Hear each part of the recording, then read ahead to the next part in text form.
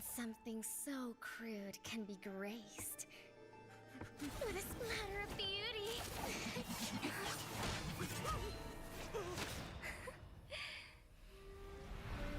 I'll get you out! You finally come to me, Hanabi-sama! This madness ends now!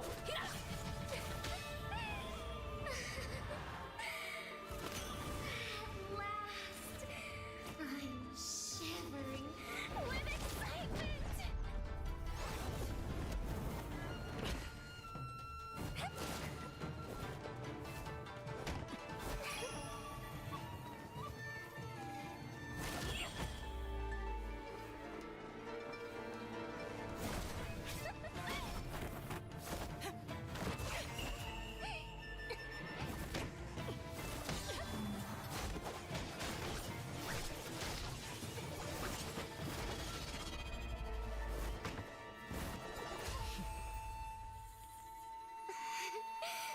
Such killing intent. Does this mean Hanabi-sama finally understands Kirara?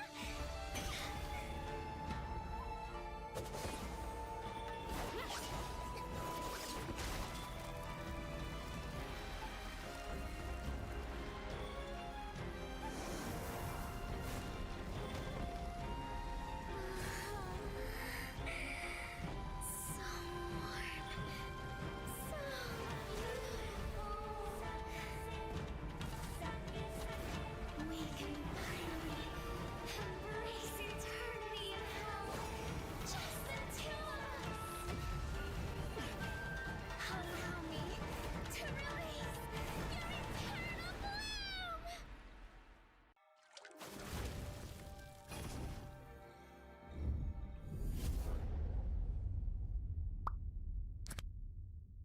The human body was built to move. Not trapped at a desk in one singular posture for 12 hours a day. It's time your chair evolved. This is Secret Lab Titan Evo. Ergonomically engineered for you, gamers, hybrid workers, artists, backing your every move.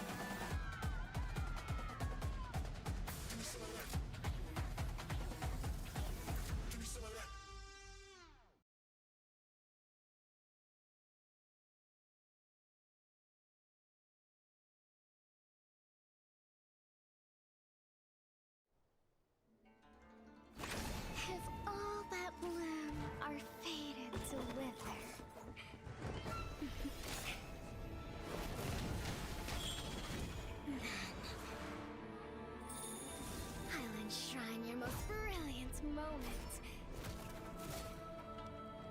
In crimson splendor! Even something so crude can be graced with a splatter of beauty.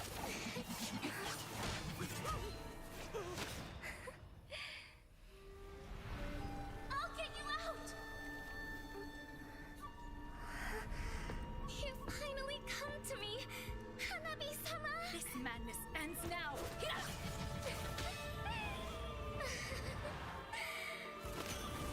At last, I'm shivering with excitement!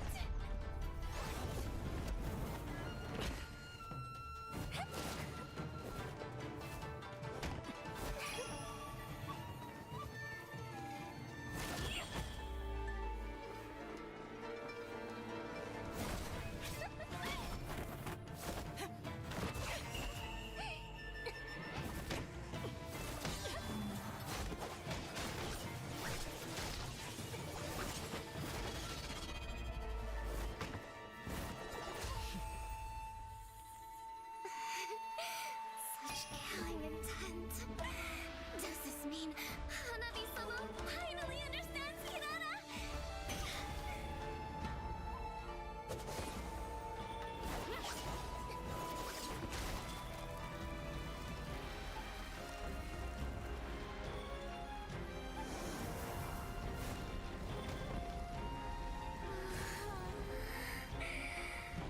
So warm. So beautiful. We can finally embrace eternity in hell. Just the two of us. Allow me to release your eternal bloom.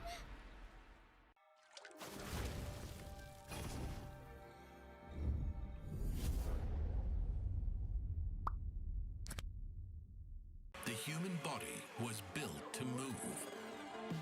Not trapped at a desk in one singular posture for 12 hours a day. It's time your chair evolved. This is Secret Lab Titan Evo.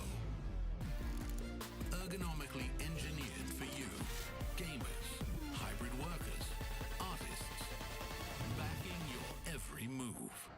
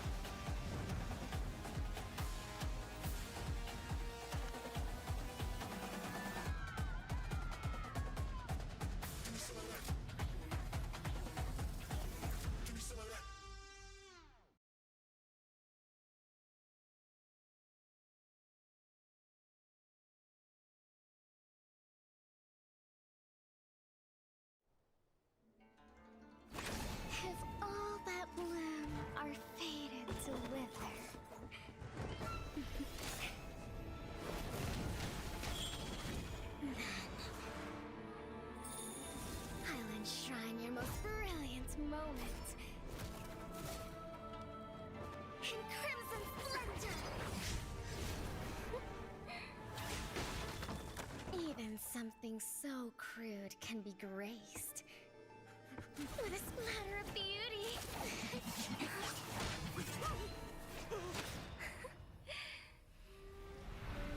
I'll get you out! You finally come to me, Hanabi-sama! This madness ends now. At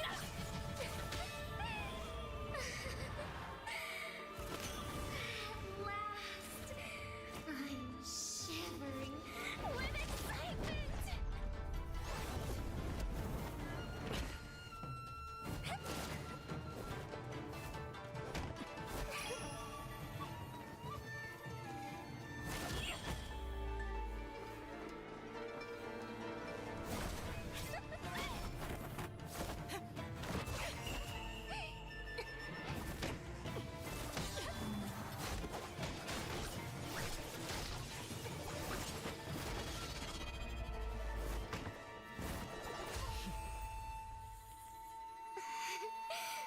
Such killing intent. Does this mean Hanabi-sama finally understands Kirara?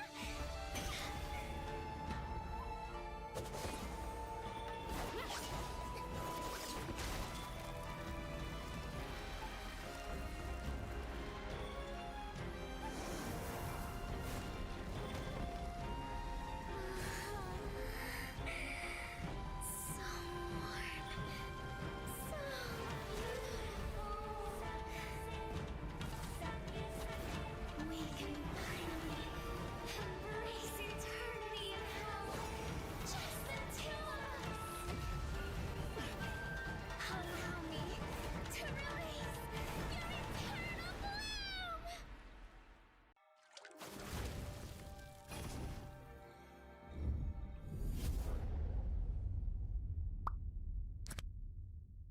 The human body was built to move. Not trapped at a desk in one singular posture for 12 hours a day.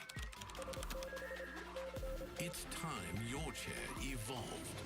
This is Secret Lab Titan Evo. Ergonomically engineered for you, gamers, hybrid workers, artists, backing your every move.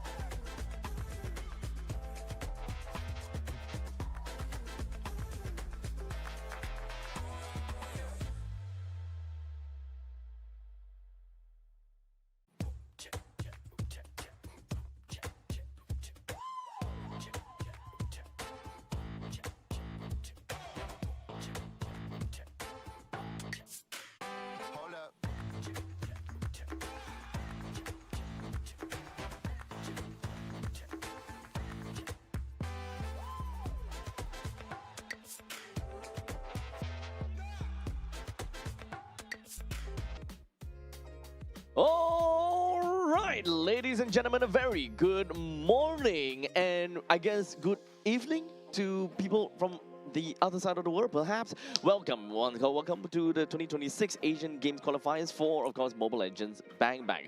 My name is Abstract. With me here is Moment. The both of us are gonna be running you guys through the entirety of today with 7 best of 3s. Yeah, 7 best of 3s once again today, and we have a couple of bang games lined up for you guys. But first up, it's going to be Team Iran versus Team United Arab Emirates, right? And when we talk about Team Iran, we have to talk about the maniac and also the savage that Amirali got yesterday on the Granger. So this guy, in terms of mechanical skill, yeah, he put himself on the map just a little bit. Day 1, right? Now in day 2, he's going to be tested again against 2 teams, actually. We get to watch Team Iran twice. After Team UAE, they're going up against Team Jordan. Honestly, a back-to-back games from the side of Team Iran is definitely gonna sound marvelous.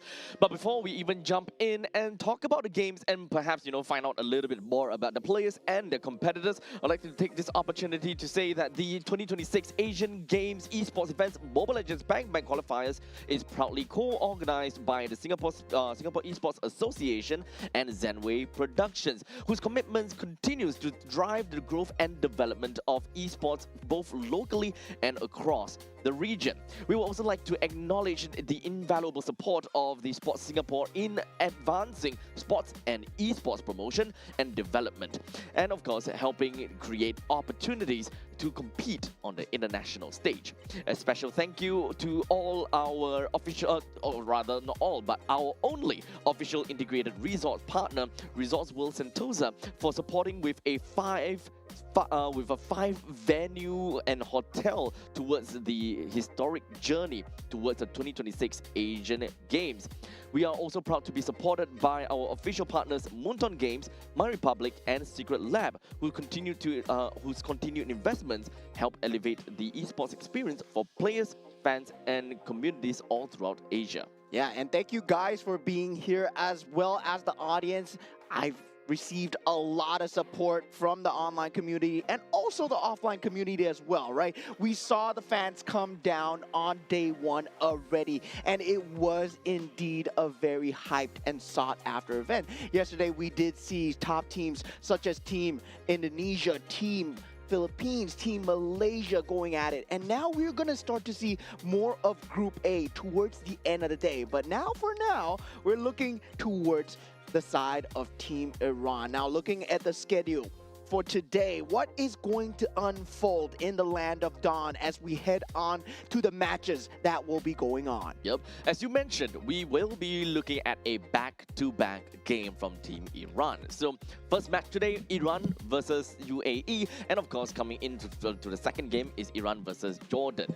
Coming into match number 3, we do have got Sri Lanka that's going up against Hong Kong, China for match number 3. Yeah, and a lot of first look at all these teams as well. And once again, a headliner here.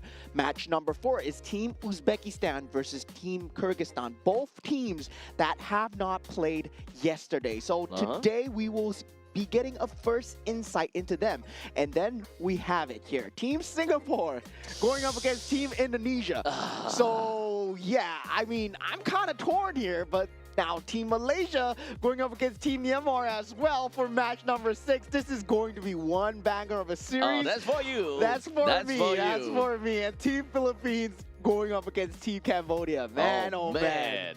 Today, we have pretty stacked games right off the bat.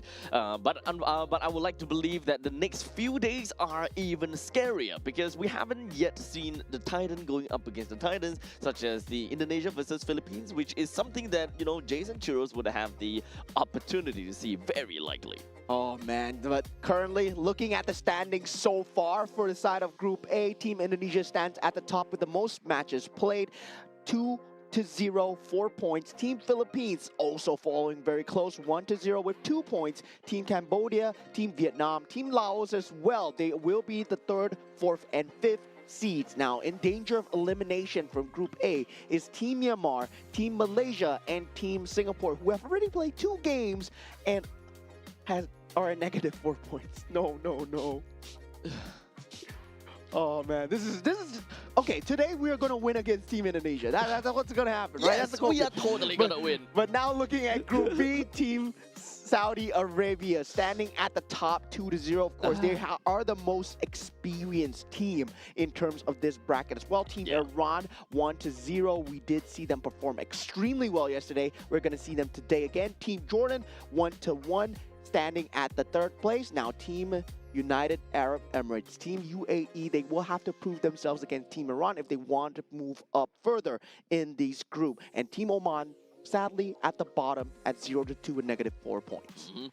Now, of course, as we move on over to Group C, that is where things start to get a little bit, slow, I would suppose. But today we'll start to break even because the only game that we saw from yesterday is Team Kazakhstan going against Team Tajikistan. When it's Kazakhstan, they managed to get 2 points for themselves, while Team Tajikistan -2. Uzbekistan and Kyrgyzstan is going to be playing today, so we will get a better idea how Group C is going to look like. Yeah, and for the first look into that Group D as well, right? We're going to start to see Team Hong Kong China play for the first time today on match number 3. But looking at the top, Team Mongolia standing 1-0, Team Nepal as well, and Team Pakistan followed by Team Sri Lanka, and lastly, Team Hong Kong China. But this is still day number 2, right? Things are starting to heat up. There's a bit of consistency here in terms of the match placements and how the teams want to play as much as possible. So standing for Group A to D have been settled, but only a few slots available. Group Yep. A, 5. Group B, there will be 2, C, 2, and D, 2 as well. But for B and D, there's a special case. Yep. On the third place for B and D, they will advance over to the last chance qualifiers where they will duke it out against one another to vie for the coveted 12th spot. Because out of everything, we have a total of 11 secured spots, and the last spot will only go to one of these two teams. Yeah, so that would happen on the last day, but today the pressure is starting to mount, right? There is a bit of stakes here at hand where your placements suddenly, well, you did have good games yesterday, might not be the same case today. As now we take a look at the team roster coming in from the side of Team Iran. On the gold lane, we have Amirali. On the roam, we have Ali. On that mid lane, we have Poria. On the jungle, we are going to have Mahdi. And also on the EXP lane, we have Abu Fazl. And this guy's good. Abu Fazl? Yeah. I'm looking forward to what they have got in store for us, man. Because right now, the only thing that we saw was that one game from them. And that one game was one banger of a series. So this is going to give us a better idea how they're going to be faring in their own groups. And yesterday was kind of like a no pressure kind of game. But today, the early standings truly will start to matter. Now looking at the side for Team United Arab Emirates, for the first time here on the main stage, we have Saeed on that gold lane, Hamdan on the roam, Mohammed on the mid lane, El Merzi. Yeah, I would. El Merzi. Yeah, El Merzi El on that Merzi. jungle, and we got Abdallah on the EXP lane as well. First look into this team, so definitely trying to find out where they place in the brackets itself. I was trying to see whether we pronounce it correctly. El Merzi? El Merzi. Yeah, El Merzi. El Merzi. Yeah, I think we got to roll our tongue a little bit. Yeah, It yeah, kind of yeah. sounds like that. We try our best. We'll We'll definitely try try our best not to butcher your names. Yes. So perhaps just popping up onto the chat, I suppose. Perhaps they will be able to help us at some point in time. If you are, of course, residing in United Arab Emirates, for example, and you know how to pronounce the names, please do help us. Do help us. We will want to do our very best to pronounce your names correctly, as accurately as possible. And now we have the map veto of the day. Maybe today the theme is going to be water, because expanding rivers. Yeah, yesterday was broken walls, right? Yeah. Where every walls are broken, and even I'm broken at that point in time.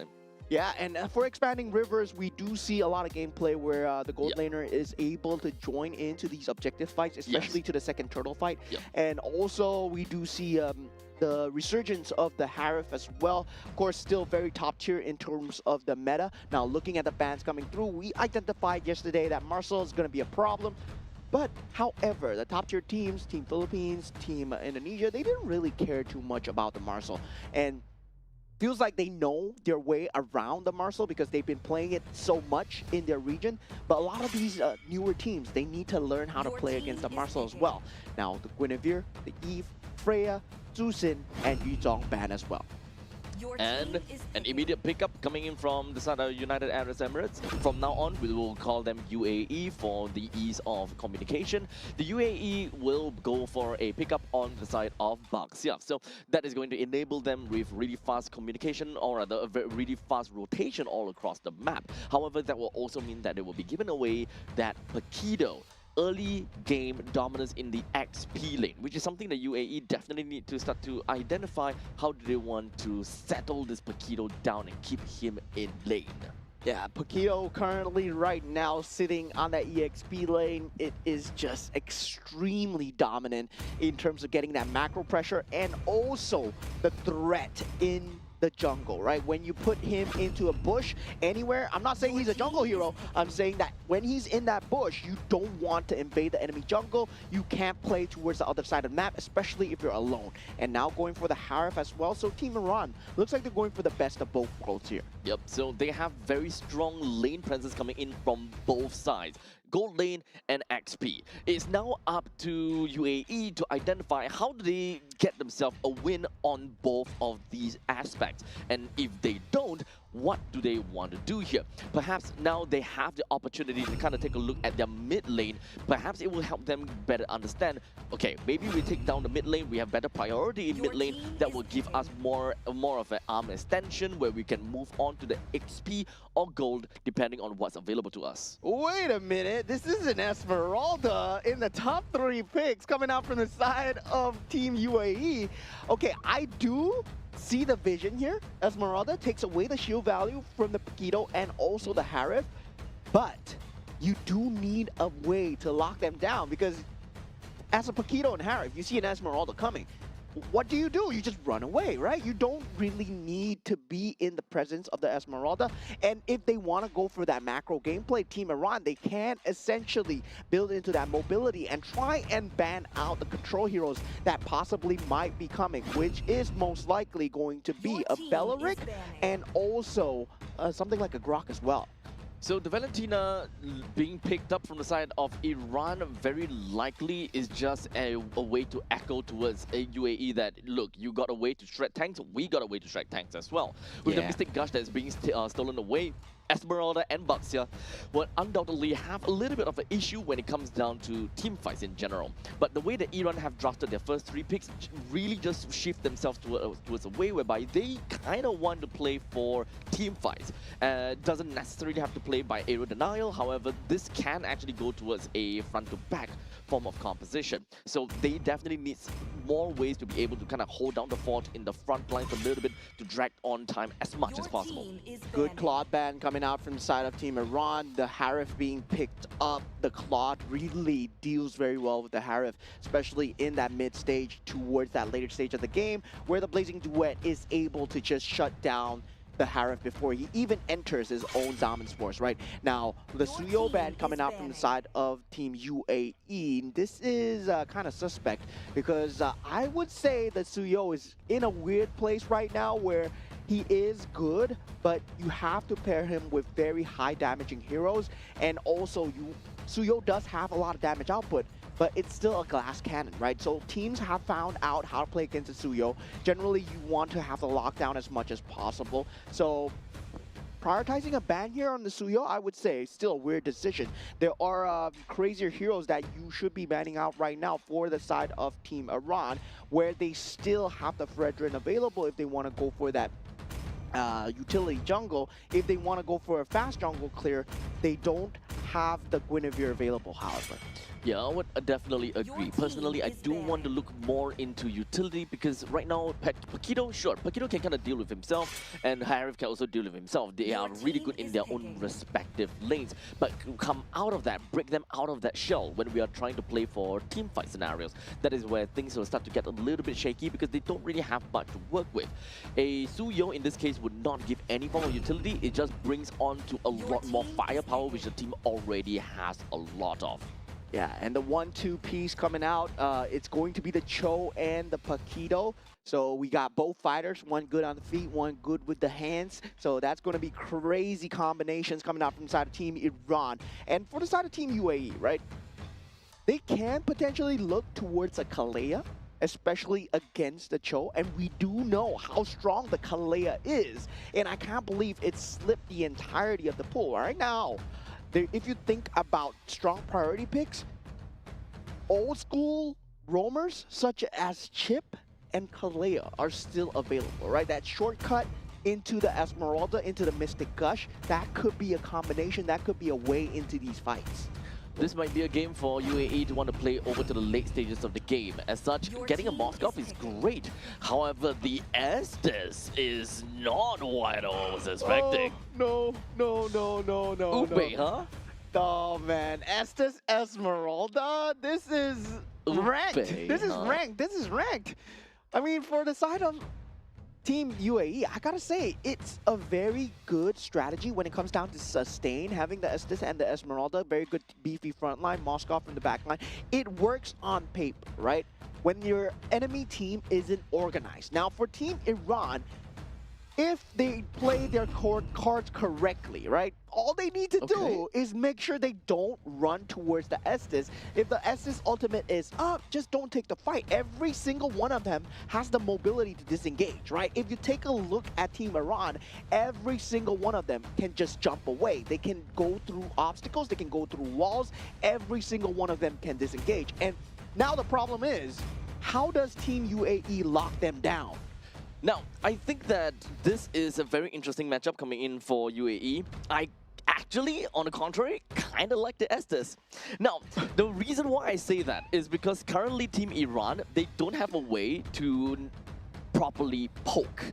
One of the best ways that they can poke is actually stealing the Mystic Gush and go for the poke and kind of force a way for Estes to pop his ultimate.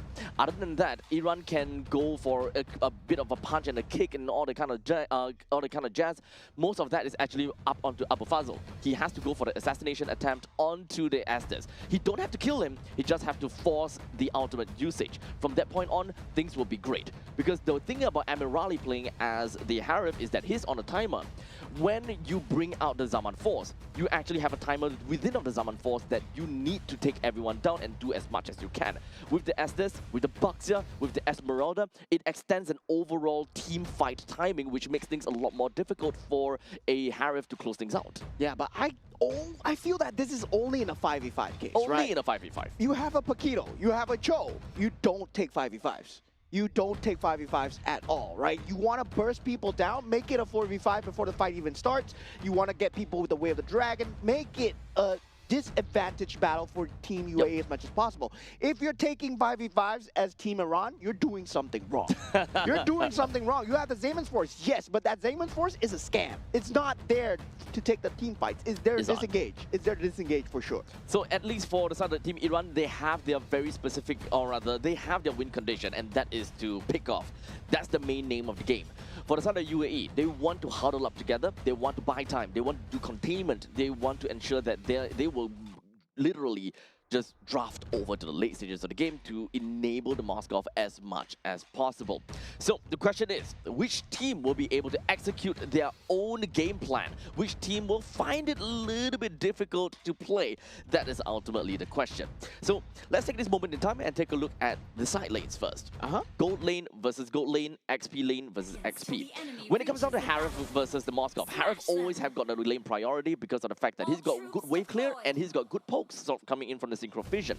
Every dash gives him shield, which is something that the Moskov would not be able to deal with exceptionally. Now, number 2, XP lane. When we're looking at the Esmeralda versus the Paquito, no way the Paquito is going to get very easy kills off of the Esmeralda, but neither is the Esmeralda going to sustain all the way. But the main thing is, it's all about the wave clear. Paquito should still be able to wave clear faster than the Esmeralda unless the Paquito constantly want to go for the kill. Yeah, and definitely, I mean, for that case, it is going to be that lane clear where the lane priority is definitely towards the side of Team Iran, right? Yes. When you have an Estes, your mid lane clear is not that good. Despite the fact that you have a Gord, Yes, but the harass factor, you are relying a lot on the Baxia, as we see right here, as Elmerzi has to come in to help out with that mid lane priority. Meanwhile, Marty, you can just focus on that creep wave, get that level 4 in time, especially on a lower clearing speed hero such as Fredrin. You want to get that level 4 as fast as possible. Now, of course, with them needing the Boxer to help out in the middle lane every now and then, I think that will only come in within the first few periods of time. However, as we mentioned before, whenever you have an enchanted support, that means that you would generally lose control of your own jungle. But it's not that big of a deal, because right now their opponent is a Fredrin, not someone that is super oppressive in the jungle, such as a Nolan or perhaps even a Suyo, for example, which actually really explains why they have decided to take away the Suyo here. Yeah, but I'm seeing a huge problem here, right? The Mystic Gush has to get a burst. If not, there's no way to lock them down to stay in that range of the Mystic Gush as well. Generally, we see a Bella Rig. Generally, we see something like the lines of maybe even a Tigreal just to keep them there. But now they don't have any way to do so.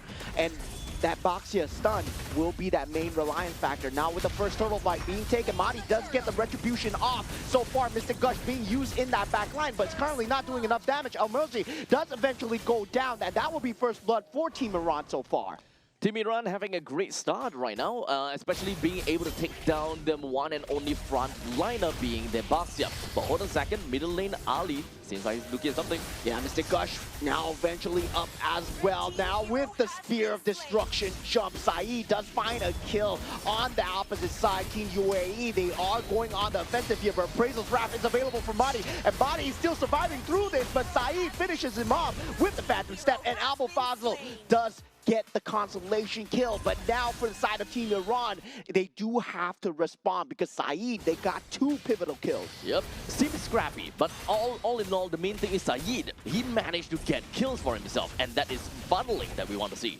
Yeah, now that funneling is going to come through, and I'm surprised Army Raleigh didn't rotate despite the fact that this is expanding rivers. Yep. You do have that Damon's Force available. If Army Raleigh was able to join those team fights, it would have been changing everything, but Army Raleigh might be in a slight bit of a tipple here. Ali comes in for the support, but Elmerzi is here though. He ran out of mana. That's not something that we hear all very often coming in from a Harith. He ran out of mana to really do anything within of his own Zaman's Force. So it's really unfortunate, but regardless, that is still a Moskov that did a really good job, right? Being able to rotate all the way down to the mid lane, enjoy some of these team fights, gets himself 2 kills. Yes, sure, Amirali managed to, you know, kind of take the lane all by himself, but unfortunately, the only thing that he got out of that was all of that shield plating from the top lane. In fact, not all of them. So all in all, I think the UAE had a way better trade from coming in from their gold laners. Yeah, I mean, for Team Iran, they were taking the 5-on-5s, and I don't really feel that they are adjusted to take that 5-on-5, right? Given the fact that they stole the Mystic Gush with an IMU, but that's still not enough in this stage of the game. Now, on the second turtle take, we will have that ability once again. Ali now posturing with the Way of the Dragon to the side, and the Mystic Gush as well. Abdallah taken out. That's going to be the frontliner. One of them is gone. Elmerzi, the only second one.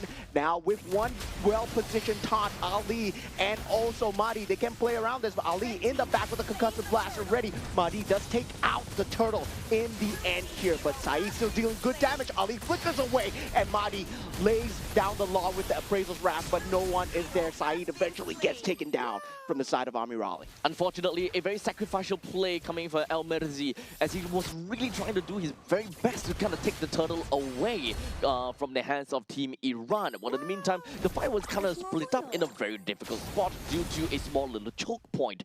The main thing is Team Iran, they have a very strong lead when it comes down to being able to kind of force everyone aside. They may have used a lot of outwards in order to take Abdallah down, but he is one of the main contingency plan for the team.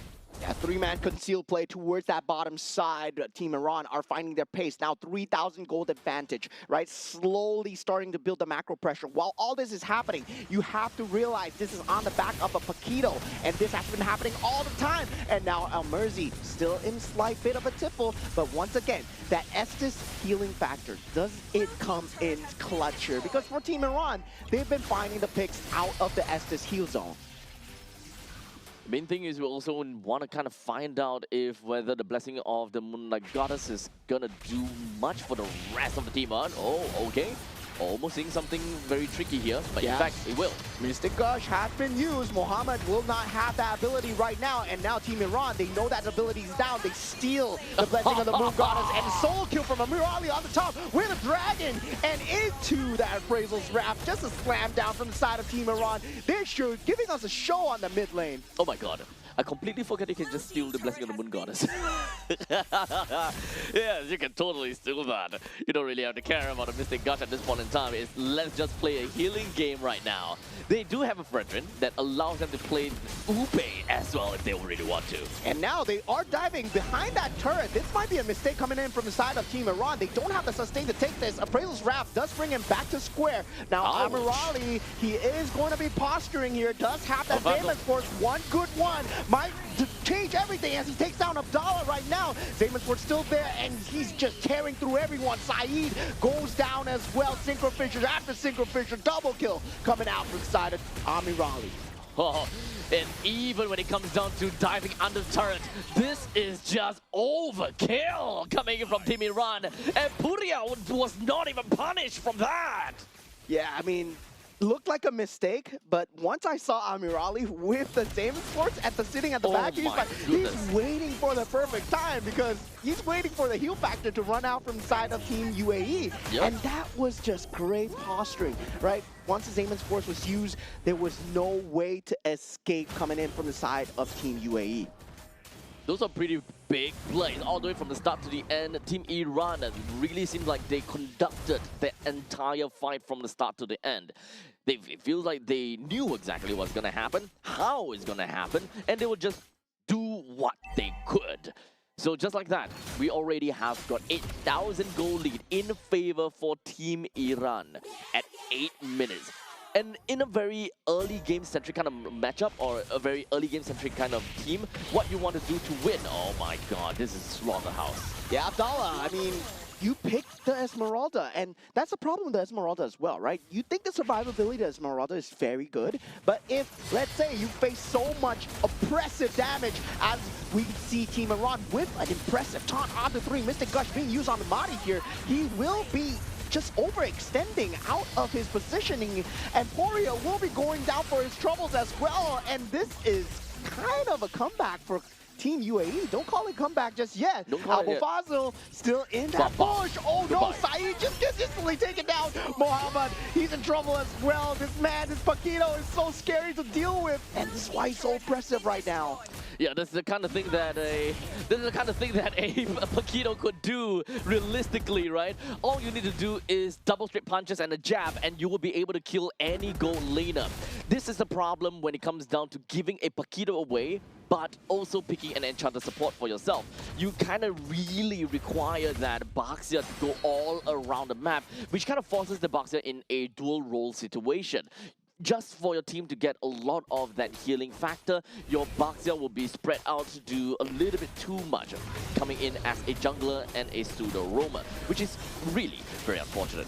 Yeah, now great taunt onto 2. Saeed in a lot of trouble. Ali with a flicker forward does get the finish onto Saeed. That now that's all their physical damage gone. Appraisal's Wrap towards the back. Mystic Gush, is it enough for the side of Team UAE? No, it's just to disengage. And Team Iran, they're going to be taking no casualties this time. And Abu Fazil still not showing himself on the map here. They don't want to play towards his top side while this Lord is happening. And look at that. This is all towards the bait. Abu Fazil goes in towards Muhammad. But now the blessing of the Moon Goddess just comes in for Abu Fazil, and he has to escape. Does have the flicker available. Stun following up from the side of Al-Murzi, and now with the Spirit Destruction back up, Lord still in Iran's favor by the Zaymans Force, and Amir Ali stands tall throughout all this. That was a crazy exchange. It really felt as though that UAE was the one that manages to kind of bait Abu Fazil going deep into the fight in order to get an assassination, only to back them up again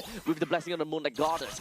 And just like that, you know, we thought that there would be a free kill coming in for Al-Merzi, going in straight to Abu Fazil, but unfortunately, cooldown is over, gave him a jab, gave him a shield, and he got out of that, while Al-Merzi is the one that overextended in the end of the day. Yeah, I mean, if you good at team fight, we have a Valentina. We can be good at team fight too. Now with the Mystic Gush being used on that top, do just push out the Lord. Team Iran going for the throw here. Esports has been used. Whale the Dragon as well into the Appraisal's wrath, and Madi just tears down onto the box here. I am the better tank right now as they go for that inhibitor turret on that mid lane. There is just so much gold lead the Team Iran has, and this is only at 11 minutes into the game, and they have already lost middle lane and the bottom lane inhibitor turret. This cannot get any worse. 13,000 at 11 minutes into the game. Team Iran, they are a different kind of beast here. After the showing coming out from yesterday as well, they show superior drafting skills in terms of just having the team fight capability and the best of both worlds, right? You can see the macro coming out from the side of Paquito, from the opposite side of lane. Amirali just very trustworthy on that gold lane as well. You can expect him to get the items in time. Yo, but for real, who are they? How are they so strong? I really do want to know, if, to be fairly honest, because right now, they are just showing themselves in a way where UAE is just not a competition at all. Yeah, UAE, they have a rough draft. I mean, with the Estes, I don't really like this. Into a Valentina, right? Their Blessing of the Moon Goddess can be given. Mystic Gush can be given as well. So not having the ban on the Valentina, the draft itself, I feel it's a very huge error. Now for the side of Team Iran, they have that Paquito, right? And not even Abdallah can stand up against the punches, the raw damage from the farm coming out from the side of Team Iran right now. Only one inhibitor turret left on the top side. Creep wave now crashing in. Team Iran look for blood here, but 20 seconds away from the Lord. I think they disengage. Yep, but perhaps Abu Fazl, it might be a little bit deep in, but it's okay. A quick little flicker, go get himself right out of that, which is something that they would absolutely need. Because as you mentioned, the Lord is going to come up in 10 seconds, and that is going to help Team Iran close out the game properly. Yes, they are at 13,000 goal lead, and technically speaking, they can just gatekeep the entirety of UAE from not being able to come out, and they can probably just absolutely destroy them. However, that is also going to be playing within of the UAE's hands, because there is still the Estes, and they gotta have to respect that. Oh, that was so close to Spirit Destruction coming through, but luckily Madi was on the case with the Lord as well. Now, conceal play coming through from the side of Ali. Wants to go for the Whale Dragon, gets stunned up. Now, Mystic Gush has been used as well. Abu Fazl coming in for the flank positioning, does get spotted out. Now, with that, Esports has been dropped single fishes after single fishes. Amirzi taking so much damage at this point. Amirali still not punished as here as Ali. He's soaking up so much damage, has the immortality. Team Iran, they're gonna wait for the Lord. There are no outbursts at all from the side of UAE. It will take some time before they will eventually get that back. And in fact, there we go. Mystic Gush as well as Forestamun, they're already available. But unfortunately, the important one, Blessing of Moonlight Goddess, do they have it? Oh, Esports has been knocked down, and Amirali dealing so much damage with the help of Abu Fazl. Triple kill so far for the side of the Paquito. That's what you get when you give Team Iran the Paquito. It is a big mistake of giving the Paquito away to Team Iran. It really enhances their early game gameplay, and it enabled them to just go absolutely ham. This is just a master class when it comes down to just drafting alone, right? Having that Valentina, having the ability to have the Frederick, the taunt, the capability to jump into the team fight and take a macro battle. If they are losing, everybody can run away because it's just so scary. This is crazy. This is really crazy. Team Iran, they knew what they wanted to do all the way from the start to the end. They are dictating every single battle. They are, the way that they move is absolutely phenomenal as well. Although we definitely gotta have to agree, right? UAE at the start of the game, they have enabled that Moskov really early into the game as well. Yeah. They want to accelerate his growth, and I see where they're coming from, and I do respect that a lot. However, they've just been outpaced by Team Iran solely because of the sheer power of what, number one, a Paquito is able to bring onto the board, and number two, just how often that Valentina can steal that Mystic Gush, and even if they were to find themselves in a team fight that they don't want to be in, Valentina comes in clutch with that Blessing of Moonlight Goddess. I think it all boils down to the fact that Estes is not good in competitive play at all. Estes is Oh, just not man. good. But Abu Fazil, of course, man of the match, MVP, he did so much on that bottom lane. He was against an Esmeralda. And laning against an Esmeralda is going to be tough, but you do have the ability to lane clear, right? We saw the rotations coming through, and despite the fact that early game didn't go their way, Abu Fazil clawed them right out with the secondary engage. Yep. The main thing about playing a Paquito against an Esmeralda is you don't look to kill. Against some of the other XP laners, you probably want to kill, but not against this Esmeralda. Esmeralda, you would take some time before you'll be able to do anything to Esmeralda, or you need to be ahead by quite a lot of lead. So most of the time you want to wait clear and be able to kind of be present there, especially in this kind of lineup from the side of UAE. The entire jungle is actually open for your picking. This allows you to play a very assassin style kind of gameplay in response to the fact that they don't have a player from the side of UAE that can run around the jungles as fast enough. And we were saying, right, Abu Fazil, why he's the MVP, if you take a look at the itemization, he went for the Sea Halberd first. Going up against the Esmeralda, going up against the Estes, he knows that nobody else is going to build the Sea Halberd, right? And with the Dominant Eyes coming out from the Abdallah, it's not going to be enough healing factor because he does not have the Oracle yet. So Abu Fazil, really good starting itemization coming out into that kill factor, right? And that's why we see Abdallah, he had 7 deaths as an Esmeralda with an Estes to back him up throughout the entire game. And that was double frontline comp, just couldn't frontline. Yeah, completely broken down because of number one, a massive lead from Team Iran to begin with. And if you were to add this Sea Halberd on top of that as well, we also need to remember the second property coming in from Sea Halberd is that the higher the HP that you have, the more damage that you will be able to deal to them. And unfortunately, that is going to be a problem to number one Baxia. Number two, the Esmeralda don't really get affected by the second property as much, but it is really just about the regeneration nerf. That makes things a lot more difficult as an Esmeralda. Yeah, that degeneration coming in time, right? You have a Boxia, it's okay. I have Sea Halberd, right? So that goes hand in hand, right? You can pick the Boxia. I'm going to pick up the Sea Halberd. To be fairly honest though, having a Baxia plus an Estes on paper doesn't seem so bad because when it comes down to a Baxia, the main thing that you see and the main thing that you always think of is that Baxia have got very strong maneuver and you will be able to, kind of join into team fights really fast, or he's able to kind of scout out the entire jungle really fast. I think what makes a roamer strong is not the utility. It's more about the vision game right now. In the current state of the game where I feel that roamers, you need to be able to check bushes. And Estes, there's very little ways to check the bushes. Cho, you can go in with the Jeet Kune Do. You can see why Marcel is strong with the photograph as well. And a lot of the roamers, they have the ability to check the bushes and give vision without being punished. Estes does not provide that. So at this point in time, you would believe that, Enchanter supports have no, I will say, no spot in the game?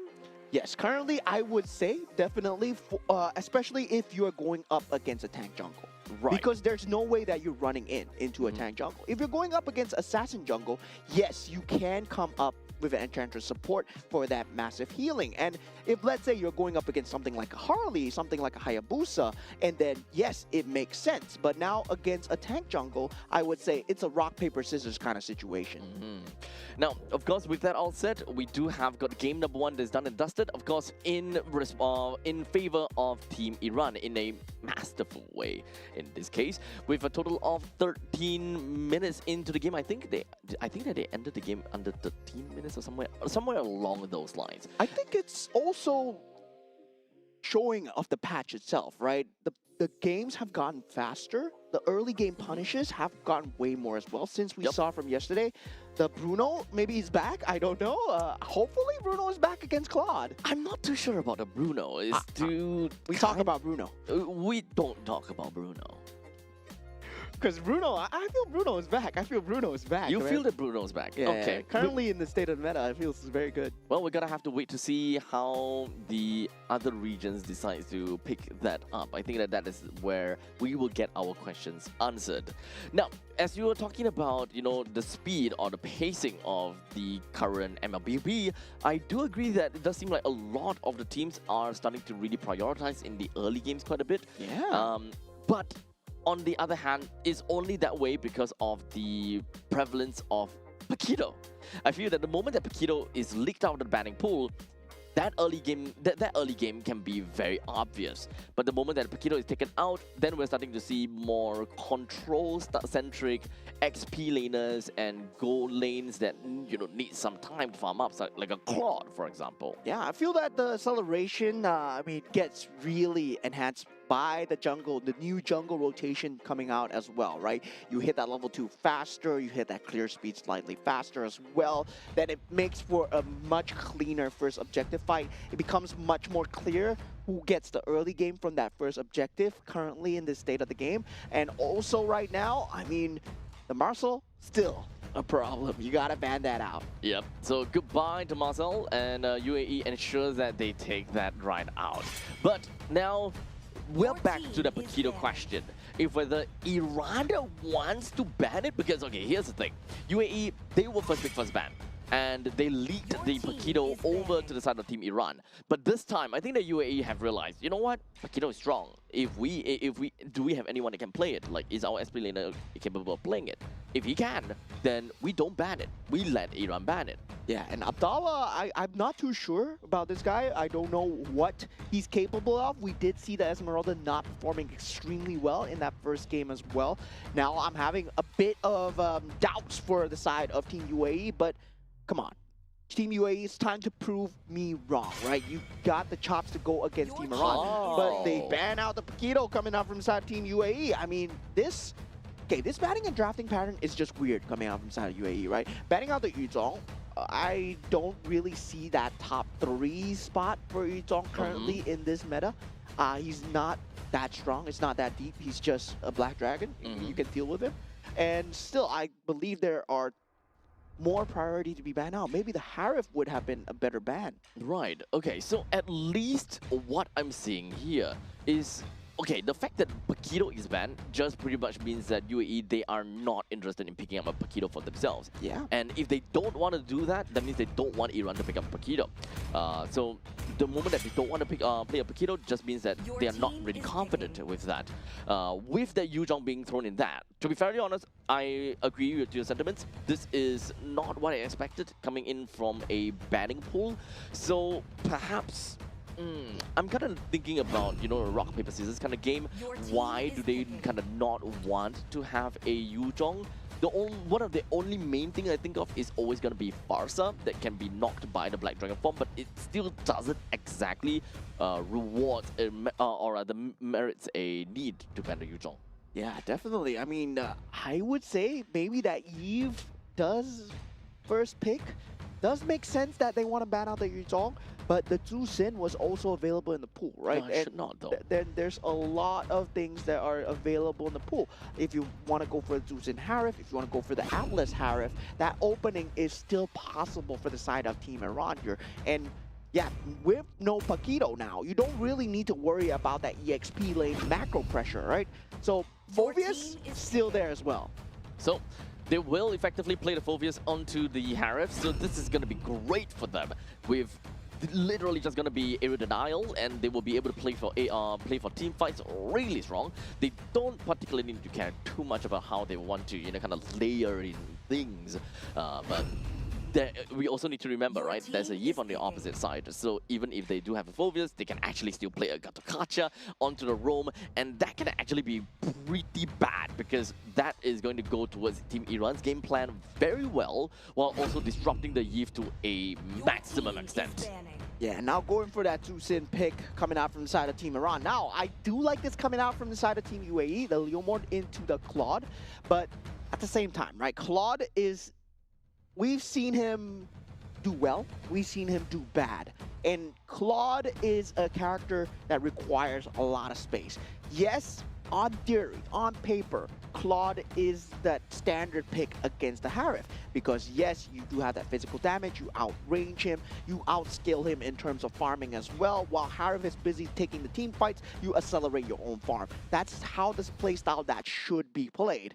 But at the same time, you gotta make sure that the Harif is left unoccupied and not destroying your team. Yep, so you need to ensure that if you're going for tit for a tat, hit, eye for an eye kind of thing, then you need to ensure that your team understands that, right? Yeah. They can't just throw themselves into the ditch and hoping that, oh, I hope that Harif doesn't kill me, and that kind of situation. If you want to farm fast, you want to ensure that your opponents don't get that kind of farm as well. Exactly. And now with that ban coming through as well, to Rizla, they don't want that team fight capability. Meanwhile, for inside Team UAE, I would say their batting pattern has been slightly just on the weirder side, right? Just on the quirkier side, where they are going for certain heroes and they know that they want to go for it. But at the same time, Grok is not really a top tier ban that we see as of the moment. The wall charge, you can deal with it extremely well.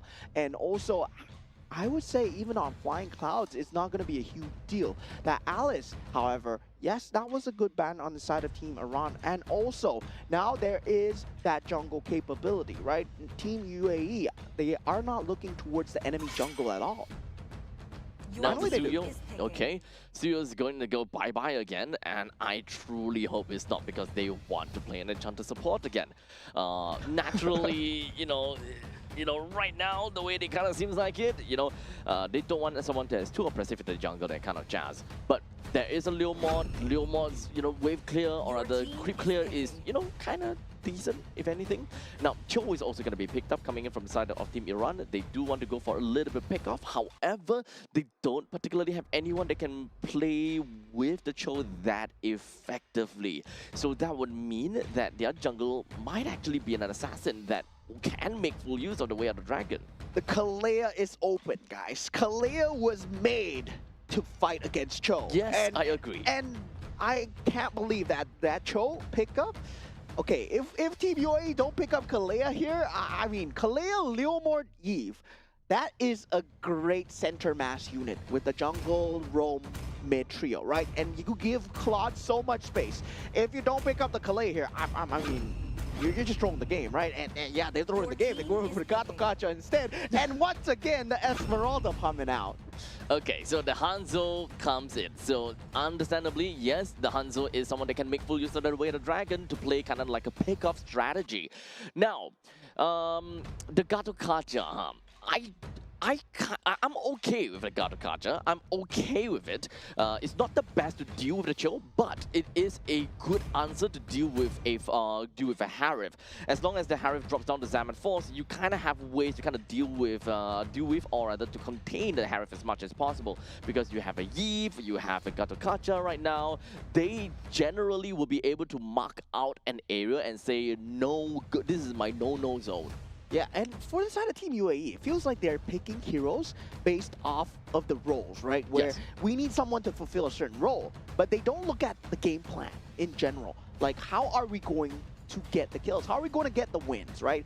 That step-by-step process is much easier said for Team Iran, where you can clearly see what's your setup going to be. The Way of the Dragon, yes, they have that Lantern Lifter. They have multiple ways to start the fight as well. Zaman's Force from the back, there's a lot of possibility to start it. Meanwhile, for the side of Team UAE, there's only one, which is possibly that Esmeralda jumping in. So right now, you can see from the side of Team UAE, they are kind of banking all the way in onto that Lizard. Now, of course, the Lizard does have, pretty good defenses, and it kind of takes time to kind of kill that. So just like that, immediately we do have El Merzi is already at level 2 as opposed to Mahdi, which is supposed to farm really fast anyways. And now he's being really impressive. Went straight into the opponent's jungle, went straight to the Beetle, and I don't think that UAE even knows about this. So there's a very high chance that UAE's jungle might not even hit level 4. Yeah, and so far, that rotation coming through for the side of Team UAE has always been El Merzi put towards that mid lane for that slight prio advantage. Now, this gives Team Iran slightly better timing on that jungle creep timing as well. And now with that Mahdi being so aggressive in the enemy jungle, resources have been taken away. They all will be ahead in terms of macro for now. Now, Ali finds a good pickup, but Mahdi falling extremely low here on the Hanzo, not level 4 yet, and gets taken out. Team UAE always having a great start now, 2-0 so far, as Poria does not have enough mana on a Tzu Sin. This is the first time I'm seeing Tzu Sin not having enough mana here. Still a little bit too early, but right now it's really unfortunate that Mahdi went to great lengths stealing the orange buff away from El Merzi because of, you know, a little bit of vertical jungling going on about. But in the end of the day, it does seem like El Merzi still manages to get his own purple buff from the opponent's side. So they're both going to be relatively neck and neck, and I don't think that it's going to be too big of a problem for El Merzi to get himself to level 4. Yeah, now first turtle up for the grabs here, but Hanzo nowhere inside here to take the objective, as El Merzi will be slightly further away, both still not level 4 yet, but Infernal Pursuit has been used on the bottom side as well. Lantern trying to find its mark, Hamdan just getting out in the nick of time here now. Abdallah jumping in, can he do anything this time as the ultimate has been popped from side of Leomord. Abdallah does kind the kill onto Abu Fazil at this point. Now without that frontliner, Mahdi is going to be very squishy as the Blazing Duet goes in on the back. Saeed coming in for the support and coming in at a great time as well. Wait, this is a first turtle help, or rather this is a first turtle thing coming in from the Claude. The Claude came in to help on the first turtle? We don't see that a lot. Yeah, and Team Iran right now, I mean, going for that Hanzo, they need to secure that early game as much as possible. Now, their jungle is just very weak, and Amirali, he will have a lot of work on the shoulders here, right? Now the pressure is on Ali and Amirali because they need to make the plays, especially on the top side of the map, but Team UAE, they go for the defense here. They're already there on the scene. Yep, but don't get us wrong though. Team Iran, they're not doing a horrible job at all. It's more the fact that Team UAE, they are playing really well this game. They have got great ways to really buff up their own team and to ensure that they are, you know, relatively safe. Even when, you know, Mahdi was literally hot on the tails of, I believe that was El Merzi. He almost went down, but a quick little RWM just for him ensured that El Merzi will be able to stay alive. Yeah, and I'm surprised Team Iran are taking this like team fights, right? When the invasion came in, they could have just disengaged, continued their farming patterns. They took the team fights, and they weren't ready to take the team fights as well. Ali was still level 3, there was no way of the dragon available, and that we were identifying that this was the only easy entryway into this. And Team UAE, they found the timing, they cracked the code, but now, when we reach the level 4s, things are going to get harder for the side of Team UAE. They do have the disadvantage draft. As of now, let's take a little bit of an in-depth look into the atomizations with the Claude that already have gotten a corrosion scythe for himself. Down in the bottom lane, I don't think that Abdallah is going to go down that easily either way. Dreadnought armor coming in from the Gatokacha, and of course, just like that, we've got, you know, time to kind of take a look at the bottom lane. Yeah, and now Abu Fazil just playing with the enemy here. El Merzi not able to get out in time. The Infernal Pursuit is there. Real manipulation is not enough here, as Ali will not have the Way of the Dragon, but still tearing through the enemy back lines. This will not result in anything. But I just noticed, right? Saeed has sprint. Oh! Well, faster Blazing Duet, I guess. Faster running Blazing Duet, I guess. Hey, could be meta. Oh my god, Saeed has sprint. I'm not too sure if this is a misclick, but okay. I don't know, but probably not as bad as listening. But here we go. We're just gonna be jumping right in, and it does seem like the turtle did in the end of the day went over to the side of Team Iran. So they're slowly getting themselves in that position.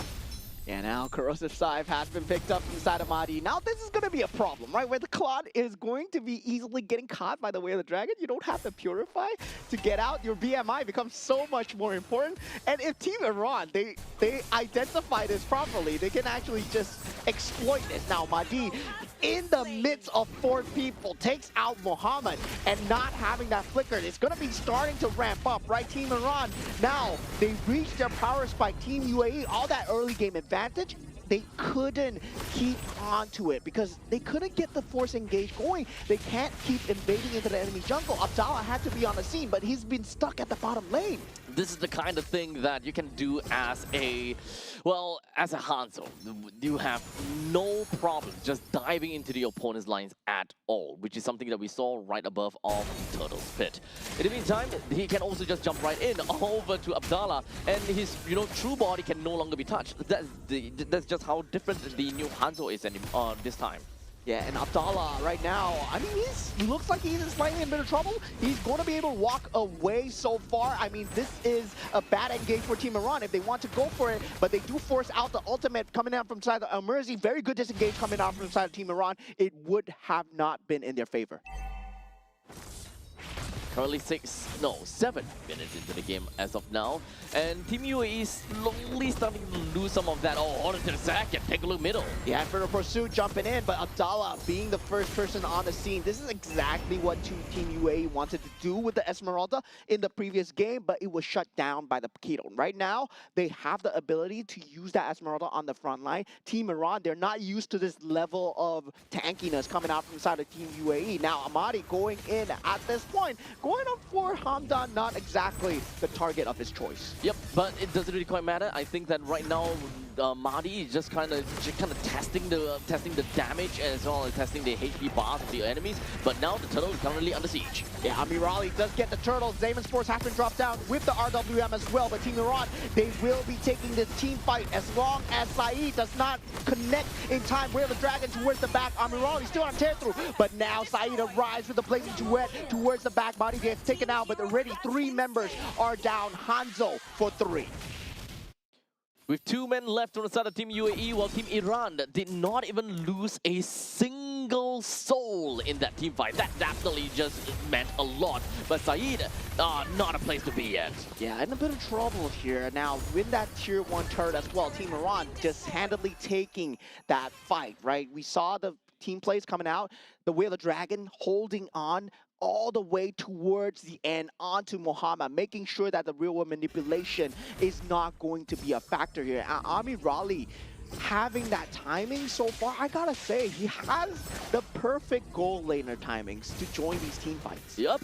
And honestly, I feel that Saeed has been joining into the team fights a little bit too early, to the point that he actually might have lost a couple of those lane kills, or rather lane creeps.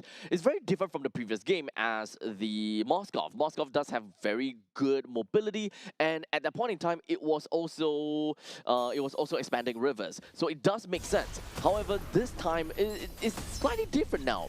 You're playing as a Claude. Your main thing is that you play over to the late stages of the game. Your Blazing Duet doesn't really do any much damage at all. Having a 2:1:1 just doesn't bring you anywhere too far in terms of the goal lead. I would say in terms of item timing, still on point. He is very close to that Holy Trinity, 10 minutes into the game, and that's when he's going to start dealing obscene amounts of damage. So this Claude, not looking bad, and that's already good enough, because going into that late game, he's going to be a natural counter towards that Harif. And this is where Team Iran's power spike needs to come through before that Holy Trinity is available. Oh no. Oh no. The barbell. Yeah, missing it out. And Zaman Sports has been used here as Hamdan. He's going ham, trying to protect his team right now. Saeed nowhere in the scene. Real manipulation has been used so far, but the Whale of Dragon is there with Mahdi's attack support here. And Saeed unable to chase Mahdi in time. Amirali still on a tear through the back lane. And Blazing Duet gets instantly shut down from the side of Ali. What a great Cho player. Well, at this point in time, when you're talking about the fact that, Saeed is getting there, but Amirali, he's already there. As what he would want to do as a Harif, the moment that he hit critical mass, or rather the moment they hit his power spike, he needs to make full use of that power spike in order to create the gap even larger and harder for Saeed to eventually pick up. And if you're neck and neck, then that is great. But at this point in time, Amirali, he will take it all the way downtown with 6-0-2. They were originally at, what, 500 gold difference in terms of of the gold laners to the gold laners. But now I'm pretty confident that Emerali has got so much more gold than Saeed that right now is a little bit out of reach. Yeah, and that's the thing, right? When you don't have that Purify against a Cho, your Blazing Duet is not a Blazing Duet. It can get instantly disrupted. And as long as Ali holds on to that knockup, holds on to the Way of the Dragon, it can get disrupted. Now, once again, Team Iran, they know that they need to force the issue. And now going on to Saeed, because he does not have a Flicker, does not have a Purify, gets instantly taken out. It kind of feels as though right now UAE, they're kind of stuck in the relic of their own actions in the early game.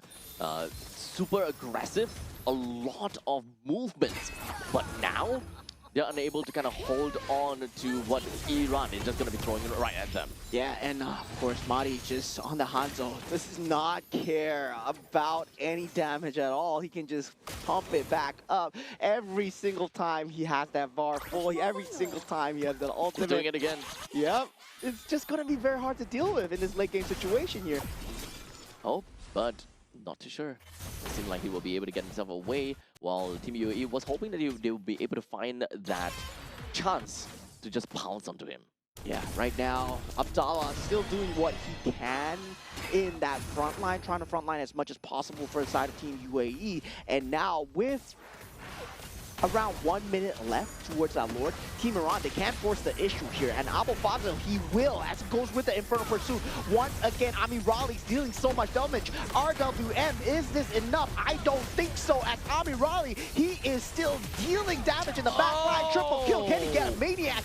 Once again, as he does for the second time in the second game, in the second day. Dude, this guy is just collecting trophies left, right, and center.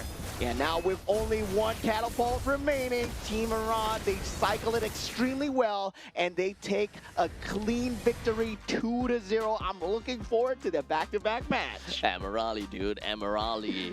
This guy, he literally needs to be able to get a Maniac a day. Otherwise, he's just not on his top form, Bab. Great plays, great game coming in from Team Iran. They kind of yielded the early game over to UAE and really made it seem as though that UAE is, they are kind of like on par for a long periods of time. But the moment that Iran found out, you know what, we can exploit this current lead, we can exploit this current gap, this is the point in time where we are able to, kind of really just full send.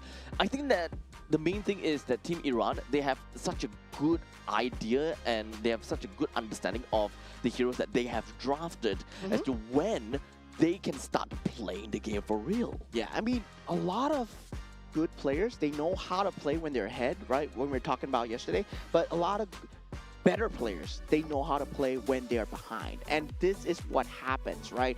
Amirali, 10-0-3. Team Iran were behind for that early half of the game. And it was the case for game one as well. It was not a very easy given lead to them.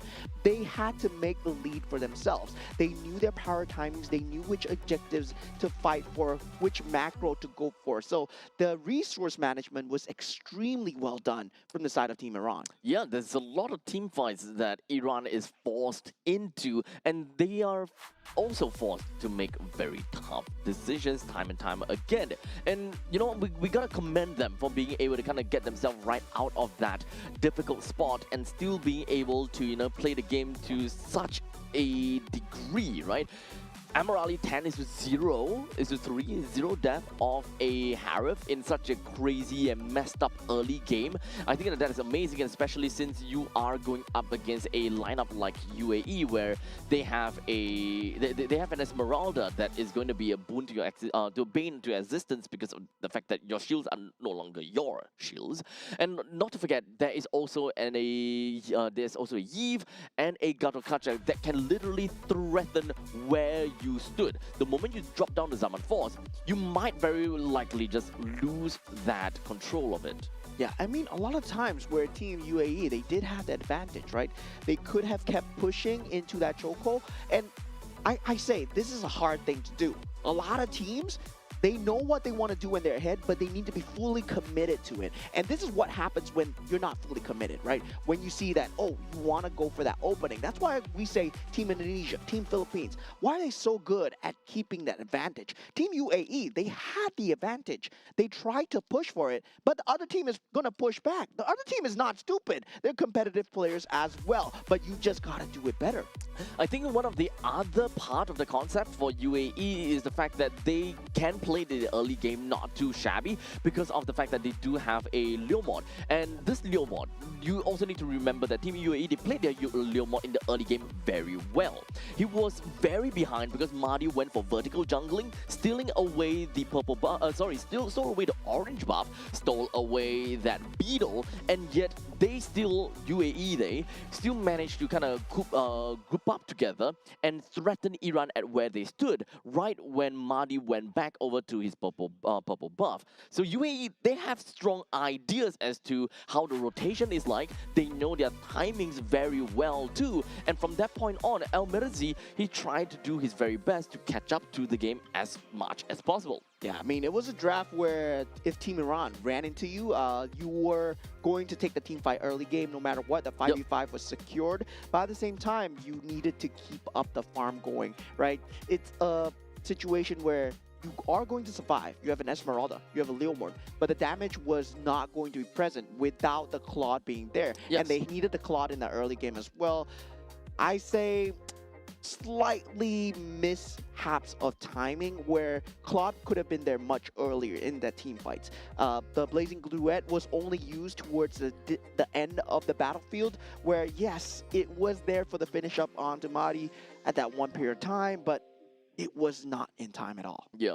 To be fairly honest, in the mid stages of the game, looking at the fact that they have an Esmeralda and a Leomord and of course a Yevos as well, but with these three, they should more or less be okay to deal with a lineup like Iran's, because the fact that Iran, they don't have someone that's super tanky that will be able to do too much. Abdallah, understandably, as an Esmeralda, should be able to, you know, stay in team fights for extended periods of time and deal some of these quote-unquote damage over time. The longer that the Esmeralda stays in a fight, the more damage that she will be able to deal over the long course of time.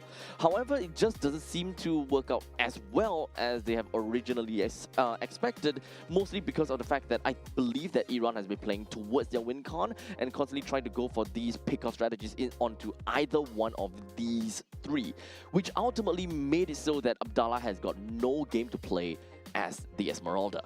Yeah, at first, it feels like Team Iran, I was confused with their playstyle at first. Yep. Because they were jumping into Team UAE as much as possible, and then they suddenly realized that, hey, we don't need to jump in. We can just take a gander back, disengage, and re-engage once their skills have been used. And this would not have been the case if they took the Kalea. Because that Kalea would have been able to force that Cho into that fight no matter what. But the Gato Kacha does not provide that same level of space, right? You think about the AOG, yeah, you see that big red circle, just run away. Well, technically, yes. But the main thing, I suppose, is that they want to win team fights. They want to make sure that Harif got no game. But even when they drafted a Esmeralda and... even when the Esmeralda... they drafted 3 heroes against the Harif, and they're still unable to win that. They were unable to get a kill on the Harif. That means a lot. Yeah, now looking at the standings coming through, Team Iran 2-0, 4 points so far. Now standing at the top with Team Saudi Arabia. And in the concurrent stage as well, Team Jordan took the victory over Team Oman, who sits at the bottom 0-3, -6 points. And Team Jordan looking good to fight for the top 2 so far. So Team Jordan versus Team Iran. I believe that's going to be the next one. Oh, okay. So this upcoming game is going to give us a very good idea who's going to be first, second, and potentially third. Because even if Team Jordan were to lose in this upcoming game, that doesn't push them lower than the United Arab Emirates. Yeah, But Iran will fly all the way up on top of Saudi Arabia. yeah, I mean, now the key match is Team Saudi Arabia versus Team Iran as well, right? Yeah. We talked about Team Indonesia, Team Philippines enough, right? When we think That's about old when we news. think about other groups, Team Saudi Arabia and Team Iran, this is where it's happening. This is where the maniacs and the savages are happening, man. Yeah. Honestly, it kind of seems like that point of topic is going to be super, super spicy. So make sure you guys come back in for the next game, and that is going to be Team Iran versus Jordan. See you.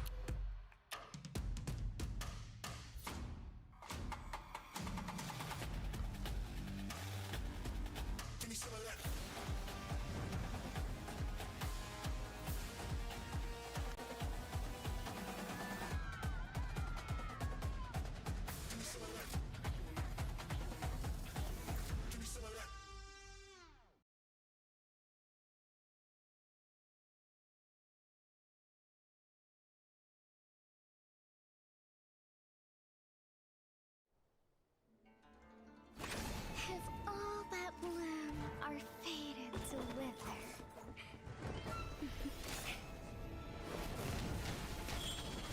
then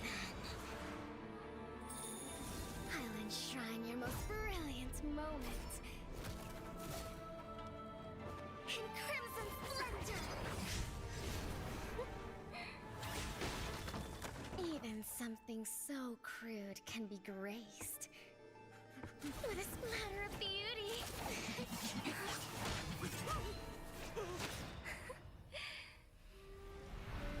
I'll get you out! You finally come to me, Hanabi-sama! This madness ends now. At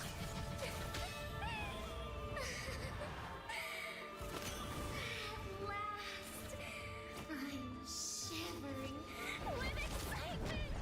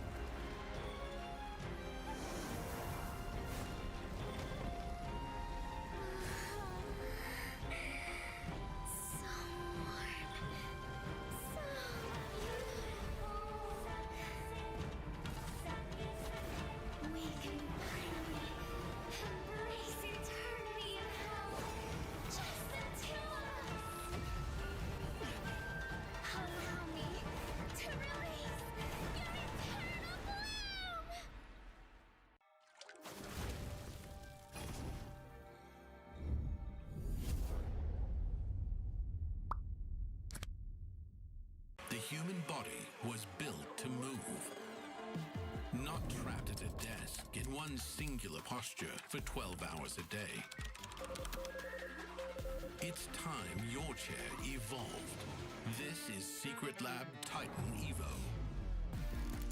Ergonomically engineered for you, gamers, hybrid workers, artists, backing your every move.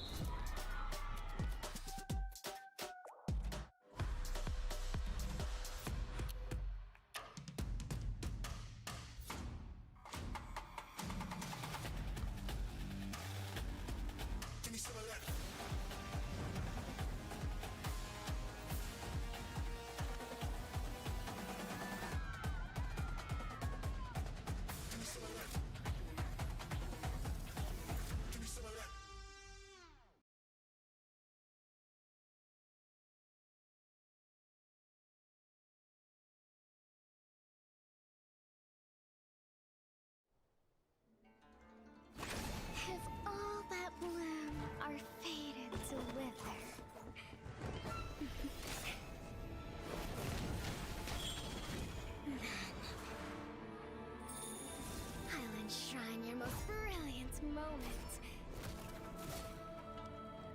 In crimson splendor!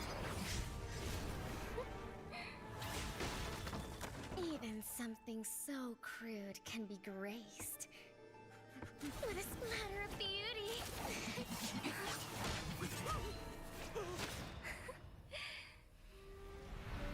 I'll get you out! You finally come to me, Hanabi-sama! This madness ends now! At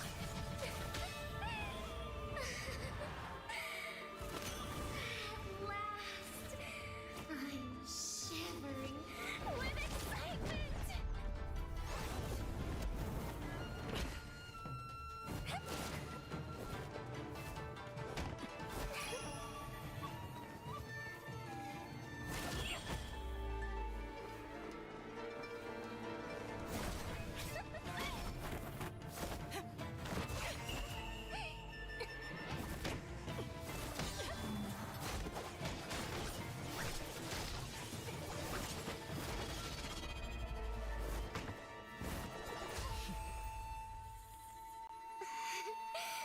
Such killing intent.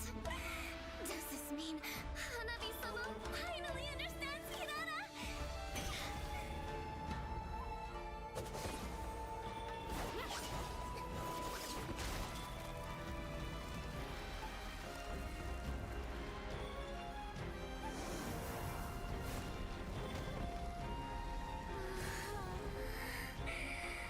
So warm. So beautiful. We can finally embrace eternity in hell. Just the two of us. Allow me to release your eternal bloom.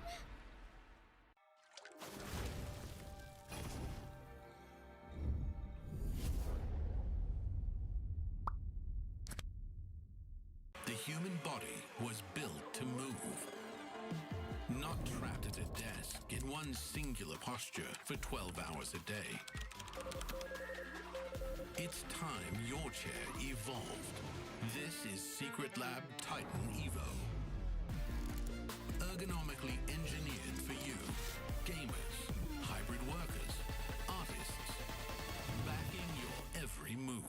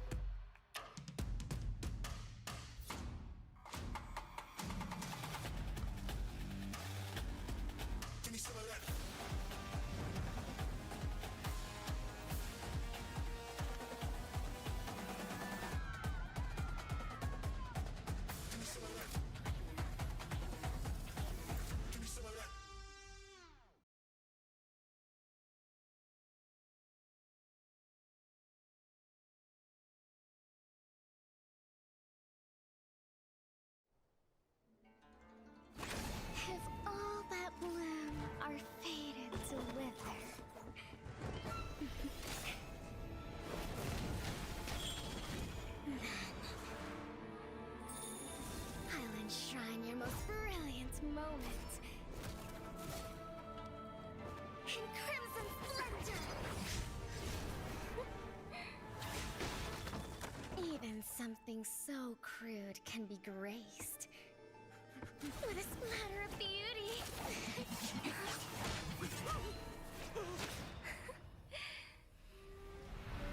I'll get you out! You finally come to me, Hanabi-sama! This madness ends now! At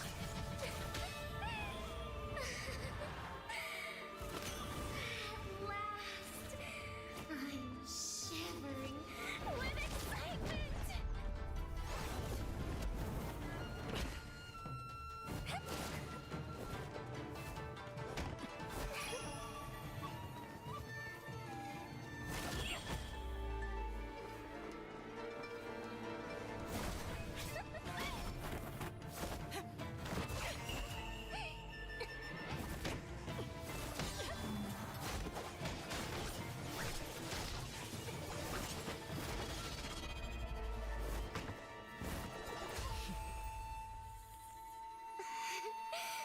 Such killing intent.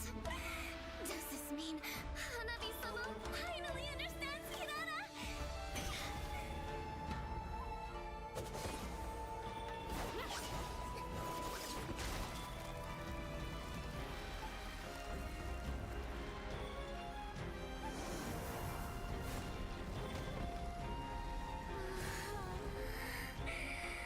So warm. So beautiful. We can finally embrace eternity in hell. Just the two of us. Allow me to release your eternal bloom.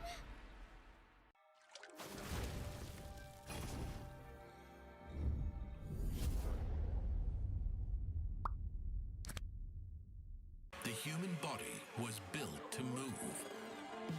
Not trapped at a desk in one singular posture for 12 hours a day.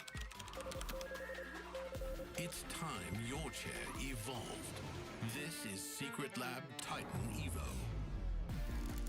Ergonomically engineered for you, gamers, hybrid workers, artists, backing your every move.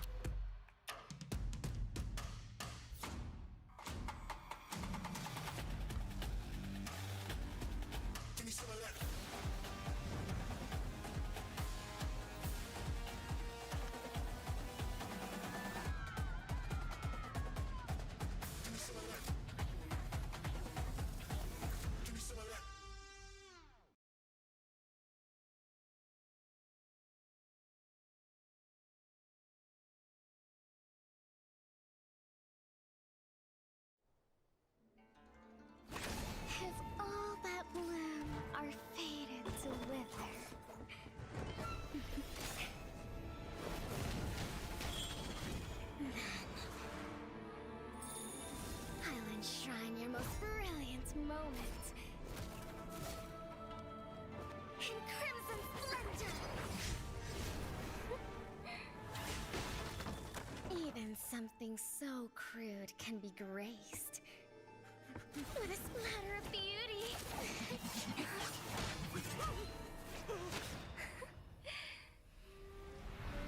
I'll get you out! You finally come to me, Hanabi-sama! This madness ends now! At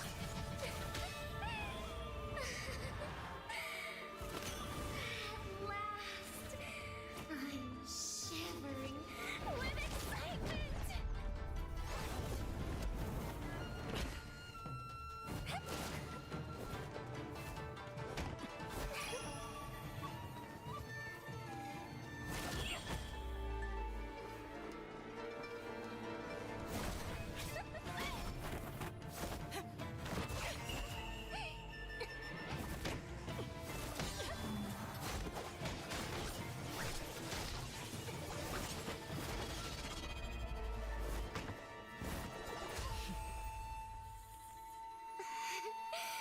Such killing intent.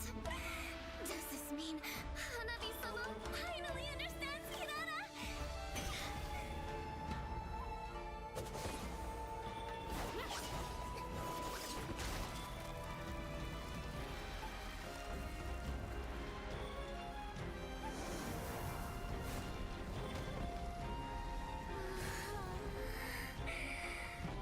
So warm. So beautiful.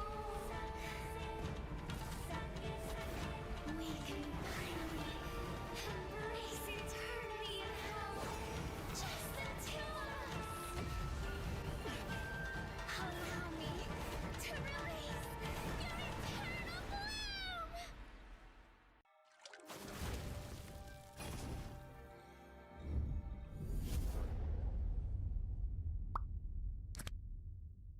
The human body was built to move. Not trapped at a desk in one singular posture for 12 hours a day. It's time your chair evolved. This is Secret Lab Titan Evo. Ergonomically engineered for you, gamers, hybrid workers, artists, backing your every move.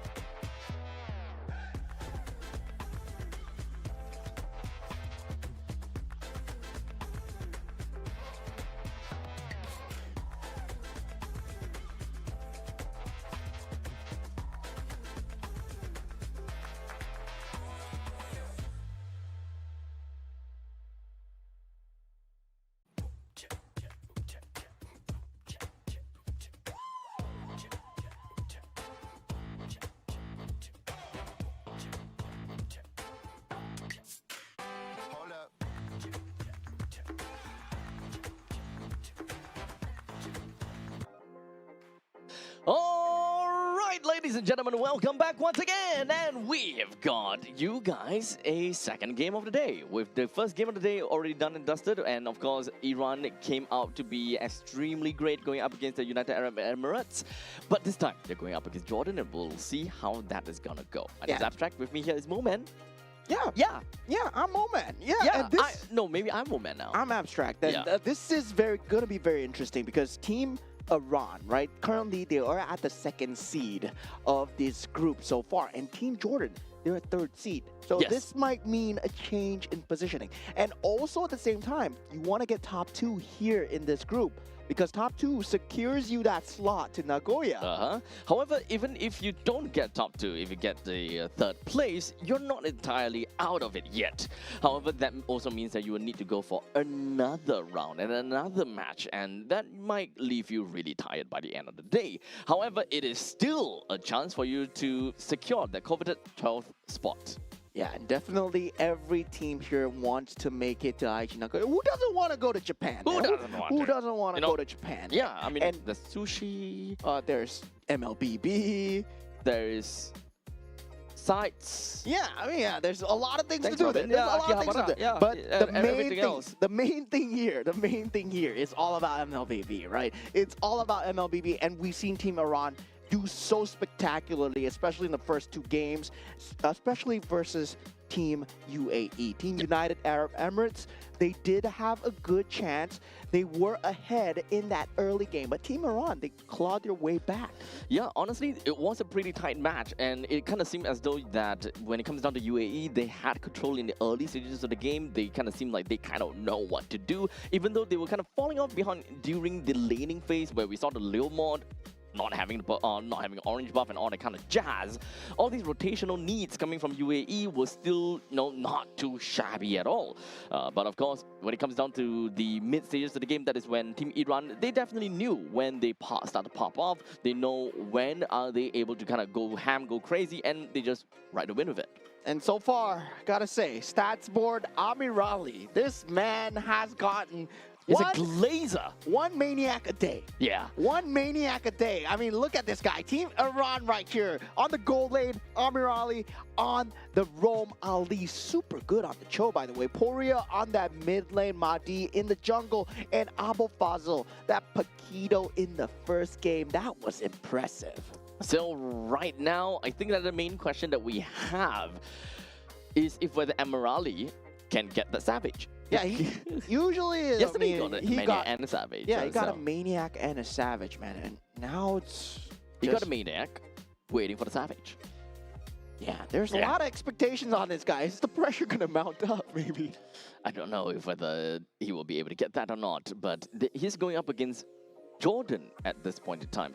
And I would definitely say in terms of the ranking, I would like to believe that Jordan is slightly better than UAE. Yeah, definitely. And this is going to be a very competitive match indeed. In the gold lane, we have El Sawaris. And on that roam, we're going to have another Abdallah. And this is not the same Abdallah as Team UAE. And we have El Ali on that mid lane. And also on the jungle, we have Marzouk. And on the EXP lane, we have Abua Te. Okay, so just like that, Team Jordan, they are going to be right on their spots and ready to rock and roll. Knowing that their opponent being Team Iran, they gotta have to take some time, and I hope they did take some time to kind of take a look at the VODs, how Iran played in yesterday's game and the game before this one. Because that is more than enough information that Team Jordan will be able to get for themselves. In the meantime, Team Iran would not have much information on Team Jordan themselves. Yeah, and this feels like a very bloodthirsty bracket so far, right? We've been seeing kill after kills. We've been seeing brawls after brawls. Doesn't feel much too intentional on the macro side of things where, they can be playing for the macro. They had a Paquito, but they choose to ignore that and they went for the team fights instead. So definitely it's guts over glory here. Yeah, I mean, this time I think the draft needs to really show what both of these two teams are capable of, and I'm pretty sure that we don't want to give the Paquito over to Iran. That is definitely not something to work. And to a certain extent, you know, even the Harif, I think that all of those Savages and Maniacs were all done with a Harif, if I Granger recall. yesterday, Oh. Harif today. Ah, okay. So you can't just ban out the Harif and hope that he would not get a Maniac here. I mean, if he can play a good Harif, I'm pretty sure he can play a good Claude as well, right? Entirety of yesterday, and we were still kind of figuring out if Claude really has a spot or not. With Definitely still has a spot. the way that sure. the game is going is so fast. Can Claude really keep up? I believe yes. I believe it's a yes. And we are having expanding rivers once again. Today the theme is water, as yesterday it was all broken walls. And today now we're going to have expanding rivers once again. Expanding rivers. Now with that banning and drafting underway, once again we see the side of Team Jordan taking out the Yuzhong. And it feels like Abu Fazl has made a name for himself with the Yuzhong somehow, because everyone is banning out the Yuzhong. Now, with that respect ban on the Paquito, nah, that's not a respect on Abu Fazl. It's on the respect on the character, man. You don't want to let this guy out. Yep. So honestly, I kind of like Jordan's ban. Their first pick, right? Their first pick, so they can kind of go for bans that are respective to the opponent's side. So no more of the Harif, no more of the Paquito. I think that's relatively nice. That will mean that they will open up quite a bit of heroes that is available for Team Jordan to pick up, while Team Iran, they threw away the Marcel, the Guinevere, and the Freya. Yeah, and right now, Zusin still available in that pool. The Boxia as well. These are very strong openers, and the Boxia will be that pick of choice coming in from the side of Team Jordan. Tanky utility does have that stun capability for the initiation, and kind of non-committal as well. Yep. So at least on this case, I don't think that it is a very surprising thing to see how Boxia is first pick. But we pass the ball back over to Iran, where so far their first and second picks has always been very Harif related, very gold lane related. They want to lock it down. So I'm not too sure if whether they actually want to go for the Granger immediately for Amorali. I hope not though. There is many other situations that they can go for, such as the Yve in this current situation. It's either the Yve or the Jusin, which will still work very well. And we got it, Zusin Claude opener, right? The standard 1-2 piece that we see a lot of the other regions they go for. And I really like this draft coming out from side of Team Iran so far, right? The top two, Zusin having the capability to fight, having the capability to disengage. That's what makes Zusin so strong in that mid lane as well. You can choose the best of both worlds. And now going for the side of Team Jordan, they pick up the Valentina. Now the Valentina comes into question, right? What are you trying to steal? Because there's still nothing that Team Iran wants to give away. If they go for a Suyo here, suddenly, I mean, Valentina, you don't have anything. Yep. So at least for a immediate pick of a Valentina, not only that you do not have anything to steal, but you also kind of lose in lane priority because of the short range of a Valentina. You don't have skills that allow you to shoot from range to poke out enemies, nor do you have something that, you know, kind of clears away fast enough. That is why you actually need your roamer to help out a lot. In this case, it is going to be Atlas. They are definitely going to be a lot slower. If we are throwing a Jusin right into the face of Atlas or the Valentina, Iran undoubtedly will have a really good time in the mid lane, and they just need to choose a roamer that has got a relatively decent clear, a Cho back in here because of the Hanzo pickup. It sounds to be good. With Cho plus the Concussive Blast, I think that Iran will have got it. I mean, Team Jordan, most likely, if they did study the previous games that are coming out, Ali was playing a monstrous Cho. They would be batting out in this current stage of the game, but let's see whether that happens or not. Meanwhile, the ban coming up for the side of Team Iran will be the Moskov. Just pair for pair in that late game, I would say Moskov can match the pace of the Claude really well, and also the ability to just traverse the map with the Spear of Destruction. Yeah, that is going to be a key ban coming in and securing that gold lane, right? The Harif is already gone, so now the Moskov already gone. The next one that you can probably think to ban out for Team Iran, I would say maybe the Granger. Maybe the Granger. I think that is fine, unless we want to look at Bruno. Or maybe we don't talk about Bruno. Yeah, the Bruno. We don't talk about Bruno. Yeah, the Bruno would do extremely well here, actually. In terms of Team Jordan's lineup, the Carry Boxia, the Atlas, Fatal Links into Worldy. Oh my god, that's a great combination coming through. Yeah, Jordan can actually look at that. Good But call. do they want to do that? That is honestly the question. Although I don't really like the ban on the carry at this point in time. If Team Iran kind of want to play based on what they have gotten, or based on what they have been playing thus far, they haven't been playing heroes that are, you know, super tanky, which really warrants a pick onto the carry so far. Yeah, I mean, the carry, I would say they're trying to secure out possibly a tanky roamer for themselves because they do need some semblance of a front line. And the Gato Kacha being banned out. Yeah, I think you go for Chill right here, right now. It's either the Cho or the Kalea, right? You want to pick either one of these two. I mean, if you can play a good Cho, you can play a mean Kalea as well. Yeah, but I think that the only reason why Khalil will lose to a Chill right here is mostly just because of the wave clear capability in the middle lane. Like, yes, you can still go for Concussive Blast, but you want it to be a little bit faster that will enable the Juicin to really just beam down the opponents as much as possible without the need to shift that lantern back over the creep waves. Yeah, definitely that's going to be the case. Now, for the side of Team Iran coming in with the last two picks, what will they open up with here? Definitely going to be one EXP, one Roam, and they do have the Atlas as well. All right, now I see why they ban out the carry, right? But now, Lapu pickup coming from Jordan. I'm okay with that. I do like it. But right now, Valentina still have got no ultimate steal. Yeah, there's nothing. There's nothing, dude. There's nothing There's to take, nothing. man. Okay, TOR, probably the only best thing. TOR is the only best thing.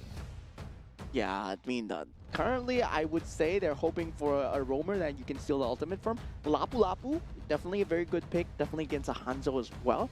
Does give a bit of capability to jump into the back lines with the Bravest Warrior, but needs to be paired very well with the Boxia. They have a very beefy front line coming in from the side of Team Jordan, right? They Now need they more need the damage. Your team is Clint.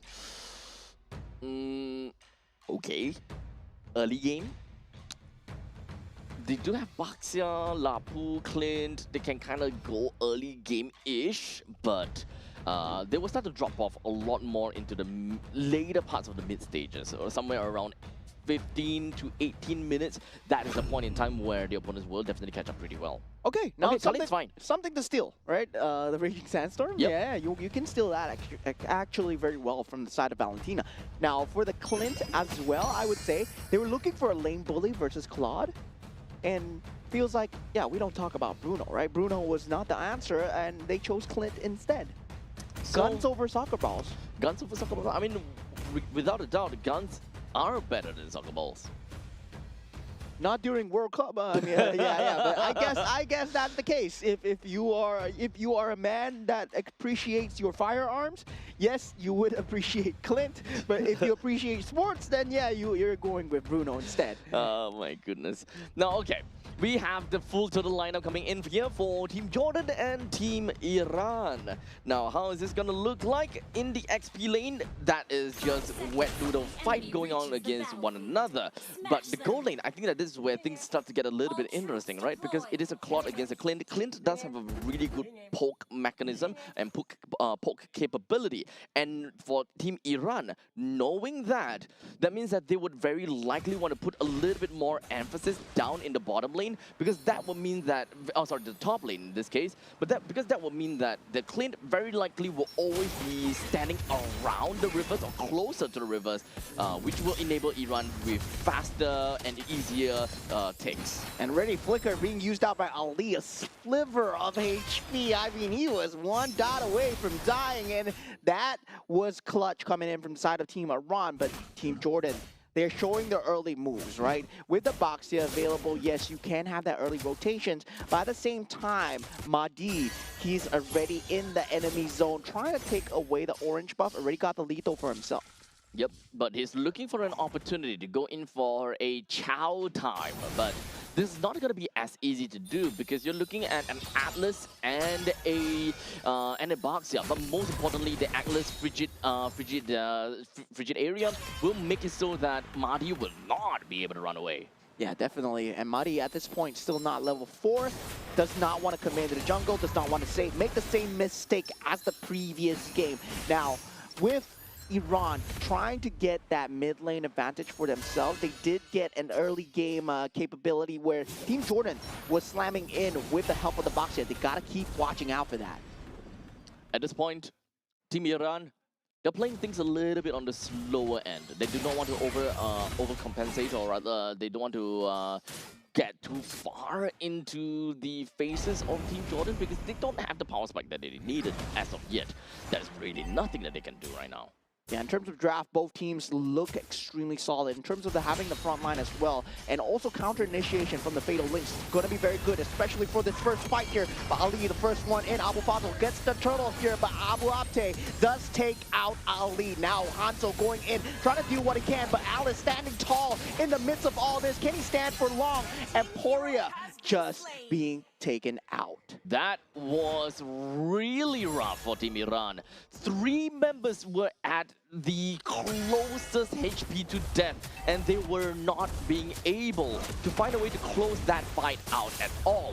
It would have been a lot better for Iran if they actually killed all those 3 members, but in the end, it went over to Team Jordan with 2 kills for themselves, and the 2 kills, one of them goes over to the Valentina, and the other one to the Lapu Lapu, one of the second and the third best heroes to go to. Yeah, not having much damage there. Poria actually using the ultimate to jump in, and that was to his own demise. Could have ended well, but sadly for him, did not go too well. But despite all this, right, Amirali, he's been farming 2 lanes. He's been going on the top and the bottom as well. This is what's expected of a Claude to accelerate his play style, especially when we talk about the game style being faster and faster, right? Your farm needs to get faster as well. And Team Iran, they're making space for the Claude just to come online. As now, both teams looking for opportunities. They're going at it pretty darn slowly, but we don't really see too much fights coming from Iran going up to the top lane as of now. Perhaps they realize that they don't have a way to really deal with the Clint, and they don't have a way to deal with these speed coming in from Team Jordan. Yeah, forcing the ultimate out from Poria, but the counter engage coming through. Fatal Links will be used here. Amirali has to BMI away, but Mahdi's here on the case, takes out Abdallah here. It's going to be a 1-for-1 as both teams disengage. Damn, El Sawaris came in the nick of time, and Jordan, they were expecting that fight to happen. The Clint was already on his way down below, or rather down to the mid lane the moment that has happened. Yeah, Abu Fazl not able to get out in time, just uses the flicker, but the ultimate coming through just locks up El Ali, and now Mahdi, he might be able to get the finish onto El Ali, as Ali does come through as well. Poria here on the case. This is still going to be a 1-for-1. Trades are going left and right. Poria still in a lot of danger, does not have the Purify, does not have the ultimate to get out.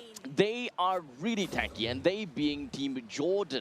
So whatever that Team Iran is throwing at Jordan, there was just no answers at all. As you can see, the power is just not there as of yet. Mahdi, he needs time to get up. He's a lot more item dependent, and this is not about the game of rotation anymore. Because you can see Mahdi, he tried to play a little bit of that vertical jungling, but you're going up against a Baxia that does move around the jungle really fast because of the free clear that he has, and of course the mobility that he has from Shield Unity. Yeah, and Abdallah doing a great job in this early game skirmishes so far. Fatal Links have found quite a lot of value, but now going into that extended team fight, now we do have them setting their eyes onto Amirali. He is going to be a problem in the mid stages in terms of the macro. Still, 1,000 difference, right? Despite the kills going the way of Team Jordan's favor, it's anyone's game now. Bravest Warrior has been used so far. Ali does not have the Raging Sandstorm anymore to help Poria as he gets taken out. Mahdi going for that consolation, and Amirali actually gets taken out solo by El Sawaris on the top side. That's not what you want to see, unfortunately, but it is you are going up against a Clint after all. At this point in time, Clint should have decent amount of items to be able to do quite a number to you. As long as he does have an endless battle, Amirali will fall prey to him pretty early. Yeah, now Raging Sandstorm just to disengage here. Very good initiation coming out, forcing out the flicker, and Ali will eventually go down.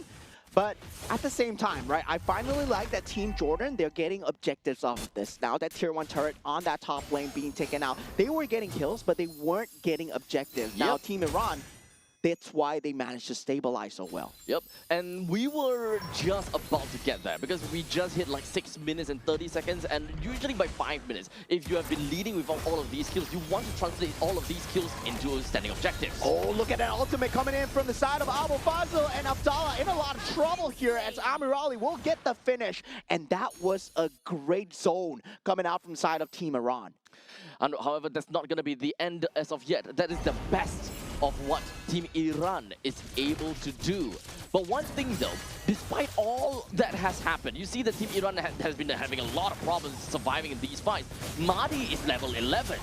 And now Abu Fazl gets taken out, unable to jump out in time, and Ali is down as well. Those are the two frontliners that Team Iran has. They have to put on the cross-map pressure. Mahdi, he's trying to go for that retribution snipe, but definitely very good dance coming out. Mahdi actually gets it in the end as well, and Poria will be in no man's land trying to protect his jungler as much as possible. BMI out into the enemy team as Amirali will be going down for that turtle. Yep, very strong aggressors coming in from the side of Jordan. They know very well that they have actually kind of a timer onto them. They can play in the early games very, very effectively. But once again, oh, good spot.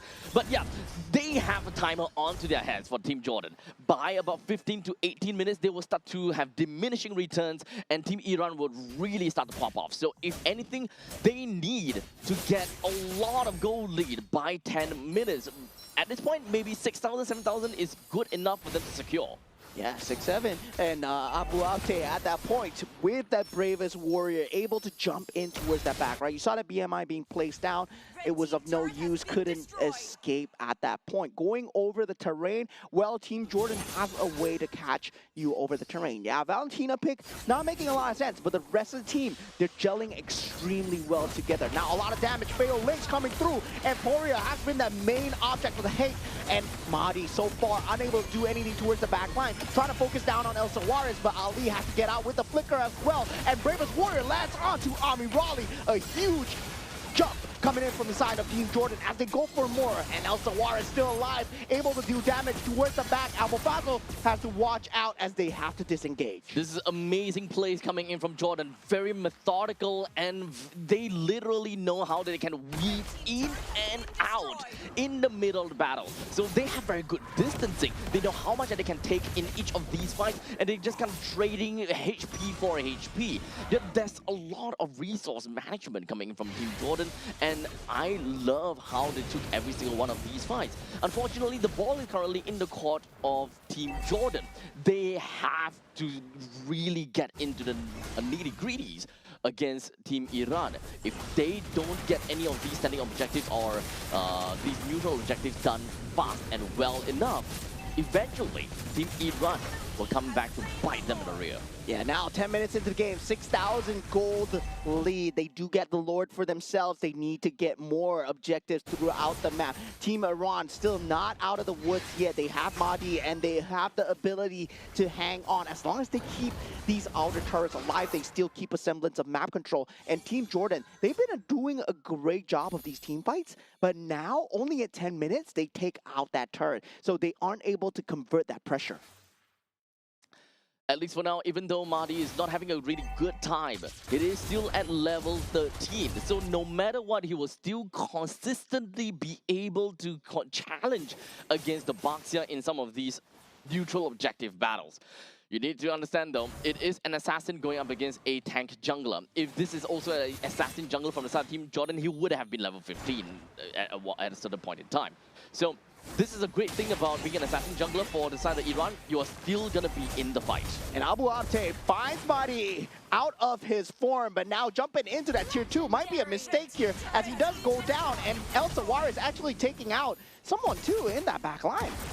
It does seem like we do have the Holy Defense that will now go down in the middle lane. The top lane Holy Defense will slowly start to go down as well. But the question is, does Iran have got what it takes to be able to effectively repel against Jordan. Madi not long for life here as Abdallah will be the first target coming out from the side of Team Iran. They're trying to hold on as best as possible. Blazing Duet used for that top creep wave. And now with that, they managed to hold on with one inhibitor turret down. Now for Team Jordan, they made a slight mistake, right? Lapu Lapu diving in too deep, but they got the constellation. Elsa Juarez at critical mass right now, able to do so much damage. But Team Iran, they set the sights on the target so far. And do they jump onto him? They do not. Honestly, they're still in a pretty decent spot, right? With the first Lord. Oh, hold on a second. Ali! Raging Sandstorm coming through as Abu Fazil takes out Ali for his greed. But Abu Fazil gets answered in kind by Elsa Juarez. And this is not a good look, right? Clint dealing so much damage against your Alice. And he's currently got 10 kills. So he's got a Sky Piercer. Stacked up. He is maxed out, buddy. He is so maxed out. So I do love the fact that Jordan is really pushing that advantage as much as possible. But there is still a ticking time bomb over to the side of Team Iran. As Claude currently, he already got his 3 items that he absolutely needed. So it's only a matter of time for him to be able to do a decent amount of damage throughout the team fight. But unfortunately, right now, Alice is having a lot of difficulties trying to stay alive to even find that opportunity or that space for Amirali to just go in and Blazing Duet. Yeah, now 8,000 gold advantage coming in for the side of Team Jordan. I believe once that Wind of Nature is out, the tides are going to turn as well. You talked about the ticking time bomb. Yes, it's going to rear its ugly head really soon, but Team Jordan, they have a timing to avoid all this, especially if they can go in aggressive. They can take out Amirali before the fight even starts. Now, if they can't, Team Iran, they have that 50-50 chance, especially if they can sacrifice Furia. He has been the object of hate for the entire time that Team Jordan, they're just jumping on Furia the entire time. Yep, honestly, it's really unfortunate for him, but he's playing a juice in after all. One of the main targets that Jordan has to go for. The only, and of course, Furia also do have a lot of very annoying escape mechanisms. In this case, he does have the Purify, he also got to have the ultimate, so you gotta have to do what you gotta do. Yeah, now base defense coming in from the side of Team Iran. Team Jordan might be going for the throw here. Weird Nature being picked up from the side of Elsa Juarez. Will this be enough? Abu Fazil going in, but gets Fatal Links down, and Elsa Juarez able to deal the damage down. Double kill coming out for the side of the Clint so far. Team Jordan are doing it. 3 members down for the side of Team Iran so far, and Elsa Juarez might be able to answer back with a Maniac off its own here as Amirali and Mahdi, they're only 2 members. Blazing Duet not available, and great effort coming in from side Team Iran, but congratulations to Team Jordan. What did I just watch, dude? We saw how Iran was so dominating against UAE, and now Jordan is so over the top against Team Iran. At this point in time, I don't even know how that standings look like. I don't even know the power rankings anymore. This is crazy. Yeah, I mean, at the side, Team Jordan, I would say they had a very good game plan going in. They knew that they wanted to bully out the lane. Yes, there is that critical mass Claude that they need to worry about. But at the same time, Team Iran, they don't have a frontliner. They don't have a proper frontliner, especially when the Alice is melting to the Clint, right? Yep. That was the story of the entire game. And the true damage coming out from Clint, oh my god. I feel that at this point in time, as long as you're on the losing end, it feels as though you don't have a lot of things that will work your way in order to come back. That has been the case for the past few games, and I think that the meta has shifted in a way whereby somehow it's really difficult for you to climb back. And Elsa Juarez, man, this man... Man, give this man the award. He's able to just deal damage in the backline without being punished, especially when there's a Hanzo around. Your positioning becomes so much more important, right? 1302, 933 GPM. He went for the Endless Battle into the Malefic Gun and then into the Sky Piercer as well. And he managed to get that full stack Sky Piercer. So that was just a lot of damage going through. They were unable to jump him behind the lines. It is really difficult for anyone, as a matter of fact, even as a Hanzo, to get a kill down the Alcivaris. And the moment they just ran right in, boy oh boy, do you see the amount of damage that is dealing over to the Shadow? There was nothing that he could do at all. Yeah, the breathing space was not enough, right? Abu you wanted to buy out the space together with the Khalid and also the Alice as well. And it was never a good time for the side of Team Iran. And this is because Team Jordan, they never gave them a second to breathe, right? If Fatal Links wasn't there, they followed up with Bravest Warrior. If Bravest Warrior wasn't there, Baxia will be there as well. If this is not possible, they will force out fights with Valentina stealing out Raging Sandstorm.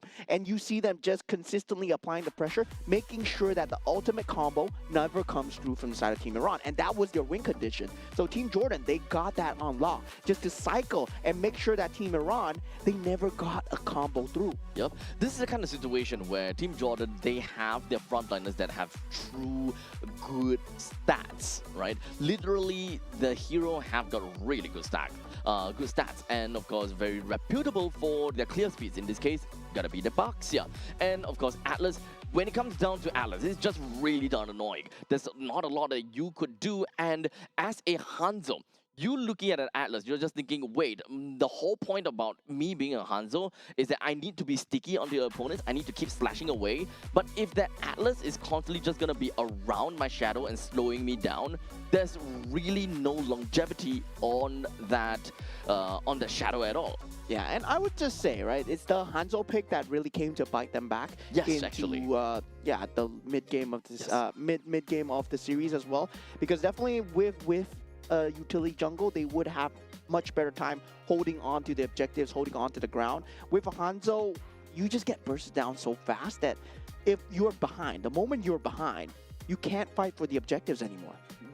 However, though, I do like to argue that in this case, if they are using a utility jungle, then his XP will be way out of the league of Baxia because of just how oppressive this tanky lineup coming in from Jordan is. So even as a utility jungler, you may be able to hold your ground a little bit more, but that doesn't mean that your XP will be on par enough with the Baxia to be able to, you know, have good quality retribution. The only reason why the Hanzo is at level 13 at one point in time, and Baxia was like level 9 is only because he is an assassin. He is able to clear creep camps pretty fast. He doesn't have to overstay his welcome in his own jungle. That's why he's still able to keep up with that pacing and still being able to use his shadow to steal a couple of turtles away from Baxia. But what I'm saying is, what do you do once you get behind as Hanzo? Because it's very hard to transition. Yeah, there's no transition out. If, let's say, you were a Fredrin, if you were something else, even a Barats maybe, even a Barats, the old school method of dealing with the Baxia, you would have the capability to take the 50-50, take the fight to them, right? Right. Then, at least you have your entire team with you. Yeah, but with that Hanzo, it becomes a double-edged sword where you're like playing a yin as well, right? You become, like my turn, you go into the dimension, force out a 4v4, but once that ultimate form is gone for the Hanzo, it suddenly becomes a 4v5. Yep. Exactly. And I think that that has consistently been the way because of the presence of Atlas. The moment that he comes out of the shadow, the moment he touches someone, it's already a half bar of his longevity gone, right? The energy is gone already. So he has to keep just hammering away, and he don't really have a choice. He needs to hit the closest person, and he's got no way to get closer to Clint because he needs to respect the distance. Yeah, definitely. Oh, finally, we get Broken Walls once again, a repeat of yesterday. So now we had Expanding Rivers 2 times, Flying Clouds 1 time, and now we got Broken Walls. So very good diversity so far. We haven't had Dangerous Grass, and now going into game number 2. What happens to the game plan right now? This is a very competitive game. We saw Team Iran doing very well yesterday. They got the first Maniacs. They got the first Savage. Now Team Jordan, they show that they are better. They have 1 game ahead of Team Iran so far. However, this time, the drafting is going to be slightly different though, because now Team Jordan, they are going to be on 2nd pick. But it doesn't seem like their draft, or it doesn't seem like their bans is going to make any difference. And I think even for Team Iran, it's not going to make any difference either. So if the final ban for Team Iran is going to be a Freya, Okay, and Jordan is a Paquito, then there was absolutely no difference at all. The drafting would have been just the fact that Iran has got first pick, and doesn't matter from that point. Yeah, and now for the side of Team Iran, right? It's time to take a look at the jungle. So they might be taking a look at Boxia here, but they go for the They still Valentina. prioritize the Valentina. That was Team Jordan. Oh, that was Team Jordan, right. Jordan on the other side. Now Team Iran, they're taking a play out of their book. Okay, we go for the Valentina first, but I mean, yeah, Team Jordan, they're going to go back with the Boxia and the Atlas It's as such well. a strong opening though. So strong. I mean, It's one thing it's one thing to have a boxer because it's really difficult to deal with a boxer that's constantly around the map. It's another thing to be annoyed at the fact that the Atlas just slows you down and have the threat of being able to just rope you in for one free kill. yeah, I mean, okay, the good thing is they can steal the Fatal Links with the Valentina. Yes, they can. Yeah, so now that Valentina pick makes sense, right? But I was hoping that Team Iran, they would open the Boxia for themselves. Now, what do you go with? Usually, against the Boxia, we do see maybe somewhat of a combo with the Arlet and also the Fredrin. Do they go for that here? No, they go for the carry and the Cho, right? Respectable. They want to burst down before the fight even begins? Makes sense. Yep. So now it brings down to survivability, right? Carry, in the grand scheme of things, he will be able to kill the Boxia, will be able to kill the Atlas. But what is stopping the members from Jordan to just diving straight on over to Iran? That is going to be the main question here. What is going to help them to get that kind of spacing? Yeah, I mean, at this point, you pick up the Zhu Xin, right? The Zhu Xin just very good in terms of having no ability to steal from the side of Valentina. Also very good mid-clear as well. I mean, you don't want to pick up the Eve because barring the fact that the RWM could be stolen. Meanwhile, for Zhu Xin, you don't want to steal her ulti for the side of Valentina. Now, going into the ban stages as well, right? You talked about damage. There is that jungle capability coming out for the side of Team Iran. If you want, I mean, Fredrin is something that's worth looking at, especially Fredrin versus Boxia, and you can't take away the Fatal Links. Akai, also another one, and they do ban that out. So right now, I think that for Team Iran, the more important hero that they need to make it right is going to be the XP laner. The XP laner needs to fill a lot of roles, and he needs to be able to be the one that effectively squares off the members of Jordan and give his backlines a very good breathing space.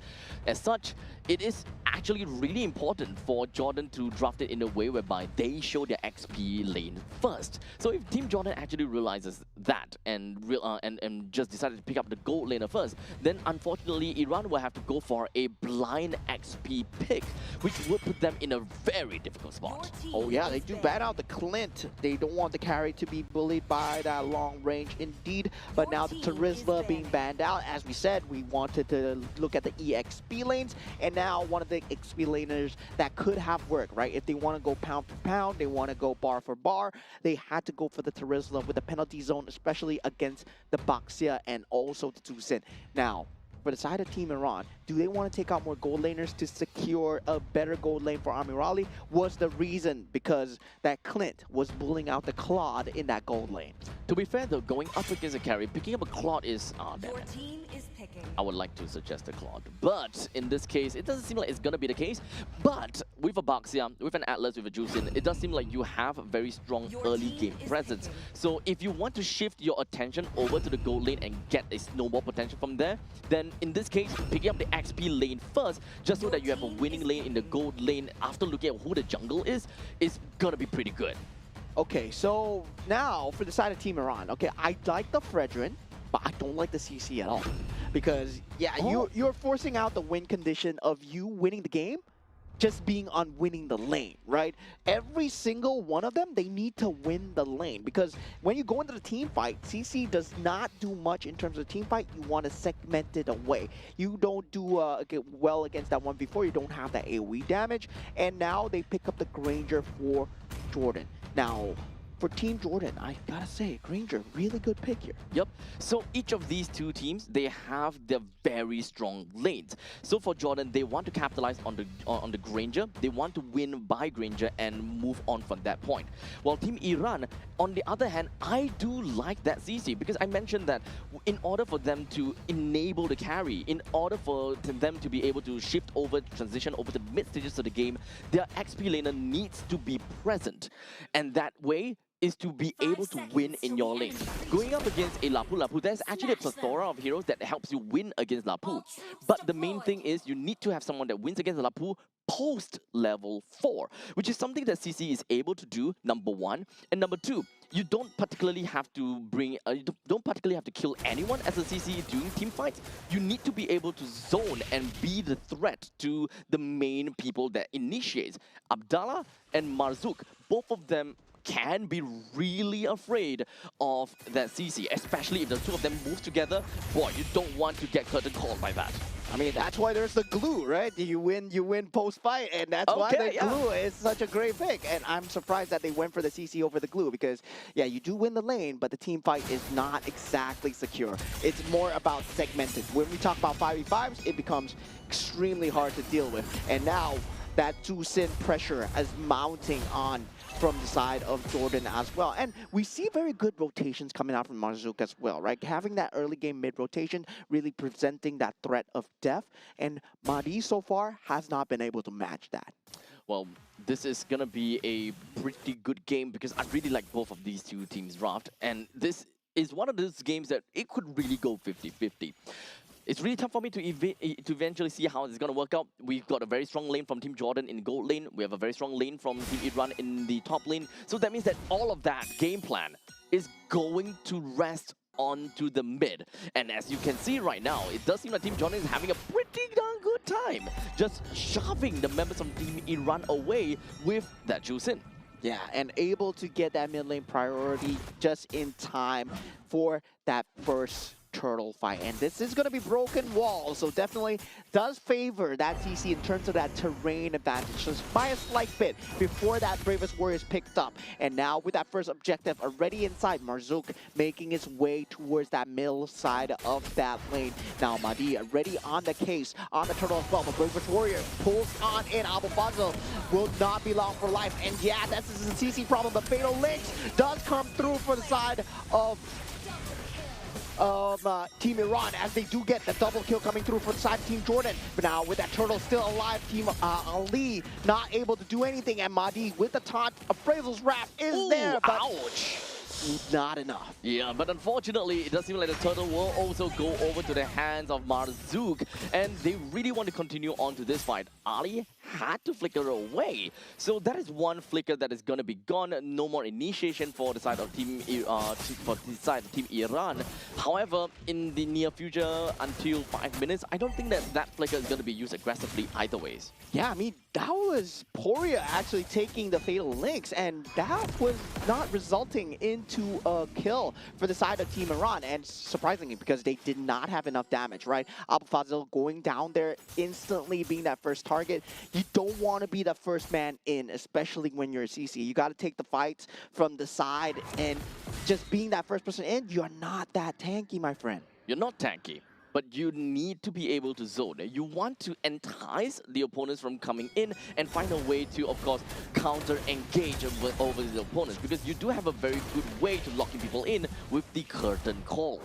Yeah, now for the side of Team Iran, they're very reliant on the Way of the Dragon, especially in the mid-stage of the map. Now, it's going to be a problem, right? Where Abu Abte, he did get that early game momentum. Now suddenly, that Bravest Warrior is starting to deal a lot of damage. His combos are starting to rack up onto the CC as well. El Tavares has also just picked up the Sky Piercer. So Team Jordan, they would very likely want to open up the lane in the bottom lane as much as possible and allow the Granger to join into the battles. And very unfortunately, looks like the turtle is going to be popping it down at the bottom lane, which is closest to the gold lane, and that is going to help Jordan a lot.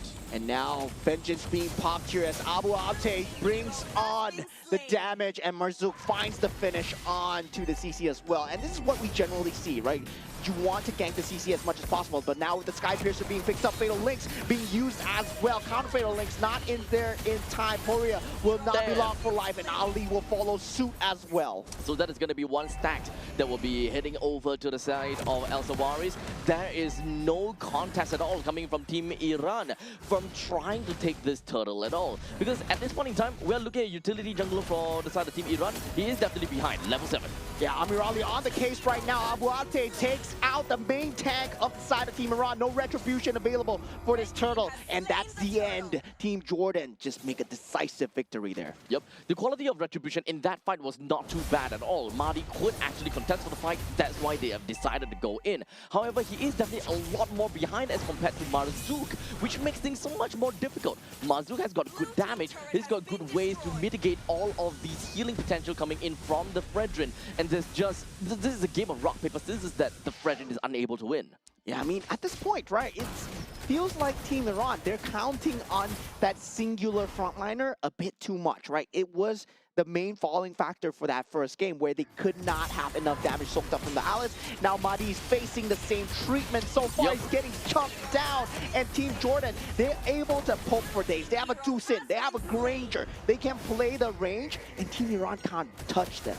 Unfortunately, the CC is not exactly getting out of the lane to really bring up some assistance for Mahdi, because they require Mahdi as well as CC to kind of rotate between one another to share some of these damage that is constantly being thrown out by the members from Jordan. But unfortunately, at this point in time, at this current state, the Granger is having such a good time with a Hunter Strike and that Sky Piercer, to the point that, honestly, I don't think that the CC will be, the CC and the Fredrin will be able to juggle that damage well enough anymore. Yeah, Team Iran's entryway in this mid game, it should have been the Way of the Dragon, right? But now, with 2 Purifies available on the key targets, Ali and Sawaris, I would say it's going to be looking way harder, because that's the only entryway that you're looking at. I mean, technically speaking, you can kind of take a look at the Lapu, but you're kind of sending him directly to your team. And now Mahdi, the only tank once again. And Team Jordan, it goes to show, right? You're playing one frontliner? How arrogant are you guys? Because generally we see teams that have that utility jungle, they put a team fight EXP laner or a team fight EXP laner with a utility jungle, and that's the same mistake that they make. A Hanzo with an Alice, a CC with a Fredrin. The synergy is just not there. They get the turtle for free. Fatal Links will be going through. Abu Fazl will be that main damage, but now with the Vengeance, he pops out, gets out of harm's way. Team Jordan, 7,000 goal lead by 7 minutes and 30 seconds. They are on one heck of a lead. With a total of 3 turtles that they have managed to secure for themselves, El Sawaris has also managed to pick up that Malefic gun. Oh, sorry, Malefic Roar. So now, he's so far ahead, it's disgusting. Yeah, I mean, that anti-cuirass is not going to do anything with the piercing factor coming out from what the Malefic. anti-cuirass? It's not going to do anything, man. Oh man, at this point in time, Team Iran, they have nothing, there's nothing that they can do getting out of the T2 turret's range. There's just absolutely not much that they could do. That brute force breastplate coming in from Mahdi is not going to do anything at all. And especially since he's so far behind, he needs more tankiness. Yeah, Fatal Links has been used as El Sawaris still in that back line, able to deal so much on the Granger so far. And Team Iran, they have no entryway, they have no say back into this game at all. And they were so reliant on winning the lanes. That's their win condition, and they couldn't win the lanes. Not at all. At one point in time, I really thought that the CC would be able to do a decent job against Abu Ate.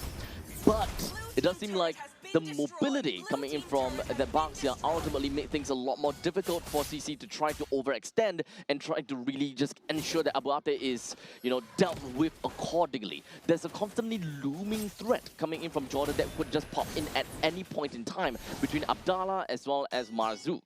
Yeah, definitely. And for the side of Team Jordan right now, it's more about trying to force them into that space where the holy defenses are used. Then they will be looking at that Lord. So now very objective gameplay. 2 holy defenses have been popped. Look at the Lord and try to go for inhibitors here. They have a very strong poke lineup. They don't have to take the 5-on-5. The Lord will be chipped down to smithereens. And there's just absolutely nothing that Iran could do. They couldn't get close. The quality of retribution is just nowhere there. Level 9 versus level 12. And we've seen countless of time. The moment Mahdi kind of tries to walk in, he just gets melted down almost instantaneously. Yeah, the draft looking extremely good. And Team Iran, I would say they did have a very good draft in that game 1, but they picked the Hanzo. And now once again, I gotta say that CC is that weak link coming in for the side of Team Iran, right? They really needed to win the lanes because this is a hero that does well when you're ahead. But when you're behind, it's so hard to play this character. Indeed. It kind of baffles me at the fact that Abu Fazil is really far behind despite playing as a CC that is focused on winning the lanes itself. Oh, Fatal Links might be coming through, but no, Abdallah just takes that engage and pulls the rest of the team away. Now, Team Jordan, they are going for the objective plays here. 1 turret at a time. Catapult does go down, and Abu Abte, he's in no man's land where the dragon finally lands, and Amirali gets a consolation here for 10,000 gold ahead. Now, Team Jordan, the 4v5, if Team Iran wants to force this, they can potentially still win. They have the Granger still up, and Elsa Juarez, they're not letting go of the momentum here. But you want to also keep your eyes on the Puria as he does have got the fatal links. At any point in time, if he's looking for an opportunity, he can go for it. But what happens afterwards? They don't really have anyone that does have very strong AoE damage, and the Puria has took an ultimate that is more for utility, not for damage. No one else have got that chain reaction or that kind of AoE damage to realistically be able to take anyone down post fatal links. And the thing is, right, for Team Jordan, they can fatal link 1 person at a time because they know that the 5-on-5 team fight is not going to happen. So right now, they fatal links Abu Fazil, and then they get the inhibitor turret. It's going to take that trade any day, and Amirali just gets sniped from just a mile away from Elsa Juarez as Team Jordan. They're going for the throats here, and now with that, Al Ali still in that back line, and triple kill coming out from the side of Elsa Juarez. Abu Fazil, what can he do? And now we have another Maniac coming out from the side of Team Jordan, and that's going to be a savage for the side of Elsa Juarez as Team Jordan wipe them out 2-0. Oh my goodness, what a group, dude. What is this group? I love this group so much, man. I love this group so much. This is such a crazy group, dude. Team Indonesia, Team Philippines, whatever. I'm here for Team Jordan, Team Iran, man. We saw a savage yesterday in this group coming out from Amirali. Now Team Jordan, Elsa Juarez, pulling out another savage as well. Man, oh man, oh man. You know what? The West Asia region, they are cooking. They cook differently, dude. Oh, what is that? We see Iran in the previous game getting Maniac. We saw Iran yesterday playing, getting like Savages and Maniac. And for Team Jordan in the middle of the pack, by the way, they lost 1 match, huh? They lost 1 match, and I think that the match they lost to is probably Saudi Arabia, if I'm not wrong. Yeah, they wait. Hold on a second. Let me double check real quickly. For Team Jordan, no. Okay, yeah. Team Jordan, they have only played in the side ARE. Yeah. Oh wait, they won. Okay, yeah. Okay, MVP of the game, Elsa Juarez, as expected, man. This guy, he was given the tools to perform well, and I feel that the rest of the team, they really complemented his playstyle perfectly, right? First item, Sky Piercer, it was enhanced very well indeed, and the rest of the team, they played it like a T. I was expecting this already. With the Zhu Xin pick, that Granger could have been something that was next. I mean, the Claude, the Clint, yeah, you can ban that out, but he can play a crazy Clint. Why not a Granger? Yep, they essentially have got almost similar levels of power spike. So honestly, Elsa Juarez is going downtown with this. Team Jordan, they are absolutely crazy, getting himself that savage yet again, or not say yet again, but yet another one for the side of West Asia. Yeah, I mean, this group, man, this is crazy Oh, group. man. I would love to see one of them go up against Team Saudi Arabia. I believe Team Jordan Jordan already went through. Yeah, Yep, but they lost lost against Team 2-0. Saudi Arabia. So yeah, I mean, Team Saudi Arabia, they are going to be that top tier in that group. But looking at the other teams going in, right, going for that top 2 spot, that's where it gets scrappy. And this was indeed extremely scrappy. I would say, though, Team Jordan, they had that edge all along because CC bad. Honestly, CC is not bad. CC bad. CC is not bad. It's this current situation where he's pitted up against the Lapu Lapu. I don't get it. I don't get how he lost the lane. He didn't lose the lane, though. He didn't lose the lane. He was winning against Abu Abde. Is it really just because of the looming threat of Mazouk and Abdallah that forced the fact that Abu Fazl is unable to really make full use of the fact that he got the lane control, Yeah. he's got the gold lead, he's the one that will be the transition, he's supposed to be the one that transitions the team from mid-game to late game using the carry later on. It's supposed to be. I think, right now for Team Iran, the jungle has been the main source of the issue when it comes down to getting the momentum, right? It feels like the jungle has been that weird slot where if they swapped the Hanzo into this game and the Fredrin into previous game, then the matchup would have been crazy. It would have been good. You think so? Yes, because they're relying on that mobility coming out from the CC and also the Hanzo taking the segmented team fights. Meanwhile, the previous time with the Claude, they needed that front line from the Alice and also a Fredrin. So they were going for the best of both worlds and it ended up biting too much more than they can chew. Right. So what you're suggesting is that sometimes too much balance ain't no good. You know, Yes. sometimes it's not about a yin and a yang, but sometimes it's about the yin. Yeah, or the you can't. yang Currently, kind of I thing. feel that in this meta, you can't be a jack of all trades and a master of none. No, you gotta be a master of Of one. one. Yeah, that's why Huh. even when you see the top tier teams, they go for the drafts. When the enemy team is playing a Paquito, they forsake the macro. They're going damage. Yeah, they're going team fight. Paquito, Yeah. Harif, Suyo, Yeah. Cho. That's why you gotta be a master of one. You can't be a jack of all trades. And a lot of these teams they think they can get the best of both worlds because they see this draft and they're like, oh, this works for this draft, this works for that draft. But there are things that make that particular draft work so well. Well, this is one heck of a transformation, I suppose.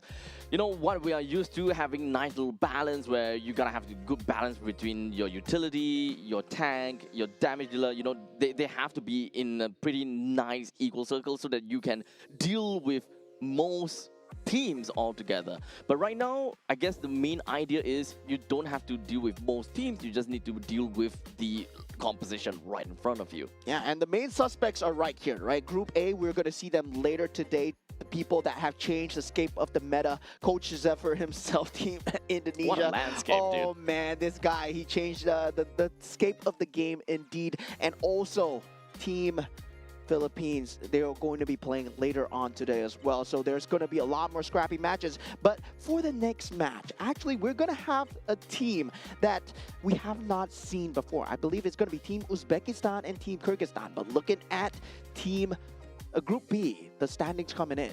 Team Saudi Okay. Arabia still sitting at the top. All right, so this is fun to watch because right now we already have got Team Iran and Team Jordan that's already completed. So that means that Team Jordan will go up on top of Team Iran, putting Iran at third place for now. But do note that it's also because of the fact that Team Saudi Arabia did win against Team Jordan in one game. They are going to be way above in terms of points.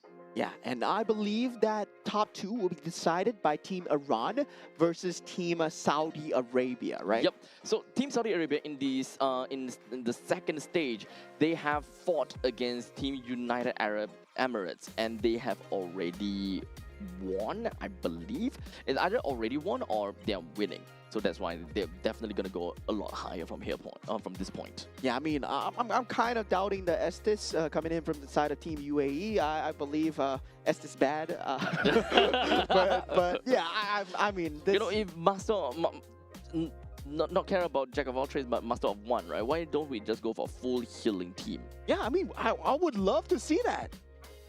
I would love to see that. That would have been a crazy team.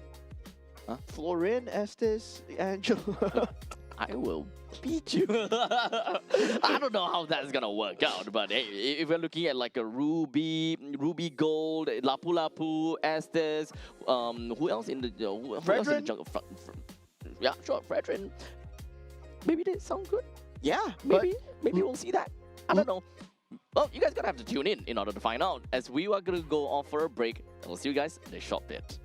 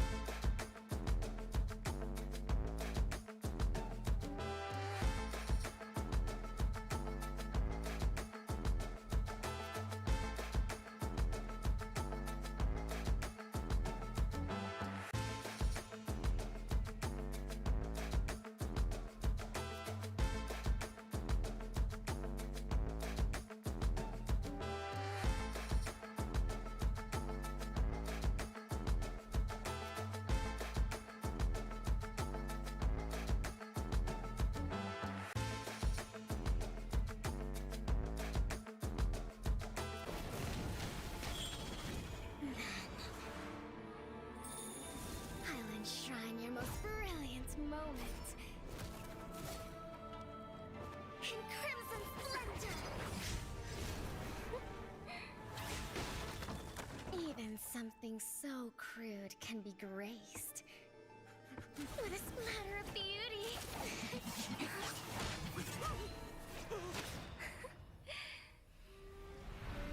I'll get you out! You finally come to me, Hanabi-sama! This madness ends now. At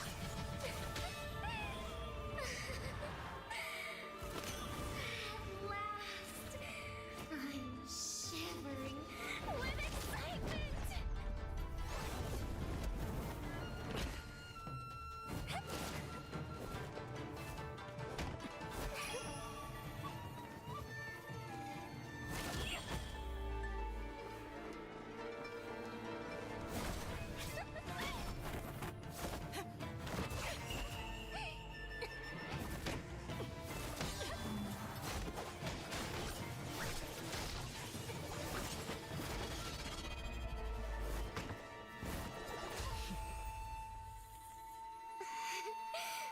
Such killing intent. Does this mean Hanabi-sama finally understands Kirara?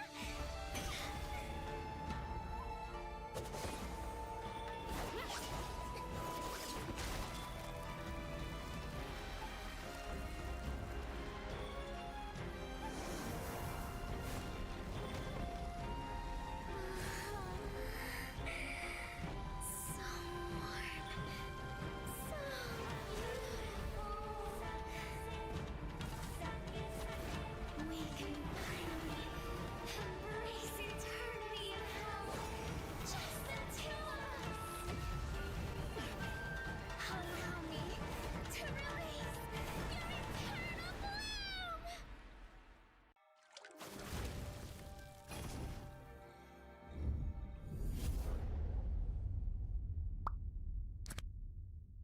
The human body was built to move, not trapped at a desk in one singular posture for 12 hours a day.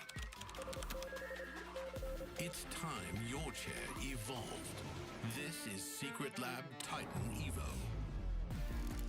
Ergonomically engineered for you, gamers, hybrid workers, artists,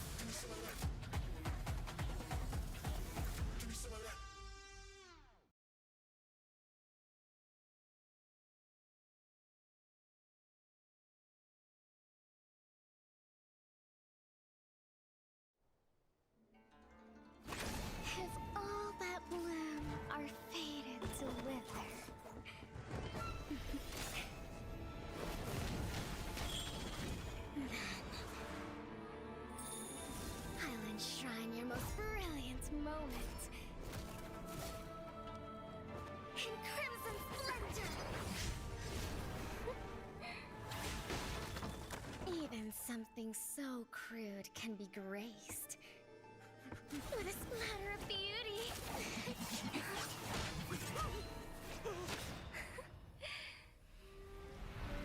I'll get you out!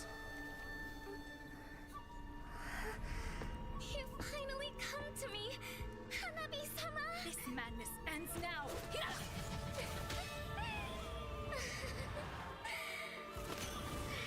last, I'm shivering with excitement!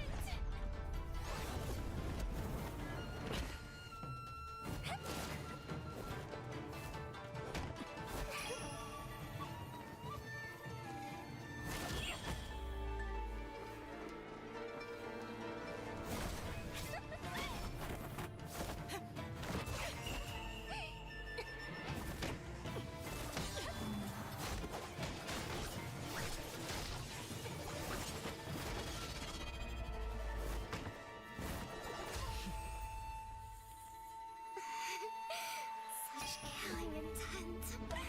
Does this mean Hanabi-sama finally understands Kirara?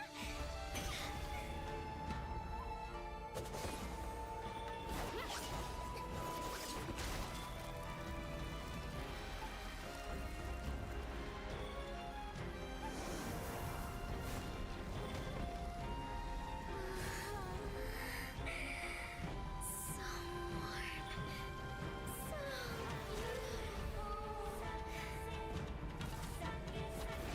We can finally embrace eternity in hell. Just the two of us. Allow me to release your eternal bloom.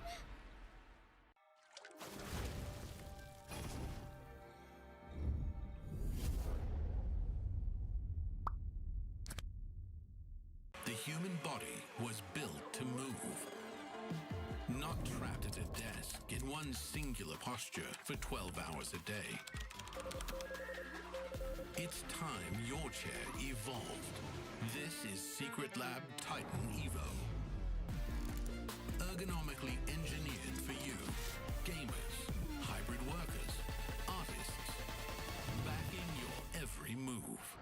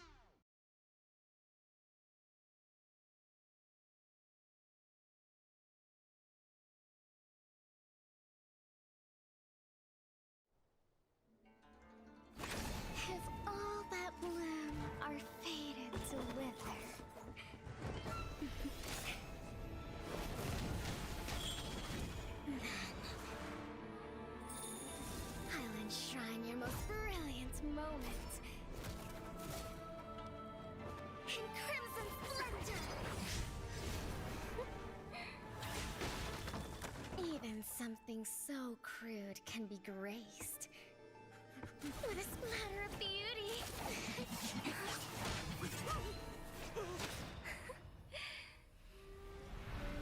I'll get you out! You finally come to me, Hanabi-sama! This madness ends now!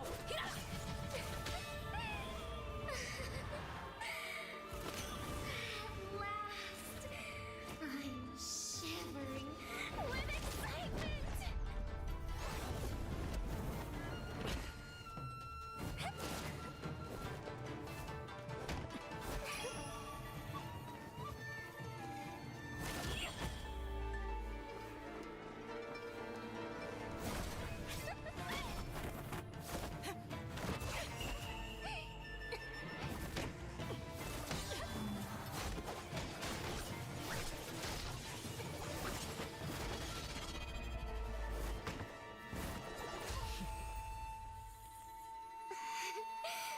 Such killing intent. Does this mean Hanabi-sama finally understands Kirara?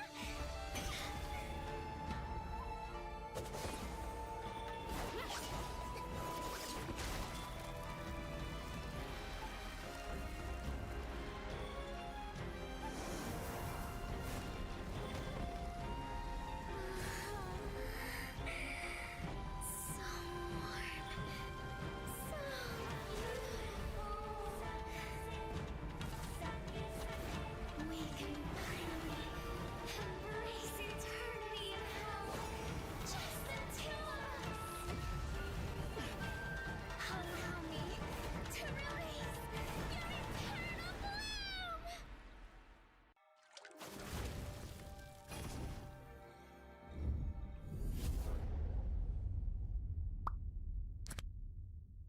The human body was built to move. Not trapped at a desk in one singular posture for 12 hours a day. It's time your chair evolved. This is Secret Lab Titan Evo. Ergonomically engineered for you, gamers, hybrid workers, artists, backing your every move.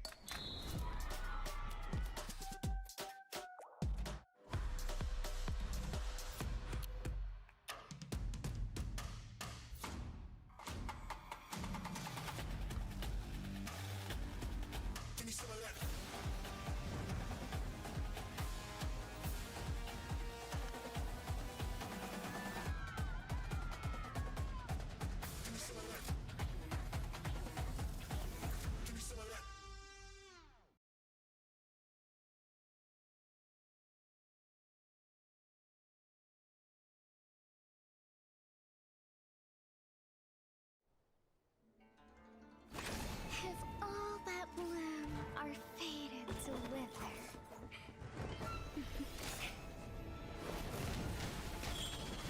then I'll enshrine your most brilliant moment in crimson splendor. Even something so crude can be graced with a splatter of beauty.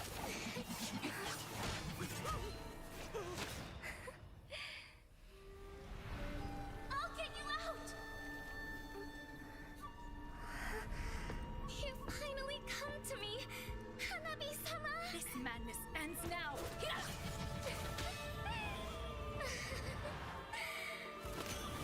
At last, I'm shivering with excitement!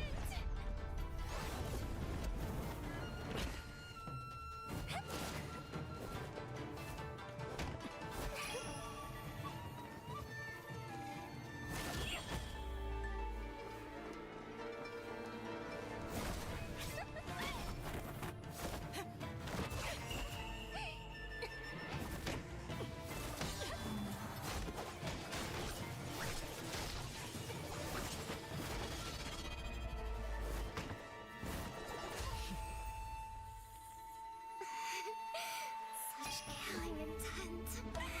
Does this mean Hanabi-sama finally understands Hinata?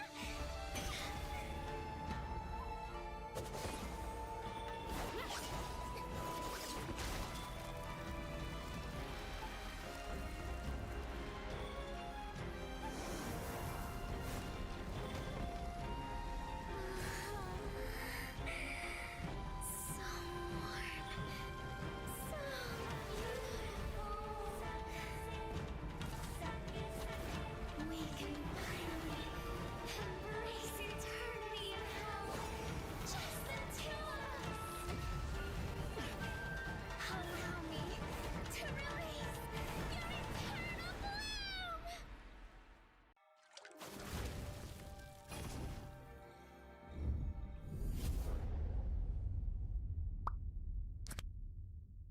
The human body was built to move.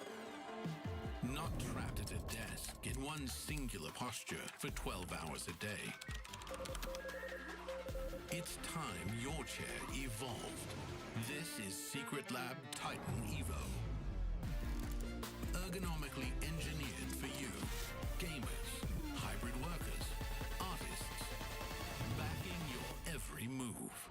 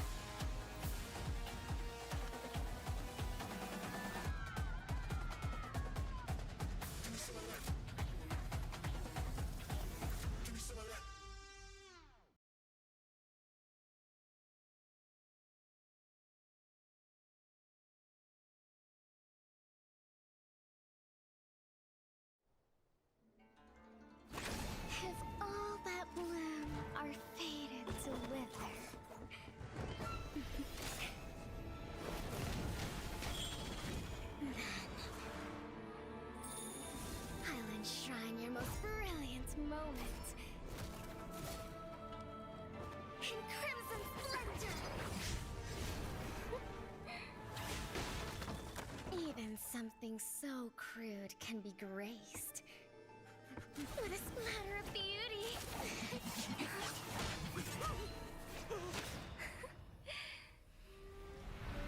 I'll get you out! You finally come to me, Hanabi-sama! This madness ends now!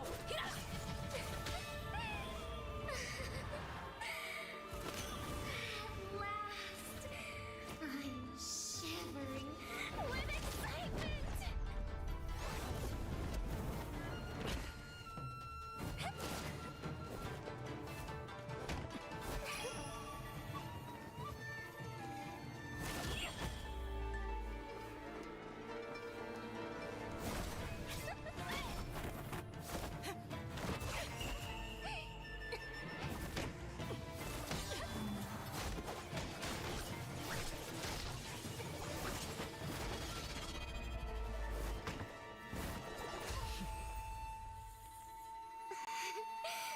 Such killing intent.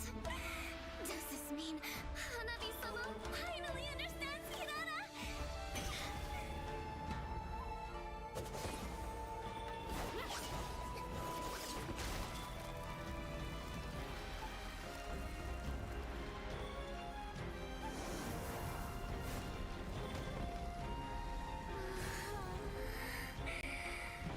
So warm. So beautiful. We can finally embrace eternity in hell. Just the two of us. Allow me to release your eternal bloom.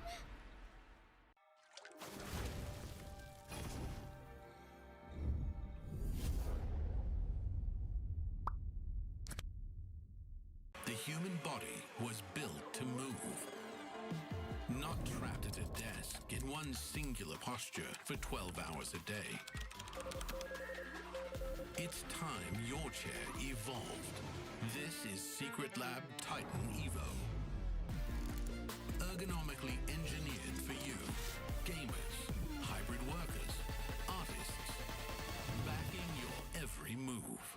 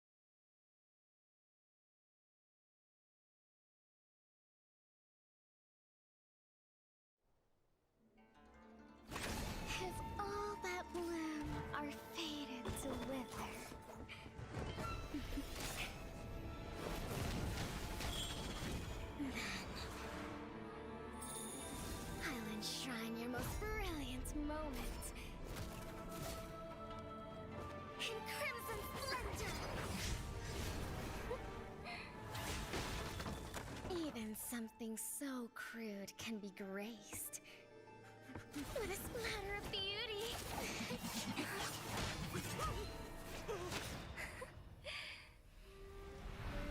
I'll get you out! You finally come to me, Hanabi-sama! This madness ends now!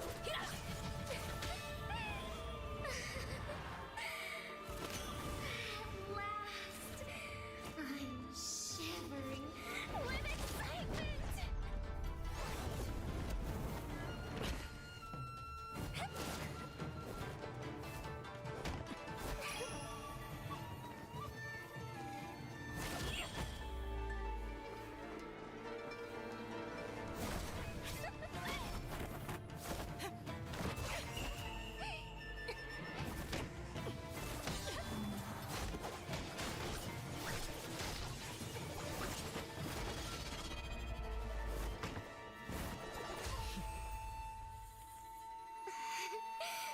Such killing intent. Does this mean Hanabi-sama finally understands Kirara?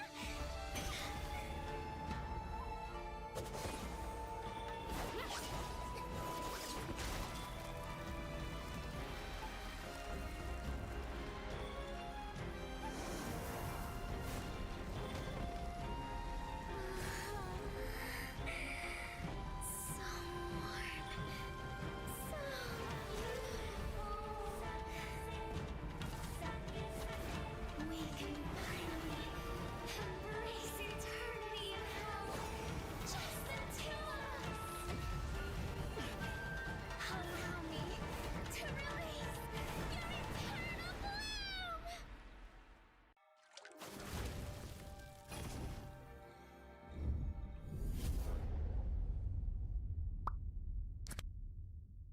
The human body was built to move. Not trapped at a desk in one singular posture for 12 hours a day. It's time your chair evolved. This is Secret Lab Titan Evo. Ergonomically engineered for you, gamers, hybrid workers, artists.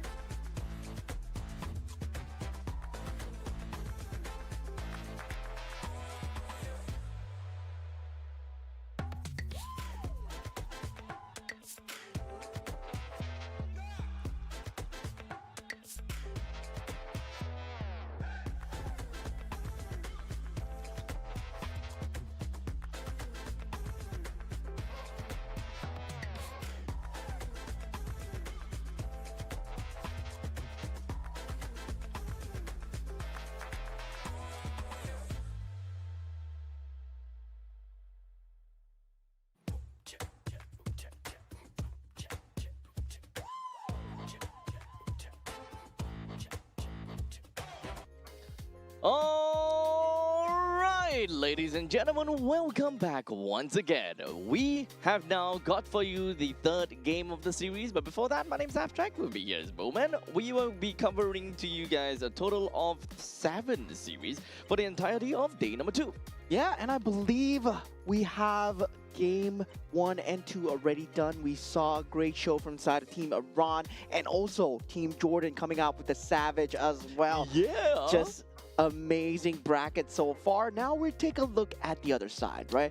We take a look at the further end where one of the teams where we have not seen before as of day 1. So Team Hong Kong China will be going up against Team Sri Lanka. Now, Team Hong Kong China, they're in a position where they're sitting at the bottom of the standings in the group so far, but now they have a chance to prove themselves. So honestly, at this point in time, we gonna have to find out how this game is really gonna be like. Because to be fair, we haven't really quite managed to see much of a game, or we don't really know how it looks like when it comes down to Hong Kong China's game.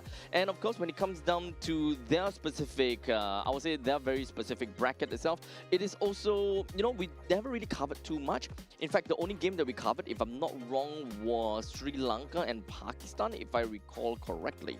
Yeah, I mean, Team Pakistan took that victory 2-1, I believe, right? Yes, 2-1. So, yeah, that was the first best of 3 that we saw in that day 1. Now, going up against Team Hong Kong China, right? Coming from a region where I believe Mobile Legends would still be relatively newer, and for Team Sri Lanka themselves, they're also exploring now more towards the community scene for Mobile Legends Bang Bang. So they're developing and making the names for themselves in the international community here, and we get a first look. So we're like early bird, right? This is early access into the server.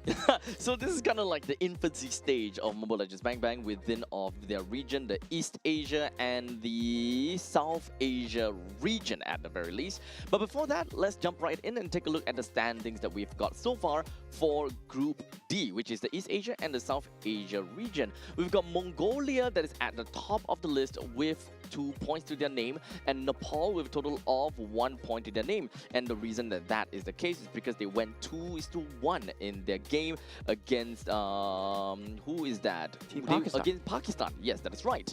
Well, in the meantime, Pakistan themselves, they got 1 win, 1 losses. Win against Sri Lanka, loss against Nepal, 0 points. Unfortunately, they kind of tally each other out. Well, for Team Sri Lanka, -1, and Hong Kong China, -2. Yeah, so only 2 teams will have a guaranteed spot in the playoffs here for Group D. So if we take the standings as of now, Team Mongolia, Team Nepal, they're secured that spot if this were the last day.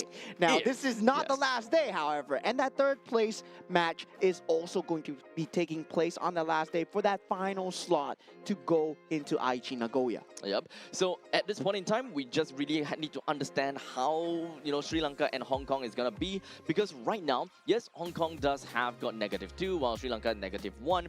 They still have only played a single match so far. However, this matchup between the two of them essentially helps us understand who is, well, unfortunately at the most bottom part of the leaderboards as of now. Yeah, I mean, I'm not going to discount them yet, right? Maybe they can climb all the way up to that top 2 as well. They've yet to play against Team Nepal, and I've yet to see their power standings here. And the top team here, Team Nepal, I don't even know how well they can do well in MLBB. Now, taking a look at Team Sri Lanka, once again, we got Praveen on that gold lane, Hashen on that roam, Nisal on the mage role in the mid, Kavindu on the jungle role, and Ramanayake on the EXP lane. Yep, so we have seen the way that they played yesterday. It was not too shabby. The fact that they managed to take 1 point off of Pakistan. Although there is, of course, a very obvious trend that Pakistan has constantly went complete 3 games in the games that they have played all the way so far. And unfortunately here on the main stage, we won't be able to see Pakistan games anymore though. So, you know, in terms of trend and in terms of consistency, Pakistan always goes up 3 games. So if you guys are looking for Pakistan game, well, you can kind of take a look at the second stage, which will come, you know, later on into the day, where Pakistan will go up against Hong Kong China. Yeah, definitely. For the side of Team Hong Kong China, taking a look at the draft for the first time, we got KY Zheng on that gold lane, KK Chan on that roam, HL Law on that mid role, CJ Wang on that jungle, and MY Chung on the EXP lane. Yep. So it's the same thing as, okay, at least for the entirety of the East Asia and South Asia region, we don't particularly have got a lot of information about any of these teams. When you kind of drop right in and take a look at the Wikipedia, the Liquipedia page, some of these teams we can tell, like for example, Team Mongolia, we can tell who they are. Well, in the meantime, for Hong Kong, China, it does seem like the only one that we can kind of look at things. Okay, never mind. I don't. Okay, so this guy, Wang, which is a jungler, apparently he is known as Wolf. Yeah, I mean, not From the wolf, Guangzhou not the Gaming. wolf that we know, right? Yeah. Yeah, not the Like not, literally, not, there's a line that says for Filipino talent, see Wolf. yeah. So that's not the wolf that we know. So this is a wolf from, I believe, from the MLBB series, the Super Cup that we did have in the Chinese region as well. So there's a bit of statistics over there for him playing on that competitive scene. Now, when you're faced with that international challenge, we have other teams coming in from that same region itself. But now for Team Hong Kong China, it's the first look into that newer team, newer setup when it go up against that international talents coming in, right? Team Sri Lanka, maybe not too strong, maybe a good test of wherever they are on that power level.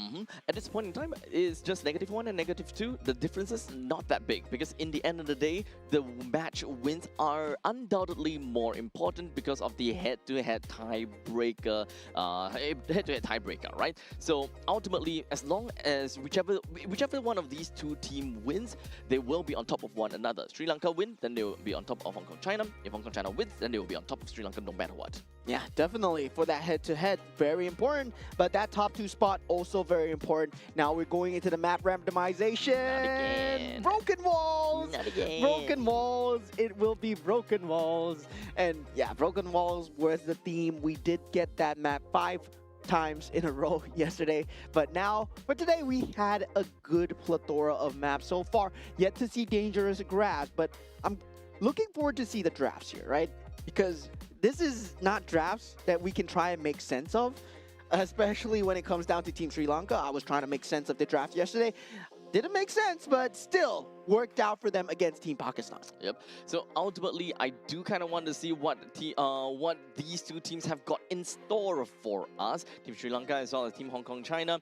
Understandably, we did talk about Team Sri Lanka before. We also don't have any information on any of these players. Now, in terms of the staff though, at least from what I see, I don't see that there's any coaching staff for the side of Sri Lanka, while from Team Hong Kong China, they do have a coaching staff. So I think that is going to make a bit of difference. But as you can see, right behind of Team Sri Lanka, they do have someone behind after all. Yeah, I mean, possibly someone to... I'm not too sure whether that's a coach or maybe that's one of the players. But now for this side, I mean, there he is. There he is. Evangelon. Yeah. Evangelon? Evangelion. Evangelon? Yeah, I mean, it's Evangelion with an I. Yes. Yeah. Yeah. Yeah, there we go. There we go. We got it settled. But okay, you know what else is not settled yet though? The bandits. As we do have a carry, Guinevere, Baxia, and Marcel that will be thrown into the batting pool. Have yet to see the Paquito being thrown in as of yet. Yeah, the Paquito still very strong here, but Team Hong Kong China, they do throw out that Akai ban, and this opens up quite a lot of premier picks into the pool, right? If you talk about the Harif that's available, Tusin available, Paquito, Phobius, all there still in that pool. And yeah, Phobius, we see it being one of the priority picks here, and Team Sri Lanka actually going for the Fredrin ban here. I mean, if this was a draft that makes sense, Team Hong Kong China, you go for the Paquito here. Without a question. Okay. I mean, Harif is not bad. Harif is great, but if you were given the situation whereby you gotta choose between Paquito and Harif, I without skipping a heartbeat, I'm going for Paquito. Yeah, and Your team is looks like picking. Paquito is totally ignored here. Yep. So maybe both teams, they don't feel confident in playing the Paquito. Probably. Probably. That might be a comfort thing because, I mean, we're talking about people that, yeah, you're just coming into that competitive scene. You might not have the biggest pool of heroes. Exactly. And learning what's to play in the meta is also pretty difficult, I would say.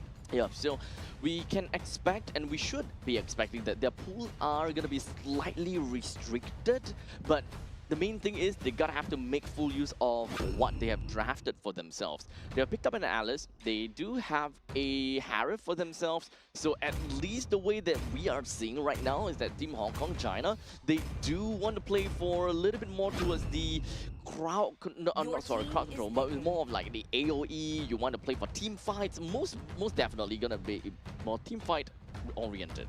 Yeah, I'm surprised that they went for the Gourd instead of picking up the combo piece that is the Atlas, right? The Atlas together with the Harif would have been a great combo maker, definitely with the Zaman's Force and also the Fatal Links as well. Now this opens up for Team Sri Lanka to go with quite a lot of picks here, especially for that mid lane versus that Gourd. Generally, you can pick up the Tucson, you can still pick up the Eve, that's still available as well. And yeah, you don't have to worry about the ability to lock down the Gourd because you can pick that up on later on. There we go. As you are talking about the Atlas, it will be taken away by the side of Team Sri Lanka. So far, Team Sri Lanka's lineup, they are looking at to be very tanky, and they do want to play for more on the durability route as what we see over here, which may actually be a little bit difficult for them to play due to the fact that there is a presence of Gourd over to the side of Hong Kong China.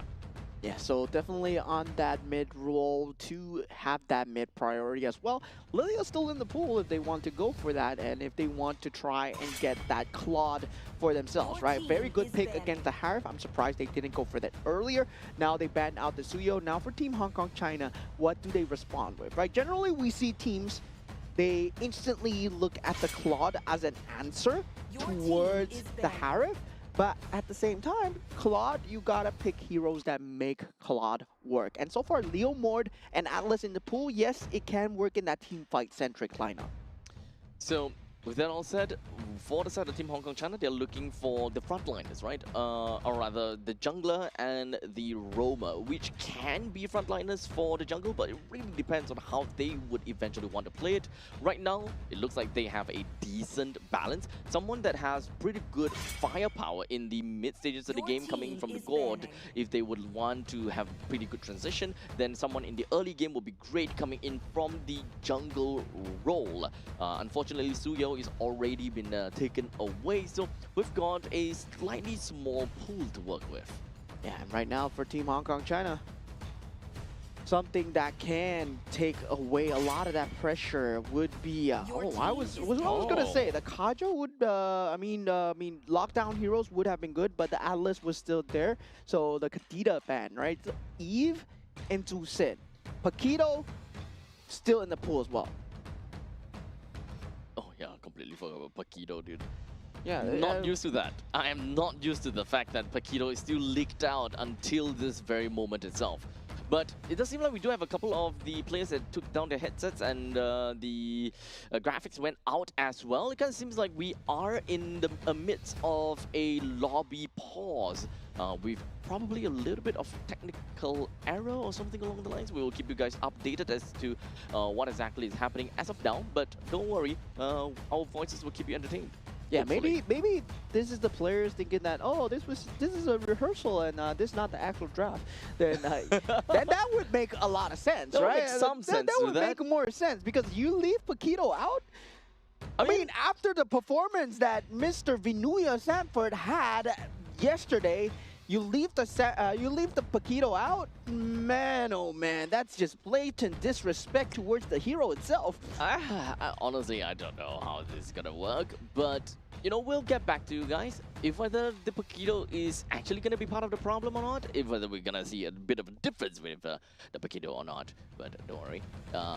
This is still relatively early into the drafting phase, so if there were any form of rewinds, I won't be too terribly surprised to a certain extent. But well, regardless, we will jump in when we get the information. But for now, we do want to address the elephant in the room.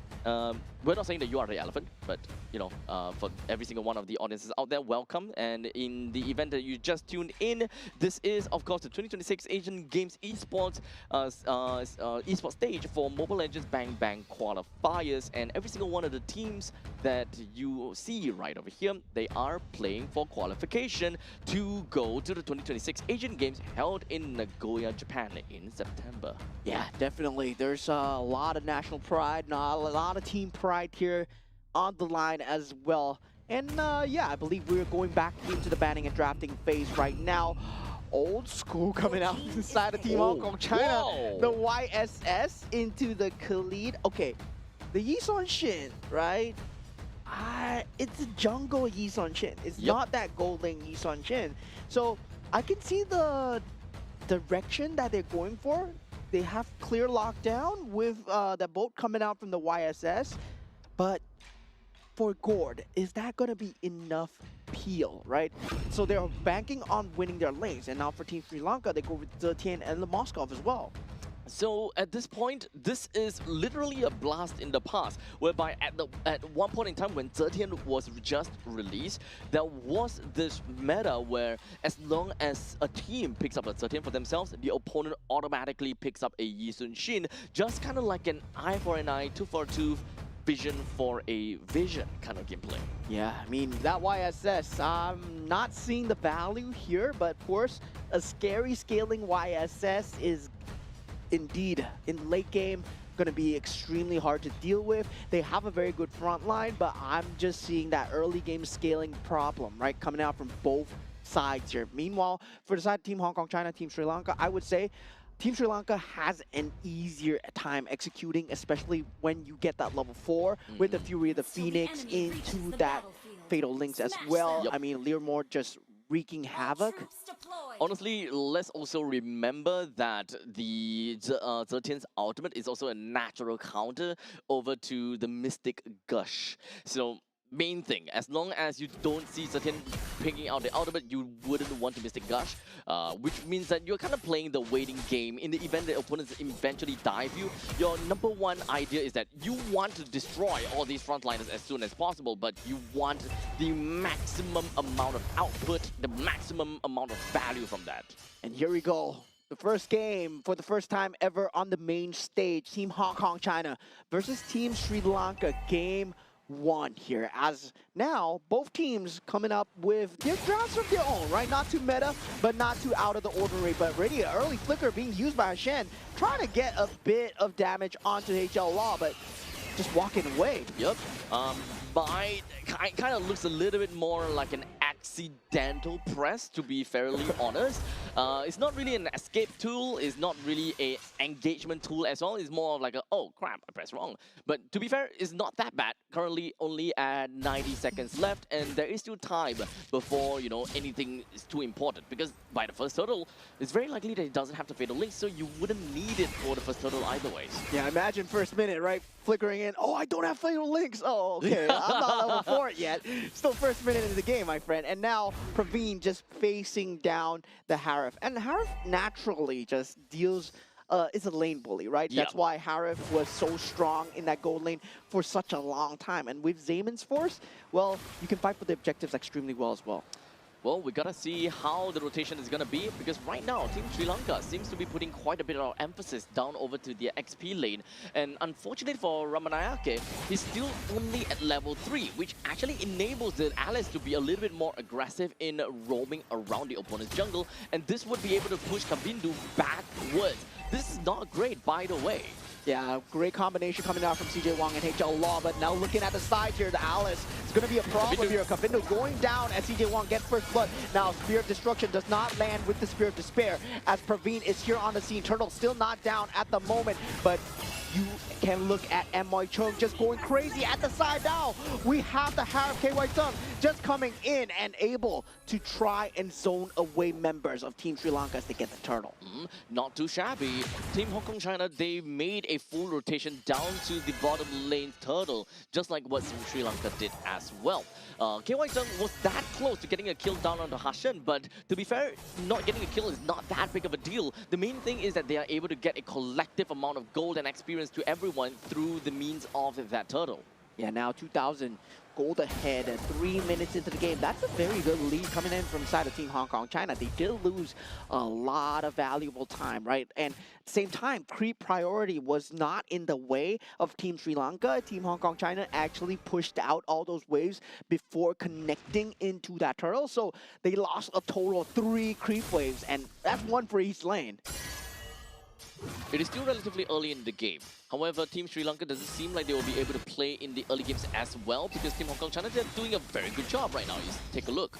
Yeah, now Kavindu in a lot of trouble here, but Mystic Gush has already been used. They gotta worry about CJ Wang. He deals a lot of damage at this stage in the game. He's level 7 over Kavindu's level 5 here. He can pop the ultimate here, but that counter initiation will not end well for Team Sri Lanka. I think it is really important for us to take a look at CJ Wang, currently at level 8. Now, of course, CJ Wang, he does have a lot of experience to his name, which would definitely make some very good sense that he is pretty well above of the opponent's jungler, Kavindu, which is only at level 6. So the quality of a retribution coming up for the upcoming turtle in 20 seconds is going to be extremely important. And the very fact that Hong Kong China, they have that lead on the jungle, it helps. Fatal links into that Mystic Gush combo, not able to find a finish, but they do get the finish onto KK Chan. Now, two members, Hashen and Praveen, going down as Team Hong Kong China. They come in with the collapse. CJ Wang on the scene. And that's a big play. As long as Team Hong Kong China is able to get a couple of good kills for themselves, with CJ Wang with 2, KY Jung with 1, this is a step towards greatness. Even though the Mystic Gush was not the one that gets a kill, but hey, doesn't matter. What we want to see in the early stages is some great farm from the side of CJ Wang. With 2 kills to him, consistently getting enough XP and being able to take down these turtle, early game is secured.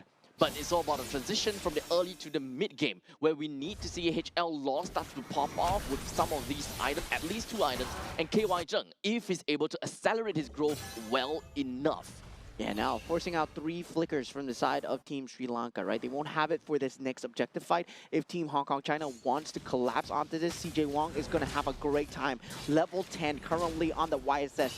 5 minutes into the game. That is a lot of macro advantage. And also Praveen in a lot of trouble in that top lane. Gets solo killed. And with that, Nisal takes out the turtle as well. They want to go for the collateral, but Nisal goes down for the trouble. 2 members for KY Sung, and he's still surviving here, able to deal so much damage. Eventually does go down, but at what cost? Yep. Honestly, that KY Jung has been alive throughout the entire battle a little bit longer than expected. So right now, Kavindu, he really wants to get away. Yeah, CJ Wang coming with that snipe, and KK Chan with the flicker as well, but Spirit of Destruction and Spirit of Despair. Team Sri Lanka, they might have turned things around here, and now they do take out CJ Wang and KK Chan a bit too deep in enemy lines. Oh, it's so unfortunate that HL did not have his Mystic Gush there. So both teams kind of overstayed their welcome in their own respective zones, and for the side of Hong Kong China, they were on a pretty good spot until the fact that Praveen just joined back in. This is the moment where they kind of overstayed their welcome a little bit, and it's really just the point in time whereby they saw Praveen. By the time they see the Moskov, it should have already been too late. Yeah, that Spirit of Despair landing onto 2 heroes can be such a menace to deal with. Now Purify being popped by KY Sung. The rest of the team falling in. Praveen extremely low, gets taken out by KY Sung at this point, but Leo Mort is here on the scene. But Kavindu just instantly falls to the Mystic Gush coming out from the HL Law. And Hashed does manage to get out, and Fatal Links, no value there. It's really unfortunate that Team Hong Kong China hasn't exactly been able to put Hashen down under multiple times, as a matter of fact. But maybe now they'll be able to secure something. Now Nisal, he has to get out from this position, and he does able with the flicker. But now CJ Wang, he's been showing so much map presence on this map. They gotta consistently be wary of his rotates here. Team Sri Lanka, if they go across that river line, CJ Wang is gonna threat. It's currently 7 minutes into the game. We're looking at about 3,000 goal lead in favor for Team Hong Kong China. In terms of experience lead, CJ Wang is at 11 as opposed to Kavindu at level 8. Kavindu is having a really tough time getting any of these farms. I think he really needs to start focusing a bit more onto his own jungle creeps. Yeah, now we have the ultimate coming out from YSS, but definitely Hashen will be taking the chance to disengage, right? No flickers available on Nisal and Praveen. They don't want to take these fights yet. Now 2,500 gold lead, still looking good for the side of Team Hong Kong China, but Team Sri Lanka, they have the better late game and better team fight. Yep. So Harif already does have the Starling Size and the Feather of Heaven. Just a single Holy Crystal and is more or less going to be online enough to be counted as accelerated growth, where you will be a menace in subsequent team fights. And we are only at 8 minutes in. I think it's relatively fair to say that he should be able to get his Holy Crystal by roughly about 12 minutes if things were to continue this way. Yeah, at this point, Team Hong Kong China from KY Zheng, right? There's nothing much you can do about the Harem. Barring the fact that you want to drop down the Fatal Links on him, he still has to Purify. And now Kavindu, they want to threaten that, but Damon's force in that back line, Spear of Destruction, not able to land. Mystic, gosh, dealing so much. Flickers forward. Fury of the Phoenix, not enough. Fatal Links eventually being used, but already 2 members down from Team Sri Lanka. And this would mean the end of this Tier 1 turret over here. It's really unfortunate because the way that Team KY Zheng was playing was too bold. He's way too bold as a Harif, which would have suggested that backup is just right around the corner. And as for Kavindu, he's so behind, he shouldn't be participating in some of these battles as the headliner. Yeah, they're 1v4 for KY Zheng in the Damon's Force. He's just doing so much on this Harif, and yeah, he's just showing that, yeah, you should have banned out the Harif, my friend. Oh man, so now Team Sri Lanka, they are very far behind at 9 minutes and 40 seconds, and we are, as we talked about that Holy Crystal, he might actually be a lot closer than we have originally expected. Might have already got that 2 of those wands, and by the end of this Lord, hopefully by getting themselves the Lord advantage, that is where Team Hong Kong China will have such a power spike that Team Sri Lanka will not be able to do anything at the upcoming 12-minute Lord push. Yeah, 5,000 gold ahead, and they will get the Lord for free, right? This is not a team fight that they can take. They need a very good Fatal Links on more than one, especially on CJ Wang, that does not have the Purify. They cannot look at KY Zheng now as a problem. CJ Wang has been the main issue of this momentum so far. And Praveen, I gotta say, on the Moskov, doing a great job of keeping up with the goal disparity despite being behind in that lane.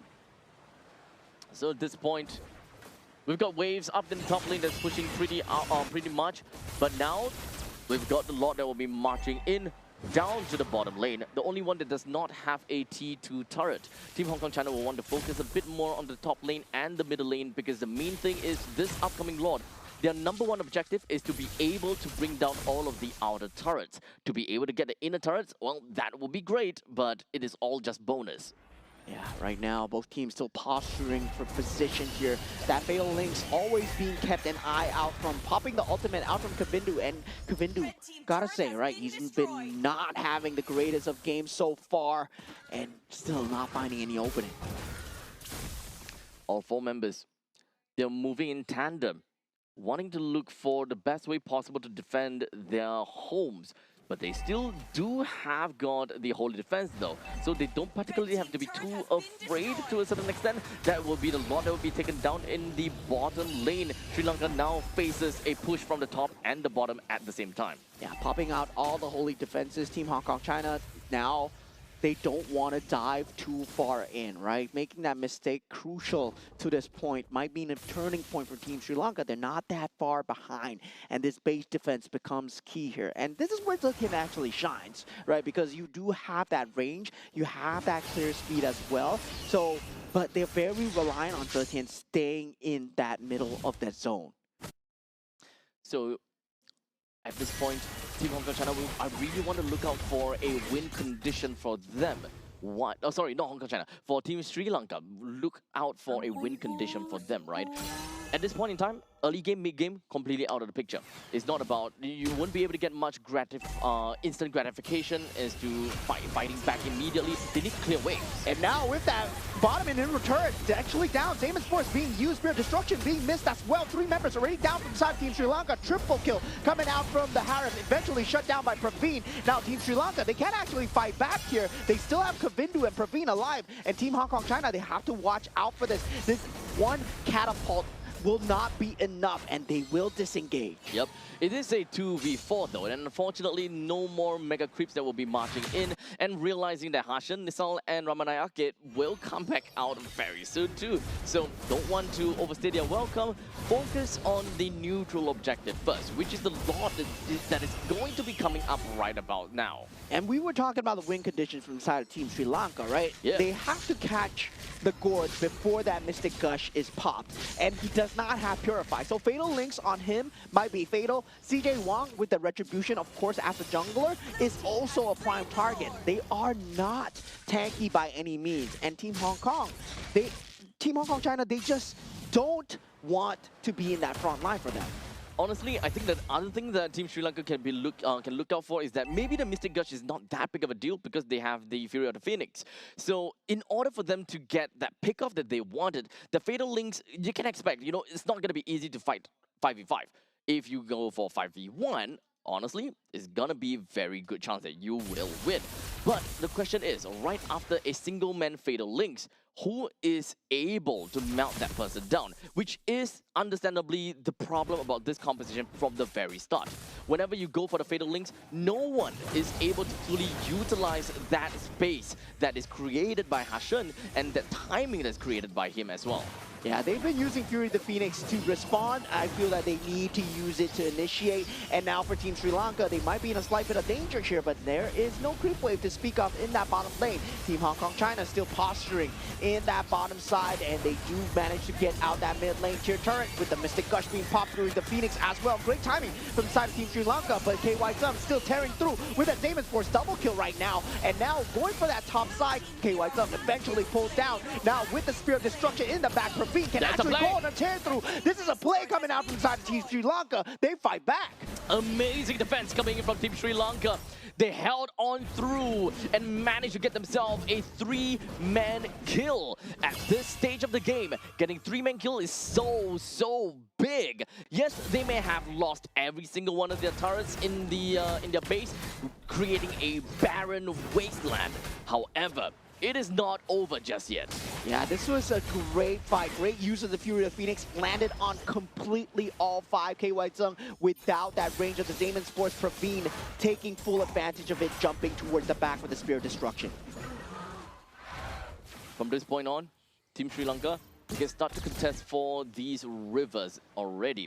Even though they might be about 4,000 or 5,000 gold behind, but it doesn't particularly matter too much. They can try to go for these fights again. However, Kavindu is at level 15 already.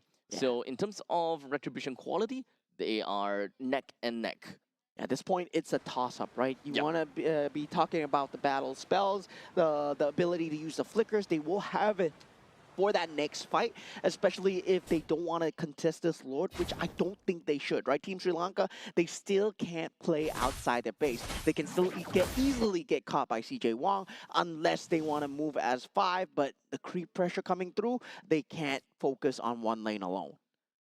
The other thing that we need to look out for is battle spell economy.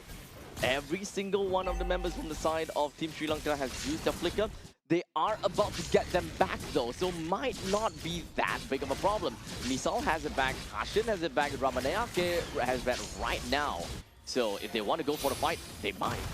Yeah, ready Fury of the Phoenix being popped, Spirit of Destruction as well, trying to get that Lord for themselves, but not able to find that pathway.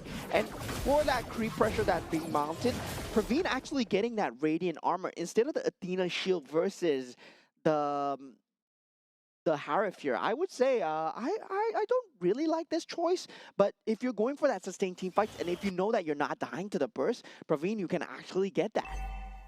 So with the Lord now marching into the middle lane, once again, it is still going to be really difficult because of this this push coming in. Every single one of the turrets are already taken down, but luckily for Team Sri Lanka, they are ready to take on this fight. Because right now, I think economy is not that big of a deal. It is all about how you deal with the current resources that is given to you. Ultimate's being popped here, Damon's Force as well. Now Fury the Phoenix not available as well. Fatal Links landing onto HL Law, and HL Law actually takes out Kavindu in the process because Fury the Phoenix is not there. KY Sun still tearing through everything. The base falling extremely low. Praveet goes down, and this is Team Sri Lanka losing their base as Team Hong Kong China takes the first game. Very good play coming in from Team Hong Kong China. I thought that might have actually worked it out for Team Sri Lanka because Tarisla was actually taking so much of the time out of that Harif. However, it does seem like the main 4v4 that we are looking out for did not work too well for Moskov. I was hoping that the Moskov would be able to do enough damage to the main body, but alas, it wasn't. It seems like there's a little bit too much control, too much pandemonium going on at the same time, to the point that Tarisla's effort in, pulling the attention away from that Harif just didn't work out at all. Yeah, I would say having that short range capability of the Moskov really came to bite them back in the back as at the end, right? They had the very good clear speed of the Zetian, but they weren't able to stagger the waves enough to push out and fight outside the base, right? Once the fight was taken inside the base, that's where Harif really shines. You put down the Zayman's Force, it's inside your base. Yep. There's nowhere you can go. It's free real estate, right? The only thing that can realistically work out against him is going to be the penalty zone. But technically, it did land the penalty zone. It was just a single dash away, and that's a goodbye. Yeah, and we did see KY Zhang, right? This MVP of the game, he was dealing so much work on the top lane. He drew so much attention to himself while CJ Wang was doing the macro work in the background as well. So they complement each other so well. And KY Zhang, he was in the thick of it. He would fight 1v4, 1v3 at times, giving up his own life just to secure that ounce of farm. Yep, so honestly, very good plays coming in from Team Hong Kong China. In some sense, pretty scrappy to a certain extent, but they understood their game plan pretty well. So I've got no problems with this game itself. But now they gotta go back to the drawing board and kind of understand, what is the thing that helps them get that kind of lead? How do they move on from here? And will they be able to get a more decisive victory against Team Sri Lanka? Because let's be honest here, the longer that this game drags, the better it is for Team Sri Lanka. And at one point in time, Sri Lanka might have been able to get the win away. I mean, at the option, they instead of the Moscow, they had the Claude available as well. So I would feel that in terms of the draft, there was a lot of things that they could have looked at. Fury the Phoenix, yes, it does counter out the Mystic Gush, but the cooldown range between the Mystic Gush and the Fury the Phoenix is just too wide of a distance, right? To commit that Fury the Phoenix for the Mystic Gush, especially in the late game where the Mystic Gush is going to be available once again, they could have been looking at a Zhu Sin or also a Yves that could have secured them the team fight way more handedly. And going for that Zetian extremely late when you did have that opportunity available. And Lilia was there as well if they wanted to play for that late game. I think aside from that, I think that Nisal might not be too confident or too comfortable playing as the Zetian over here, because as a Zetian 0:3:6 is actually not too great. Although we can't see exactly how much damage the Zetian has been dealing thus far, but Zetian as a pretty strong artillery mage who has a massive range in a built-in skill 1 kit, she should be able to be a massive pain in the rear for many of those players from the side of Hong Kong China due to the lack of proper front lines inside, aside from the Alice and the Khalid, for example. Yeah, I mean, the front line was actually kind of lacking, right? Yeah, as we said, for the side of Team Hong Kong China, they felt like they did not have a lot of beefiness to tear through. And feels like also, for the same time, for Kavindu as well, I feel that his confidence was shot. After CJ Wang got that early game momentum, there were a lot of times where he could have collapsed into the fight and try and just be a disruption factor for the team to get the damage. But sadly for him, that Mystic Gush proved to be his undoing. Too much catch-up game coming in from the team of Sri Lanka. Yeah, quite literally too much. Leomon have to play catch-up, that Zetian needs to play catch-up. The Moskov at one point also needed to play catch-up, although we gotta agree there was one really good play that did accelerate the growth of the Moskov to a certain extent, but not quite enough for them to continue on from that point. In fact, sorry, I think that Moskov had 2 great plays that managed to single-handedly save the team. Yeah, I mean, I would say Praveen did a very good job of holding on, especially for the side of Team Sri Lanka. And I'm looking forward to see what they have in store for us in game 2, right? Game 1 feels like, yeah, mistakes were made. They had to fight outside the base, and they couldn't proceed onwards from there. Win conditions were not set clearly for the side Team Sri Lanka. Hopefully, they can make the adjustment now. For the first time ever today, we're going to have dangerous grass. So dangerous grass, huh? Okay, so nothing too out of the ordinary. I'll say that this is not going to change too much either. So going in between these two teams, we are starting out the draft immediately with Akai already slapped into the banning pool immediately. Something that we should expect to go into the banning pool should be Freya, probably Jusin, Paquito, Marcel, all that jazz. Yeah, definitely. And I mean, when we talk about the other groups, right? This is a ban and pick that always slips through for other groups. I'm not too sure whether they have that player that can do it, but the Fanny itself, we have not been seeing much of a priority here for any of these teams. And is just Fanny not in the meta anymore? But no, we did see that ban out from Team Philippines and Team Indonesia yesterday. I do think that Fanny is a little bit too high mechanic for maybe either of these teams, which are still in their infancy stage within of their region, to pick up the Fanny and go completely ham with it, especially with being in the 2026 Asian Games. 2026 Asian Games. So they gotta have to play something more, I would say, easier to pilot, something that is a lot more straightforward in order for them to, have a more proper idea of what the game plan is. And now, for the side of Team Sri Lanka, a respect ban on the side of the Harif as well. Generally not being seen in the top 3. Now they do eventually ban it out. This leaves Marcel and also the Paquito in that pool, right? For Team Hong Kong China, if they wish to take one of them out, that's a possibility. If you think about strong openers, that Freya, that Phovius is still there as well. Honestly, the banning pool is actually going down pretty darn slow, as both teams, they are really looking into it very, very carefully. Guinevere is already taken out. Due to the fact that the previous game, no one played the Paquito, no one banned the Paquito, might just mean that, we might not need to care about Paquito in this entire game at all. Yeah, probably. That's going to be the case here. Now, opening for the side of Team Hong Kong China.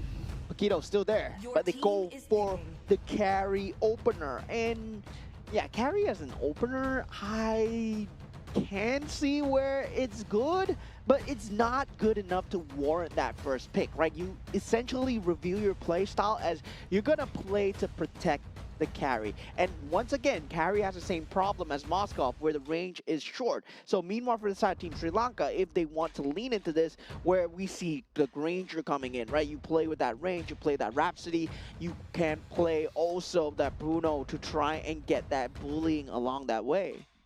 So with carry from the side of Hong Kong China and now Team Sri Lanka, they have decided to pick up a Yisun Shin for themselves. So literally ripping a page out of Team Hong Kong China's.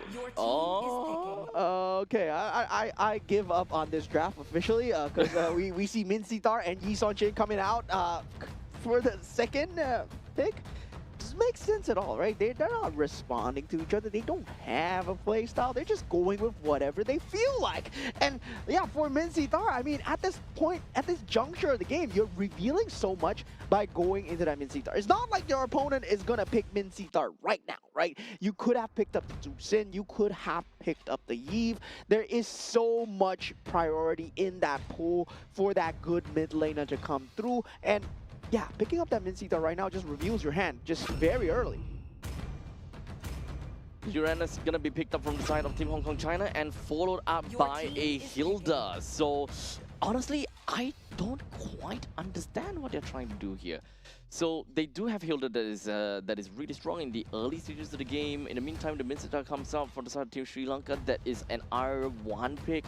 You can kind of shift that over to R5 and it would be perfect because, you know, you'll be able to bait out more of these, you know, blink style heroes so that your ultimate will be a lot more useful. Your team Yeah, is I mean, banned. at this point, right? At this point, it's like, yo, Dangerous Grass, maybe Hilda, maybe that's what they're going for. I would Your think that, team but is yeah, they banning. ban out the Gourd coming in from the side of Team Sri Lanka and for the side of Team Hong Kong China as well, right? In terms of that pool priority, where that meta is extremely strong towards that Paquito, Your team is towards banning. the Phobius as well on the EXP lane, picking up the Uranus and also the Hilda. Oh my god, they better have a good game plan here because this is going to be a very interesting game, completely off from the current meta that we've seen. Guys, don't try this at home, and Team Hong Kong China and Team Sri Your Lanka, team is they're banning. doing it for you so that you don't have to do it yourselves. So we've got then team Hylos, is picking. Atlas taken away, while the God as well as the Juicin is taken away from the side of Team Sri Lanka. Now, R4 pick. At this point, we don't have very strong frontliners from the side of Team Sri Lanka.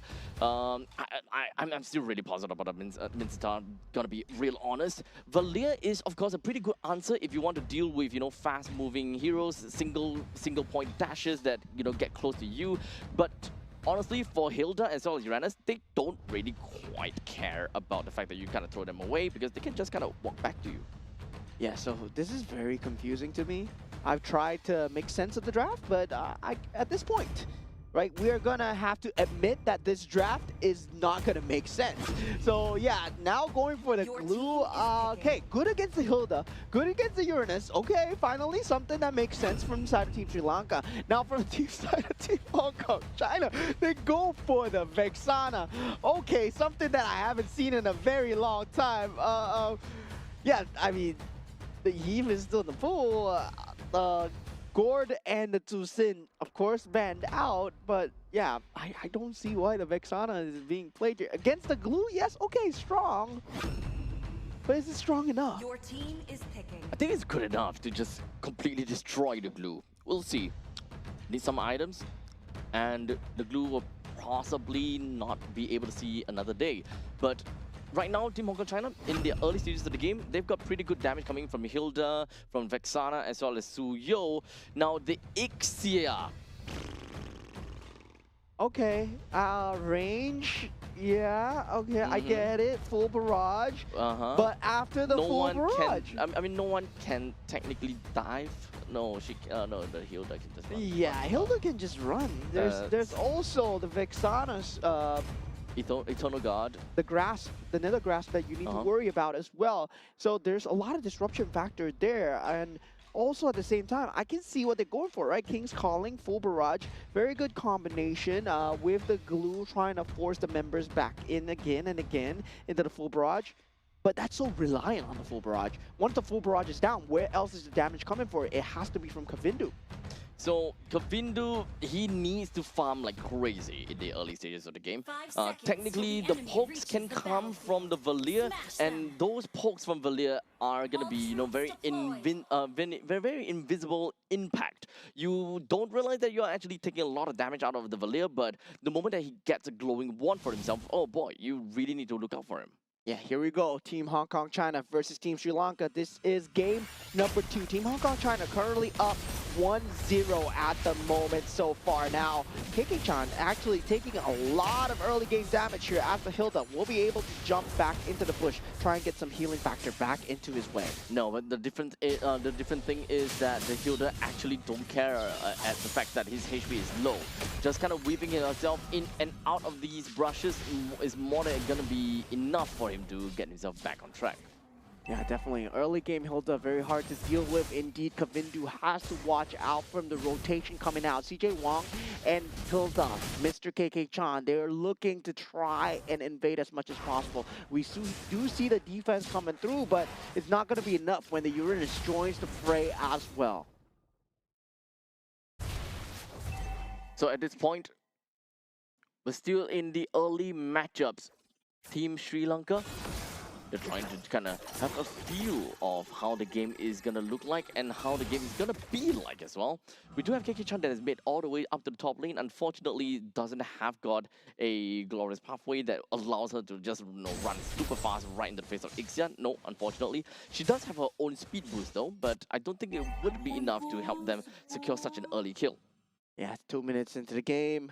Still, both teams still posturing for position here. Now we do see an early advantage coming in for the side of Praveen as he gets taken out. KY Zung still on the task with that carry. Will eventually trade it out 1-for-1. First blood going the way of Team Hong Kong China. But this eyes should be on the turtle right now as both roams, they are trying to make their way back to the turtle where CJ Wong will be starting already here. And now with the flicker, it's not going to be enough with the King's Calling. And that's the thing. King's Calling wasted. What you going to do now? And yeah, you picked the Mincy Thars. First pick. To be honest, right now, I do want to see that the Mincetar will be able to do good work against some of these, very blink style heroes such as KY Zheng, but in the early stages, that Mincetar is just not gonna do anything at all. While in the meantime, we just finally see that the Valier hits level 4, but right now, all the way up the top lane, Hassan.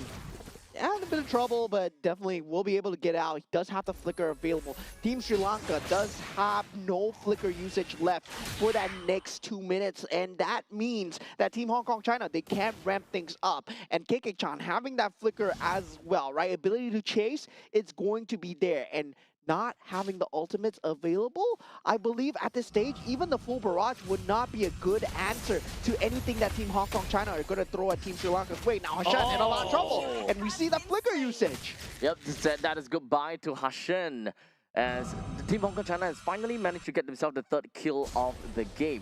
Although we are only 3 minutes into this game and MY Chung is already proxying the waves, which is great because this is the kind of lineup coming in from the side of Team Sri Lanka that doesn't necessarily have got a very good control of their own jungle, and they're just not particularly fast enough to catch up to MY Chung's proxy results. Yeah, I mean, both sides, I would say, Team Sri Lanka now in trouble, right? You picked up the Ixia for yourself, and the thing is, Ixia does not have very good survivability. If you get dove under the turret and you have no teammates, there's no way you're getting out. As KK-chan now walks himself right into the midst of team fight. Yeah, now with the King's Calling, and surprisingly, HL Law is going to be the target of choice here. He was just collateral damage. The hook wasn't even in his direction. He just walked into it, and sadly into that King's Calling. And now for the side of Team Sri Lanka, they get a lucky kill going for themselves right now. Now they have the ability to fight for this turtle, but HL Law already back on the scene. We'll have that Eternal Guard up very soon. Just take a little bit more time before we'll be able to see possibly a big fight, because now we are only at 4 minutes into the game. CJ Wang is already tackling down over to the turtle. In terms of retribution, quality doesn't really matter because Kavindu has long forgotten about the fact that they need to go for this turtle. Went for the retribution already onto the orange buff and will be on his merry way. Yeah, definitely very quirky playstyle coming out from the side of Team Sri Lanka here. And now with that, Hashen being the only source of initiation, I would say.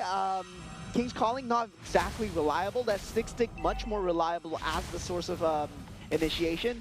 Team Sri Lanka, they only have one avenue of entry, and full barrage right now until level 5 still not being able to be popped at this point. Now for Team Hong Kong China, it's all about that mid lane turret control, right? If you can get that mid lane turret control, you open up so much of the map, and now Hashem once again in trouble. This is not what you want out of your Gloom, your only frontliner that you potentially have for the rest of the game.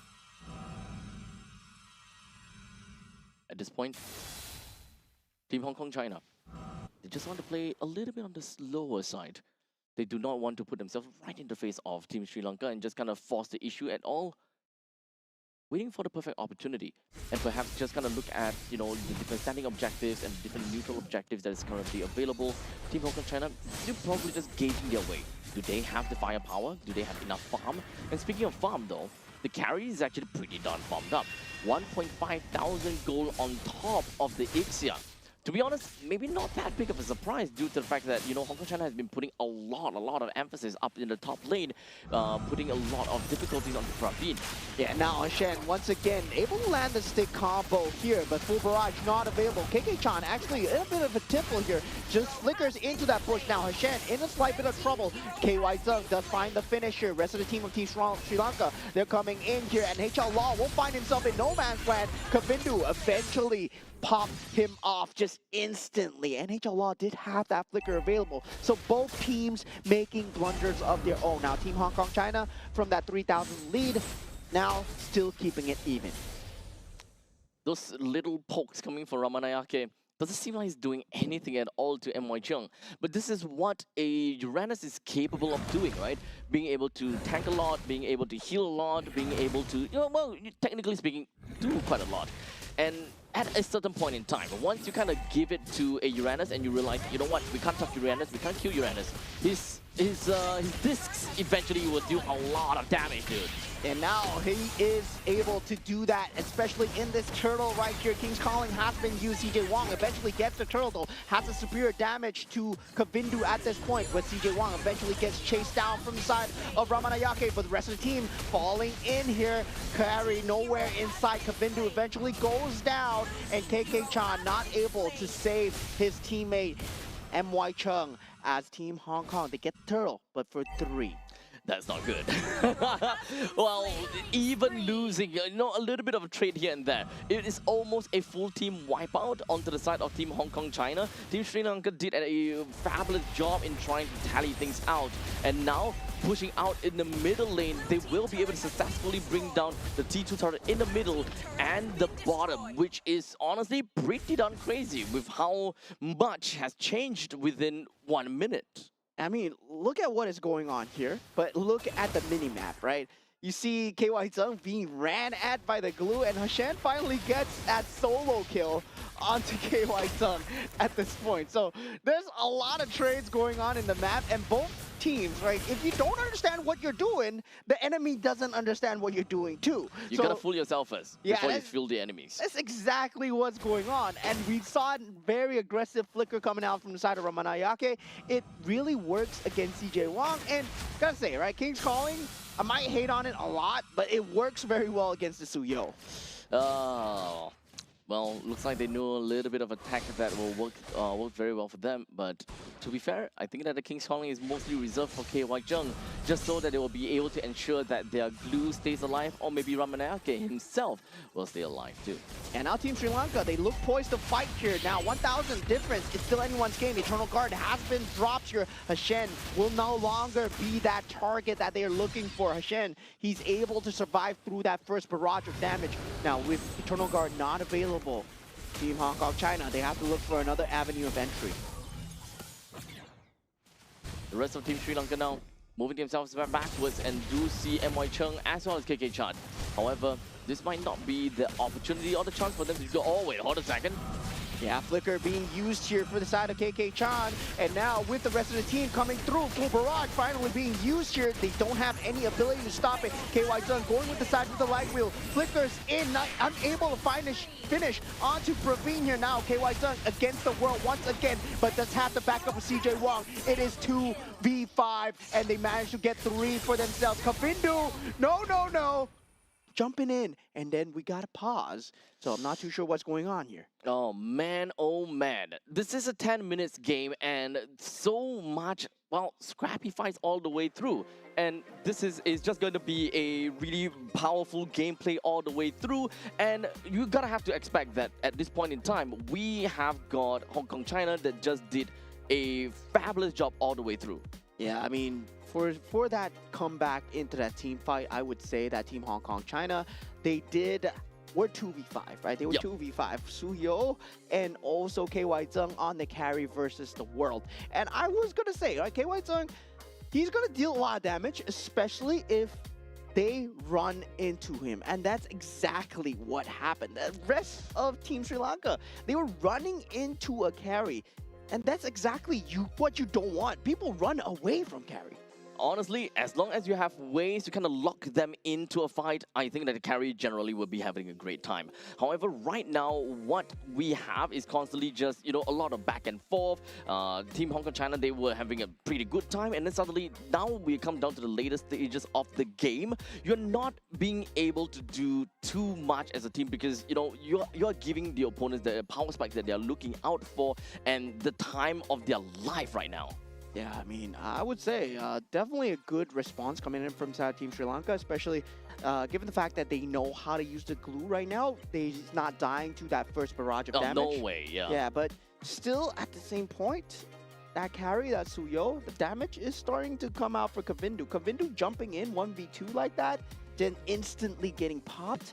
I'm not too sure whether that pause was part of it, but Kavindu jumping in, that was not characteristic of a good YSS player at all. And now going back into the game, looks like everything is in order. Kavindu jumping in, and that was KY Tung, CJ Wang against the entire Team Sri Lanka. Looking at the instant replay, right? Yep, Look at that. This is the one. CJ Wang, keep your eyes onto him the whole time.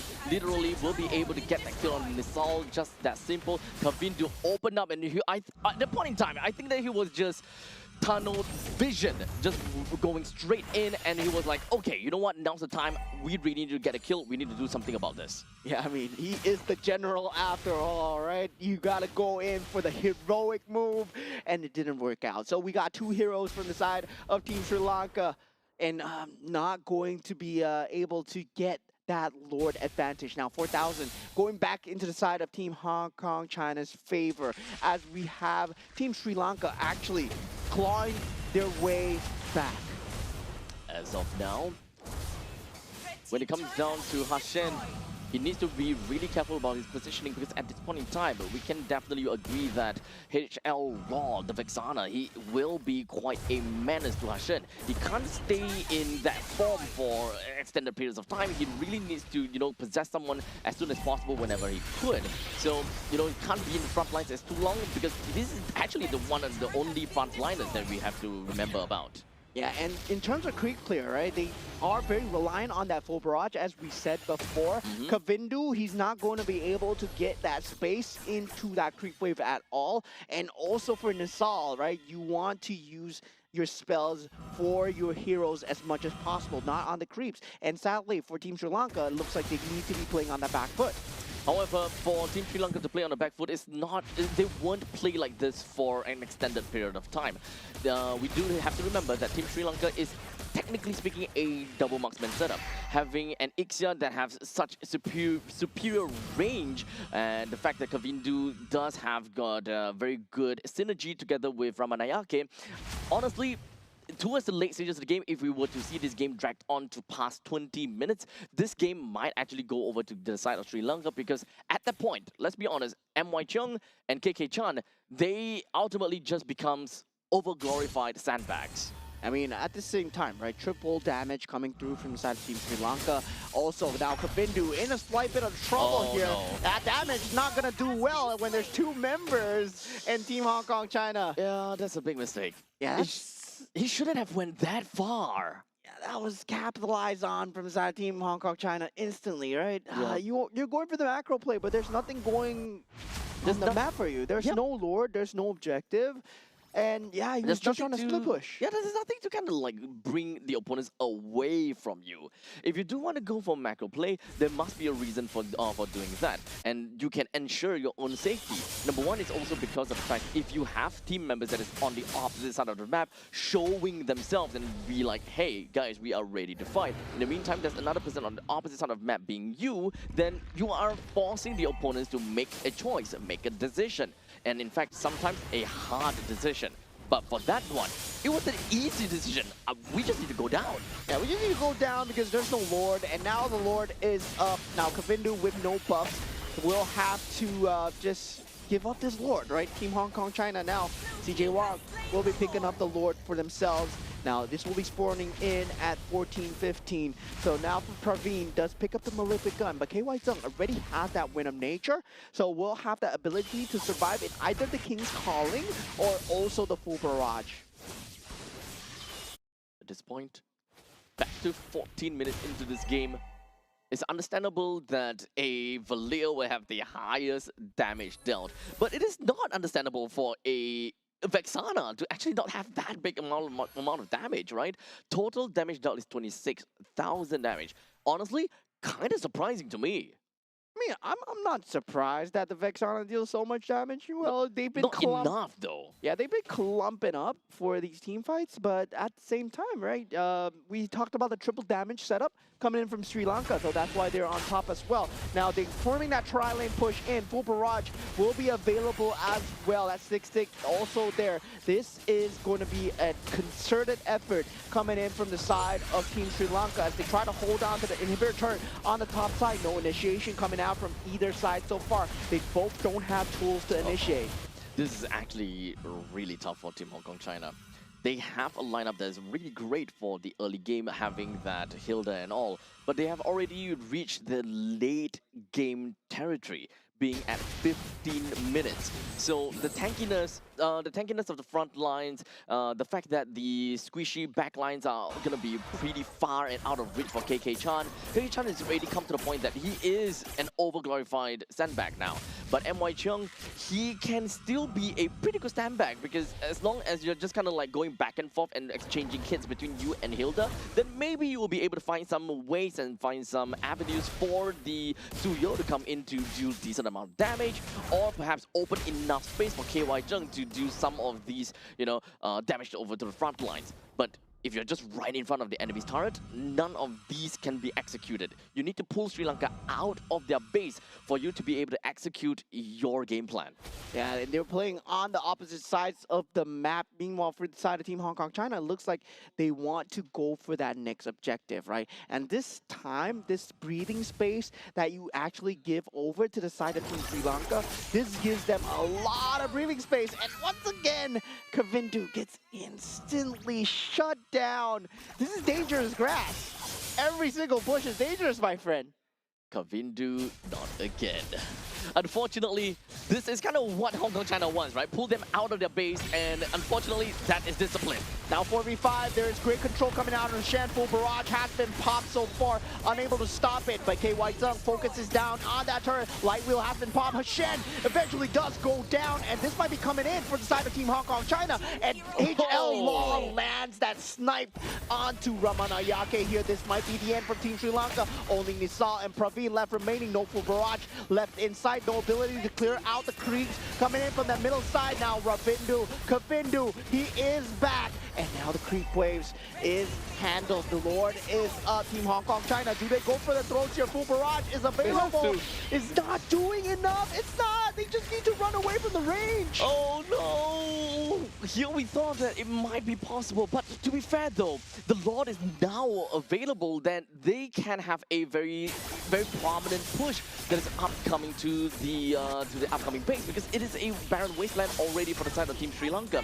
They are not that scared of the turrets anymore, because the main thing that is stopping any of the members, like for KK Chan or for MY Chung, to rush in and be a very annoying person to the backlines is really the turrets. But now that none of these turrets stands here anymore, the only thing that they need to look out for is Praveen's full barrage.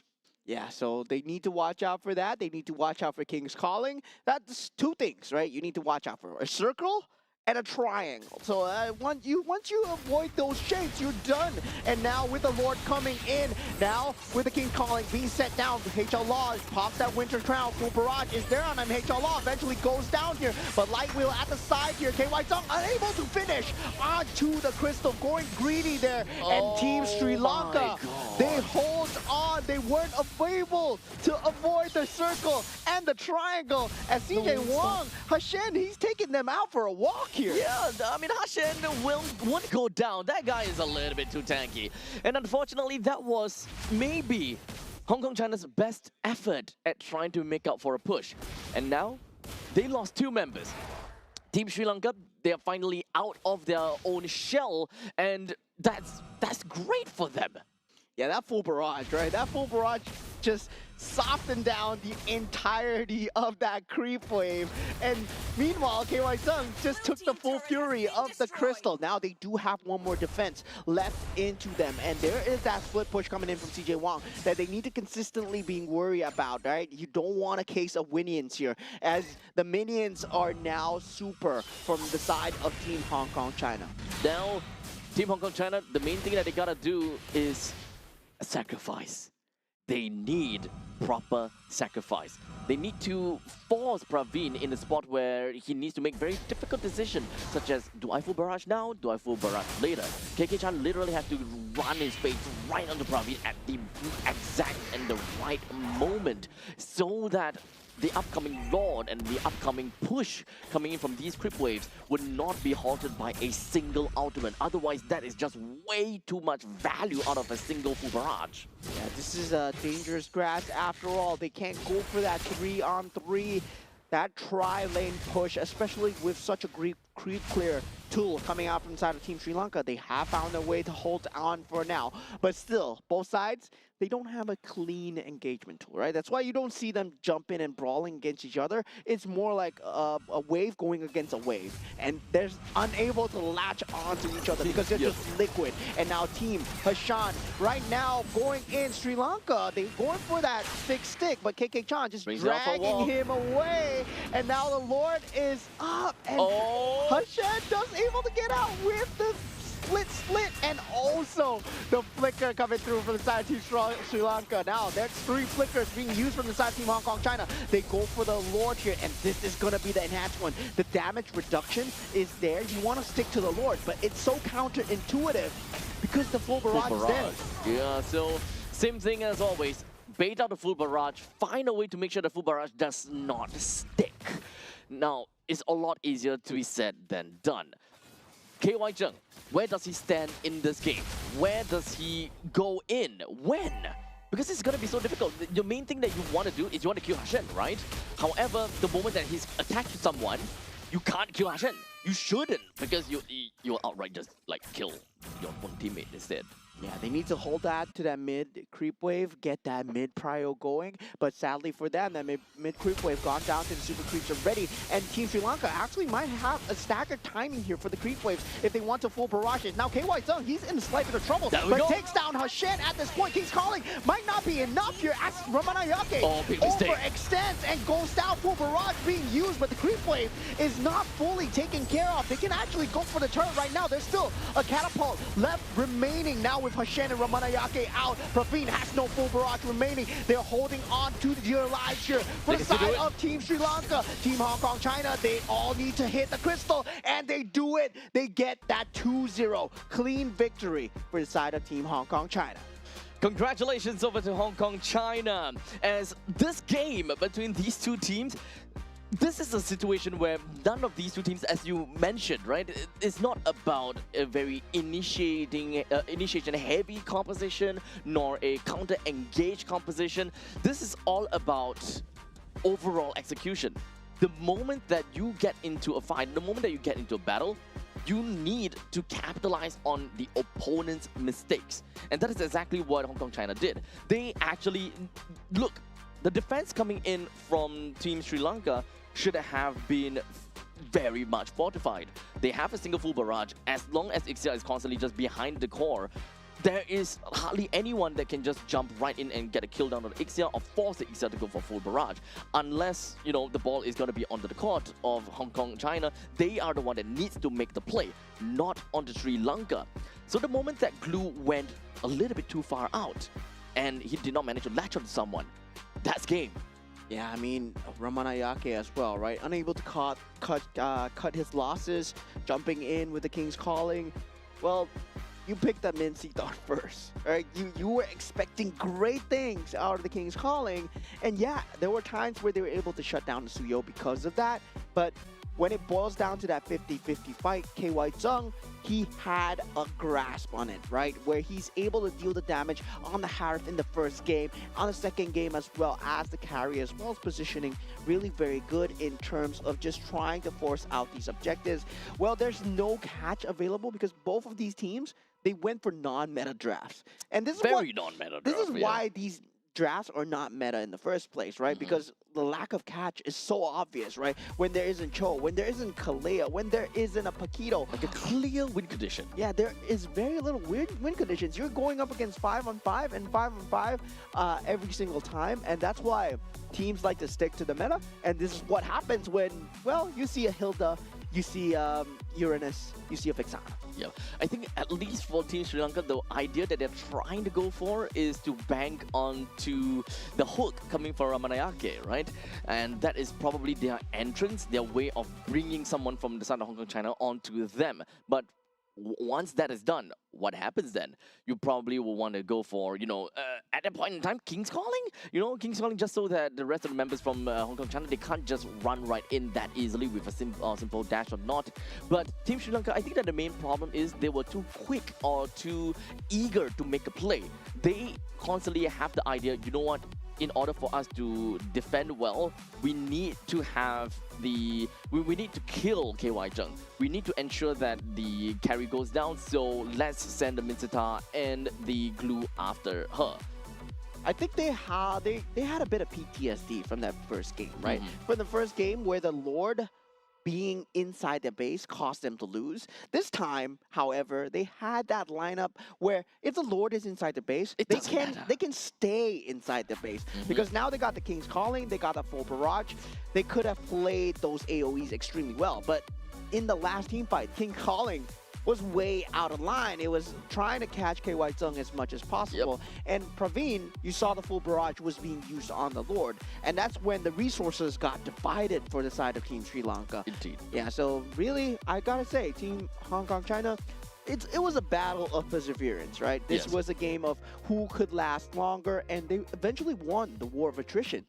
It's literally a stamina play. Although it is kind of difficult to, kind of see how both of these two teams, like from their own perspective, right? From Team Hong Kong, China, what do they have to do? Team Sri Lanka, what do they have to do? At that point in time, everything is in a mass hysteria, and they are probably just really desperate because they know that this is the battle of the lower seed. How else are they supposed to go up any higher if they do not get to win this game?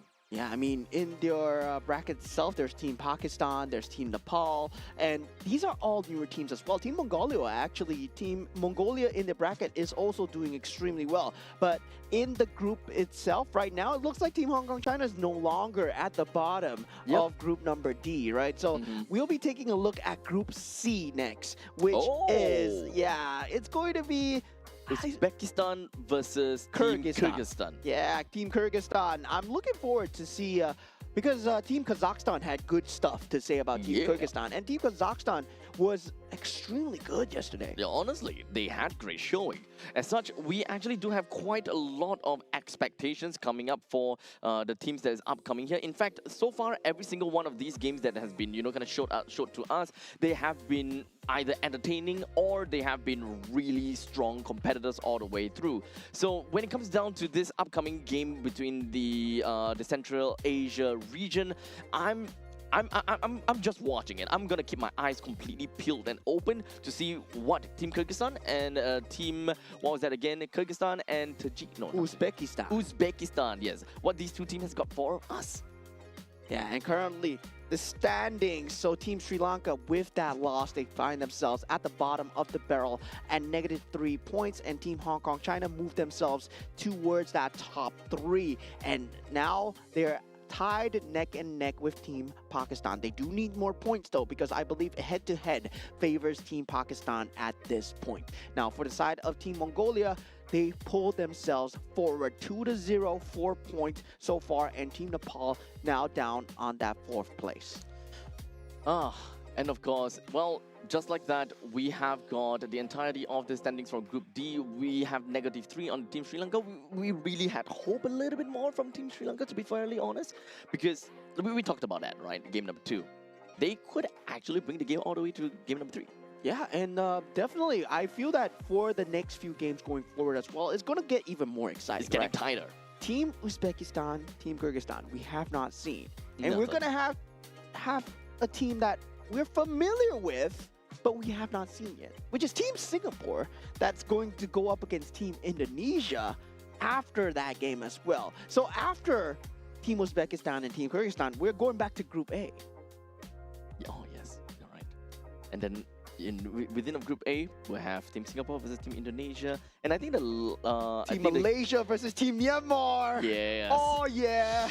Okay, so we've got a lot of games to look forward to. So for every single one of you guys that are tuning in from home, or perhaps you are here in Resorts World Sentosa, you guys have got a full day lined up for you guys, and we truly hope that you guys will be very excited for what's about to come up. Yeah, definitely looking forward to what's going on for the rest of the brackets here today. And I have a soft spot for Group B that we saw in the first two games. I mean, Team Iran, first Maniac, first Savage. Then afterwards, we got a Savage falling from Team Jordan. Yep, that lineup or that group was great, but maybe this upcoming group will be greater. So make sure you guys come back and take a look at that game. See you guys.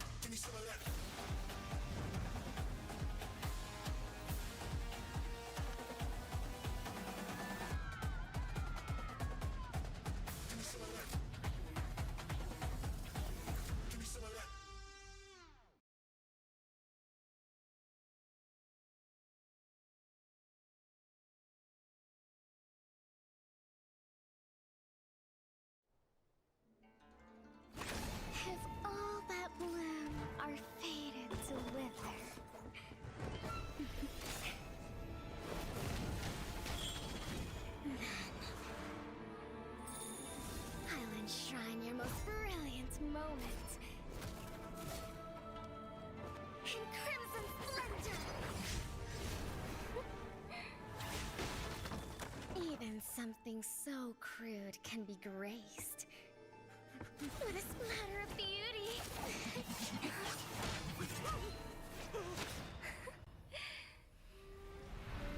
I'll get you out! You finally come to me, Hanabi-sama! This madness ends now!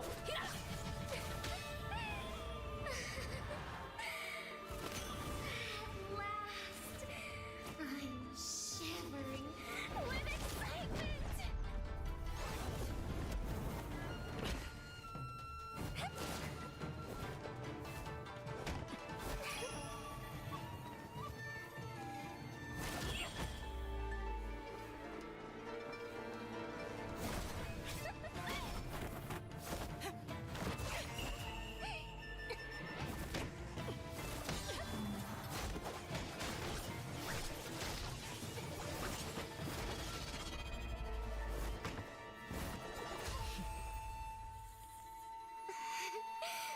Such killing intent. Does this mean Hanabi-sama finally understands Hinata?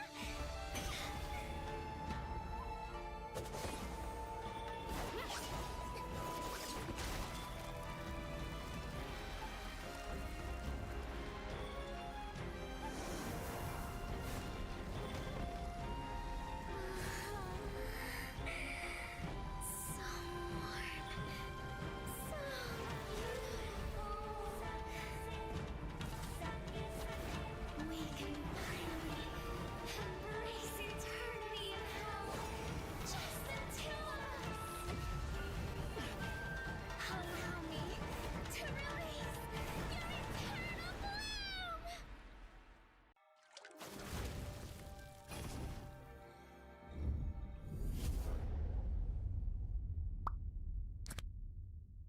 The human body was built to move.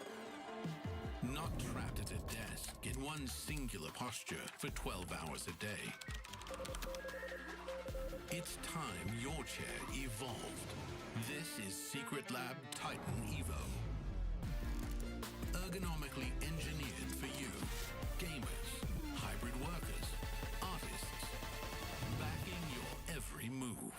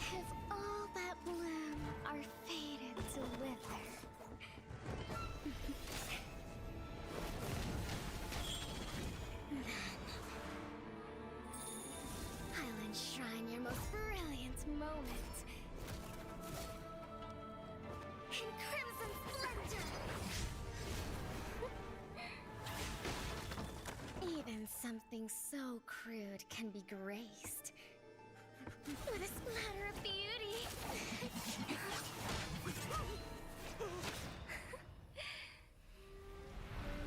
I'll get you out! You finally come to me, Hanabi-sama! This madness ends now. At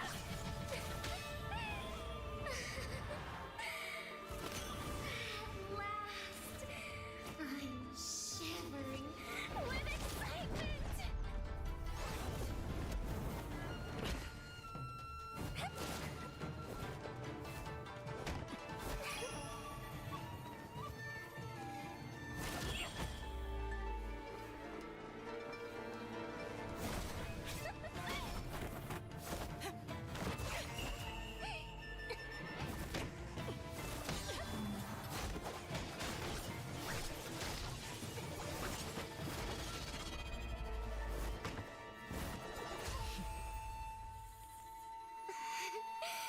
Such killing intent. Does this mean Hanabi-sama finally understands Kirara?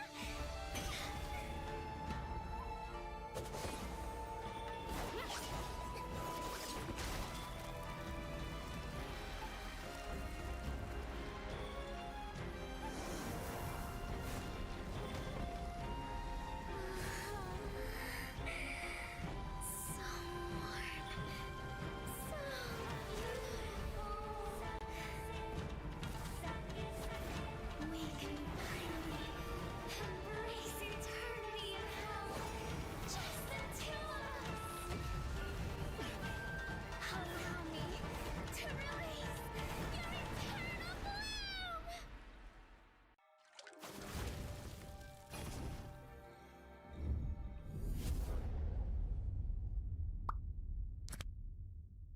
The human body was built to move. Not trapped at a desk in one singular posture for 12 hours a day. It's time your chair evolved. This is Secret Lab Titan Evo. Ergonomically engineered for you, gamers, hybrid workers, artists, backing your every move.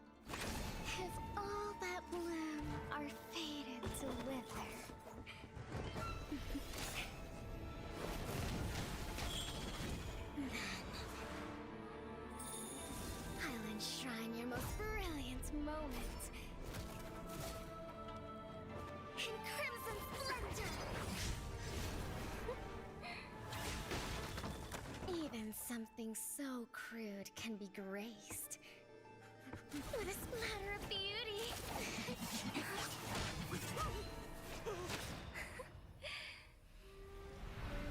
I'll get you out! You finally come to me, Hanabi-sama! This madness ends now.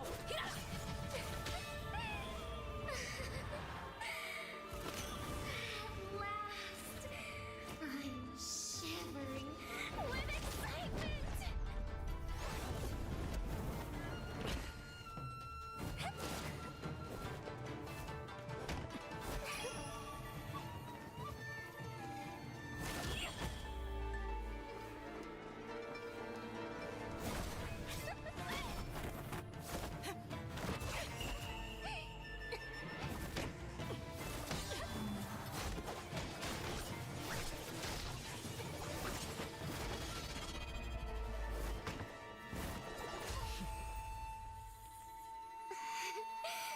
Such killing intent. Does this mean Hanabi-sama finally understands Kirara?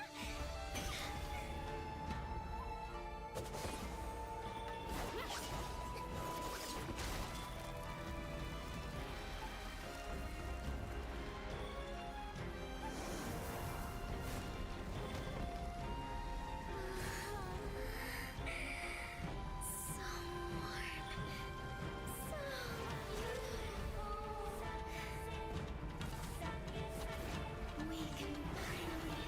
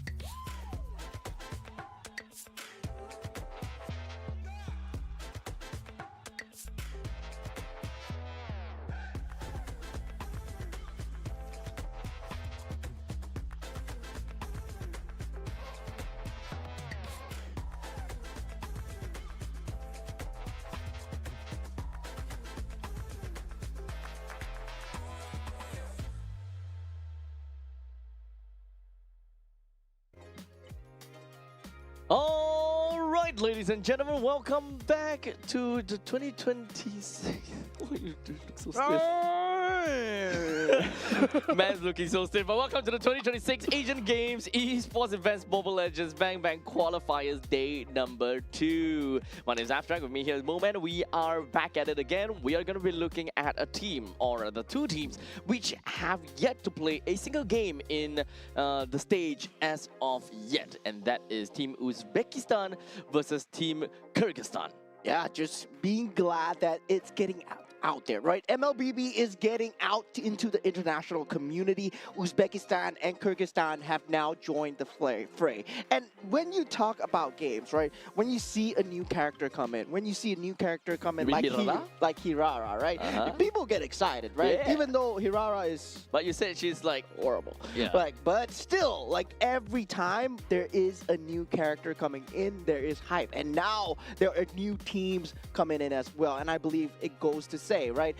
We saw Team Kazakhstan. They were so clean, especially in this bracket. And they got good things to say about Team Kyrgyzstan as well. Yep. Not too sure about Team Uzbekistan, though. So definitely for this side, it's very fresh when it comes to a clean slate. Honestly, all I just really want to find out is what kind of meta are they going to be playing? Are they going to be slightly similar to Kazakhstan, or are we looking at something completely different? That is the general idea, the direction that we want to go for. But there's also another thing that we want to know, right? Because yes, some of these teams are relatively new. It's still in the entire ecosystem or community is still in its infancy stage. But aside from that, the players, are they recognized? Are they acknowledged before, or do they have experience? That is where we dive deep into Wikipedia and try our best to find out. But unfortunately, we were not able to see anything about any of these players. So very likely they did not have much of the experience as of yet. So this is going to be one of their main big experience. Yeah, I mean, definitely an international experience coming in because, well, you get the chance to go against some of the top tier teams. Not now, but I feel that we are breeding the next generation of superstars for Mobile Legends Bang Bang here, right? We saw the cleanliness coming in from the side of Team Jordan, Team Iran as well. Yo, Team Jordan, dude. Oh, Team Jordan, dude. Yeah. Oh, man, a savage, man. That was crazy. Man. That's crazy. That's crazy. And that's from a region where they're going to battle against Team Saudi Arabia. But looking at the side of Team Uzbekistan, for the first time here, we have on the gold lane, we have Zotov. And on that roam, we have Yoriev. And on the mid lane, we have Son. And for the jungle, we got Mama Rasulov. And also on the EXP, we're going to have Rustamov. Well, Team Uzbekistan, we want to see what they have got in store for us, as they are now seated right there and then. The very first game of the day, the very first game of, well, their run through. Now, of course, do remember that their time in the entirety of Group B, at least, if I remember correctly, it should be Group B. They are part of the Central Asia region, so they only have 3 other opponents that they need to face up against with, and one of them is Kyrgyzstan. Yeah, Team Kyrgyzstan on that gold lane, we're going to have Zarmabek Ulu. On the roam, we're going to have Asker Bikov. And we have on the mid lane, Murbikov. And also on the jungle, we have Kalbayev. And on the EXP lane, we're going to have Shekinov. Now, Team Kyrgyzstan is yet again another team that have not went to anything as of yet. So one thing that you guys have to remember is that they did, for the side of Team Kyrgyzstan and Uzbekistan, in fact, sorry, the entirety of Group B will not have any games in day number 3. So you guys gotta have to remember that as long as they go into this game, every single match actually matters a lot to these players. Because only in day 4 we will start to see more crossovers, and Kyrgyzstan will go up against Kazakhstan, and Uzbekistan will still have to go back and fight against Kazakhstan as well. In fact, day number 4, that is where we'll have a convergence of almost every single one of these teams fighting it out against one another. And this is one of the groups where only the top 2 is going to make it. They're not going to have the last chance qualifier because they're only 4 teams in that entire group, right? I believe this is Group C, because Group B, I believe, you're right. was my favorite group. Yes. Team Jordan and Team Jordan, Team Iran and Team Saudi Arabia are there. So yeah, definitely, they are amazing. But Group C as well, right? We saw Team Kazakhstan going up against Team Tajikistan yesterday, and Team Kazakhstan are very surgical when it comes down to the drafts, when it comes down to the gameplay as well. They know what they're doing, and I hope for this region, Team Uzbekistan and Team Kyrgyzstan as well, some of that players, they rub off on each other. At this point, we just want to see if whether they have learned anything in the past few days, or perhaps from yesterday. I do want to see what they're going to come up with, but for now, we are going to be looking at flying clouds. In fact, I think that this is the first flying cloud of the day. No, we had flying clouds already. We have one. We had one flying clouds already. So yeah, flying Second clouds. flying cloud then. Yeah, second flying clouds. But I mean, when it comes down to Group C, we always get flying clouds. I believe. Did we? Yeah. Group C for Kazakhstan yesterday as well. They got flying clouds and into broken walls. So that was How do you remember that? Yeah, because they were wearing the cloud pattern shirt as well, right? So that's how. That's how. Okay, got it. Now looking at the bands, this looks standard, right? Oh. Phoveus, Guinevere, Paquito, Marcel. Okay, Very standard. We're back in MLBB. This is the thing that, this is the correct game that we're entering towards. Yeah, the game that we were watching previously was actually, you know... BBML. Yeah. Maybe I was about to say like different patch or something like that, but BBML will take that. So now we are here in MLBB. Now we are going to see Team Kyrgyzstan with that ban coming through. There is that still very strong pick of the Baxia available if, let's say, they want to let that open, and that Freya is still in the pool, right? Freya has been banned so consistently. And also another one that we talked about a bit that a lot of the groups they don't really go for is the Fanny. At this point in time, I still don't expect to see Fanny. It's more of the point where you leak the Fanny for game 1 and see whether they are willing to pick it up. If they actually do, then okay, lesson learned, we need to start banning the Fanny, because the last thing that you kind of want is that you don't know anything about the opponent's team. You don't want to kind of waste a ban slot just to assume that they know how to play it. Yeah, you're just hoping that the cables are bad. But now looking at Team Uzbekistan for the first time, making it through from the band stages. We have Freya. She arrives into the land of dawn. Let's go. The first Freya that we have seen in this stage. As of yet, we haven't seen any. So nice to see that Freya has now joined into the fray.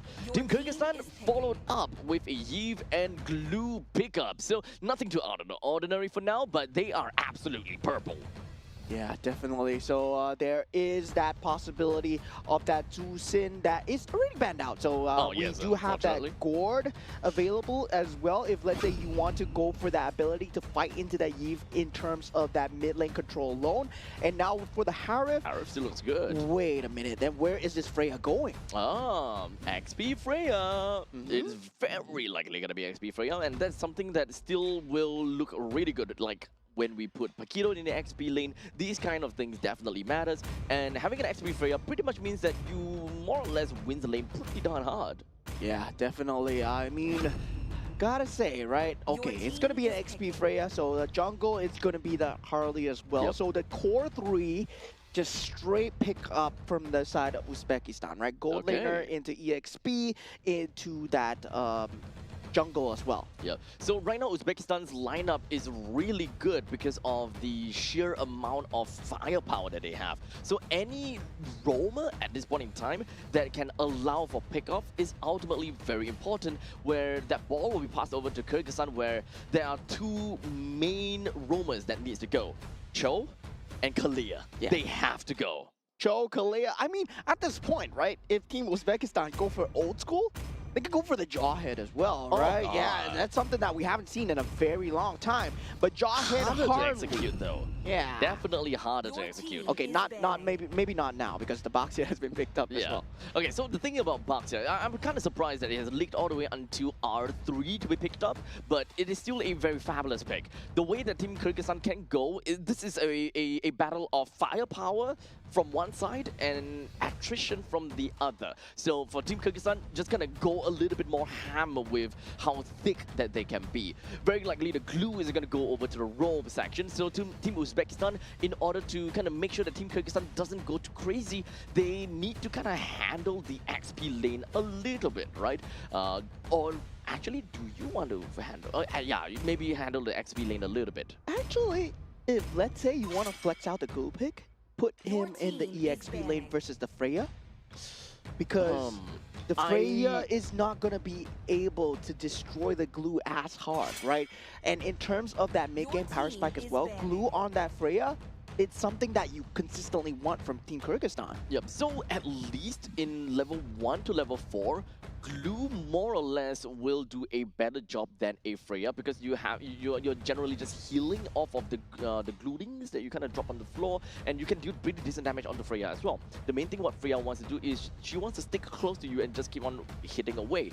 But the main problem also comes down to the point that Freya can be very slippery and agile, where it might not be that easy for glue to land some of these S1s. And now, wow, they ban out all that mid lane pressure that could potentially come through. Now gold lane pressure being banned out from the side of Team Uzbekistan as well. I mean, Bruno is back, man, so back there. And now Bruno definitely getting banned out.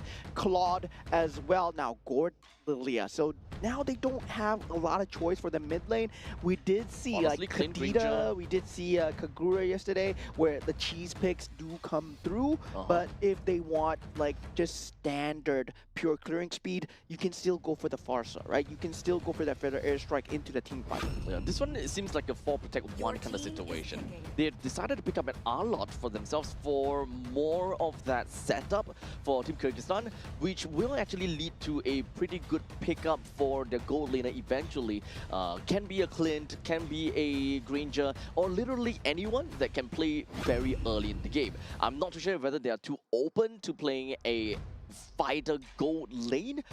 It might be a little bit too all in without any form of insurance policy. Yeah, and now left with the roamer coming out from inside Team Uzbekistan.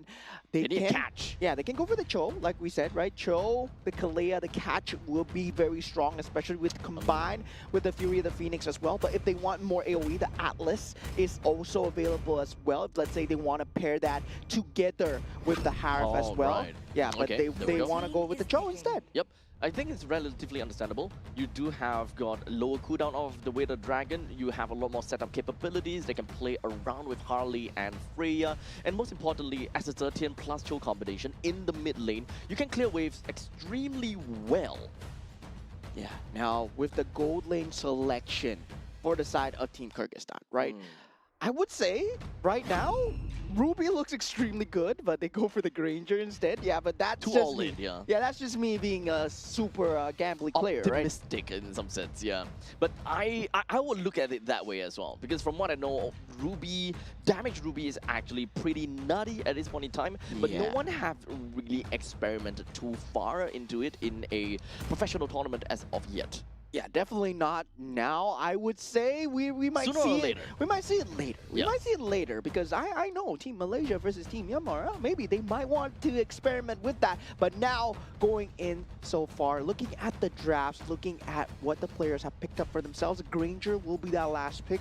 In terms of that poke damage, Eve, Granger, R-Lot, very good setup, but Uzbekistan, right? Team Uzbekistan has so much entryway to start any fight as they wish. Yep, and of course for Team Kyrgyzstan, even if the initiation were to happen, they do have a lot of ways and means to kind of peel for the team. This is a very tanky lineup where they can just literally just crash their heads in over to the members of Uzbekistan, and they probably don't even care too much. And here we go for the first time on the main stage, Team Uzbekistan versus Team Kyrgyzstan, as we see what they're made of in Group C, and already an early skirmish as Rustamov wants to go for the proxy, but he's not being allowed, getting chased down, does not have the flicker, has a vengeance, and goes down to Team Kyrgyzstan. Okay, so this is uncalled before, especially as a Freya going over to XP.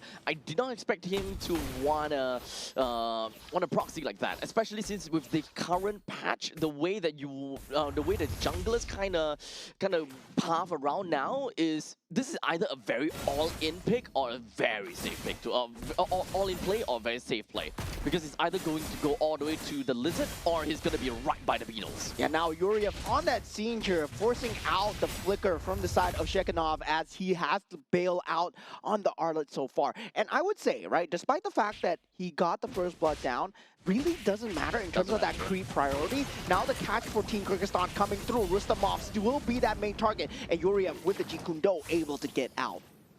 Doesn't really quite matter. Still very early into the game. Most of these farms that you want to funnel into is either going to go to Kalbaev, or you would want to kind of throw it over to Zemmerbek. Other than that, everyone else is not exactly too important. Maybe Midbekov is the other one that you will want to give the farm over to as the mid laner. The more farm the mid laner gets, the better it is for the mid game. Oh, here we go in that mid lane as well. Fury the Phoenix being popped so far, and now getting knocked up onto Shekinov. He will be the target coming out from side of Team Uzbekistan as they do go for the turtle after that mid skirmish. Now with Kalbaev on that scene, he will be trying to go for that retribution here, but real manipulation has been set up from the side of Mirbekov. But now with that being going the way of Team Kyrgyzstan, the turtle does go the way, and now Team Uzbekistan, they will be trying to get out as Rustamov extremely low. Team Kyrgyzstan, they have to play together as a team. It requires them to really huddle together a lot in order for them to find any form of substance on top of the opponents. They can't just stray away from one another, because that is exactly what Uzbekistan wants. One way of playing is Team Kyrgyzstan's way of playing is a absolute bane to Uzbekistan's win condition, because as long as Kyrgyzstan constantly just huddles together, it's actually really difficult for Uzbekistan to find a way to kill. Yeah, and popping out that Damon's Force extremely early is Zotov, and Summerback Ulu actually forcing it out will have the ability to have that poke damage as well. But very good rotations we see out of Yuriev and also the glue as well, right? Askerbekov really very good in terms of matching each other's pace. So I gotta say, we got a game on our hands here. Team Uzbekistan and Team Kyrgyzstan, they look evenly matched in terms of draft, in terms of those lane rotations as well. This is gonna be a close series. I do agree. Does definitely seem as though they know what they're playing for and what their team composition really requires them to do. So at least for now, Team Kyrgyzstan, they're still slightly, kind of far apart from one another, because this is still, the laning phase. You definitely need to get as much farm as possible from each of these lanes. But hold a second. Way of the Dragon being popped, and Shekinov just goes down to an easy pick-off from the side of Team Uzbekistan. And this is going to be the story of the game, right? You don't have purified, non-purified targets, especially on the Shekinov, and also Mirbekov might be a target for the Way of the Dragon. And Zarmerbek, well, he was going to be pretty much left untouched. That's going to be a 1-for-1 trade, I would say, on the macro side. Hunter Strike now being picked up. As a matter of fact, right now, Kyrgyzstan is just going to be hovering around the turtle. It will be a 5v5. This is going to be big for Kyrgyzstan. Yeah, bloodthirsty Yuriev does want to go for the Way of the Dragon into the real-world manipulation. Fury of the Phoenix has been popped, and now Mirbekov trying to do what he can in the back line, but Mama Rasulov does able to find a pickoff. It's a double kill onto the members of Team Kyrgyzstan as 3 members go down, and Rustamov pops in, and that's 4 members down for Team Kyrgyzstan as Uzbekistan pulls ahead. Absolutely tore them apart. The problem when it comes down to that team fight is the firepower from Kyrgyzstan went everywhere. And literally, when I say everywhere, it goes a little bit here, a little bit there, and not everything to one person, which is exactly what Kyrgyzstan wants to do, you see? At this point in time, the fight is already more or less dissipated. Most of the members are kind of going far back already. So right now, it's more about the fact that Team Kyrgyzstan, they need to find a way to single one person out and then to be able to kind of call out for these kills. Okay, let's go for Yuriev, or okay, next one, we'll go over to Rustamov. He's going too deep in, focus fire on him, that kind of stuff. Yeah, that Fury of the Phoenix timing extremely good, used after that real-world manipulation, and we did see, because of that, Zotov, he had a free Damon's Force. Despite him not getting the kills, he did possibly the most damage with the Synchro Fish skirmishers and also that jumps coming through as well. Now 7-1, 4,000 gold advantage now. Team Kyrgyzstan, the way back is not good as, oh my god, the Granger dies solo in that bottom lane. Oh man. Now that we kind of seen everything together and now we are went past the laning phase, that means level 4, we are looking at players that are way past level 8. This means that level 2 ultimates are going to be big and going to be strong. We mostly look at Rustamov now. Rustamov and perhaps Son as well, because of the splash damage that they can deal in entire AoE kind of situation. So even if Team Kyrgyzstan would kind of move together in tandem and they will want to 1v5 one person, as long as Team Uzbekistan have got really good answer and really good reaction to it, Rustamov plus Son, they should be able to deal a bunch of damage to a really big party. And Team Uzbekistan are playing the map so perfectly, right? They have to watch out for the burst damage that comes through from the Harley. At the same time, Zoltov, he's going to be farming reliably behind, and this is exactly where they excel at, this lineup, right? They don't want to go for an honest 5v5. They want to take the skirmishes while they are ahead. And while they're ahead, they want to make sure that, well, Team Kyrgyzstan, they're playing great. They're playing the death ball style. But Team Uzbekistan, they're not going to entertain that chance. They're not going to take the 50-50 here. Yep. However, reaction time from Kyrgyzstan is important too. Now, with that Way of the Dragon and the real manipulation being popped, they do get that turtle on the side of Team Kyrgyzstan. Now, Zermerbek Ulu does go down here. This is not good enough. Real manipulation, not enough from the side of Murvikov. And 3 members from the side of Team Kyrgyzstan are falling. Shekhinov, he's in a bit of danger here. Yoriev on the scene does not have the flicker to reinitiate onto Shekhinov. It's largely a positioning problem right now from the way that I see from the side of Kyrgyzstan.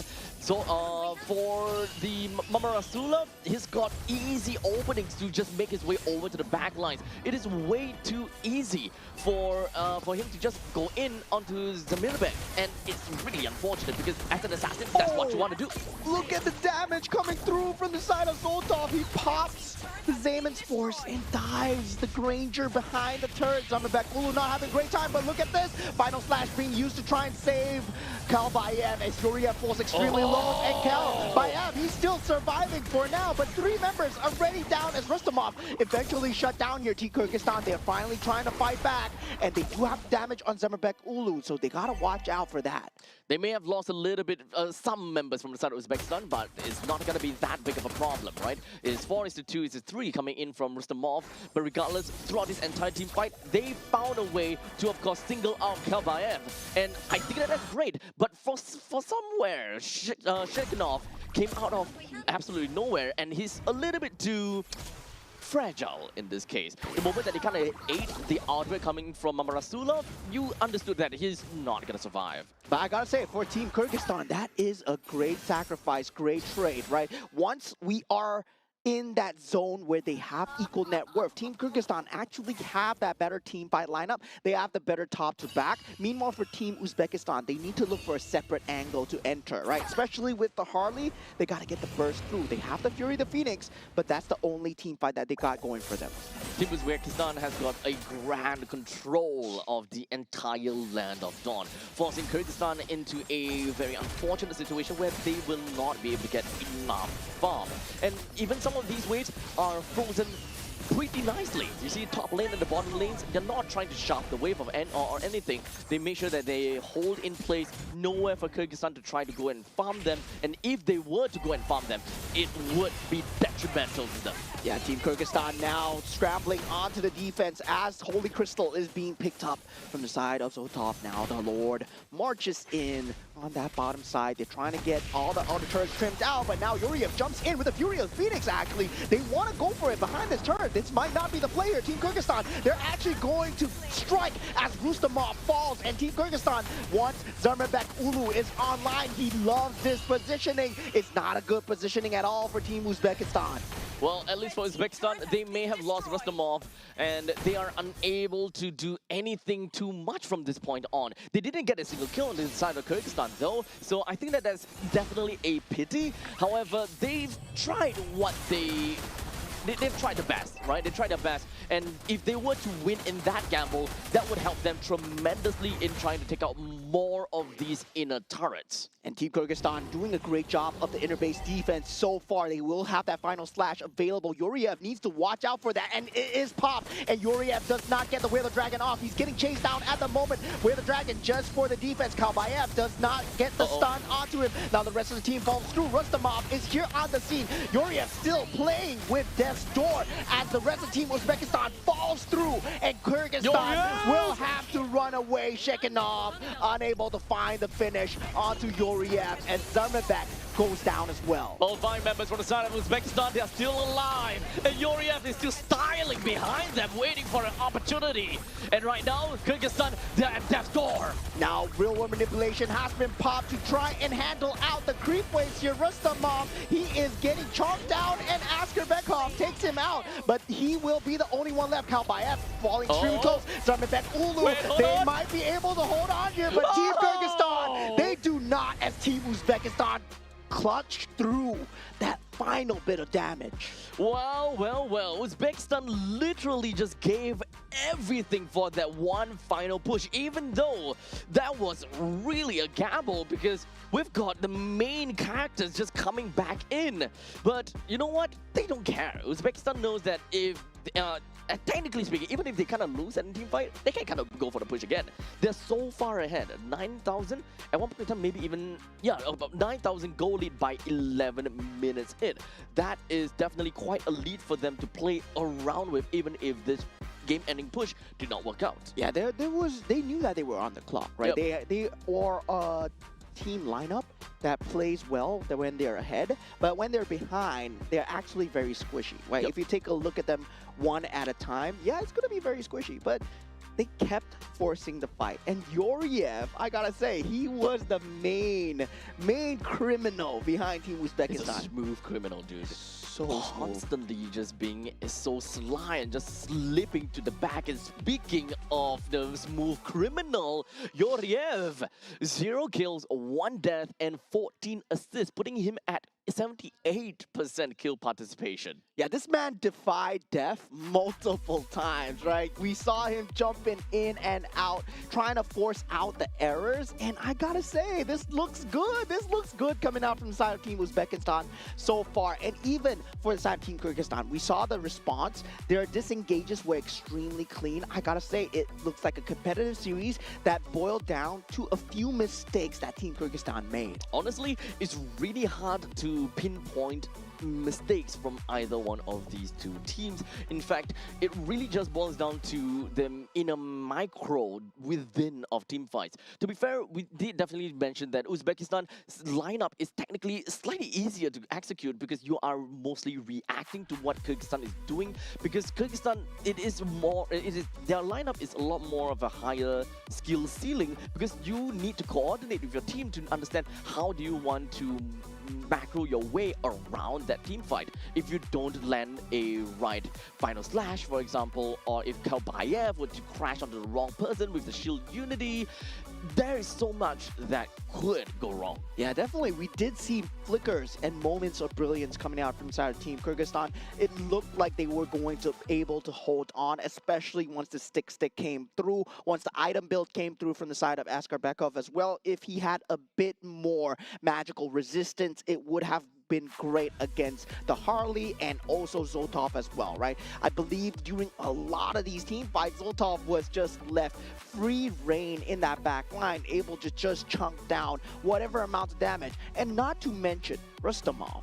He was dealing so much peel as the Freya, and this is why Freya is so good, right? It's completely banned out from almost every single game because he's good on almost every lane, and on the EXP lane as well. He's just able to just bring the fight to them. And despite the fact that he gave up his life so many times, it bought space for the team. Yeah, honestly, all Freya wants to do is to duel. She is literally a Valkyrie and just don't care about anything, fight to the death. Even though the only thing she lacks is like a horse or a unicorn or a pony or whatever it is. She will fight to the death and do whatever that she could. So much shield, so much damage, and the moment that you overstay your welcome, say goodbye to your health pool, even if you are a tank hero sometimes. According to the mythical lore of Valkyries, it's a Pegasus, the horse with wings. Thank Yeah, you. that you're welcome. You're welcome. You're welcome. Welcome, guys. Thank you. All right, so guys, that's why we see Freya banned out so much as well. So definitely, when we go into the next match as well, Team Kyrgyzstan, I feel that they have a fighting chance when it comes to this. We might see a 3-game series here. Honestly, I would not be surprised because game number 1, I feel that it's slightly dictated based on what kind of draft that they had. If in the event that Uzbekistan would have a draft that is slightly simpler to execute, I think that game would be a lot more back and forth. With that all said, game number 1 for who was that? Uzbekistan, or is it? For Kyrgyzstan. Okay, sorry. Kyrgyzstan. Okay, so if the match for Kyrgyzstan were to be a little bit more easier, rather, if their competition is a lot easier to play around with, it would have went to, it will be back and forth a lot. While in the meantime, for Uzbekistan, all they need to do is just execute the skills. They just need to have their own specific tags. Like for example, the Harley just needs to tag onto the Granger, for example. As long as you see the Granger, go for it. It's as easy as that, right? You don't particularly need to, let's group up together as 5. Let's go together. You see who you jump on, this person, blah, blah, blah. But for a Harley, I see a Granger, go. Yeah, but there was a very clear identification of the win conditions as well, right? Because I would say the team fight for 5v5 for Team Kyrgyzstan was so good. You have a real manipulation, you have stick, you have Granger with the range. So if you think about it with the final slash combined together with that, that's a 5 that you don't want to go into. And I believe for Team Uzbekistan, they identified that really perfectly, right? It's not as simple as it seems, where yeah, if they were taking that 5-on-5, they would win easily. No, there was a lot of target prioritization. There was also a lot of key targets that they managed to take out. While something was going on the side of the map, Harif was taking out a turret. And while Harif was fighting, well, Harley was taking out a turret. And that was just pure macro gameplay for them as well. So, once you said target prioritization, you're gonna have to really identify if whether it is a fight that you are able to take on to. Once again, tough decisions. It's always all about the tough decisions that is being made. A good team really knows how to make you choose, and sometimes those options that you give them aren't exactly real options. Those are just an illusion of choice. Yeah, and then going into game 2, right? The problem of that Freya. Do you want to give the Freya over? Right now, the sides are going to be switched, and it's going to be flipped. So that means Team Kyrgyzstan is going to have that first pick as well, right? So definitely when it comes down to that, they can leak a bit more. Right now, we did see the Marcel and also the Paquito being banned out, but the Freya was not. And this is the first time Freya was leaked out into the pool. Yep, so I think that they have learned from this and they would not want to see a Freya in this sequel. Now, of course, map randomized into flying clouds, allowing for heroes that is otherwise not that good in lane to still be very sticky in lanes. Yeah, so keeping the consistency, right? Flying Clouds first and Flying Clouds second once again. So they will have that consistency for that map selection coming through. Now, for the bans coming through, will they have that similar consistency, or will we see different heroes being leaked out into the pool? We did see the Guinevere being banned out. We did see the Marcel and also the Paquito being banned out. So here we go. Harley says goodbye, and of course, if Fulvia says goodbye as well. Some of the other options that we generally want to look out for is no Freya, no Paquito, and if anything other than that, it is going to be Marcel and Guinevere, the 4 heroes that I noted down. But now that the Harif joined into the banning pool, one of these 4 that I mentioned is definitely going to be leaked. Yeah, there's going to be the Guinevere, there's going to be the Marcel, there's going to be also the Paquito in that pool as well. So now the Marcel being banned out. Okay, now Guinevere as well. Freya, that's going to be huge. And also, yeah, a lot of the top tier bans, when you think about the mid lane, the Zusin, the Eve, that might deserve a priority ban. You have not seen them out from the players yet, but the Guinevere will be the ban of choice coming in from the side of Team Kyrgyzstan. Team Uzbekistan now with the Paquito and also the Freya choice. Oh, it's an either-or situation again, huh? So at least for Team Uzbek, okay, so I am willing to say that they are not gonna ban either of these. They are gonna leak both the Paquito and the Freya, just so that if Kyrgyzstan were to get the Paquito or the Freya, then Uzbekistan, they themselves can have the latter. Paquito versus Freya. I would say I would still ban out the Paquito, and I'd rather play against a Freya.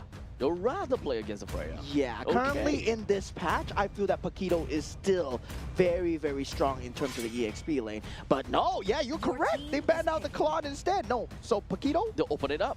and Freya are both open. Yep, so at least in this form, okay. So Your team Kyrgyzstan is gets the picking. Paquito, got a lot more mobility as compared to a Freya. However, a Freya does have a lot more sticking power within of a team fight. You will be able to stick to one member or the opponents all the way until the end of the fight. Yeah, and for Team Kyrgyzstan, right, it's about not letting them stick, right? So getting that Paquito, it leans towards that playstyle. You can go and lean more towards that mobility as well. That Claude being banned out, yes, now you need to secure a good gold lane for yourself so that you can get the macro factor going. There is that Moskov still available. You can play the carry if you wish. Now for the side of Team Uzbekistan, they open up with a Khalid. And I believe this might be a team fight lineup that we're going to see here. Maybe it's Usin. Uh-oh. Your team is picking. So the Freya is going to be leaked out again. Does that mean that Kyrgyzstan wants to go greedy? Because technically they can. Kyrgyzstan with the Freya in... The gold lane. Honestly, they can be quite interchangeable if you think about it. They don't have to fully commit that Freya into the gold lane. The Freya can actually just go to the XP. Okay, now they pick up the Bruno. It's not going to be possible unless Freya jungle. Yeah, so with Team Kyrgyzstan's lineup, right, they want to go as mobile as possible. I would say Freya to them is not too big of a deal. It's detrimental. And meanwhile, for the side of Team Uzbekistan, right, they want to go for the team fight with that capability coming out from the YSS, having that vision, and also having the ability to go on people solo as well. Now, the Valentina is being picking. picked up, Raging Sandstorm will be available for Team Kyrgyzstan. All right, so what is going to be the play over here for the side of Uzbekistan? They already have Aroma, they have... Okay, they Your pick up a team Juicin. is So this is actually quite a standard opening pick in the previous meta before. This is counted as one of the golden ways that you can start the game with the Yi Sun Shin. Normally, back then, you know, being top prio, followed by Juicin, and then you pick up a Khalid after the end. Really good ways of being able to zone the opponents. You have good ways of conquering the entire river lines itself because of how strong Juicin and Khalid is able to control the mid lane and wave clear. Yeah, now Your Team team Uzbekistan, is they ban out a hill. A very good ban coming out from the side of Team Uzbekistan because Team Kyrgyzstan, they want to play very individual, right? They want to play into skirmish units. Divide and conquer is the name of the game when it comes down to Paquito gameplay. If not, you can go 4-1, which is definitely you play with the Bruno, Valentina, and then you go for that team fight as well. So definitely for Team Kyrgyzstan, there is an option of you going the Hylos. You can go the Atlas as well. The Cho is also a possibility because it is a very individual unit if you want to go into that playstyle as well. And for Kyrgyzstan, I think possible because of Paquito. Or solely because of the fact that you have Paquito, you can play into these kind of pick-off strategies with the Cho or the Kalia in this case. They do have a Valentina though. So bringing in the Valentina, you are Your understandably team is gonna have, you're gonna be at the back and call of Juicin and will have a little bit of difficulty reaching out to Juicin unless you have someone very, very committal. Khalid versus Cho is gonna have a really tough time. If you want, and most likely, you want someone that is able to stick in lane a little bit better, Kalia would beat Cho in this situation for Kyrgyzstan. And for Team Uzbekistan, right, YSS, currently I think as of this meta, gold lane YSS is no longer viable. So it's going to be that jungle YSS, and yeah, banning out that Moskov, banning out that late game capability, just securing that early game bully coming out from the side of Bruno, right? And we talked about the meta shifting towards that early game centric playstyle where you want to win the lanes and bring the snowball in, win the game as hard as possible. We see it way more possible now with the jungle rotations coming through. Team Your team Uzbekistan, is picking. they rely more on the team fight and they go for the Terizla instead. Yep, Terizla is still a very decent pick because every single swing actually does a heck a lot of damage. You can still be quite a menace over to Paquito, especially since you have very naturally strong defenses, which will ensure that the Paquito don't just wipe you out in an instant. And now Team Kyrgyzstan, they go for the team fight route, right? They Belleric. go for the Belleric into the Leo Mord as well. Belleric Bruno, still a very old school combo. Yes, you don't really have that much of a setup, but when combined together with Valentina now, Penalty Zone, and also Raging Sandstorm becomes a key opener on that table. Now, for the side of Team Uzbekistan, they answer back with a Granger, going poke for poke here. And now both sides, they have the best of both worlds here. So looking at this, at least for Team Uzbekistan, they do have a double marksman composition that allows them to play early into the game. This is the kind of things that, as long as they get a snowball, they will they'll run away with the game. You won't be able to have a very good chance to kind of play around with, and you wouldn't really be able to do too much. Because the moment that, yes, there is a Paquito, you can go for assassination on either one of these marksmen, but it requires you to be very, very committal. The moment you do that, you might just very well be caught out by a counter-engage from the Terizla or the Khalid, allowing you to either either Yusufin or perhaps the Granger gets some farm. That's a very good word. The counter-engage So the is enemy going to be reaches the the name of the game as we Smash head them. on into Game 2 of Kyrgyzstan versus Team Uzbekistan here. Team Uzbekistan currently ahead 1-0. And yeah, speaking of counter-engage, we have a great counter-engage tool, right? Valentina, IMU. He can counter-engage all you want. He is the counter. And we have Belleric wrapped for the Dryad as well. So right off the bat, as we take a look at Gold Lane, it's going to be Granger versus a Bruno. Both of them can actually kind of look at, lane bullying to a certain extent, and I'm not particularly too afraid for any one of them. Most likely, it's all about a poker game. They just want to play around with one another and just kind of, test each other out. Theory on paper, Granger wins against Bruno. So sadly, Granger was led to the downfall of Bruno when it comes down to that meta sunrise sunset. Oh, now, so yeah, Zotov is going to have a great time, especially if he plays this perfectly, because there's no way that the soccer ball lands onto Zotov at this point unless he makes a spacing or positioning mistake. Well, we shall see about that. Of course, it also depends on what kind of items that oh, okay, he's going to rush straight for the boots. Okay. At a certain point in time, some of them choose to not run or rush for boots. They go straight in for the Heart's Claws in order to get more domination in lane, in order to get yourself to be a lot more sticky in the lane. But of course, there could be a very high probability that it decides to go for that because of Flying Clouds. Yeah, now with the rest of the team falling in here, this bottom lane looking like a bloodbath. Leomord pops his ulti, Kalbayev. He is there on the scene, taking out Rustamov. That will be first blood. And Team Uzbekistan, they cannot respond. Terizla is already down, and they won't have that frontline body. There's a fast kill, very decisive out of the members from Kyrgyzstan. And just like that, we do have the turtle that's currently available, and Uzbekistan at this point in time will have a slightly tough spot because of, well, the looming threat of Shekhanov. Yeah, and that's the problem right now with Team Uzbekistan's lineup, right? When you pick up the YSS, you're hoping for a damage, you're hoping for that pickoff going through, and you're relying on so much other else to rely that setup for you. And for Team Kyrgyzstan, they have a jungler that can set up for himself. He can just run in with the horse. Yep, literally just summons Barbil, and we'll see how from that point on he's going to play around with. Now, in the XP lane, we have more or less had a very good idea how it worked out because there is just so much mobility and movement coming from Kyrgyzstan and just punishing down to the bottom lane. Oh, popping the ultimate out of the side of Mirbikov as he is forced to use IMU away with Sun's ultimate as he was in slight bit of danger, did not want to force out that flicker. I would say IMU versus flicker, IMU way less committal. Yep, especially since the cooldown will to kind of wear off a lot faster as well. Now, It is still pretty early into the game. We are still in the laning phase right now. It doesn't really quite mean anything for now. The fact that Rustamov went down once, it could still shake. The game could still definitely shake up quite a bit the longer that the game goes into. But we still need to remember that Kyrgyzstan's lineup, they play very heavily into the early stages. And they pretty much all in the early stage. Uzbekistan, on the other hand, they are a lineup that can be very strong in the early game as long as they have the snowball. But they are not fully committed in that.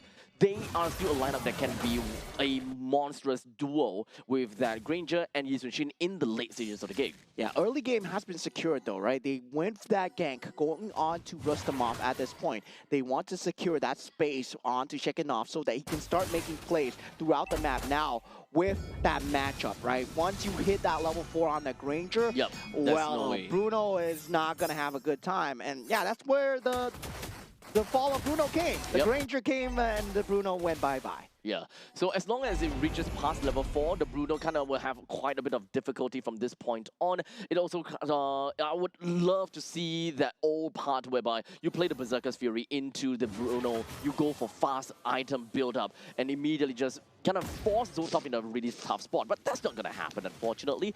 But regardless, we're going to be looking at the Turtle up in the top lane, and Uzbekistan, they're looking for a probability.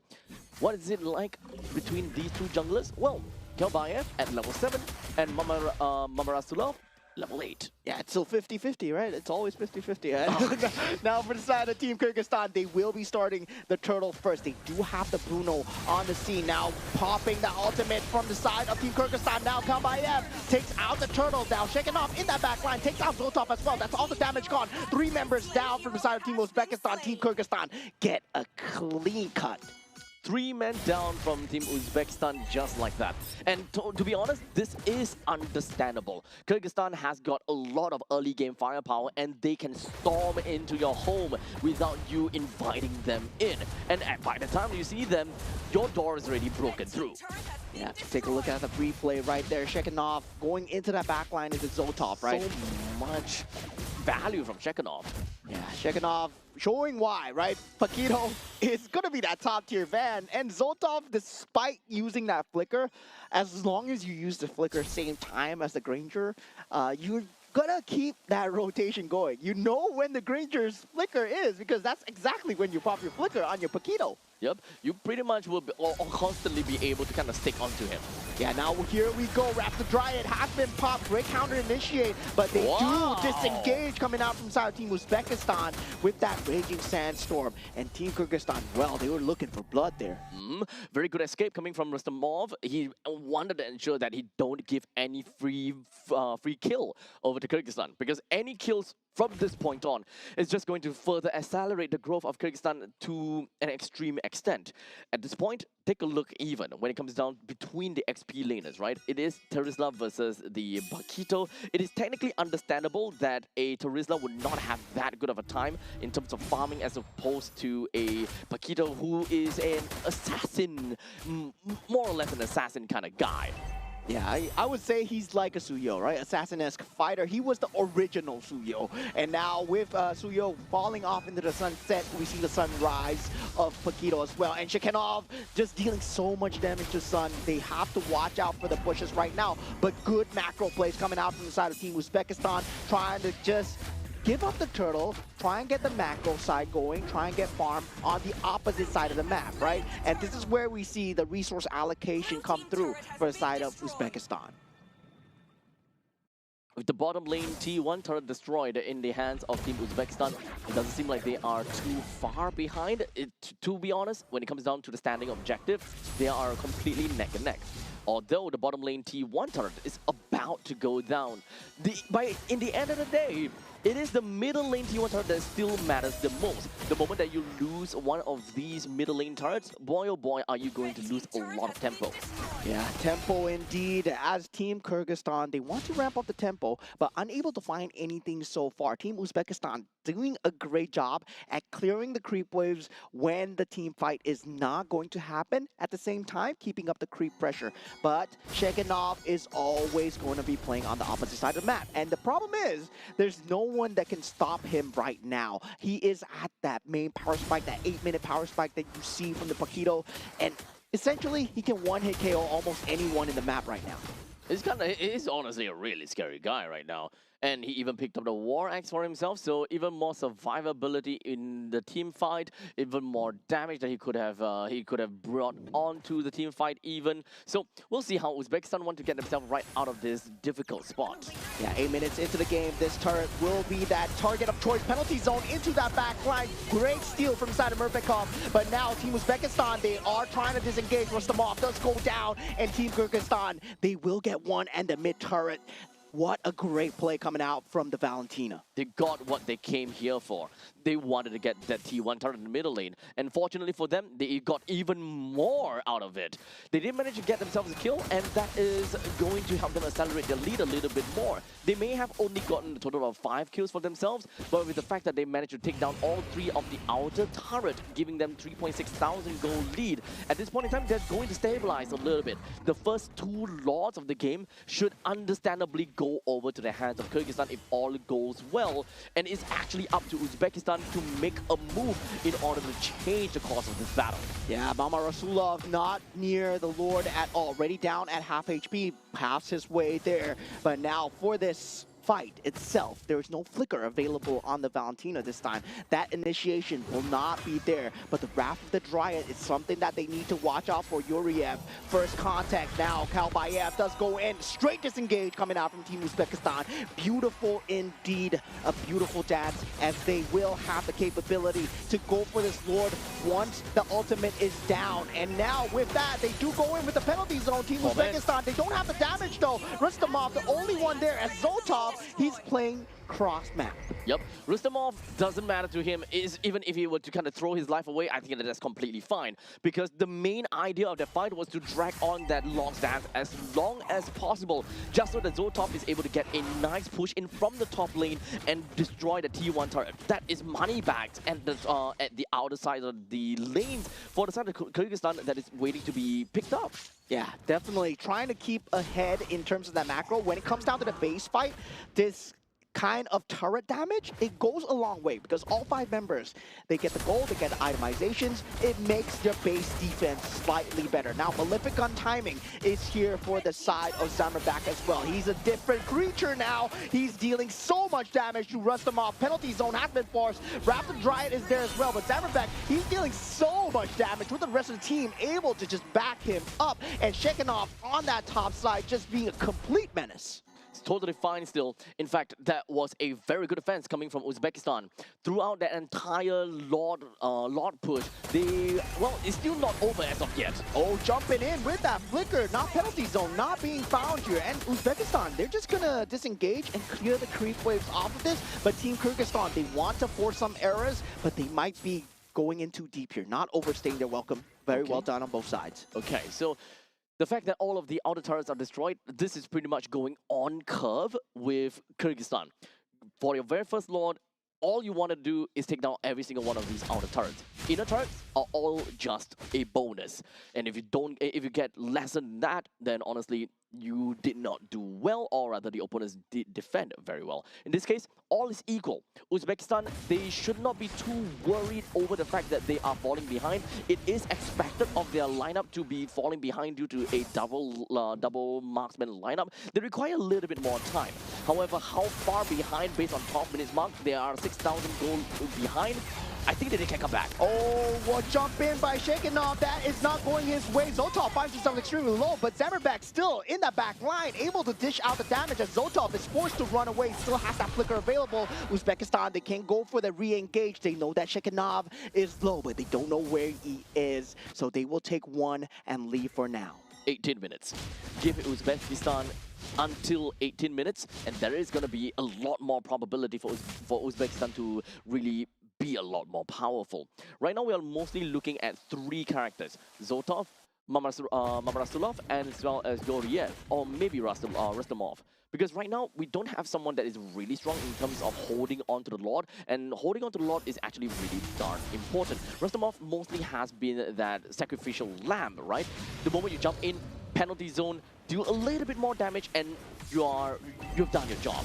While for Yoriev, he does have a kit that allows him to survive a little bit longer with that quick sand guard. So hopefully he can get tankier from this point. Yeah, can they survive and can they hold on here? They're trying to force out the lower dance as much as possible, but that top and bottom lane priority will eventually go the way of Team Kyrgyzstan, and they know that. They're playing it extremely slow. They're forcing out the lower dance, taking their time here, and Zoltov with a great movement towards that bottom side alleviates one side of the pressure, but does not handle the other side. There's no one there for the moment, and if Shekinov starts making his way towards that top lane, he can threaten both sides, but he will choose to play with his team for now. Yoriev still forcing out that vision. Yep.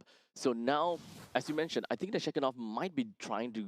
Oh, actually, it's a very difficult choice right now. Yeah, to jump onto Shekinov at this point, Team Uzbekistan, they will take that non-committal fight. The poke is coming through. Team Kyrgyzstan, they are going for the conceal, running in. They are spotted. Good. And Team Uzbekistan, Wow. very good disengage. Very good disengage, one thing. Number two, very good decision from the side of Uzbekistan. They're constantly just taking quite a bit of presence down to the bottom lane and then back up to the middle lane while still kind of dancing with the Lord. They don't need the Lord. They shouldn't take the Lord, as a matter of fact.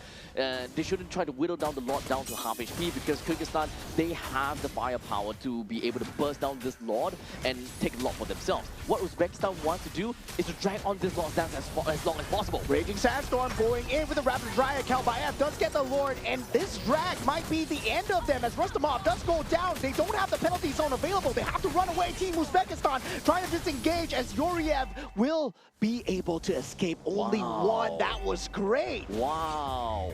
Only a single death out of that fight. I think that is the best case scenario for Team Uzbekistan already. Even though we're looking at 7,000 gold deficit for the side of Uzbekistan, but I think it's fine. A total gold economy of 38,000. Just a little bit more, I will say. Although the lead is definitely growing a lot more than I would have wanted if I am rooting for Uzbekistan. From 18 minutes, I think we're gonna have to drag it out to 20 minutes. Yeah, Lord going in, destroying the inhibitor turret. That is on that bottom side of the lane. Team Kyrgyzstan, right now, they're feeling it as they don't have Kalbaev. Rapid Dryad has been used, time has been bought. Now Kalbaev is here, Mibekov takes him out, and also Yoriev goes down. Only 3 members left from the side of Team Uzbekistan. They still have a creep wave coming in as the inhibitor turret will be going down. That flicker usage just in time for the side of Zoltov as 2 inhibitor turrets are down. It's okay. If it's just about 2 inhibitor turrets, I think it's fine. But if they were to lose the top lane inhibitor turret, then that is going to be a little bit rough for them to deal with. Yeah, and that's exactly what's going to happen. Team members are not out in time. Merbekov falling extremely low, but Zoltov unable to find the final ounce of damage. There we go, there we go. All 3 inhibitor turrets taken down. A barren wasteland over to the side of Team Uzbekistan. Very good plays altogether, though. I would say that Uzbekistan was a little bit too stressed out in trying to make a play and trying to push the members from Kyrgyzstan away. To be fair, I understand. They want to ensure that their own backliners is able to secure some of these kills in order to accelerate their growth even more, because the leads is just growing even higher and higher. However, all these lead will eventually become diminishing returns the moment that we hit really late stages in the game. Do we even have enough time? Do we even have enough space for Team Uzbekistan to drag the game until 20+ minutes, where Zoltov, Mamarasulov, as well as, or maybe just the entire team of Uzbekistan gets enough damage to withstand this firepower from Kyrgyzstan? Yeah, I mean, at the same time, they don't have any semblance of control other than the Raging Sandstorm, right? Sure, penalty zone is a form of pseudo-control, but it's more for the damage than anything. And meanwhile, the Wrath of the Dryad has been the main factor coming in from the side of Team Kyrgyzstan, right? Where he's able to drag out so much time before the rest of the team can come in. That's why they can play split so far apart. And Team Kyrgyzstan, they might be splitting for the last time, as Team Uzbekistan, right now, they don't have any base turrets. Having no base turrets, ultimately it will always mean that you will have macro disadvantages when the opponent is trying to take the Lord down. The opposite lane will constantly be pushed out, and you will always need to apply a single resource someone down to the bottom lane to deal with the pushing wave. And the timing has to be now. Ultimates have been popped from both sides here, and the Lord goes down to Asker Bekov. Now Uzbekistan, they have to disengage from this. Rustamov is down, Zotov is down. There's no damage coming through from the side of Team Uzbekistan. They're on the run here as Zemerbek Ulu on the Bruno, still alive. Worldly connects here as Yoriev falls extremely low. 3 members left for the defense as 3 creep waves will be coming in, and Team Kyrgyzstan will get themselves a draw as we head into game number 3, 1-1. GG, well played to Team Kyrgyzstan. In fact, this is a very strong early game lineup that allowed them to create a massive lead and essentially just ensured that Team Uzbekistan is unable to hit their critical mass by the allocated time. Naturally, in the early stages of the game, if the gold and economy were to be plotted out correctly, or if the game does not increase in terms of the income gap, then Uzbekistan would have gotten max items somewhere around 18 minutes. However, because of the fact that the Team Uzbekistan, Team Kyrgyzstan, they are so dominating and they are constantly just shoving out the opponents to ensure that they don't get much farm, then understandably, getting max farm will have to move on to later on from 18 minutes back to 19 minutes, back to 20 minutes even. I think it was one player in particular, right? MVP of the game, Asker Bekov, that really led to them just trying to run around like headless chickens, because Wrath of the Dryad, man, oh man, the one that he used in the mid lane where he bought time for Kalbayev to come in on the Leo Mord and then just force out these team fights. 134k damage taken. He was a solo frontline and he did not go down. Oh, not a single time. Yep, not a single time. He's got so much items on himself, and he is extremely sticky in team fights as well. He may have took a lot of damage, but look at that. He does have Guardian Helmet, so he's constantly just going back over and over and over again. It's a really annoying hero to deal with, and he even have got Brave Smite on top of that. I gotta say, a clean macro game coming out from side of Team Kyrgyzstan. Another factor where Team Uzbekistan were unable to recover is because they weren't able to traverse to the outside of the map, right? They weren't able to get a kill even. Yeah, because of Shekinov, because of the Paquito. Yep. This is why the Paquito is so strong. The moment you go out of the map, you get caught by accident, well, Shekinov is gonna punish you. Yep. So the only time that you are able to kind of, open up the map a little bit is if, number one, your tanky heroes were to open up the map and kind of look at the brushes, or in this case, number two, you send Son over to kind of use the lanterns. But even if you send Son out, technically speaking, Shekinov can reach Son pretty darn easily. Yeah, and also, right, if you look at the damage chart, Team Uzbekistan actually did more damage than Team Kyrgyzstan. And despite the fact the sustain was so strong, the MVP of the game, of course, Belarik, having that revitalized as well, Yep. just able to keep everyone up. The fact that they were able to stand as 5, that was just inherently so wrong, right? Because you see him running around with that green circle and just, hey, everybody, take a heal, take a heal, take a heal. And he's just unfazed, right? Because we are talking about marksman going up against what's his name again? Belarik. It's marksman against Belarik. And at a certain point in time, the Belarik just doesn't really care too much. The more you hit him, the better it is for him, especially if you are within close range and if you actually get hit by the Wrath of the Dryad even. Yeah, definitely. And I would say just a bit of a premature victory coming out from the side of Team Uzbekistan when they wanted to go for that mid lane engage. They thought that with the Wrath of Dryad gone, they could jump in, but they forgot about Kalbayev. Oh my god, what team play coming through. And we really have a game on our hands, right? We saw game 1 where it swung towards Uzbekistan's favor. Now Team Kyrgyzstan, they strike back. We have a game 3 and both teams are so evenly matched. Yep, this is probably, not probably, but this has so far been the only game that gave us a full 3-game series, and understandably so. Both of these two teams are very strong in their own regards, and they have showed their competence in each of the games that they have won with. And even in the games that they have lost, it is not an outright defeat.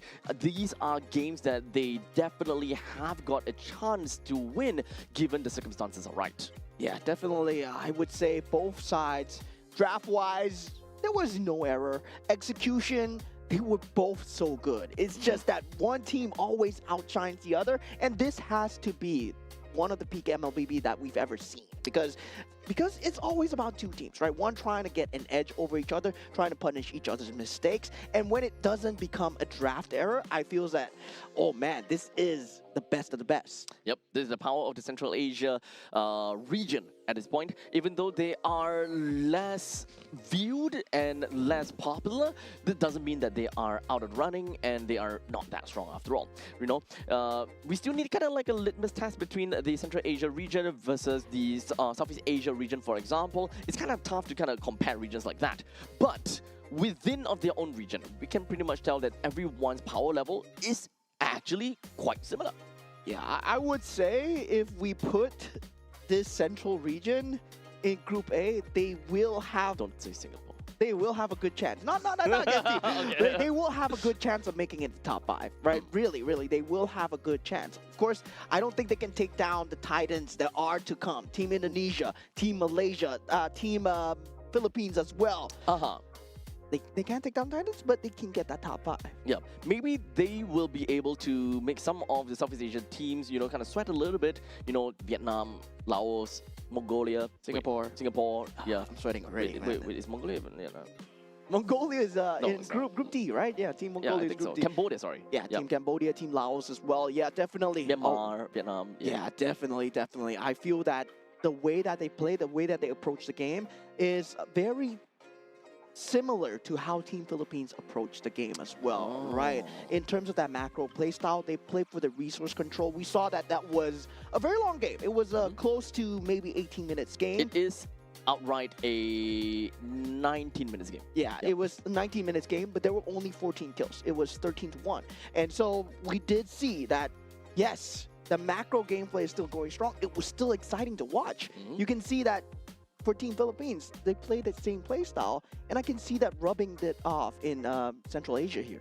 To be honest, even when it comes down to the side of Uzbekistan, even though they lost, we can definitely see a masterful display of them just kind of moving around the lots bit. They understood that they should not be taking the lots. However, they should definitely try to stop the opponents from taking the lot. And if they did manage to go for a reset, just keep on letting the lot go for a reset over and over again. Try their very best to drag on the fight as long as possible while they still have that opening to farm at the bottom lane and the mid lane. Because that is the only time where the marksman can openly farm while the opponents are kind of like stuck in a situation where, okay, where do I go? What do I do? Yeah, definitely. The Lord Dance perfectly executed. Now we saw one top tier pick come out, Freya, and we did see another top tier pick, Paquito. Yep. And we see why it's getting banned, right? Consistently getting banned. Now, will it leak through once again? No, maybe, you know.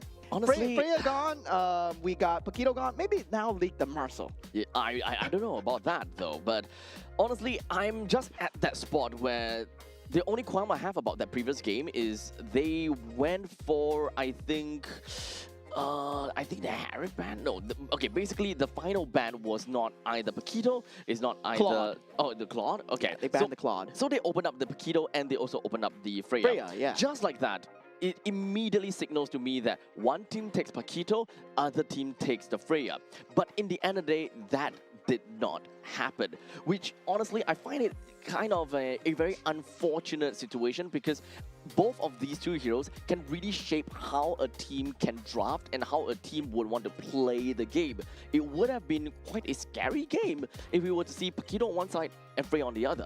I think theory-wise, definitely it puts a lot of pressure into draft, but also on paper, right? I would rather play against a Freya than a Paquito in this current meta. Because in this current meta, I feel that, yeah, Freya is a problem, yes, but it was last meta's problem. And Paquito is new in the patch where it got so strong. Just the last month alone, we saw Freya just go crazy. But now Paquito is on that sunrise. And now we see broken walls away from flying clouds. Okay, so no more flying clouds. We are back at it again with broken walls. I really need to shake away from the fact that, broken walls has been seen a lot, but in actual fact, today it is pretty nicely randomized. Yeah, it's pretty nicely Yeah, randomized. unlike day one. 5 broken walls in a row. Yeah, definitely. Now we do see both the Your Paquito team is and the banned. Freya being banned out. Phovius and Guinevere will not be seeing action in this game number 3 as well, as both teams are now 1-1 in terms of score. Wow. This has been a treat of a series here. 2 regions, 2 teams that we have yet to see grace that main stage, and they're fighting their hearts out in the land of Dawn. So moving on from here, does seem like the Paquito and the Freya will be, both of them be banned by the side of Kyrgyzstan. They do not want to see any of that anymore. Marcel is currently still open, Baxia is open as well. What else are we looking at? Like Harif, Harif is open as well, Claude is open too. Yeah, there's a lot of strong picks, but Marcel, I Your think... team is banning. Come on, man. Team Kyrgyzstan, you gotta ban out the Marcel, man. If you lose to a Marcel here, you're never gonna live it down. So definitely, they ban out the Harley instead. So Team Uzbekistan, they have the chance to go for the Marcel now. Are they going to? Yeah, I mean, Marcel! you got to. Marcel is a problem. So right now, at least, now Kyrgyzstan, they have a chance to respond. Baxia is currently still open onto the field, Your but they're team not going to is be picking that up. So if the Baxia were to go over to the hands of Uzbekistan, that kind of sounds like danger because Marcel is fast moving, the Baxia is fast moving as well. Now that they picked up Bruno, just pretty much means that they want to play for the early game. That doesn't definitely mean that Baxia is still a very good pick. Yeah, I would say for the side of Team Uzbekistan, they know what they're doing, right? Against a Claude, you gotta pick that Bruno right now. I feel that Bruno is extremely strong against the Claude. It's a rock, paper, scissors, where, yeah, the Bruno gets beat out by the Granger, but the Claude gets beat out by the Bruno right now. And without the Harif in the pool, we don't have that all-encompassing magic damage to come through, where Harif just overpowers everyone in that early state of the game. Now for Valentina, that is a very curious Your pick, team right? is Valentina banned. first, because you can actually take away the golden hour. So with the golden hour from both sides, it can definitely mean quite a bit, because especially if you were to pick up a Claude for yourself in your own golden hour, a Claude can move freely. Yeah, that blazing duet suddenly becomes a very viable option. But meanwhile, for the side of Team Kyrgyzstan, I would say, yeah, But that's a late game combo though. We Yeah. need to remember that. yeah, that is going to be a very good Your combo. team And they is do banning. go for the Akai here. So no Baxia, Okay. no Fredrin so far. We do see Leomord and Akai being the junglers of choice for Okay. both teams here now. EXP All lane? XP lane. Both of these two teams have yet to identify their XP lane. At least for Uzbekistan, they need mid lane and XP. For Kyrgyzstan, they needed XP and roam in this case. Yep. So XP is going to be bleeding in between both of these two teams. Understandably, looking at this fact, let me think. You gotta ban out the Tzu Sin here, right? Coming in from the side of Team Kyrgyzstan. For Kyrgyzstan, probably yeah. Maybe the Lilia and the Jusin right now. Uzbekistan though, banning out. Alright, Your God is team fine is as well. banning. Yeah, I mean, one of the stronger mid lanes as well, so Team Kyrgyzstan will be looking to ban out the mid lanes. Meanwhile, for the side Team Uzbekistan, looking to ban Sora, out team the is EXP. Yep. Sora, Lapu, they are all pretty decent coming in here. Right now, I think that the main thing is Team Kyrgyzstan, they don't have a very good engager per se. Your So team is Uzbekistan want to banning. take away some of these engagement tools, mostly from Lapu and maybe even Yu Zhong to a certain extent. I would say for the side of Team Uzbekistan, there is also that Cho that they can look to ban out for the side of Team As Kyrgyzstan. a Roam roamer. for Okay. Team Kyrgyzstan. For Kyrgyzstan. I don't think that having a Cho on the Kyrgyzstan is that good because they don't have anyone that can really make full use of the Way of Dragon as a form of burst. You can kick, you can single out, but can you actually kill within that window is mostly going to be my question.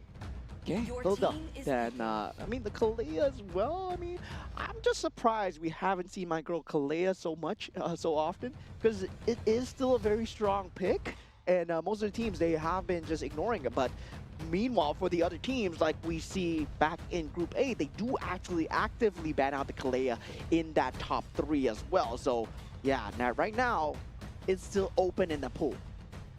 So for Rome and XP for Kyrgyzstan, they can actually play very tanky front lines, just so that it's very difficult for them to give free kills over to the side of Uzbekistan and provide some window and farm over to the Claude to play over in the later stages of the game.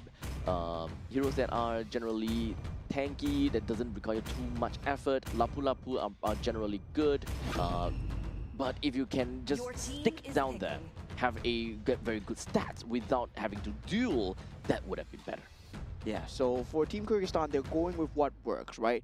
Very good front line for Claude, Beleric with the counter gauge, Raph the Dryad coming through. Meanwhile, for the side of Team Uzbekistan, they need to find They a want to way, fight. yeah, to access that Leo Mord a bit better, especially for the side of mid lane. They need something with good mid priority, right? Having that to Sin is going to be good as well. That Lapu Lapu coming in as a pick now for that mid lane.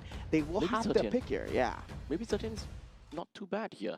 The Fury of the Phoenix may be a pretty good answer over to Claude to kind of force the Claude to pick up the what was that team is again? Pick up the Purify. But otherwise, Yves is still okay as well as a form of artillery mage in that section. Ah, I see what Team High Uzbek- ground rather. I see what Team Uzbekistan are going for here, right? You pick up that Yves to make sure that you have the RWM conundrum, right? Whether or not you want to steal the RWM, whether or not you want to steal the golden hour. But at the same time, Team Kyrgyzstan, they go for the Yuzhong to force out that Okay. positioning of the Yves as well. And also, Yuzhong does very well against the Lapu Lapu. Okay, yeah. So one thing about Yu Zhong is he wants to, in some sense, he wants to duel, but he doesn't necessarily have to stick down and fight, unlike a Lapu Lapu in this case. Lapu Lapu, every time you hit the opponents, you get a heal. However, what Yu Zhong does is that you would definitely want to use a couple of your skills. You do have initiative tools, which is one of the more important part, and of course, slightly global presence kind of thing. Yeah, I feel that Team Kyrgyzstan, they leaked the Marcel, right? But they are also leaking the strats to deal with Marcel right now. Because I can see the vision 5 going in, seconds right? till the You have the enemy Blazing reaches the Duet threat in the back line. You have the Smash Black them. Dragon threat in the back line. And in the front line, you got the Beleric and also the Heavy Spin as well. So there is a lot of possibilities here as we go into game number 3. Team Uzbekistan versus Team Kyrgyzstan. Interesting series so far. They forced us into the best of 3 series. So now we do have got Team Kyrgyzstan that will be starting off at the purple buff side, getting to deal with the Horned Lizard. And for Team Uzbekistan, they will be starting off with the Beetle side, which is going to be the orange buff. Both of these two junglers will finish up and meet up at the XP lane. And if they were to continue doing that, it is understandably going to be Bruno versus Claude, and Bruno is going to have a pretty good time. Team Kyrgyzstan would need to look for opportunities to bring their members down to the bottom lane to ensure that they will be able to keep this Bruno in check. Yeah, now the mid-lane priority, very key here. Kalbayev will be straight up going for that lead, though, to try and get a bit of an early game advantage here. And Shekinov is going to have a great time against Rustamov here, especially as a Yuzhong versus a Lapu Lapu. Lapu Lapu all the way until level 4. You can't really do anything to a Yuzhong. You can only hope to kind of throw your axes out and farm a little bit from that point on. Otherwise, most of the time, you're actually sticking right under the turret. Yeah, and the thing is, right, you can't do much on the Marcel actually against Kyrgyzstan's lineup because the only main target that you want to go for is Murpikov. Generally, you pick Marcel to just jump in and steal and just be annoying in the enemy's jungle. But Akai and Askerbekov on that Beleric, they're going to be so good at defending against that. Well, now we do have the turtle that will be spawning in 5 seconds. I'm not exactly sure if whether Uzbekistan have got the firepower to deal with this upcoming turtle fight though, but we shall see how that's gonna work. Rustamov, he doesn't have a lot of HP to work with. He's not level 4 either, and I don't think that he wants to go in with the Bravest Warrior with such low HP too. Kyrgyzstan should get this turtle no problems. Yeah, Black Dragon form has been popped, petrified, not available photo just to use to keep him away, and a great keep away. This Kyrgyzstan is going to get that Double ultimate. turtle turtle here, but WM has been popped. Nothing is going to happen here because definitely both teams, they don't have the finishing damage without that Petrify. Yep. Same thing as always. Like, as I mentioned, that Bravest Warrior coming in from Lapu Lapu is not going to give him anything. In fact, he needs to go back home soon. He don't have got much of the abilities to get him any form of farm. Anyone can just rush right in and get a kill onto him. However, to be honest, that will be a little bit too much because Team Kyrgyzstan, they don't have someone that can really, you know, free dive him that much. Yeah, and definitely, I would say both utilities, right? Very telegraphed. One will be the heavy spin coming out from the side of Kalbaev, and also the next one will be the ultimate coming out from the Leomord, where he needs to jump into the backlines to get the kill. Murbekov and also the other squishy, which is the Claude Zamberbek Ulu, he will be that main target. But with the BMI and the Flicker, I don't see a way where Zamberbek Ulu actually perishes at all in this game because of the lack of control. As long as he plays the lane safe, I feel that this is a game where it's so hard for the Claude to just perish. There's no catch for the Claude. Let me think.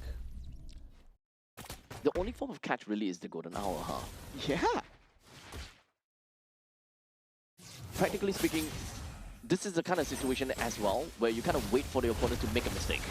Yeah, now Black Dragon form being forced out now with the ultimate. Kalbaev is here. Heavy spin will be there. They were actually going for the re-engage. Your golden hour has been popped. Shekinev waiting in the bushes. And Team Uzbekistan, they know that if they take this fight, that Petrify is waiting for them. Askerbekov is here and could have popped that Raptor Dryad, but does not know that there's not enough damage. Now, for the side of Team Kyrgyzstan, both sides still keeping it chill. That heavy spin still not popped so far. This game has a lot of touch and go, but oh, take a look down the bottom lane. Yeah, that Blazing Duet is not going to be enough to save you, my friend. That soccer ball is dealing a lot of damage. Bruno wins Claude. Hands down. But in the meantime, here we go. Turtle fight. Yeah, RWM has been popped so far. Kalbaev with the real world manipulation and also the heavy spin in back-to-back here as Sun unable to find any damage here. As long as the heavy spin does not pin anyone, as long as the Petrify does not catch anyone, there won't be any kills throughout the map. No kills at all for either one of these two teams. The problem that we see right now, at least for Team Uzbekistan, is that they are a team that can actually play early game, and I won't say that they... Honestly, they are a team that can play early game. Yeah, they can kind of pop off in the mid stages of the game pretty well. That is something that Rustamov can do very well, Mamarasulov as well, and Zoltov. So as much as possible, they want to get that advantage over Kyrgyzstan before it goes over to the late game stage, which is ultimately gonna be in the territory of Zemmerbek. Yeah, both teams are actually very defensive in terms of that composition. I gotta say, it's gotta be on that heavy spin once again, and also for the side of Team Uzbekistan, right? Real manipulation is not gonna result in anything, but definitely for them, they are relying on the timing coming out from the Leomord, especially hoping that the Leomord does get the damage through, but who will be the target? Murbekov might be the only avenue of entry here for Team Uzbekistan. All standing turrets are still available. A little bit of skirmishes in between for both of these two teams, but they are all constantly just disengaging from one another, not wanting to get too deep into some of these fights. They do not want to overcomplicate things. They also do not want to overstay their welcome in some of these fights. That means that this is going to be stay the same over a long periods of time. So the only thing that is working out is turrets, net neutral objective. The turtle has consistently went over to the side of Kyrgyzstan, that's pretty much all. Yeah, now with this 6 minutes into the game, right? This is going to be a case where in the mid game, that shard residue is going to become a problem. But looking at the bottom lane, with the Blazing Duet, Zarmabak actually gets the better of Zoltov, and 1v1. Now Black Dragon form being popped with the Raptor Dry here, real manipulation being forced onto both sides, and nothing is going to happen so far. It's just two wet noodles slapping each other, but Mama Rasulov does come through with the turtle, and also the frag onto Shekinov as 3 members of Team Kyrgyzstan. They are running away, but Team Kyrgyzstan, behind all this, is Zarmabek just getting that bottom lane turret.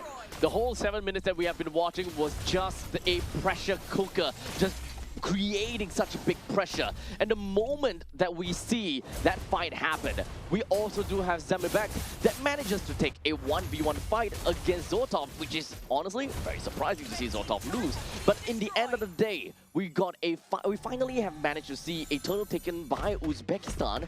They got a kill of their own as well, and a turret takedown of their own too. Yeah, I would say for Team Kyrgyzstan, right, they made a slight mistake on Shekinov just to go towards Mama Rasulov. He did have that Petrify available. If he was able to pop that, that would have resulted in a much different key timing, especially with the RWM up from the side of Murbikov. Now, inside of that mid lane as well, RWM being popped up, and now we got square on square action as Sun, well, square on diamond maybe. Oh, I don't know about this, dude. They're just echoing each other, right? In the meantime, that was a amazing, or rather really nice RWM coming in from Mirbekov. He did manage to kind of hold 4 people inside of the box. However, no form of follow-up coming from the side of Kyrgyzstan. They do not want to overstay their welcome as well, and it's all in all very difficult decisions for either one of these two teams to make. Yeah, currently mid defense will be the name of the game here for the side of Team Kyrgyzstan, right?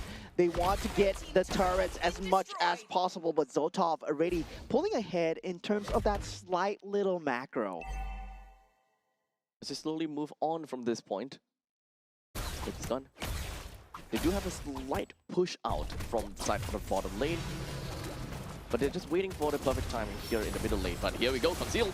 Yeah, conceal play, but I don't think this is going to result in anything. That Maybe. Petrify needs to come in onto Zotov, but he still has to flicker away if he wishes to do so, and Zotov does. And the RWM comes through. Shekinov actually goes down here, going in slightly too deep. Kalbayev with the heavy spin, not pinning anyone to the wall at the moment. Damage is not there from Zamerbek. Ulu, Team Kyrgyzstan, they have to retreat so far. Rustamov will be that only casualty as Kalbayev does go down. Zotov is still alive, but he's so close to death here. Murbekov finds the finish onto Zotov, and it's going to be 2 for 2.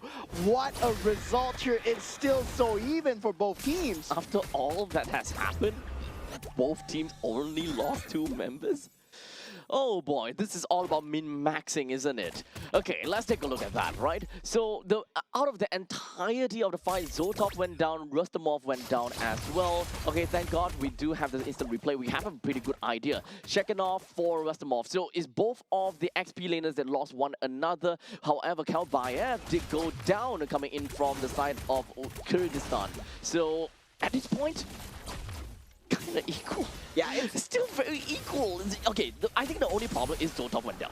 Yeah, that's going to be a huge problem as well. But the thing is, Team Kyrgyzstan, they've shown that they have different avenues of starting fight, right? Forcing the fight out with the Black Dragon form, having the Rapid Dryad in the back as well. Shekinov can essentially go down as he wishes as long as Askerbekov is alive for Zamerbek. Meanwhile, Team Uzbekistan, they won't have that same insurance to defend Zotov. That golden hour is going to be so important in trying to just defend out Zotov. Kyrgyzstan, unfortunately, I don't think that they have what it takes to defend this Lord, though. They do have a pushing wave in the middle lane. Most of their HP is really down also. Less than 50% HP, some of them even. Yeah, Petrify is back up for the side of Shekinov though, but Murbekov falling extremely low. The sustain is not the same level as before in game 2, and this is the Marcel problem that we've been seeing, right? There's so much vision, and also with the help of Zotov Soccer Balls, they'll be able to bring it down here. Team Kyrgyzstan though, jump in with the heavy spin. Your Black Dragon form is being used in the back line. There is no flicker. Zotov actually has it, and Shekinov will be going down in the back line. Askerbekov not able to get the Rapid Drive down. Now Murbekov going down as well. Zamerbek has to turn tail and highway it away as Kalbayev will be the last casualty. Team Kyrgyzstan loses 4. Yep, unfortunately, right as the fight ended, Zotov had the biggest power spike. when it comes down to the Malefic gun. The moment that he picked up a Malefic gun, unfortunately, Shekinov is a little bit out of range already. It's really difficult for him to pick that up. This is the exact moment that, that Zoltov got his Malefic gun. Shekinov can do whatever that he wants. He can drop down from his dragon form into this Petrify and hope that he will be able to get a kill down with Zoltov. But whenever he has the flicker, he will find a way to get out. Yeah, Wrath the Dryad has been used here, but there's nothing to follow up with this. They're just trying to just take and chip away the Lord. Will a manipulation pop from the side of Murbekov? This is Team Kyrgyzstan's box. Now the other box has been popped as well from the side of Sun. Rustamov takes out Karlbayev at this point. Golden Hour extremely good. Black Dragon form not enough here as Zemobek falling extremely low. Blazing Duet still not being popped. Rustamov trying to get his HP back up. He's been surviving these team fights time and time again. We now back over to a solid push from the side of Uzbekistan, but I'm not too sure whether they can even do anything from this point. They manages to bring down the middle lane T3 turret, and so is the bottom lane T3 in 13 minutes in. And that was the pressure cooker. 7,000 gold lead right now from Team Uzbekistan from a single, very decisive win. Yeah, and the problem is, right, unable to have any defensive items on the Yuzhong, only the Oracle so far. I believe if he went for a physical defense item, he would have a much better time into jumping into these team fights. Now, that healing factor, not going to be enough. They know that they have two frontliners, but Shekinov needs that tank ability to be able to jump into the back lines. That third item will go a long way here, but can they get it in time for Team Kyrgyzstan here? Unfortunately, I think that Zoltov is currently completely out of reach. We have seen Shekinov try again and again and again to try to catch on to Zoltov. I'm not too sure whether it's about timing right now. I'm not too sure if whether it's about target prioritization anymore, but this Bruno hurts a little bit too much for this Yu Zhong to handle all by himself.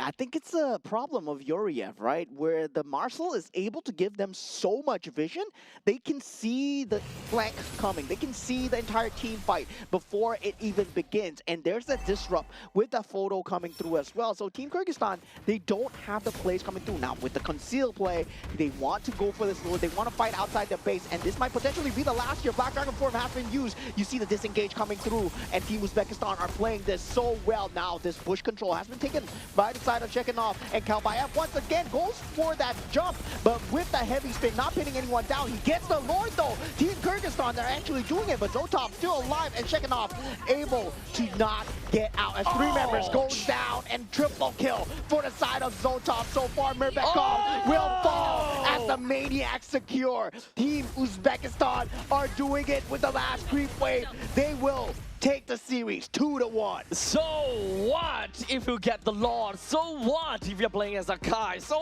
what you heavy spin everyone else away and take the Lord? As long as we kill everyone, and as long as we all survive, and as long as every single one of these creep waves marches into the opponent's base, we will be undefiable. Bruno is back, baby. Bruno is so back, dude. Bruno is so back. We are so back with Bruno. Oh man, that was a banger of a series. Indeed, we saw game number 1, game number 2, and game number 3. It was so back and forth from both sides. And I gotta say, right, it has always been that top tier band that really wins the game for them every single time. First game was the Freya. Second game was the Paquito. Third game was the Marshal. It always comes down to something that leaked out that created a composition that, you know, it becomes very pivotal. That character that leaked out became a very pivotal part of the team that allowed another character to work out very well. In this case, of course, Zoltov, he did whatever that he could thanks to Yuriev with a total of 1 kills, 0 death, and 12 assists. Total of 93% kill participation, by the way. Yeah, we should have seen this coming, right? From the way that he was playing on that game 1 as well. This was the MVP of game 1 as well. Yuriev, he does does such a great job of that vision control. 1, 0, and 12. He sees the team fights. If you take a look at the photos that disrupt the team fights that's going on, it was on the Black Dragon form. It was before the heavy spin could have been used. That heavy spin could have come out a lot sooner, but that 1 to 2 milliseconds of disrupt, man, it changed the entire pace of the fight. Well, it's really unfortunate that I don't know if whether this is a part of where it's unfortunate or not, or Kyrgyzstan is just kind of testing the ropes a little bit. They let a couple of them through and like, okay, we give Paquito, okay, we give the we give this, we give that, and in the end of the day, they still gave them Marcel. There's way too much heroes to ban at this point in time. Yeah, really way too much, and this is why first pick first ban actually is so pivotal to the team. Yeah, and I gotta say, for the side Team Kyrgyzstan, right, going against the Marcel, they went with the Yuzong strategy, with the Akai, and also the Belarig, right, the triple tank, the TT strategy, right? And that was kind of a good move by them because they survived through the early game very well. They survived through most of the mid game. But when it comes down to when that matters, that split-second timing, that Marcel is still a huge problem. That is that gap that we were waiting for. You know, that window of opportunity for either one of these two teams to kind of break out of the game. Zoltov constantly has been waiting for that power spike. The Malefic Gun did such wonders over to this Bruno. The moment he gets this Malefic Gun, no one's touching him. This is not a lineup that Kyrgyzstan will be able to touch as long as there's a Malefic Gun onto the hands of Zoltov. I mean, Endless kiting, dude. Bruno is so back. I mean, we're talking. No one talks about Bruno. We don't talk about Bruno at this point, man. Remember in M6 when Malefic Gun was introduced and Bruno just became top tier, right? And we forgot about how well he does against the Claude. And now with Claude back into the meta, well, suddenly Bruno seems like a great idea. Yep. You wouldn't have thought that a simple soccer ball would hit your face so hard, dude. World Cup season, baby. Terminal velocity, dude. Oh boy. But we gotta have to agree. This game, in fact, the past few games, it has actually been very enjoyable. With this being a full 3-game series, honestly, make it best of 5. We'll watch all 5 game series. Make it best of 7. Make it best of 9. Make it best of 9. We'll watch all 9. Both regions, they have been surprising us, right? Group Honestly, B, yeah. Group C, right? We saw Team Iran going up against Team Jordan. Guys, if you have not watched that match, oh my God. Rewind. Chef's kiss. Now, this one as well. Team Uzbekistan versus Team Kyrgyzstan. We've heard good things about Team Kyrgyzstan. Now Team Uzbekistan as well. Oh man, oh man. Group C looks good. Whoever goes up against Team Kazakhstan, Team Kazakhstan's a monster as well. Yo, let's also remember that this is not an easy bracket right now because we are looking at very strong players from Kazakhstan, Uzbekistan, Kyrgyzstan. Yeah. And just like that, we have one of these two teams that unfortunately will not qualify at all. As a matter of fact, right now, we will probably get, you know, the standings later on, but Kazakhstan is currently at the top together with Uzbekistan, or rather, first place is Kazakhstan, second place Uzbekistan. And unfortunately for the side of Kyrgyzstan, they did manage to get a game out of Uzbekistan, but we will only get a more solidified idea if whether they will actually still stay on third place. Yeah, this is by the end of day 4. This is gonna be tight. This is gonna be tight. For Group C, we'll only find out at day 4. This is so tough, dude. Oh, I'm so glad to have got casted. no games on them, you know? So they literally have one entire day just sitting there and just thinking, what do we do?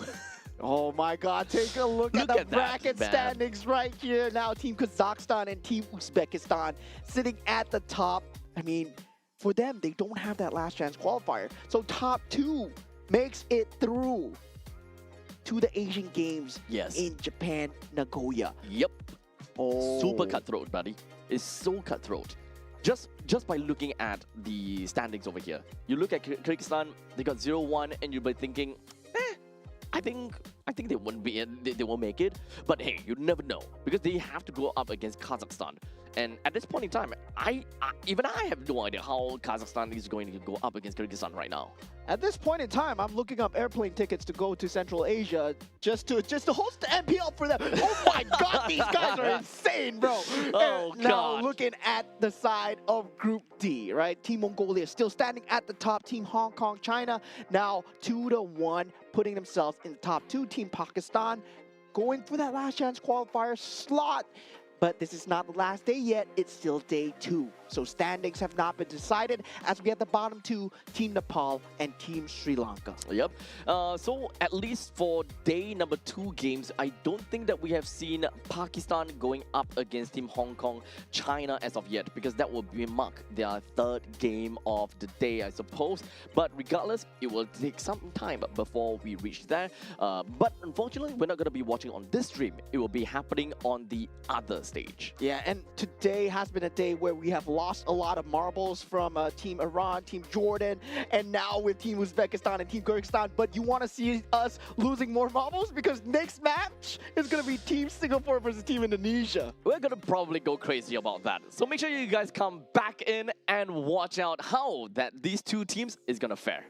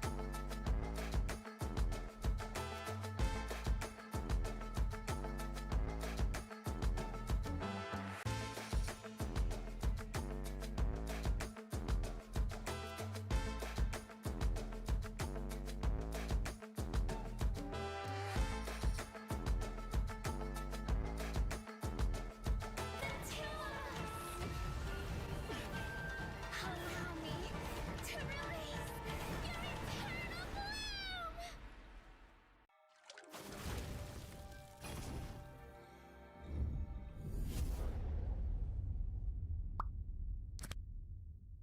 The human body was built to move. Not trapped at a desk in one singular posture for 12 hours a day. It's time your chair evolved. This is Secret Lab Titan Evo. Ergonomically engineered for you, gamers, hybrid workers, artists, backing your every move.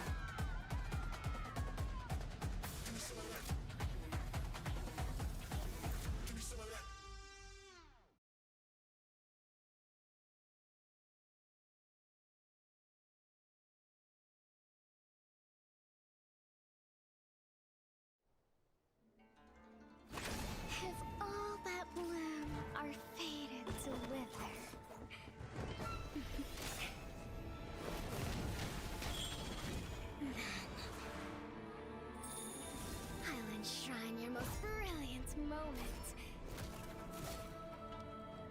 In crimson splendor. Even something so crude can be graced with a splatter of beauty.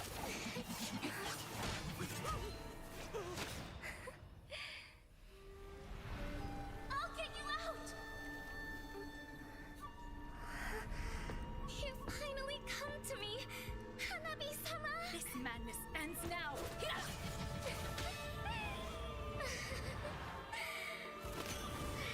last, I'm shivering with excitement!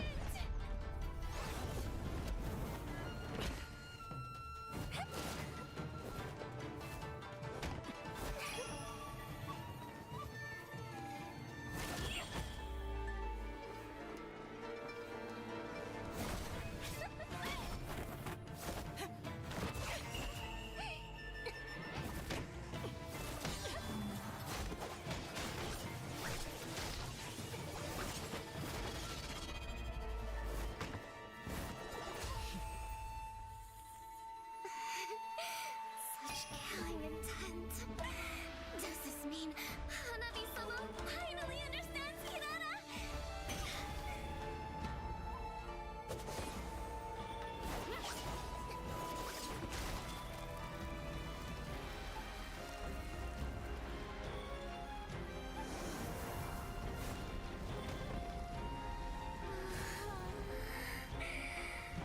So warm. So beautiful. We can finally embrace eternity in hell. Just the two of us. Allow me to release your eternal bloom.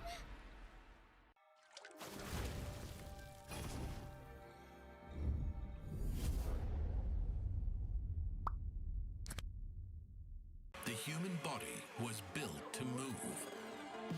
Not trapped at a desk in one singular posture for 12 hours a day. It's time your chair evolved. This is Secret Lab Titan Evo. Ergonomically engineered for you, gamers, hybrid workers, artists, backing your every move.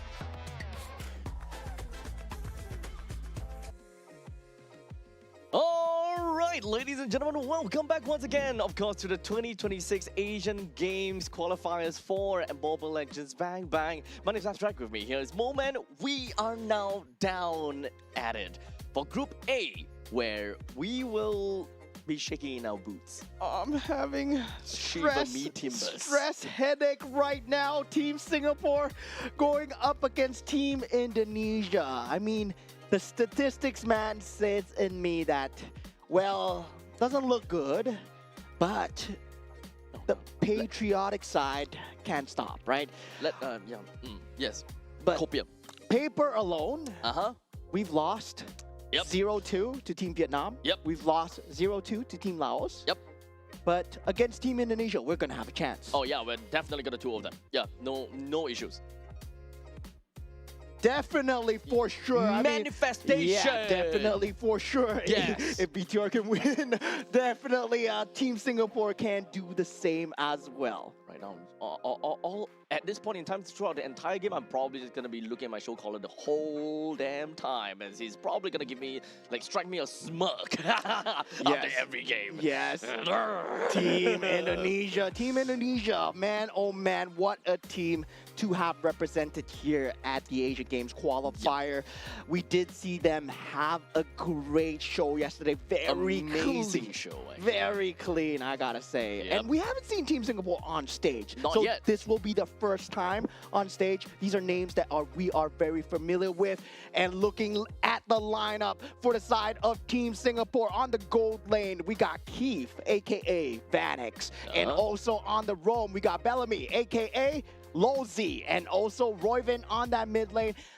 Used to be known as Godzilla, now as Roy. More like Roy than went to Godzilla. Roy then went to Godzilla, then back to Roy again. Yep. And of course, on the jungle, we got Jun Xiang, which is also known as Yon. And on the EXP lane, Tristan, who is known as Gear. Yep. So understandably, when it comes down to this lineup, we definitely know what they are capable of because, we've been casting MPLSG for quite some time now. And when it comes down to their individual performances, they are definitely strong within their own regards. But when it comes down to them playing as a team, well, it's been a long time since we kind of seen them together as one.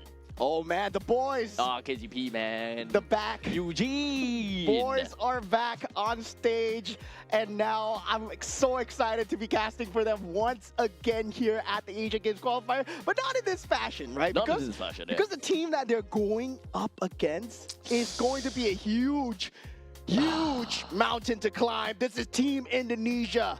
On the gold lane, we got Dingarai, also known as Arfi. On that roam role, Alexander, also known as Alec. Dalvin, also known as Hijume. And Afan, also known as Yasuke and Shauki, aka Nino. And these guys, they've been tearing it up on the global stage. They are definitely one of the titans that Team Singapore have to go past, and they are going to be a massive obstacle.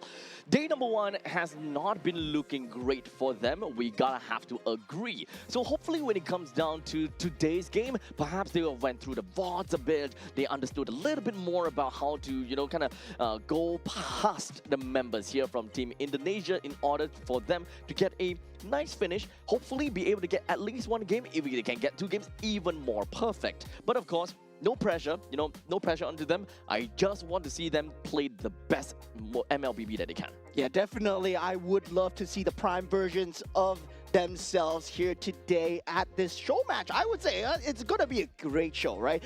Back into Group A where, well, Mobile Legends Bang Bang, it's the strongest here, and definitely one of the strongest teams to go up against as well, Team Indonesia. What a way to go. Indeed. Some of these teams, or some of these players from Team Singapore, we can definitely say that they are one of the best in their own specific roles. But of course, if we have to look at Team Indonesia, not only are they really great, and if not best in their own roles, they come in from the same team as well. So they do have a lot of chemistry. They do have a lot of, I would say that a lot of time with one another to really practice some of these strategies, some of these plays with each other. So in terms of experience aside, Team Indonesia, they are really crazy. Yeah, with Coach Kenny Dio Zephyr behind them as well, the brains behind this team. Well, oh well, they've delivered a great performance in the last international that we see, the M7 stage, and now they are here shedding off their alter ego with their alter ego and coming in with the government-given names. As we go into the map selection now, we are going into Dangerous Grass. All right. So with Dangerous Grass right now, this pretty much have, you know, a lot more, hopefully we'll play a lot more assassin kind of gameplay, a lot more pick-up in this case. Leaking out heroes like Paquito is definitely going to be very difficult. They might very likely want to go out for a full ban of that sort. As you can see, Team Singapore, from second, being in second pick, second ban, they definitely want to take that out. Yeah, and these are bans that I'm kind of used to seeing, right? Looking at the bans coming through, Phoveus and also Kalea being banned out. Now the Paquito and also, I believe, the Fanny being banned out from the side of Team Singapore as well, right? So this is back to familiar ground, right? We're seeing Fannies getting banned. So at least we still have one more ban for each of these teams. Understandably, I would like to believe that Marcel still have a spot to be banned out, as well as, oh crap, it's Marcel, Guinevere, as well as Freya. Yeah, these three, one of these three will be leaked out, definitely. And it will go over to the hands of Team Indonesia at one point in time. Yeah, at this point, it's about picking your poison because they do ban out the chip here for the side of Team Indonesia. There's going to be a lot of leaks here, right? And we did see Marcel just being a problem here. Do they give that to Team Indonesia? Yes, they do. They ban out the Freya instead. Okay, so now it is all about either you get a Guinevere or you get a Marcel. In this case, Indonesia is not going to go for either of those. They want to focus down to giving Delvin that juice in for themselves, and now Singapore have the opportunity to choose. Do they want to focus and get a Harif for themselves to secure the gold lane, or do they want to pick up some of these stronger drafts, or rather stronger picks in their own roles, such as getting the Guinevere for the jungle, or perhaps Marcel in the roam, or maybe even both? Yeah, definitely. The Marcel is available as well. If they want to go for the Marcel Harif into that Yves pick, that is also a possibility, especially with a Dusin opener. You do have to think about that mid lane priority as well, right? We know what Delvin is capable of. Yesterday, when he was playing in that Team Indonesia side, his Dusin was extremely scary. But instead, with Dangerous Grass, they go for Hilda and the Baxia pick. Okay, so just from the Baxia and the Hilda, we pretty much know that they want to play early game. Like really early game, they want to storm over in Team Indonesia. And it's not just the fact that they have good firepower on the Hilda, but they also do have pretty good survivability on top of that. With tank jungler as well as a tank roam from the side of Hilda. In fact, it doesn't matter. It doesn't necessarily have to be a tank, a roam Hilda. It can even be a XP Hilda. Yeah, I mean, with this current patch, I feel that EXP Hilda is still kind of viable, right? It's still kind of viable, especially if you are trying to play for that macro-based playstyle, trying to force out that 1v1 engages. Now for Team Indonesia, they will have that Claude available, instantly pick it up. Marcel will not be seen at all, and we go for that Fredrin pick coming out from the side of Team Indonesia. So Hilda definitely will have a very good lane priority, although it's pretty fair to say that she will not have very strong wave clear. However, she does have very good mobility. So even if your opponent is able to clear the wave fast and get out of lanes, at one point in time, Hilda would definitely be able to catch up due to her sheer movement speed because of skill 1. Eventually she'll get there, and of course, by the time that they meet up to the team fight, there is a very high chance that Hilda would be full HP, while the opponents would have been poked out to at least, or rather, at least 3/4 of the HP. Yeah, and with Team Indonesia's pick, right? Do you go for the Eve here? Do you go for the Harif here versus the Claude, right? You don't want to pick a Harif into a Claude, so they go for neither. They go for the Sora here. They bolster onto that tankiness with that Shifting Skies. Well, I would say Sora right now, it's still strong, but there are teams that learn how to play against the Shifting Skies already. Yep, so just because of the Sora pick right now, there is no more ambiguity as to where the Hilda is going to go. Hilda is definitely going to go to the roam, and Sora is going to go over to the XP, leaving out the gold lane as well as the mid lane that is required for Team Singapore to pick out. So when it comes down to the bans for this side, it's understandable that they are definitely going to go for a very tanky orientation. They want to play early game. So for Team Indonesia, one of their few choices is that they want to take away very early game of marksman. In this case, Granger, Bruno, Clint are all very good bans that Indonesia can look out for. Yeah, very weird ban coming out from the side of Team Singapore, right? Going for the Valentina ban, fearing that maybe the EXP Valentina lane, XP, yeah, yes. that might come out. Generally, we do see a lot of the counters when initially Sora was introduced, right? You gotta go Shifting Skies, well, IMU, get the Shifting Skies for yourselves, go into the cloud form. Being on par. Yeah, just be on par as much as possible. So yeah, that is one of the early bans that we do see out. And for Team Indonesia, it will be that Eve ban, which is very good against that Zusin in terms of that mid lane priority. Yep. So for Team Indonesia, they have a lineup that really wants to allow them to play control. They want to control the game as much as possible, allow the Claude to be able to move around the map a lot more freely, so they need to have quite a bit of mobility. Allowing the XP to be freed a lot earlier is ultimately very important. So it does seem like for Coach Eugene have decided to take away the CC just to ensure that Team Indonesia don't get a free lane out of XP. Yeah, definitely.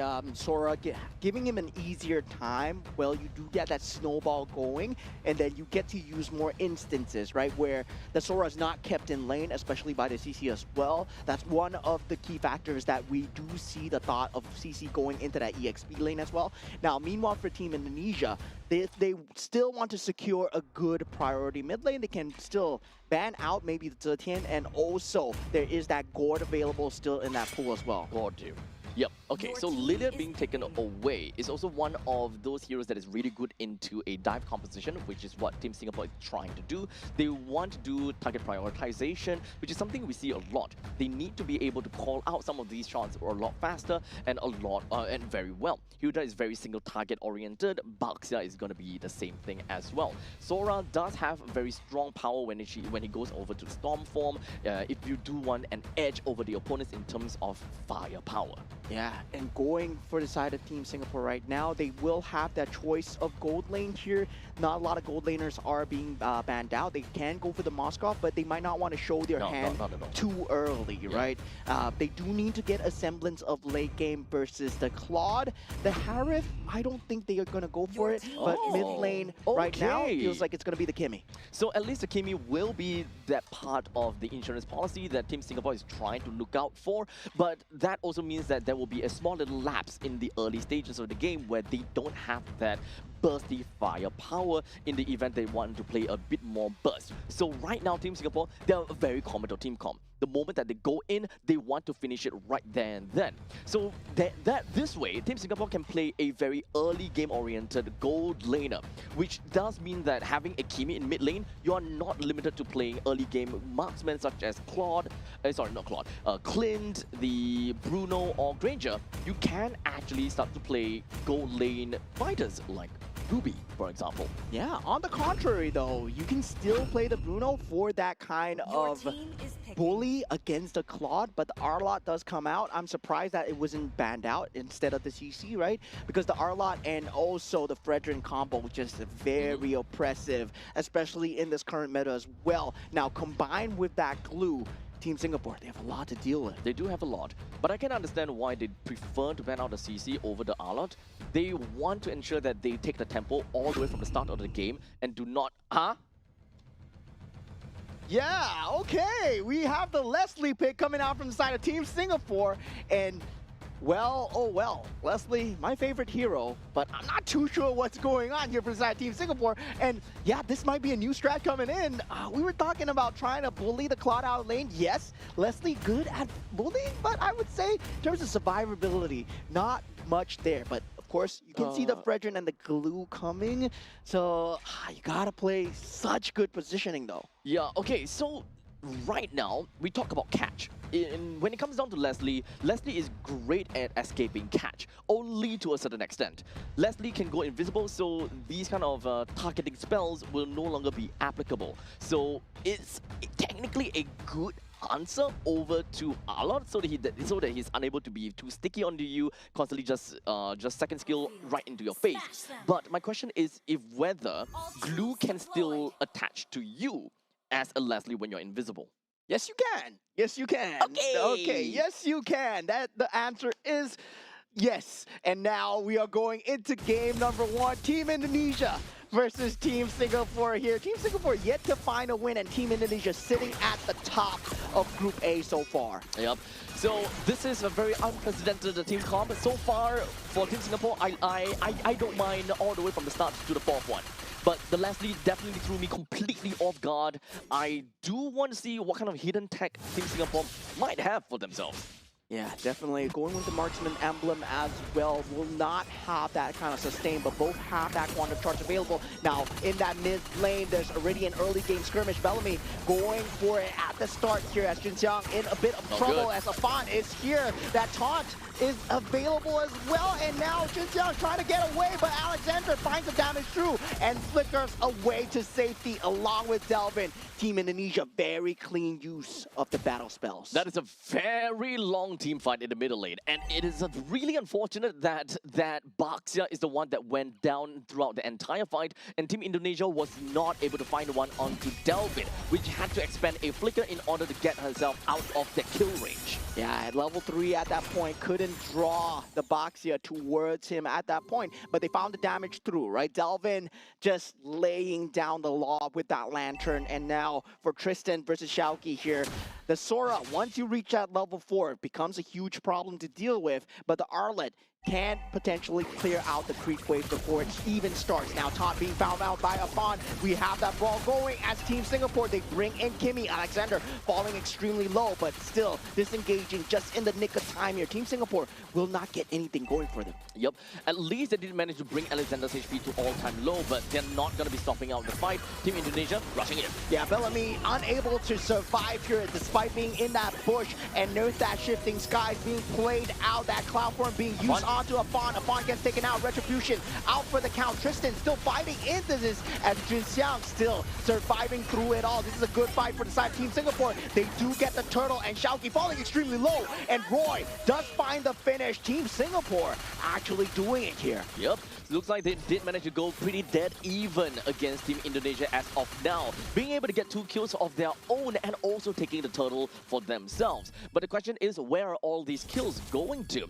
Roy with 1 and Junxiang with 1. In the meantime, for Team Indonesia, we do have 1 on the Alexander and 1 over to the side of Xiaoqi. Unfortunately, you wouldn't want to see it from onto the side of Alexander. You would hope that it goes over the Delvin instead. Yeah, jump onto Alexander. Bellamy unable to find the finish. The flicker has been used away, but dragged back as Bellamy will eventually go down. Wait a minute, the damage is not coming through from the side of the Two Sin. Bellamy still running away, so close here. Delvin does find the finish. Now Royvin does want to deal the damage as much as possible, but Tristan is here unable to find that pull in with the ultimate. Okay, that team fight, we can see that there was a lapse in communication. One of them was going for, or rather Roy was going in for Delvin, and unfortunately for Junxiang, he was just looking for Afan. They need to get a more steady prioritization going in. Do they want to deal with the front lines, or do they want to deal with the support? Yeah, and really, I would say, still on the gold lane itself, Dingarai still farming up a storm, but now with that going, Junxiang, he's in a lot of trouble here, unable to tank up the damage. Appraisal's Wrath being used, flicker forward coming out from Delvin as well. Team Indonesia, they are going full ham here as they are unable to land the final splash, but they already got 2 kills for themselves. Fight's not gonna be over just yet though. It does seem like re-engage coming from Tristan. Yeah, Tristan here will be able to get out. He does have that storm form available. And now with that, the traction pole is not there as well.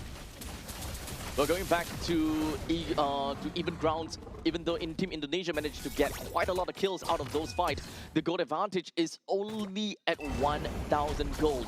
not too shabby, but a lot of fight has been going on in the XP lane. Team Singapore and Team Indonesia, they have been constantly trying to push the fights towards the northern area, leaving the bottom lane completely untouched, leaving Leslie and Claude to fight for themselves. Yeah, and Delvin, really in these positions, have been left unpunished so far. Jinxiang going with the shield unity onto Alexander. That might not be a good target here, but the cloud form is used in the center. Delvin with the ultimate dealing so much damage. Bellamy and Jinxiang goes down. Tristan as well. Team Indonesia, they're dealing so much damage as Afan gets the turtle and Alexander takes out Keith. Royven, the only one alive. Team Indonesia with a bloodbath. They're lacking in damage right now. Team Singapore can find themselves in a really tough spot in trying to land some of these kills. As we mentioned before, right? When it comes down to playing in a war of attrition, when your team is generally very tanky, you need to be able to identify who are going to be the main attraction or your main guy that you need to prioritize on.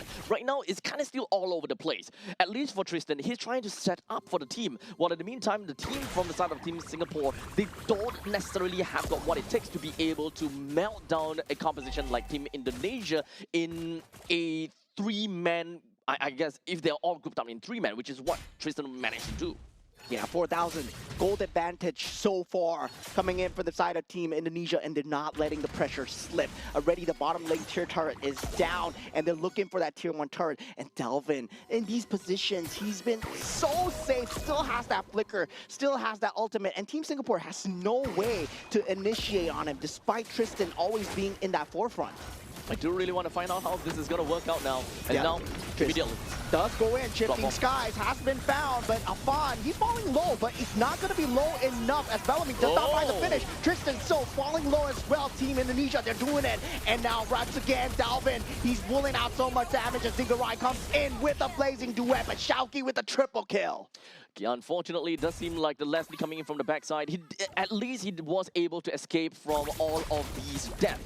He did manage to do quite a number of damage over to the side of Delvin, but unfortunately not quite enough. She's not exactly at critical mass as of yet, and right now just need to stick around with the team to ensure that she don't get singled out, because this is a team comp from the side of Team Indonesia that can really put this Leslie in a really tough spot. Yeah, 6,000 gold advantage. This is why you don't give the Arla away to the side of the Fredrin user, right? That final slash together with that taunt combination, it becomes much of a bigger threat, especially with Delvin being able to stand all the way in front. They don't need vision. They got to sin, and Delvin is doing so well. Alexander just teasing out the damage going through, and they will eventually get the turtle, and that's the objective gaming settled, and they set their eyes on that mid lane. Tristan goes in with that cloud form. Shifting Skies unable to find that full damage through, and they still lack the damage from the side of Team Singapore. They can't focus fire anyone down. Tristan is constantly trying to look up for opportunities in order to set up for the team and of course drag everyone back towards the turret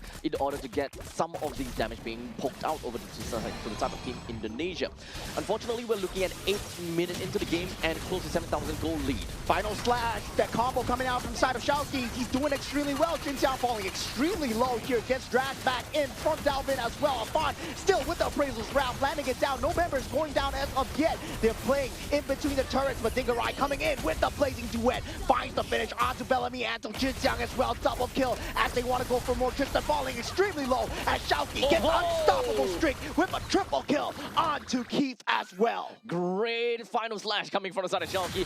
Whenever you weren't expecting, it came out and just literally drag everyone back down to Naraka.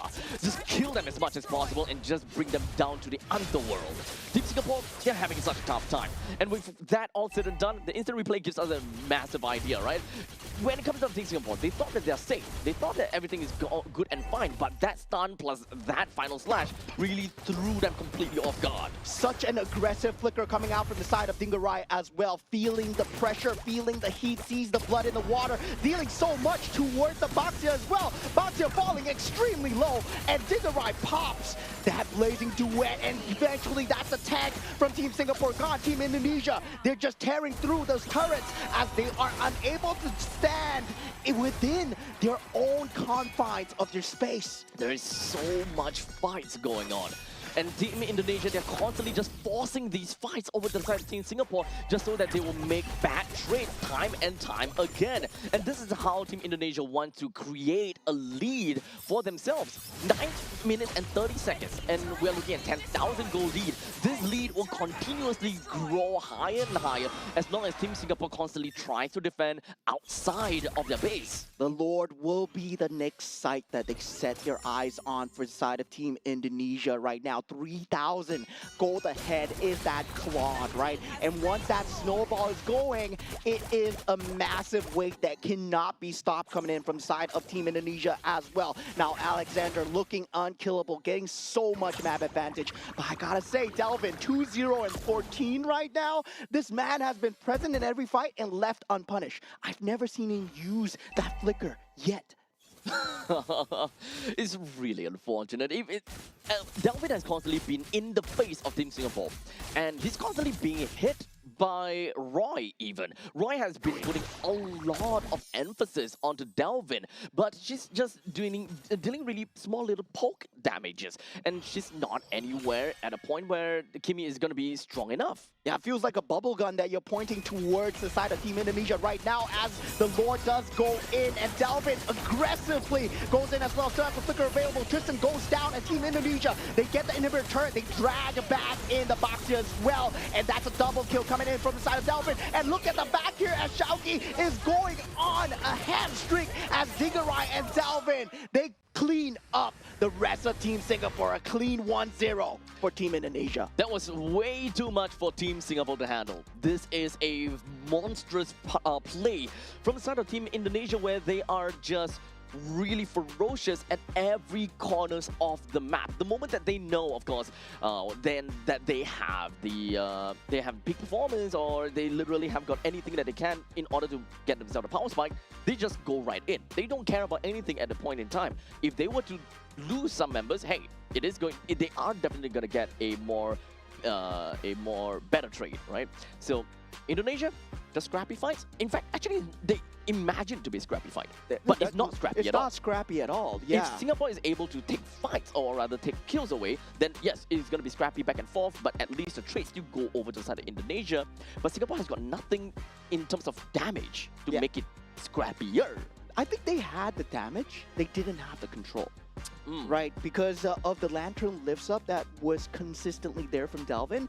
It was consistently repositioning the members of Team Singapore where they were in positions that they didn't want to be. Yep. And once that was happening, Dingarai came in towards that back. What is that pose, my friend? Yeah, scuba, man. So 7-0-12. He is doing so well on that gold lane.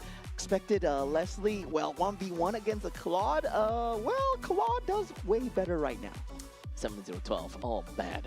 It's really unfortunate. Okay, you know what? You know what's the biggest part that is unfortunate? We didn't really quite get to see the reason or the tech coming in for picking up Leslie. Yeah. I don't know where that is coming from. I really want to know the answer. I don't want to jump into conclusion, but as far as we see it, the composition coming in from Team Singapore seems like they're trying to make their way into early game composition with the Hilda and the Baxia. That looks great.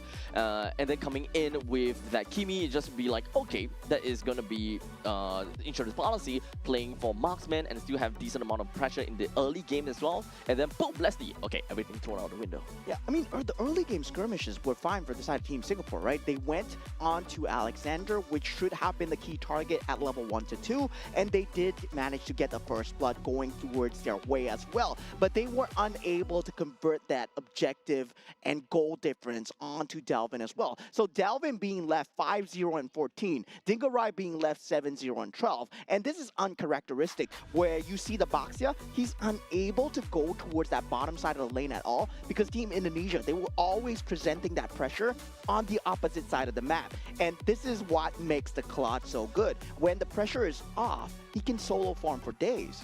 There is just too many space that Team Indonesia managed to get for themselves, and there's so many windows that Indonesia can constantly just open up for themselves as well. Well, for Team Singapore, they have a lot of problems with that, right? In the early stages of the game, yes, we can definitely see that. You know, Jin Xiang is able to just dive into someone, Bellamy just constantly just hammering away. Those single target damage can really put quite a number on the members of Team Indonesia. However, right off from the start, the target prioritization is not exactly there. Roy constantly looking at Delvin, Jun Xiang is looking at Afan, Tristan is technically looking at the entire team in general. He wants to open things up and create opportunities for the entire team and dream for that big fight. Yeah, I would say the win conditions and in terms of the target prioritization as well, right? It was completely off.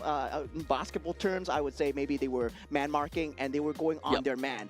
But instead, when it comes down to that win, they didn't focus on the basket, which would have been the main goal that they should have been focusing on. Well, very good pointed over there. They are just marking one another and they'll be like, okay, you look for this person, you look for this person. However, in this lineup kind of seems like if individually, some of the individually these heroes does not deal a lot of damage. But if you kind of put everyone together, they're more than enough to be able to take down a Titan like a Frederick, for example. And in this case, it would have been great, but unfortunately, they weren't able to do that. Yeah, I mean, the pressure was way, way high up, right? You can see from the start, Dalvin, he's able to just get the lantern onto everybody. And even when the threat of death was there, he's still consistently putting on that pressure. And this is the highlight of a good Zusin player, where you're able to put in that pressure consistently. You have the ultimate to get out. You have maybe a Purify, but in this case, he chose to go for that Flicker because he knew that the Shield Unity would always be blocked by Alexander. That's clear trust in your team right there. So we kind of move on from this point and kind of identify what is going to be the main problems. Is it really the juicing that's the problem, or is it more about the execution coming in from Team Singapore that is the problem? Technically speaking, we kind of have a nice little split in between of the both of them, right? Yeah. We need to understand as number one, target prioritization in order to get this composition to work out. If they want to go for a slightly simpler kind of gameplay like man marking as you mentioned, then assassin or large firepower team composition generally will work out a lot better. Yeah, so moving on to game number 2, right?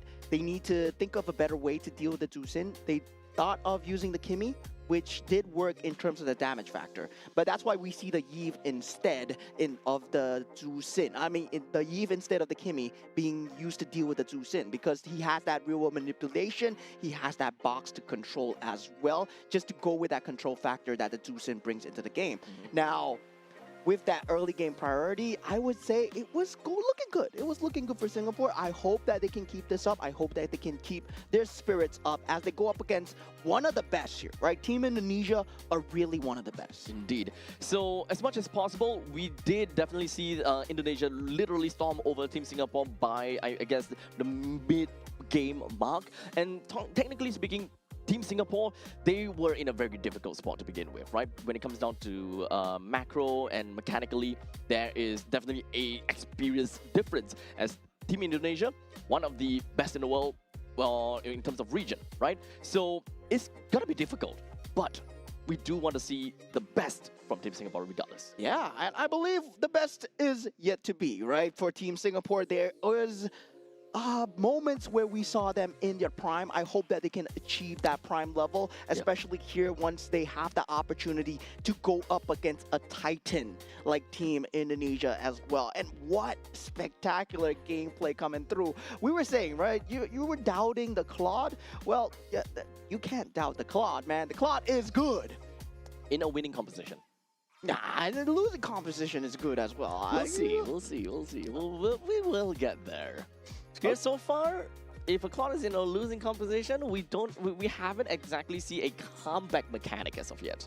Yeah. Not yet, at least. Now we do have that Flying Clouds. That map selection has been picked so far. And meanwhile, for the side of Team Singapore and Team Indonesia, that pick ban will be swapped up. Now, Team Singapore having that first pick. Yeah, so Fanny being banned out, Kalea for the side of Team Indonesia. We'll see how that's gonna go right now. So at least Fanny thrown away, I would like to believe that, you know, Paquito, Freya, all of that will be thrown away as well. But technically speaking, it is more of a ban for Indonesia. Yeah, I would say as well, right? And I would like to see if any of these top tier picks go through. And we did see the Marshall leak, right? And nobody No picked one- it up. yep, no Nobody one cared. picked it up. No one cared about it. And yeah, it did come to bite them back into the fact that, yeah, that golden hour could have Your been team the is saving banned. grace if, let's say, Team Singapore did choose to pick it up instead of the Hilda as well. But they wanted the damage, they wanted the tank ability. And yeah, I can see that going in their favor as well, but didn't really work out the first game. Now, for the second game as well, Freya completely banned out, so we are not going to be able to see Freya this game. Yep. Maybe we also can talk about the fact that they have lack of utility, right? As the roaming trio, we are looking at the Hilda, Baxia, and Kimi. Kimi does have a lot of utility, or rather a lot of crowd control, you gotta have to agree. But however, you don't have a very surefire way to actually lock people down for extended periods of time, as opposed to if you have someone like an Atlas at a roam position, or Your if you have a team Cho is in a roam banning. position, for example. Yeah, and now with the Baxia being banned out, you got to consider, you gave Team Indonesia the combination of the scariest heroes that were possible. I mean, you have the two Sin, you have the Claude, you have the Fredrin and the Arlot combo, and that is generally not given together. And Team Indonesia, if they have that combo, they're definitely going to take it for themselves. Now, meanwhile, for the side of Team Singapore, what final ban do they go with? Do they want to ban out the Paquito, or do they want to use it for themselves and force Team Indonesia to ban out the Paquito here? To be fair, I do think that Tristan can play a pretty mean Paquito, so taking away the Paquito is not necessary to them. However, there are still a lot of open heroes. Your So, okay, team is great that they banning. actually ban out the Juicid. But now it's up to Team Indonesia for what they want to ban. I think at this point in time, they would lick out of Marcel. I don't think that they are too particularly afraid of Marcel. Right now, what they might be looking for is number one, Paquito needs to go, or we are just generally going to be looking out for Harif in this case. Yeah, Harif as well. I mean, Paquito, there is also the possibility that they want to pick up the Fredrin for themselves from inside Team Singapore, if let's say that's going to be the opener as well. And also for the side of Team Indonesia right now, they also have a lot There of we go. possibilities to go for that Claude themselves. So Team Singapore right now, first pick. Paquito. Without a doubt, they gotta have to choose Paquito, man. Yeah. If they kind of leak the Paquito away and give the Paquito over to Shauki, I Yeah. would not believe. That's just blasphemy, man. If Yeah. you don't take the Paquito for yourself right now, Shao keep playing the Paquito, I'm quaking in my boots. I don't want to see that. I really do not want to see that. Yeah, first pick, 20 seconds remaining. What do they open with? There's a Marcel. There is that Paquito. I would take the Paquito any day right now. Any day. Any day. Like, if Team Indonesia were to take the Marcel, sure, so be it. There must be some ways that we can play around. And honestly, I do want to see Team Singapore. Oh, Your okay. team is Phobius. picking. Okay, Phobius does a good job of dealing with the Paquito, I guess. In Yeah. terms of level 4, but you give it to one of the best Paquito players in the entire region, right? So, do they go for it here? They go for the Claude and the Oh. Harley. Okay. I mean, because Team Indonesia, they don't need to go for the Paquito right now, right? They can still go for it in third pick. Yeah, because the it's Phobius is ready out. Oh no, now. For the side of Team Singapore, how do they answer back against a Claude? We saw that Leslie wasn't the answer against a Holly as well. You need a tanky jungler. That Baxia has been banned out. You go for the Fredrin here, but you don't have that Arlot as well. So generally against the Harley, you either go damage for damage or you go tank, right? And So they're Fredrin, going tank. yep, they might be the answer. Do they go for the Khalid? Ah, yes, Your it's Yep, team good, they they is do. picking. Okay, so very tanky. Firepower-wise, do they remotely have enough is generally the question here. Khalid can, of course, set up for the team fight pretty effectively. Fredrin comes in as a follow-up from that point on, but who Your follows team is up banning. afterwards, right? Understandably, with the mage pick as well as the gold pick, I do not want to see a Leslie again, once again. We do have a Yves, though, so Rom, Gato Your Kacha, team is banning. I don't think it's necessary here. Even Yeah. though getting the getting the Eve to snap out of RWM is really important, but I don't think that the Gutter Cutter would gel very well with the Team Singapore. I mean, for Team Indonesia, they have two choices here, right? Where they are going towards that team fight, or they are going towards that mobility. So if they're going towards that mobility, Yeah, that they kind of solo play, that Cho is available, they want to go for that team fight together with the real manipulation. They will have that Hylos available as well with the Glorious Pathway. And yeah, there's just so much possibilities right now for inside Team Indonesia, as Team Singapore as well, right? But the Moscow band really very good in dealing with the Claude in the late game, and also Spirit of Despair against the Harley. So right now, Team Singapore, they are lacking of a single team mage is and a gold laner. While for Team Indonesia, they're looking for a roamer and an XP. There's still quite a lot of XP heroes that is actually kind of open. And the way that Team Indonesia is opening things with the Harley in the gold lane definitely does suggest that they can play very power heavy. Your team Oh. is banning. Yeah, they ban out the Leslie. I mean, they feel that it is... It's a problem for Harley to a certain extent. Yeah, it is a problem for Harley, and it's also a problem for Claude as well, especially in the laning phase. But we did see Dingarai just doing an extremely good job of dealing with the Leslie as well. And now, for the side of Team Singapore, their final ban coming through, they might be looking towards that EXP lane. That Paquito is still there. He's still Yep. there. They can still ban a Paquito. Don't give it over to Chowky. Please don't. Yeah, I mean, I'm not too sure it's going to completely leak the pool here, because Paquito Claude, on paper, that is the dream lineup there. It's kind of scary. But now, Labu. Your team is Labu. picking. I think that is this a point in time where it's like a no-brainer Paquito pick? Well, It- you don't need to pick it now. You don't have to. Phoveus is on the other side, so you can pick it on the last pick as well. So they can definitely secure their roam pick right now, especially if they want to go for something like a Cho, and they go Your for the team Hylos is instead. picking. Yeah, Okay. so we have the RWM into the Glorious Pathway combo. Is this a bait for a carry? Could be. Sounds like a bait for a carry.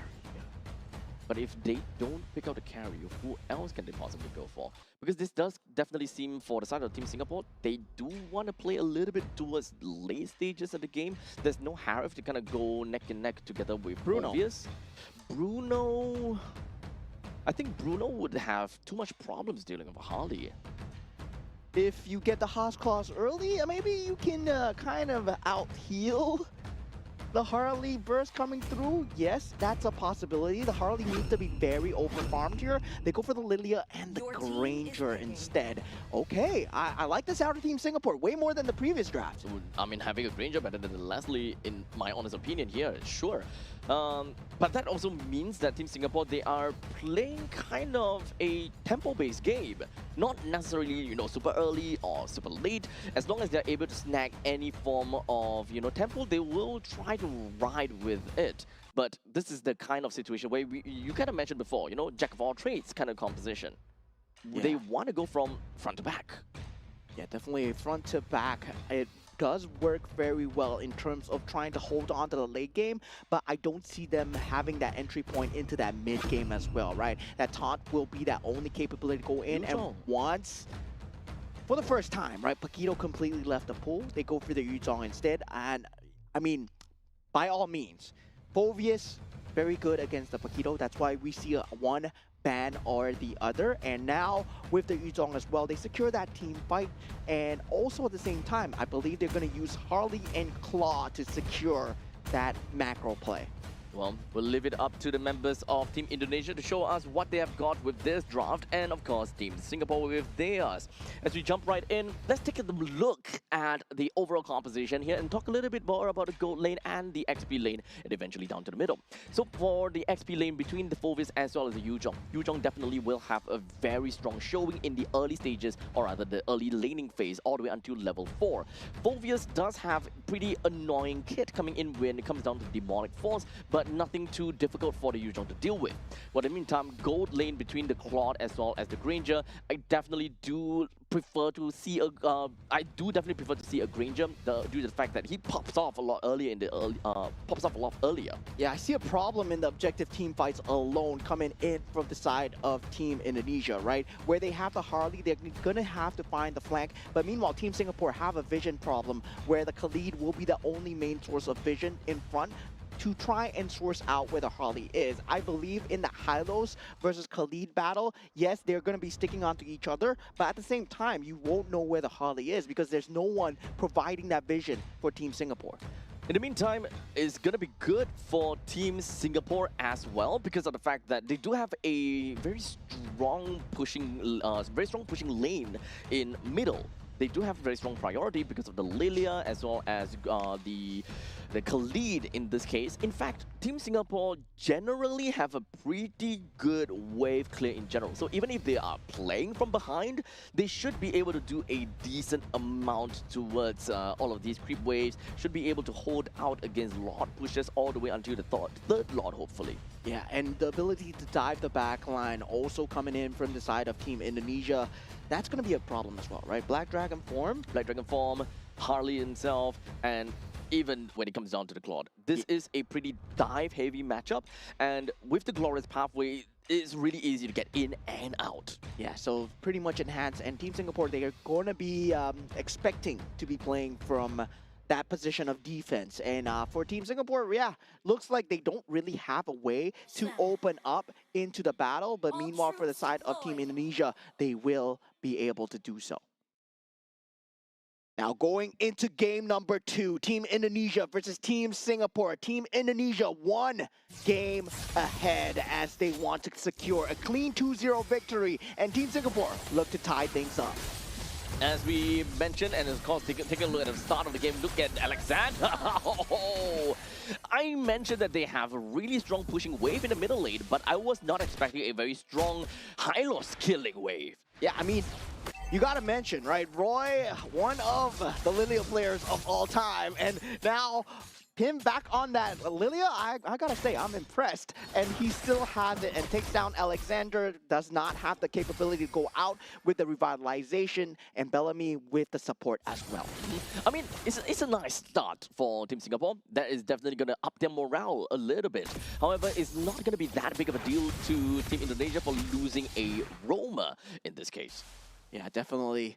And now for the side of Team Indonesia right now, the ball is in their court. They do lose Alexander, but it's not going to be huge. The EXP still going even in terms of both sides. Glorious Pathway timing will still be the same, and that first objective fight becomes that main priority.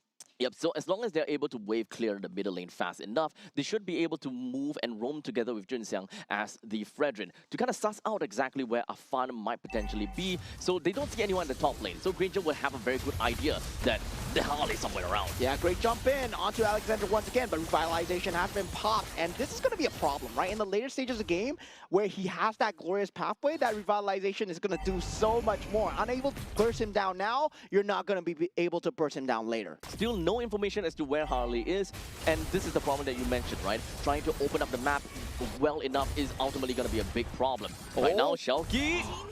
Oh, Roy. Roy is doing it. Roy is doing it. He's getting consecutive kills now. Right now, they will have that first turtle advantage going their way. Team Singapore looking good at the start, but once again, Team Indonesia not a team to be trifled with. As Dingarai, he's starting to pace up in terms of the farm, trying to funnel in into that mid lane cash in as well as the bottom lane. They're not particularly too scared about losing some of these leads over to the side of Team Singapore. They will look for the time and they will make it work out. Yeah, the flicker out coming in from the side of Tristan as the Purify and the Petrify was used, but he goes back in without the help of the flicker. He sees the team coming in, but it might have been an early call, but now with the appraisal scrap, they do take out Afan, and now with that, Team Singapore, they get the consolation 1-for-1. It's okay. I think that's relatively a pretty good trade. Tristan may have went in a little bit early, but that could be an idea that they don't want the Harley to get out of the lane, because that is the point in time where they can finally see Harley. They don't want Harley to use the hat, especially in this case, especially since I think that he already used his hat in order for that kind of situation.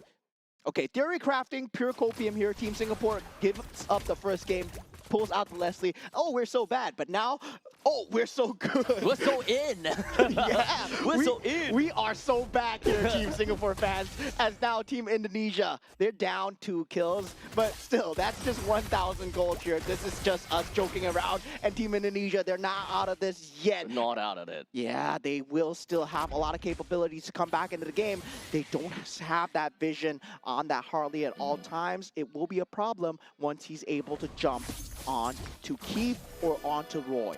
They need to be careful not to throw caution into the wind right now. Team Singapore may seem like they are riding the wind and having a really good time, but a small little overconfidence would eventually be their downfall.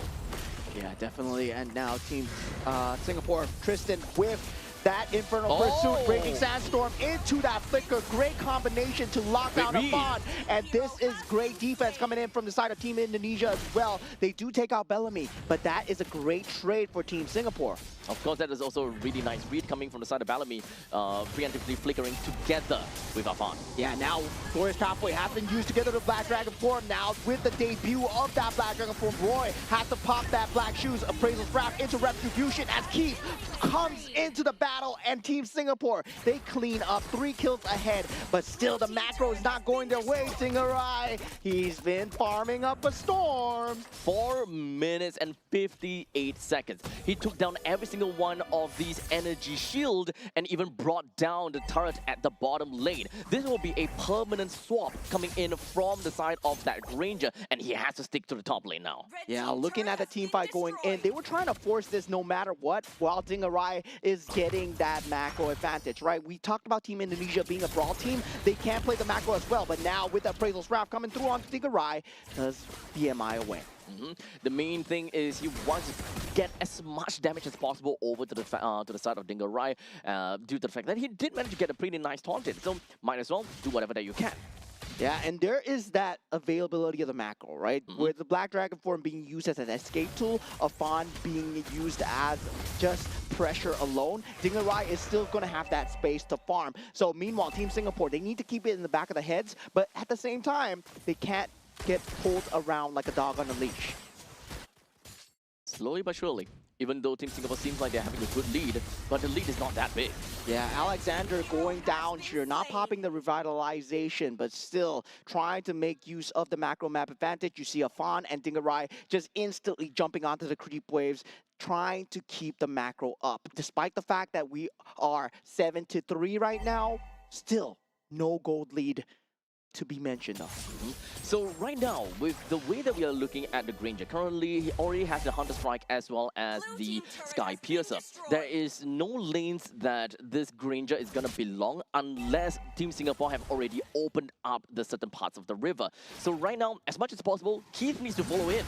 Yeah, now Tristan with that Infernal Pursuit. Alexander pops that Glorious Pathway. It will be there. RWM as well for Delvin. But at the same time, Shauki going in. He does not have the Petrify available. Keith getting the double kill, and Shauki now takes out the Fredrin, and also Tristan going down in the back line as Afan does get the damage through. And now it's an even trade, 3-3 so far, but triple kill coming in for Keith on the Sky Piercer. This is even bigger for Team Singapore to get for themselves. But Dingarai, you have to be really careful though.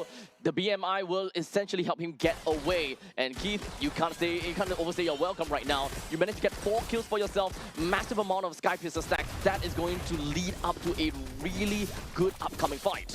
Yeah, now with that turtle being up for the grabs, Jin Xiang will be falling in here. Glorious Pathway already used. Team Indonesia right now, they're 5 members strong. They want to fight this. Black Dragon form not available. Afan does have the ultimate though. He can pop Keith on the side as this is Flying Clouds. Everybody is trying to collapse into this as the turtle now falling lower. Jin Xiang does get the turtle, and now Bellamy falling extremely low. Blazing Duet being used as Zingarai takes out Bellamy, and Team Indonesia, they want to collapse with the RWM right behind. And now for Team Singapore, they have to retreat as Royven goes down, not able to pop the Black Shoes in time, and Tristan will be going down as well. Team Indonesia, they're just killing everyone, and now with the counter initiate onto Dingarai, that's a great consolation, but 4 for 1.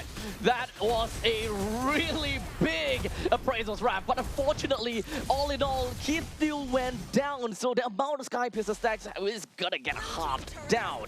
Yeah, Team Indonesia showing that they might have lost the battle, but they didn't lose the war, right? They're waiting for the power spikes, getting the farm across the initial members. And if you take a look at that team fight, yes, a great consolation coming out from the side of Jinxiang with the appraisals wrap into that taunt, and Keith getting that Sky Piercer stack down. Oh, such a juicy appraisals wrap. We don't get to see that very often, being slapped right onto a Claude, which is a backliner, by the way.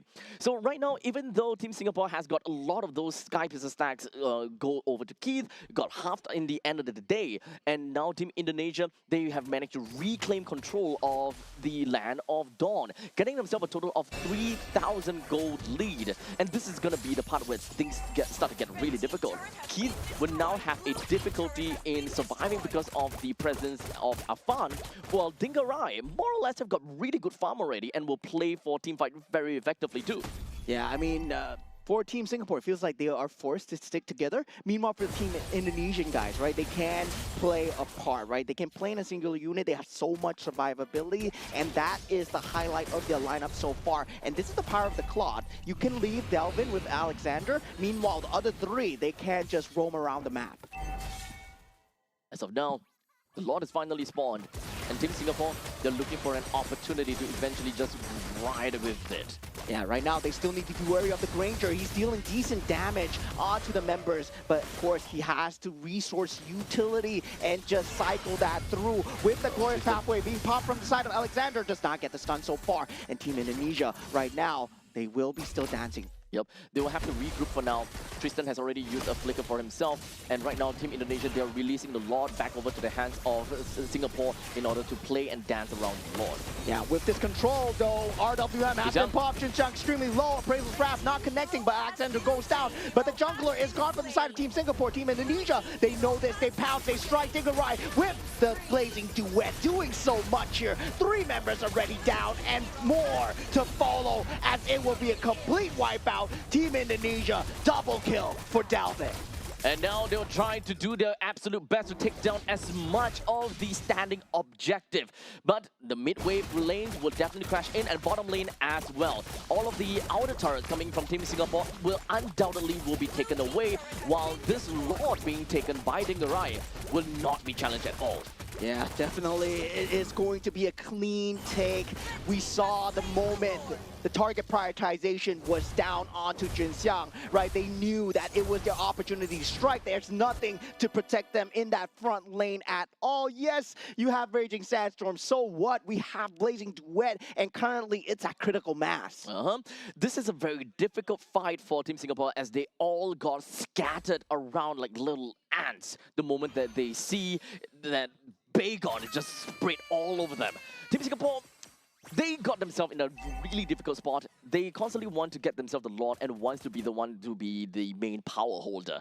But unfortunately, Team Indonesia, they are way too far ahead now. They know that they can re-engage anytime, and before they even had that previous fight, they have already baited out that flicker coming in from the side of Tristan. Yeah, good teams know how to play when they're behind, and Team Indonesia right now, they aren't behind anymore as they do with that Glorious Pathway. Now with the real manipulation, Dingarai with the Blazing Duet in the back, so much damage onto the side of Team Singapore. Team Indonesia are tearing through the front lines. At the moment, they take out the inhibitor turret. 3 members already down. Shauki might go down here, but the base will not be left standing for the side of Team Singapore. As Team Indonesia, they focus fire down the crystal, and they take the game 2-0. It was a kind of a lot of a closer game for the hands of Team Singapore. But as per normal, every time when we look at Team Indonesia, they will always regain control by the mid stages of the game. And to be exact, I think it's somewhere around 8 minutes that they start to really show what they are made of, because they know when is going to be the critical mass and when they can really start to extend the lead as much as possible. Yeah, I mean, they understand that the usage of the utility was there for the side of Team Singapore, right? Once they see that the weakness was there for the side of Fredrin, they knew that, identified that one frontliner is only available for the side of Team Singapore. Mhm. Once that weakness is there, they start to pounce because they were testing it out with the macro plays on the top side, on the bottom side. Let's see how Team Singapore responds.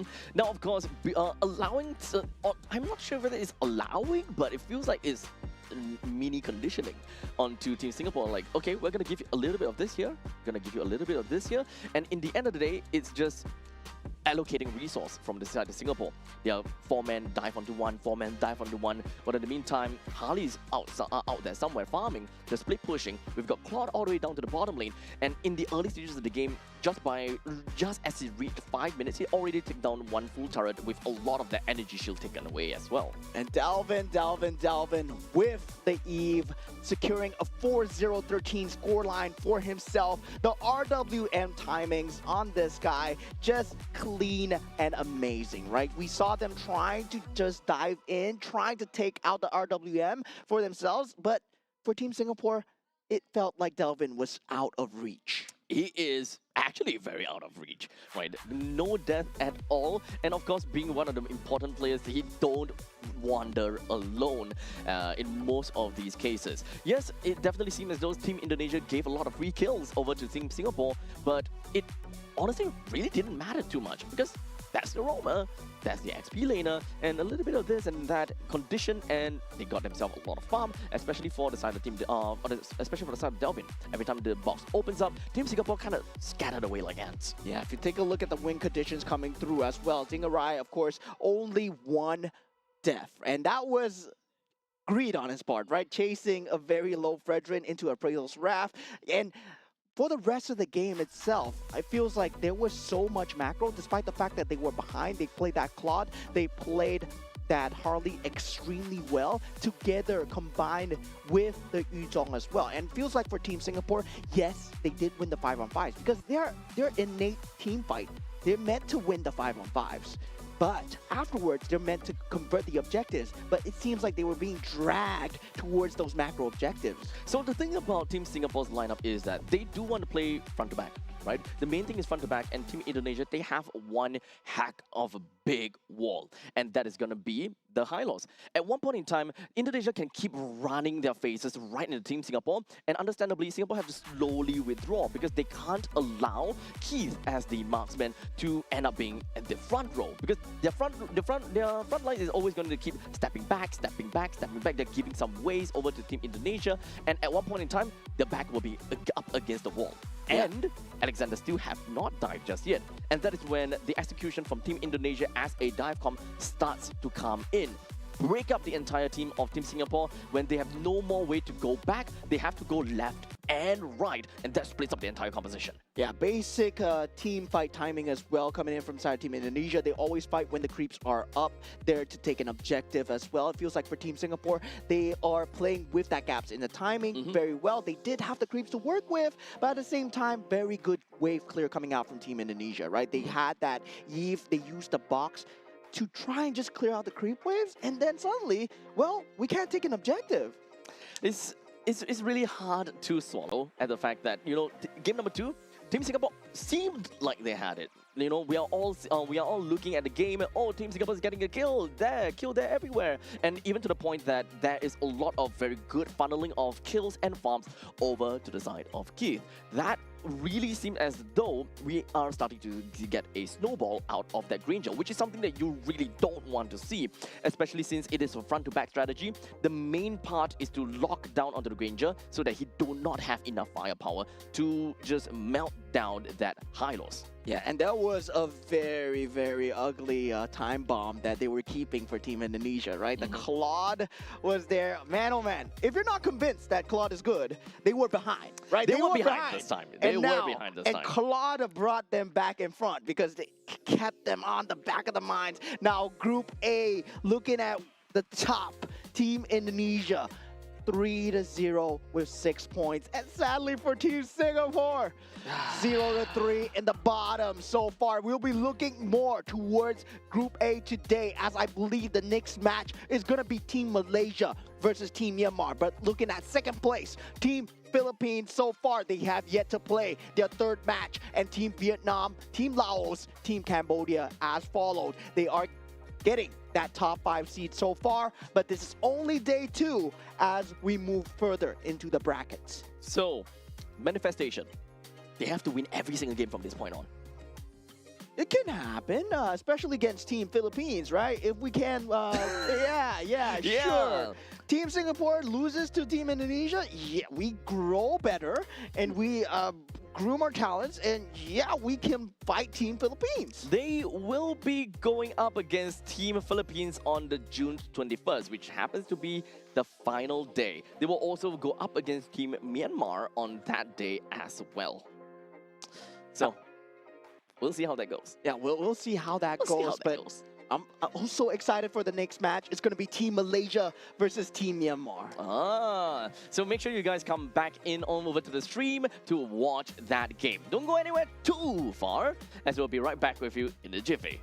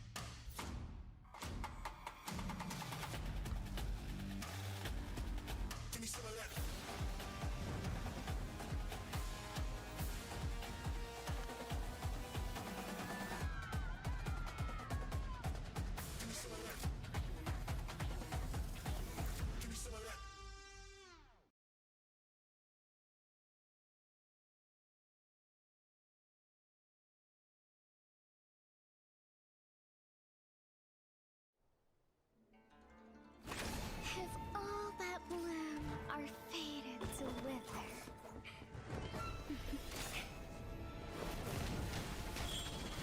then I'll enshrine your most brilliant moment in crimson splendor.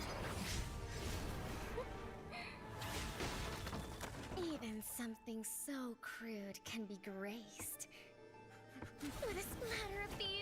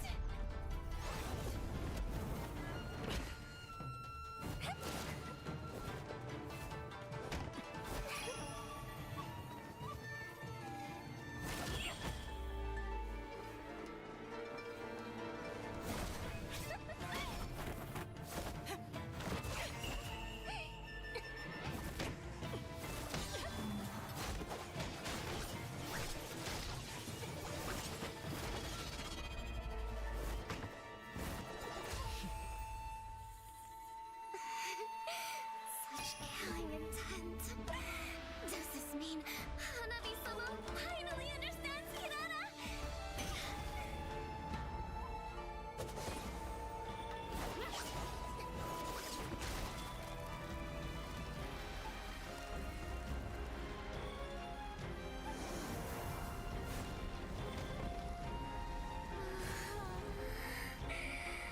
So warm. So beautiful. We can finally embrace eternity in hell. Just the two of us. Allow me to release your eternal bloom.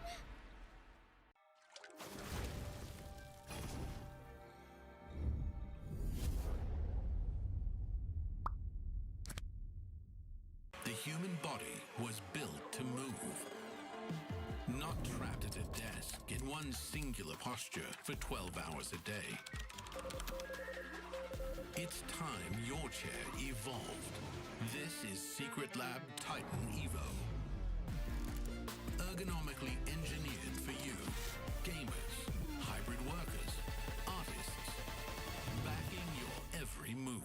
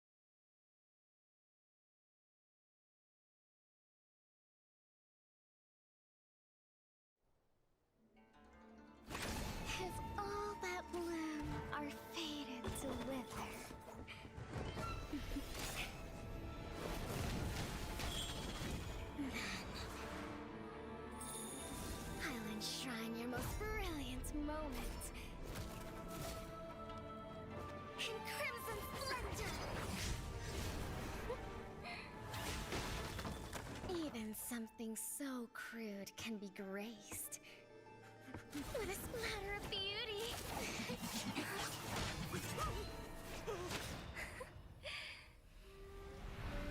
I'll get you out! You finally come to me, Hanabi-sama! This madness ends now!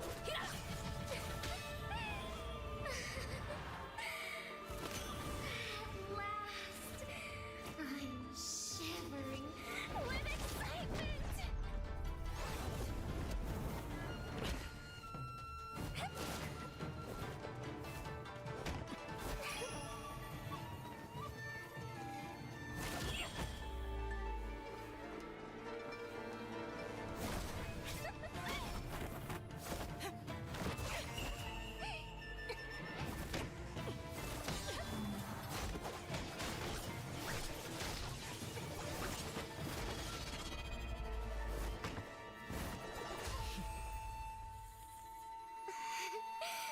Such killing intent. Does this mean Hanabi-sama finally understands Kirara?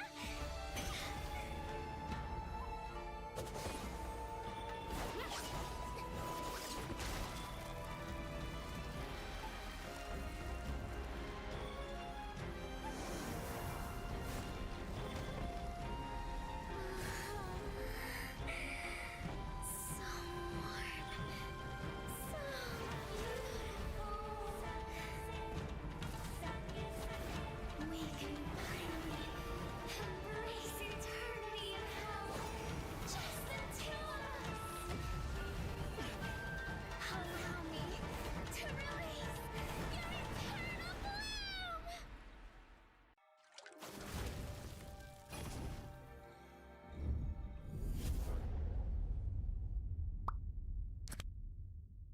The human body was built to move. Not trapped at a desk in one singular posture for 12 hours a day. It's time your chair evolved. This is Secret Lab Titan Evo. Ergonomically engineered for you, gamers, hybrid workers, artists, backing your every move.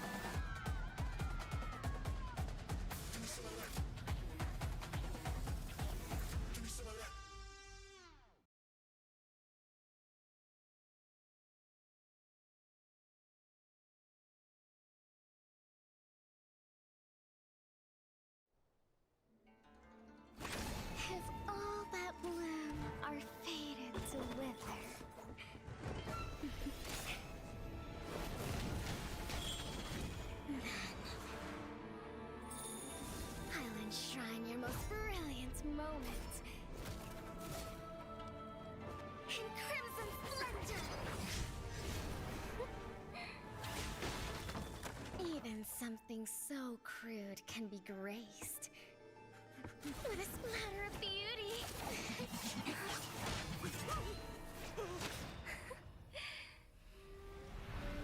I'll get you out! You finally come to me, Hanabi-sama! This madness ends now.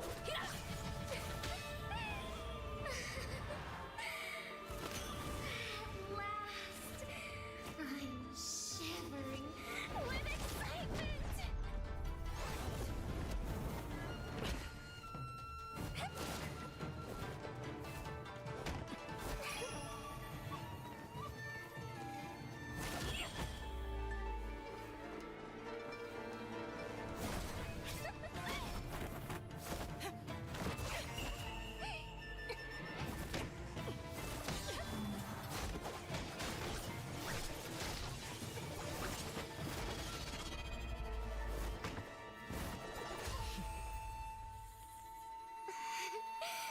Such killing intent.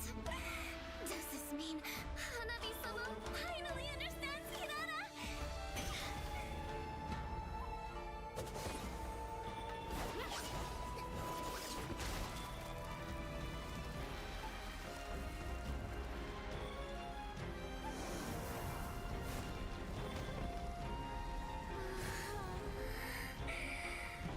So warm. So beautiful. We can finally embrace eternity in hell. Just the two of us. Allow me to release your eternal bloom.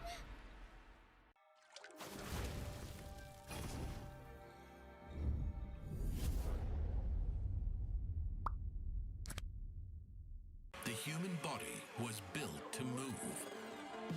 Not trapped at a desk in one singular posture for 12 hours a day. It's time your chair evolved. This is Secret Lab Titan Evo. Ergonomically engineered for you, gamers, hybrid workers, artists, backing your every move.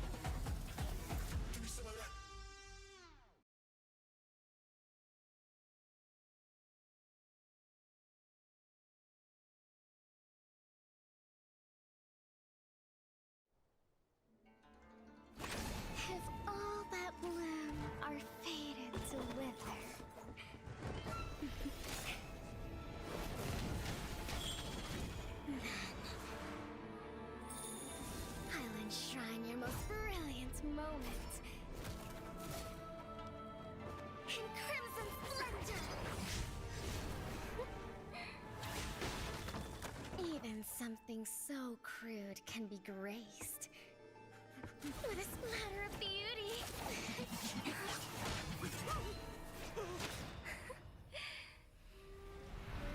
I'll get you out! You finally come to me, Hanabi-sama! This madness ends now. At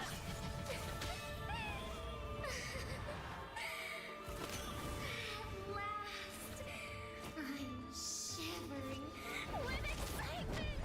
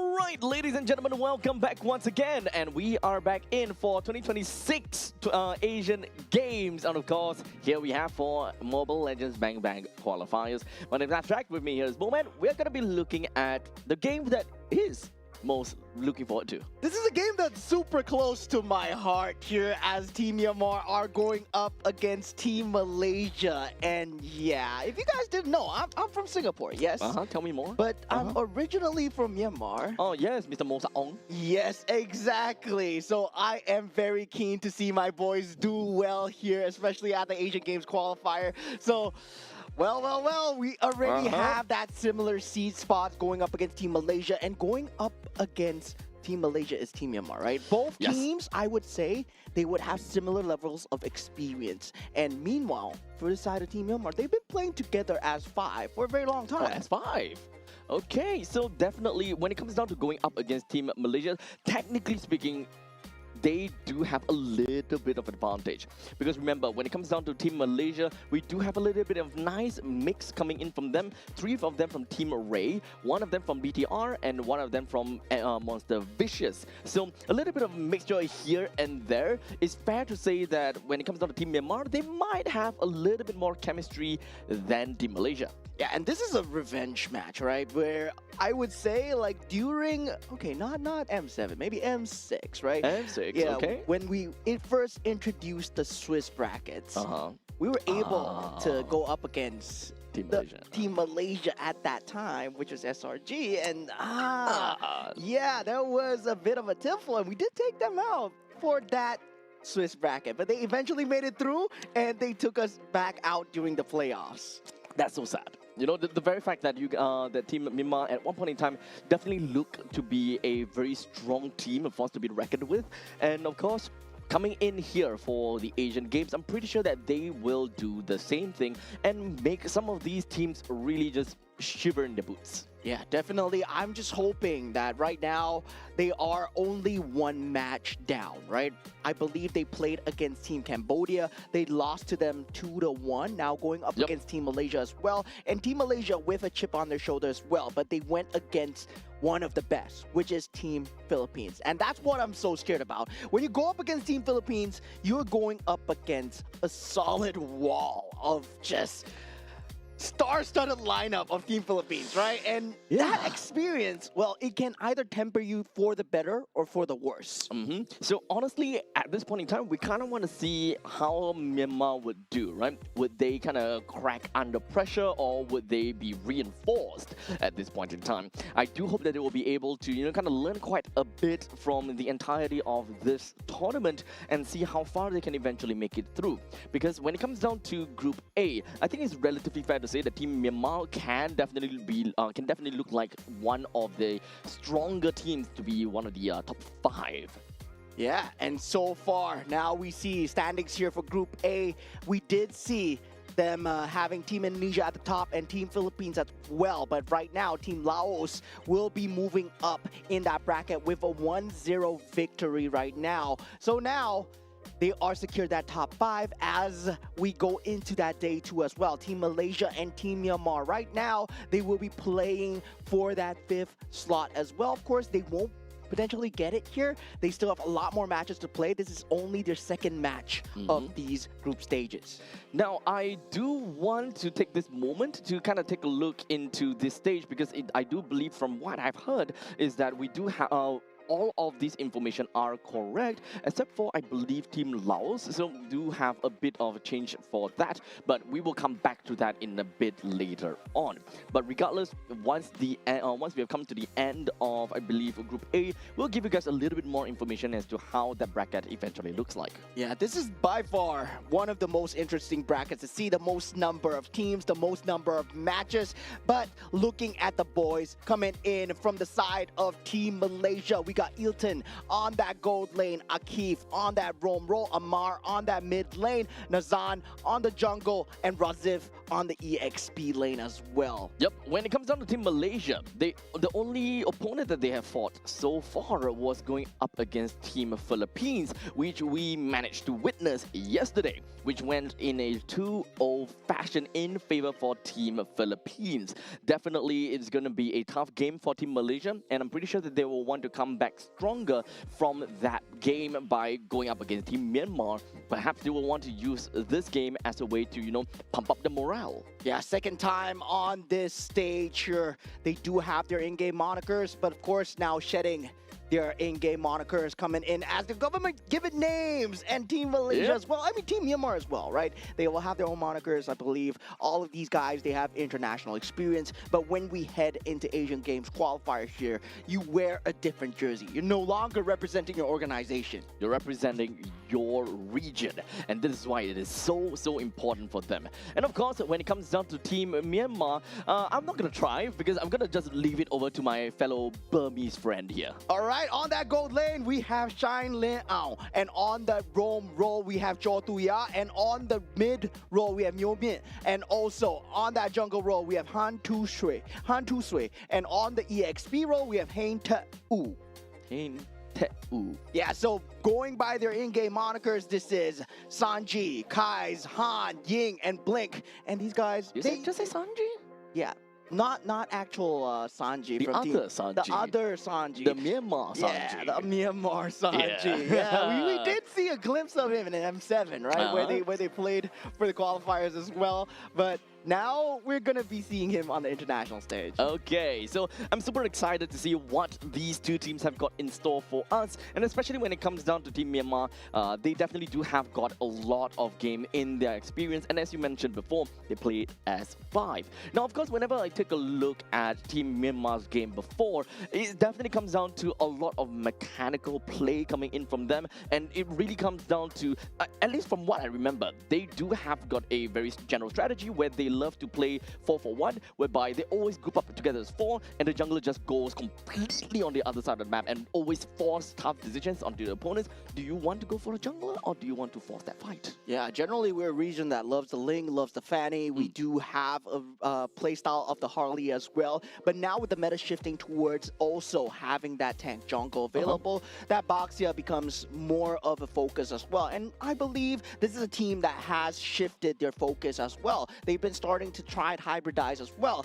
And also for Team Malaysia, now how well do they mesh together given the experience that they had against Team Philippines yesterday? Okay, so without further ado, we're going to be jumping right in and take a look at which map is going to be selected of the randomizer. It is going to be Expanding Rivers. So taking a look at very mobile gold laners is definitely going to be one of the key of the game, being able to join into some of these team fights early on, like even from the first turtle, can very much be expected, especially in this current meta. It does seem like we are seeing very aggressive plays right off the start. Yeah, definitely, and they do ban out the Fanny, Phoveus, and the Arlet coming in from the side of Team Malaysia. Meanwhile, for the side of Team Myanmar, right, this leaves the Paquito in the pool with the Freya and the Glue being banned out. Now, they do ban out the Ju Sin, and it's pick your poison, right?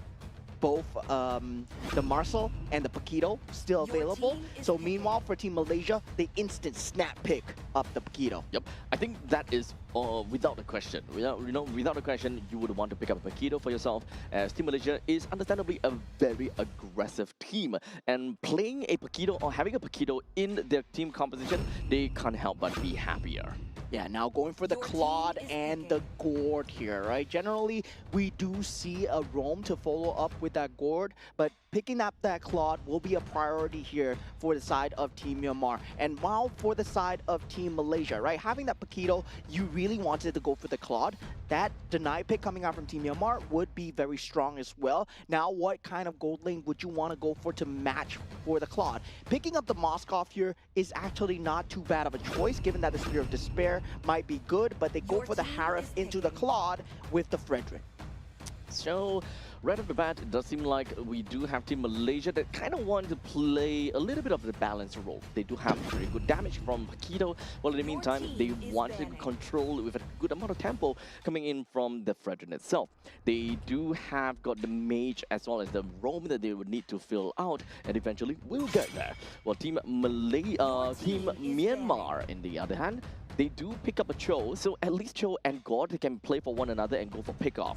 However, just the two of them is not enough. Yeah, now with the Atlas being banned out as well, I would say there is another potential roam that Team Malaysia can look at, which is the Kalea as team is well. banned. And Okay. meanwhile, for the side of Team Myanmar, right? The Boxia is still available in that pool if they wish to go for it, but I don't see it synergizing extremely well. Of course, there's that single target on single target with that Mystic Gush available. That could be a possibility of an angle that they're looking at, and the Akai would have been a great pick, especially with the Gourd. With the juicing already taken out by the side of Team Myanmar, I think that being able to find a way to really lock down on the God and the Claude is actually going to be super important. Well, a single ultimate that can stop them either or both of them is always gonna be good. As such, the first hero that comes into my mind gotta have to be Zetian Your team for is Team banned. Malaysia to pick up. As long as you see the Mystic Gush or the moment that you see that Blazing Duet, it feels as Your though the team is Zetian's picking. Fury of the Phoenix comes in very naturally. Yeah, great ban. I did not see that coming. That Kalea still Your available team in is that pool. picking. Now, picking up that Suyo, that mid lane is not yet going to be Okay. revealed for the side of Team Myanmar. And for the side of Team Malaysia, right? They have their pick up the mid lane. If they want to go for the Eve, they want to go for the Lilia, they can actually pick that up as well. Now, meanwhile, for the side of Team Myanmar, they're lacking an EXP lane. Yep.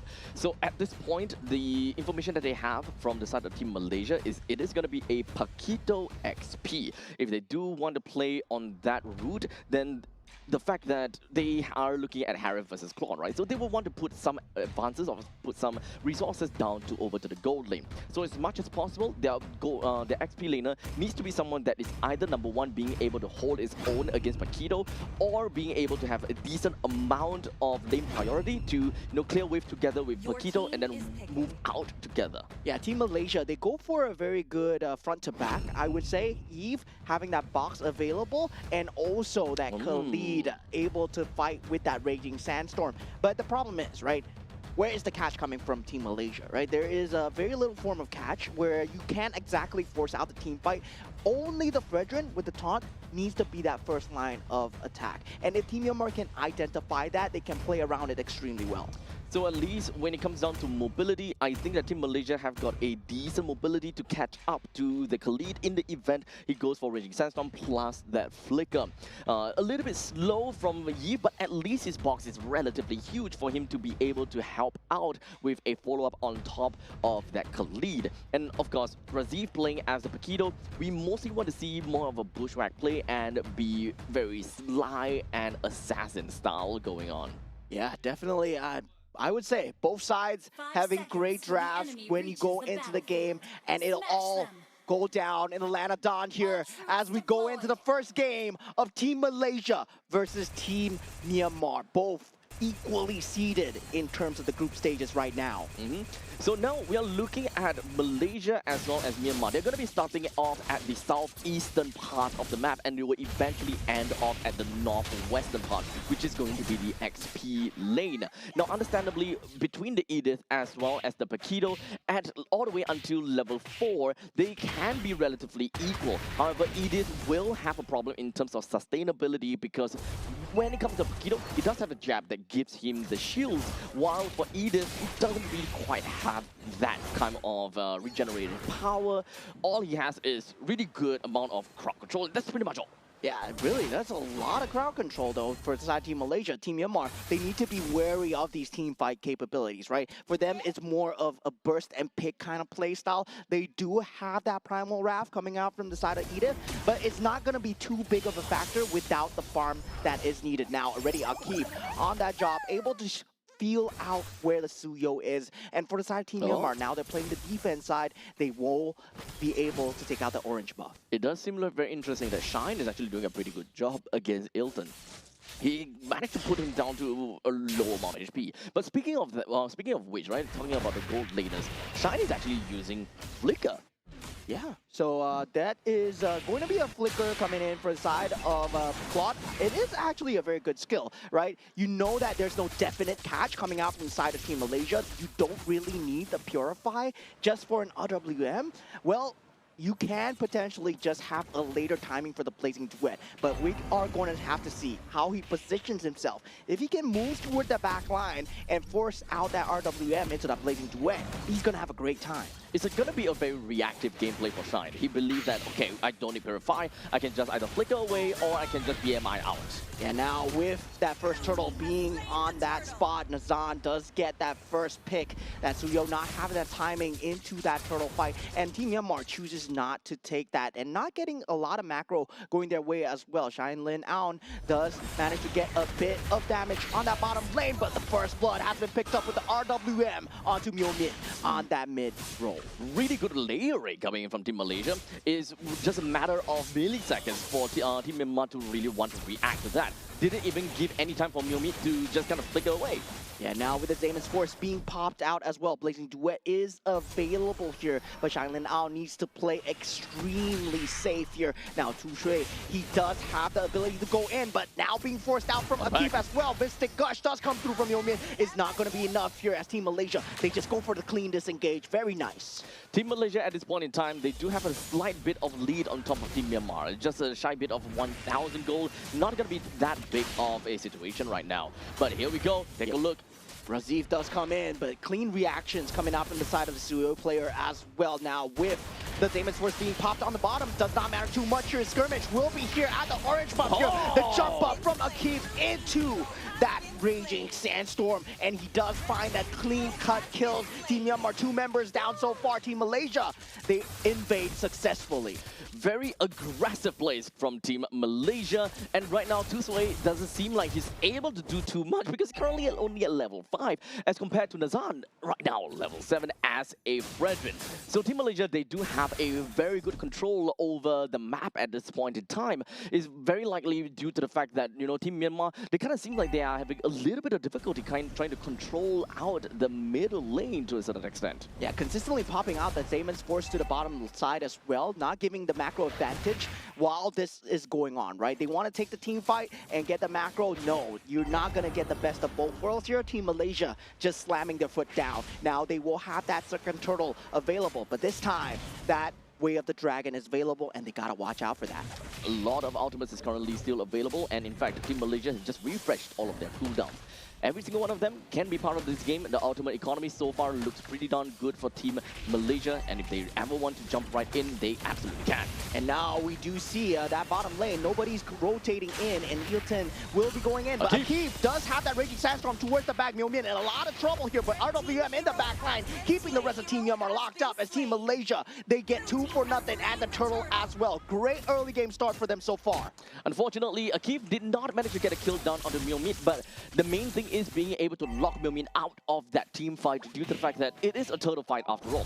The moment that God is out, one of the main damage dealers of Team Myanmar is going to be out of commission, and Team Malaysia, none of them will die. Yeah, Flicker being forced out in the side of the gold lane here. Macro advantage also not going the way. The recovery here not going Team Myanmar's way at all. 3,000 gold advantage coming out from side Team Malaysia. And they're going to keep up the pressure with the top, mid, and bottom tier 1 all going to be going down soon. Team Malaysia, they definitely do have a very good grasp of this current game, with a total of 3,700 gold lead on top of Team Myanmar. They're constantly just going to be putting themselves right in the face of Team Myanmar, as you can see from Akif. He's always showing himself, and he's always trying to give information to the team. Yeah, they are doing a great job of keeping vision onto the Suyo. Team Malaysia, Akif, especially onto Han Tu Shui, where this Suyo, he has unable to find any sort of momentum at all. Yep. At this point, he needs to be able to find a way to get himself out of this ditch, right? Because Team Malaysia, they are very aggressive, and Team Myanmar, honestly, I think that the main thing that they want to look for is to play Bushwhack and kind of snipe out the back lines. The only one that can realistically go down maybe is going to be the Keto, because he's very powerful in terms of firepower. The moment that he runs out of these skills, that is the point in time where Han Tu-Sui would be able to find some of these advantages or these windows to play around. Yeah, and now with the Way of the Dragon not being available as well, they know that Flicker is down for the side of Claude. They push the issue here. Conceal already being used here. They still have Flickers on the side of Team Malaysia. They're waiting to pounce for a slight positioning error for the side of Team Myanmar. And now they will want to take this turn as well. The thing is, for Team Myanmar, they can play pick-off. This is kind of what they are wanting to do, right? As long as for Kyotuya is able to find a good kick onto someone, literally onto anyone, I feel, then the Mystic Gush can come in and followed by a good execution from Tu-Sui, then it should be fine. Yeah, now with the rest of the team falling in Team Malaysia, they might not want not to overextend here. Great knockup from the Earth Shatter so far, but Mr. Gush not coming through as Akif does find the damage onto the Gord, and two members already down for the side of Team Malaysia. And now Team Myanmar, they answer back with one kill of their own. Unfortunately, the fight did not start off great because the Way of the Dragon from Tuyat just did not land correctly. It did kick onto Amar, yes, however, not in the direction that you wanted it to go. So that is one of their main win condition, or rather their main game plan already thrown into the gutter. And from this point on, they need to look at how Tet-U comes in with the onwards plus the Earth Shatter. That is if he's able to layer those in. Yeah, so far, Jatuya doing a good job of trying to keep up the vision with that one death so far, not letting the chip affect his shoulder as he does go on for more. But 5,000 gold advantage coming in from the side of Team Malaysia at this point, right? Diving in this tier 2 turret, very good idea if they can especially take out the Gord first. But that counter kill onto Akif means a comeback recovery for Team Myanmar. But still, 5,000 gold ahead, it's a long ways away. Hardly any form of recovery, but here we go. The conceal play right over to middle lane. They found one. Yeah, Jaw in a lot of trouble as he gets instantly shut down. And that's what you want to do from the side of Team Malaysia, right? Make sure the Cho is unable to start these fights. Make sure that the flicker is consistently used. The good thing here is that Jaw did not use the flicker at all. So at least for Team Myanmar, they are looking for those opportunities.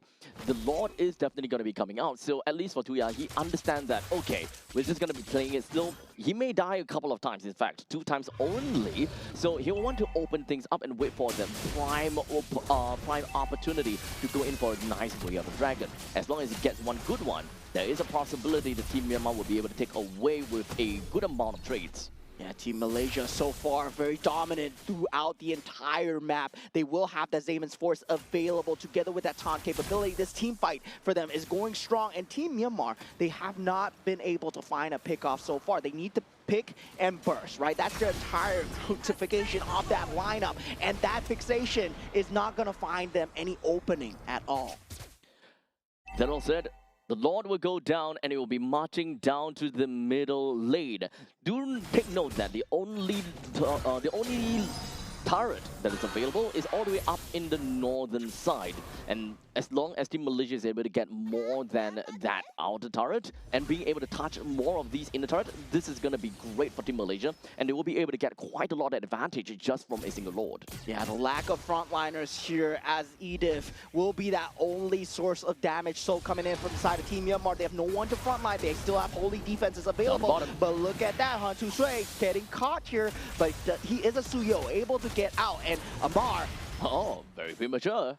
yeah, flickers away. Yep, but at least that is going to save his life a little bit, I suppose. However, might not exactly be too necessary, but it's okay. Since Team Malaysia, they are already pretty far ahead. They will want to look for a window of opportunity to eventually run right in. RWM with the Raging Sandstorm. Akeem unable to find that opening so far. Now Team Myanmar, they are able to defend this for now as long as they can keep their members alive, and they are able to hold on for now. Shinlin out going aggressive. Oh! He does have the BMI away. Is he able to pop it? He does, and this is the power of the Claude. Oh my, oh my. Initially, it kind of seemed as though Myanmar has a lot of problems trying to reach in over to the masses from the side of Team Malaysia. Just because of the RWM, it creates so much space between Malaysia and Myanmar, which even to this point in time, Han Tu-Sui don't have a way to go right in. The moment he goes in, he's going to come out with half HP, and he didn't even get to touch anyone. As such, that initiation coming in from Shine, he's just trying out his luck, it does seem. It is understandably a very risky play, but it does deal more than enough damage over to Ilton, and that is also a very good initiation over to the side of Milmint to just finish him off with a Mystic Gush. Yeah, that's survival coming out, right? Using that flicker, just popping in. That 50-50 was taken from the side of Team Myanmar, and I gotta say, that really made a change in the game. Right now, he has the Holy Trinity. Now Team Malaysia, they have to respect the fact that the damage will start to poke through. So right now, Team Myanmar, they're very much behind with about 5,000 gold behind. They don't have a lot of ways that they will be able to open up the map or perhaps even get some farm for themselves, as the lanes are currently frozen in the middle ground from the top and the bottom. The middle lane is more or less in the same direction. So Team Malaysia, they're holding out the lanes pretty effectively, waiting until the right time where the Lord eventually spawns. Team Myanmar would have nothing else to do but to group up together, look for a way to completely take control of one part of the river in order to give more farm over to Shine.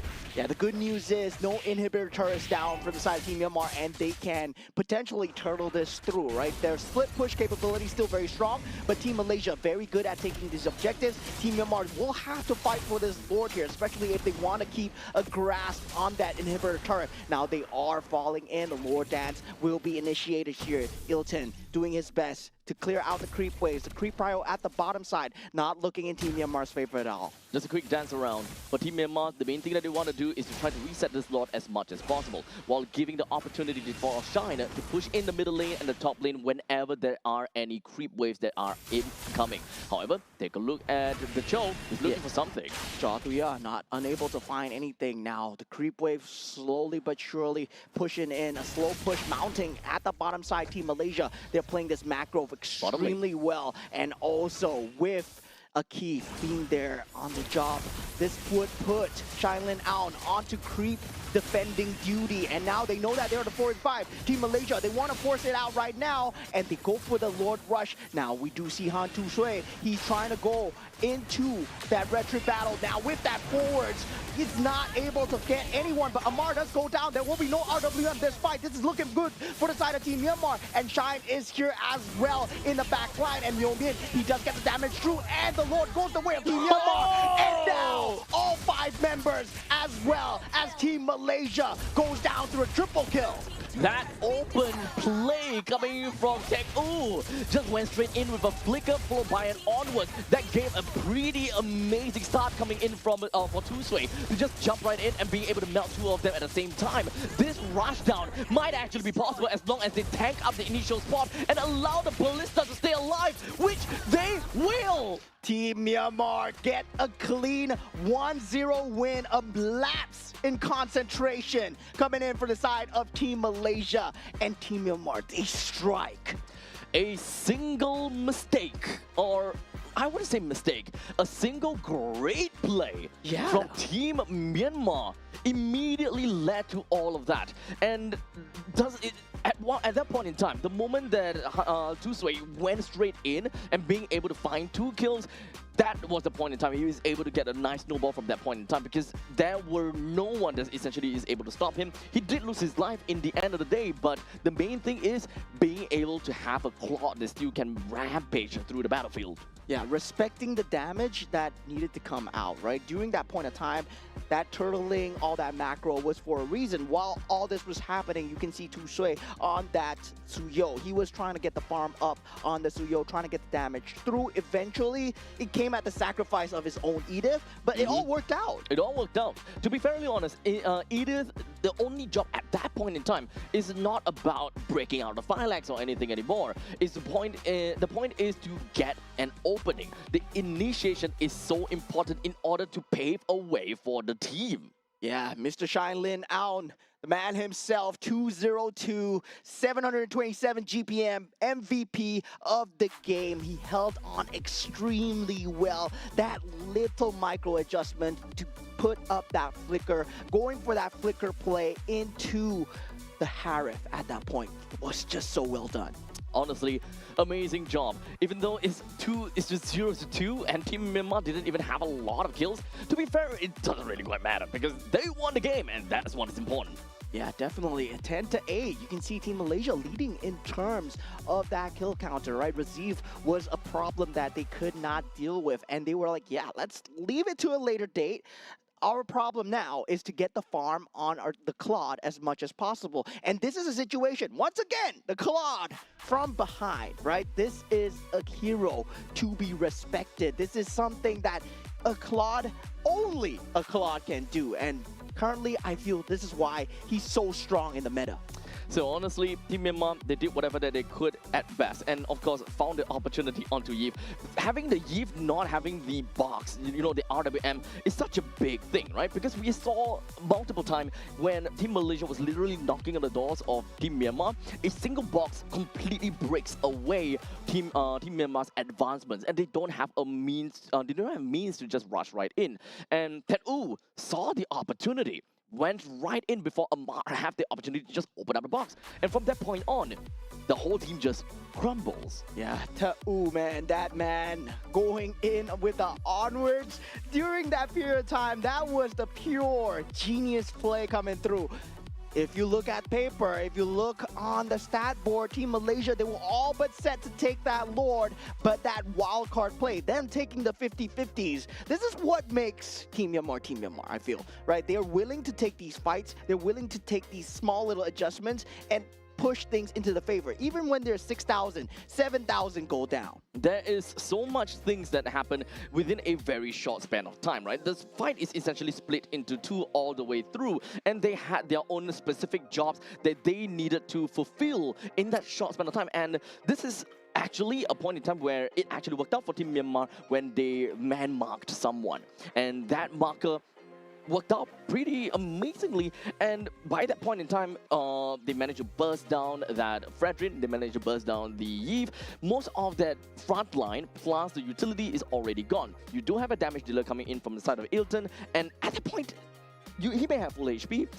He does have his Summon Force, but to be fair, the entire team would just collapse onto you, and there's really nothing much that you could do. Yeah, and that's just great concentration coming up in from these players as well. Team Malaysia, I would say, at the end, they forgot that RWM was the key factor that they were winning these team fights, right? That box, very important in locking key players, especially the Cho up. And without that capability, when he positioned himself slightly in front, Team Myanmar, they saw that chance. Yep, it was a split-second decision that they had to make. And to be fair though, there was actually not much of a reason for Amar to rotate all the way to the northern part of the Turtle's Pit. He just had to be behind of the Fredrin throughout the entire time, because they even have got a Keith that is hovering around in the southern side. The only reason why he made his way up to the northern side is because of, well, Paquito. However, Paquito is actually playing more of an assassination style kind of gameplay. Doesn't really quite require too much support in this case. Yeah, they were feeling the gold advantage, right? Yep. When they felt the gold advantage, at that point, I can understand the decision-making coming out It from was side of Team 5,000 gold Malaysia. advantage, by the way. Yeah, they were understanding it because they wanted to use the box with the Paquito to just prevent any form of entryway. But the entryway came onto Amar. Yep. And yeah, that was just pure decision-making genius right there. Now going into game 2, right? Feels like both teams, they got a good feel of each other right now. Team Malaysia, sadly, down 1 point, but still they played an amazing game. They were just so ahead, and with that, hopefully their mental is still intact. Yep, I'm pretty sure that they will be able to bounce back strongly from this point in time, because I'm pretty sure that Team Malaysia, they're pretty well tempered. You know, they have went through so much, and they have played a lot of MLBB as well. So I have great hopes for them. Pretty sure that that is not gonna let them down. Yeah, MLBB is indeed a hard MPL to play. And now, with the ban stages coming through, we have the Phobius, the Fanny, and the Arlott being taken out from side of Team Malaysia. Team Myanmar, they choose to ban out the Freya and also the Glue. And this time, Your team is they're saying, go for it. Go for the Paquito once again, right? We've dealt with it in game 1. We're gonna deal with it again. And yeah, I mean, letting it out, I mean, Team Myanmar, that's just pure confidence right there. Okay, but this time Team Myanmar have decided to steal away that Fredrin away from the hands of Team Malaysia and double down with a Gourd as well. Oh, this is not good. Team Malaysia is just gonna pick up the cloud for themselves. Claude Paquito, might be a lapse in draft here. There's Harif as well. Yeah. There is a Harif that's available. And I think that Team Malaysia might actually want to go towards that certain direction though. Having a Paquito plus the Harif, they can actually play a very aggressive setup coming for themselves. And oh, they actually went for the Claude and now with an Akai. Your team is Yeah, now it's a very different lineup, right? A Paquito with a Harif versus a Paquito with a Claude. Now, Team Myanmar, they go for a Moskov here, and I really respect this, right? Generally, when you see a Claude being picked up, you want to go for the Moskov because you have slight bit better entryway into the team fight, especially if you land the SOD, you land the Spirit Destruction, you're always one member up. And that's that advantage you have going as a Moskov, but you gotta land it. You have to let. I think that is the main caveat in order for you to do these kind of cross-map plays and have global presence. Landing the SOD is not easy. Let's remember that. Is a long way ahead for a Moskov to land that in, and of course projectile speed it definitely needs to be remembered. So we'll see how that is gonna go. For Team Malaysia, they're lacking of a single roamer and a mid laner, while for Team Myanmar, they are looking at a roamer and an XP. So both sides, they're lacking of roam. They're gonna have to ban that out and try to whittle down the pool as much as possible because Team Myanmar, they do have got the first pick into the second phase, so they can actually snap pick any roamer that is left over. Yeah, and surprisingly, Team Myanmar choose to stay on that second pick, right?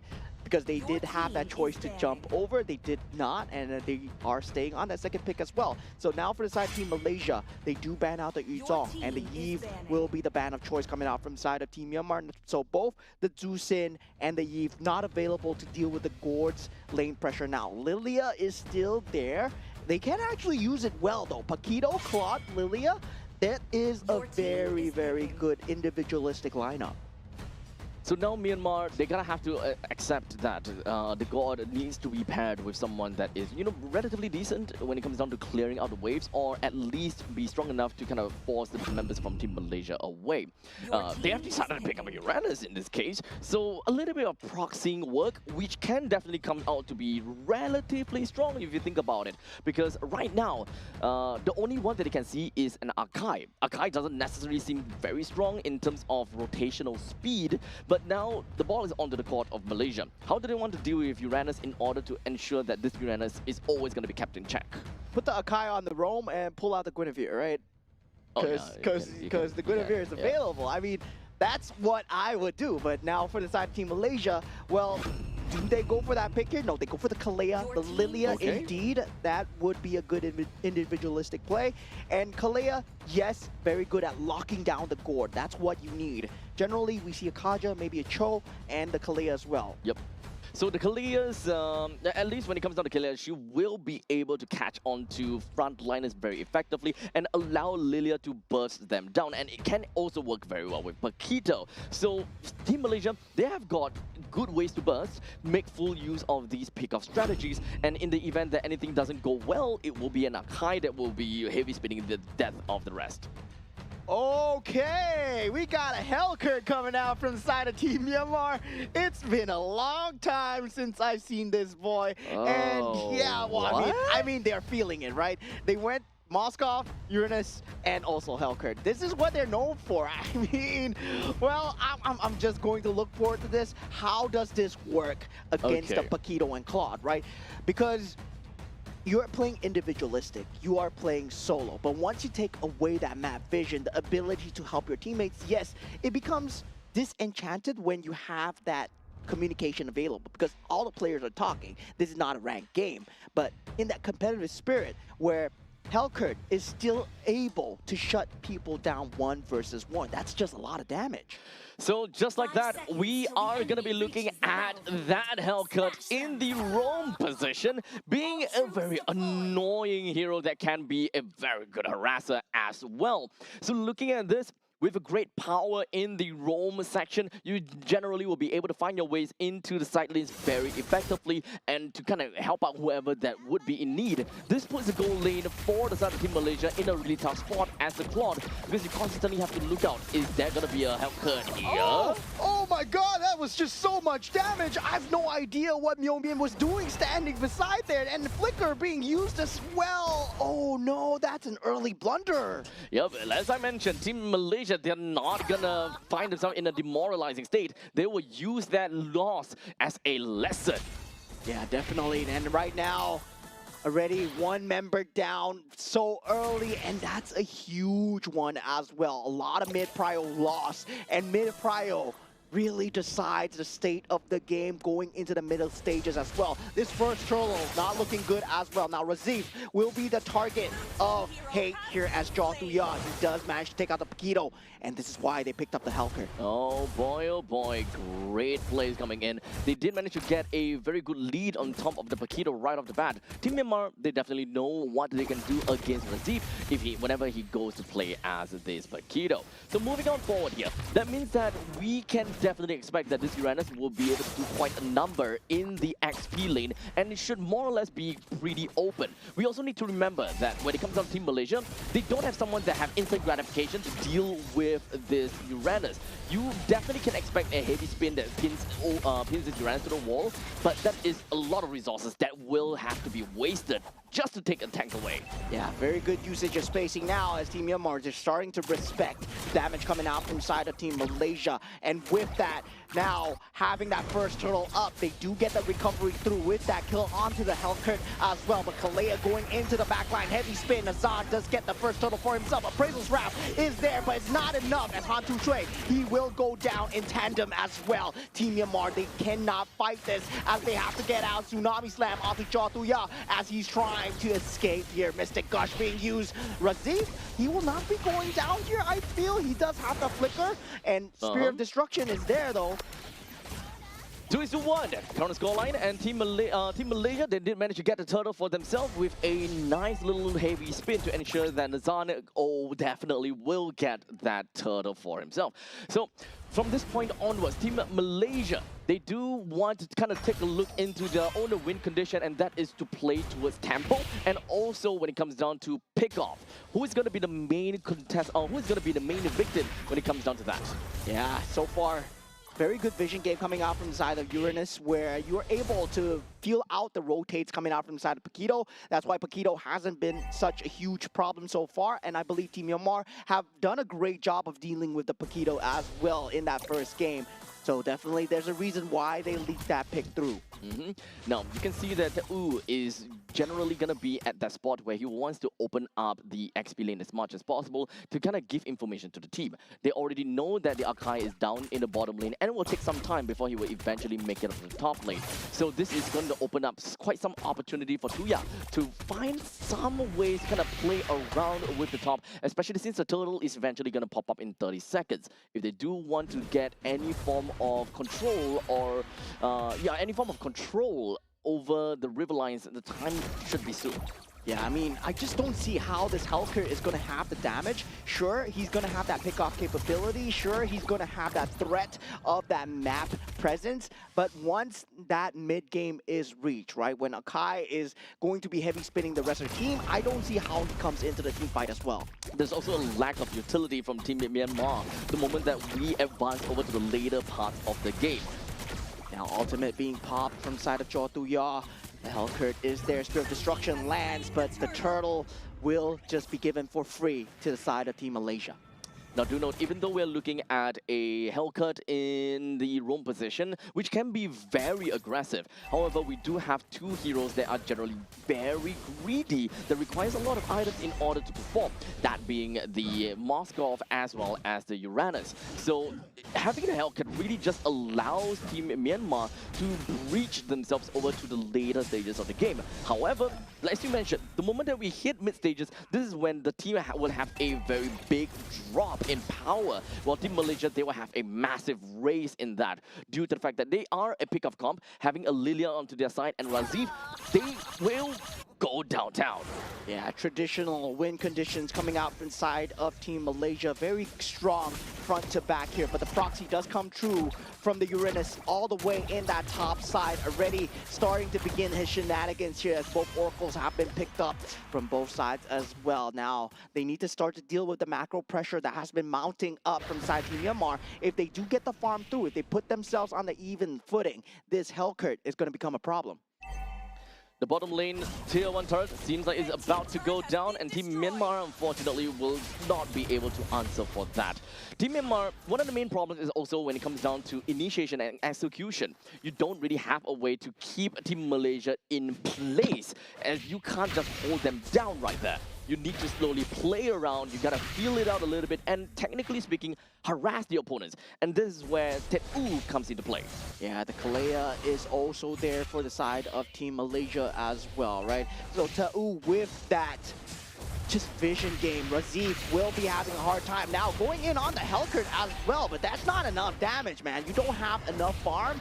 Blade of Heptacy is being picked up, but yeah, it's not gonna be enough. Yep, all they want to do is be pretty much just harass Razif as much as possible. But with the help of the Hellcurt, they could actually potentially bring down the T1 turret, which was something that they really wanted to rush down. Because there is, of course, some sort of timer that they will want to reach out for when it comes down to Suya.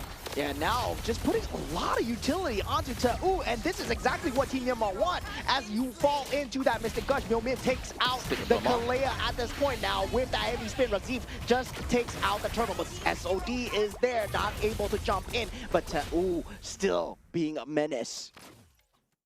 The SOD managed to land, but unfortunately that was not a fight for them to win. They will want to play a little bit more on the macro ground as he's all the way down to the bottom lane, being able to take the T1 turret. However, Malaysia, they were responding kind and will do the exact same thing by taking down the T1 turret up to the top lane. Right now, the big change will happen very soon, and that is the middle lane contest. Whichever team that is able to secure the middle lane for themselves first by taking down the T1 turret essentially will be able to win in, the early parts of the mid stages of the game because of their control in the opponent's jungle. Yeah, this is where Team Malaysia starts to group up, and with that Mystic Gush, not able to catch onto Nazan. Mystic spin, heavy spin, pin onto the wall. Tan Su Shui does go down. SOD is there, but Razif already dealing unfathomable amounts of damage. Does seem like Team Myanmar is the one that have their back against the wall. Team Malaysia, they are still very strong ahead and very strong-willed. They bring down the middle lane T1 turret indeed. While in the meantime, what we wanted to see from Shine was to go in with that SOD, but he did not. He decided to try to split push down to the top lane. However, that was completely dispelled because we got Razif going up top. Yeah, and the problem is still there, right? The Claude Paquito that Team Malaysia, they managed to get for themselves. This is not exactly a combo that you want to give away. Now that macro pressure is starting to mount, and now 4,000 gold ahead is Team Malaysia, but they aren't supposed to be ahead. That's the thing. Now, this other thing that we need to look out for is the power spike that we are talking about in the mid stages of the game. And this is where Amar and Razif will start to pop off. Amar has just picked up the Blood Wings for herself, which makes things so much more difficult for the members of Myanmar to harass her. Right now, the only one that can realistically harass is going to be Tet-U. We talked about that, and it's constantly just going to be in their face time and time again with the disc just spinning around. But with the Blood Wings, the movement speed coming in from Lilia will make things a little bit more difficult for the Uranus to do his job. Yeah, there's farm trying to be secured on the Hellcurt at the moment as Chua Tuya going in for the flank movement, but Tet-U falling extremely low. But he's a Uranus after all, ultimate being popped here, blazing wet. Tu Shui has to get out, Mystic Gush is not there, but Chua Tuya takes out a Kif, and this is huge. No Tsunami Slam being used so far, but no Mystic Gush is there, and Shailin out being taken out. That's a 1-for-1, but it's a gold laner for a roamer. Yep, it is definitely not a favorable trade for Team Myanmar, but the good thing is they did not get completely wiped out. They can still continue to go for a fight and try to repel this lot as much as possible, which is going to be marching in from the middle lane. This very first lot that marches in, the main thing that it wants to do is to take down every single one of these outer turrets. Team Malaysia can still look into into playing into the mid stages of the game, which is the timer from now until somewhere about 16 minutes.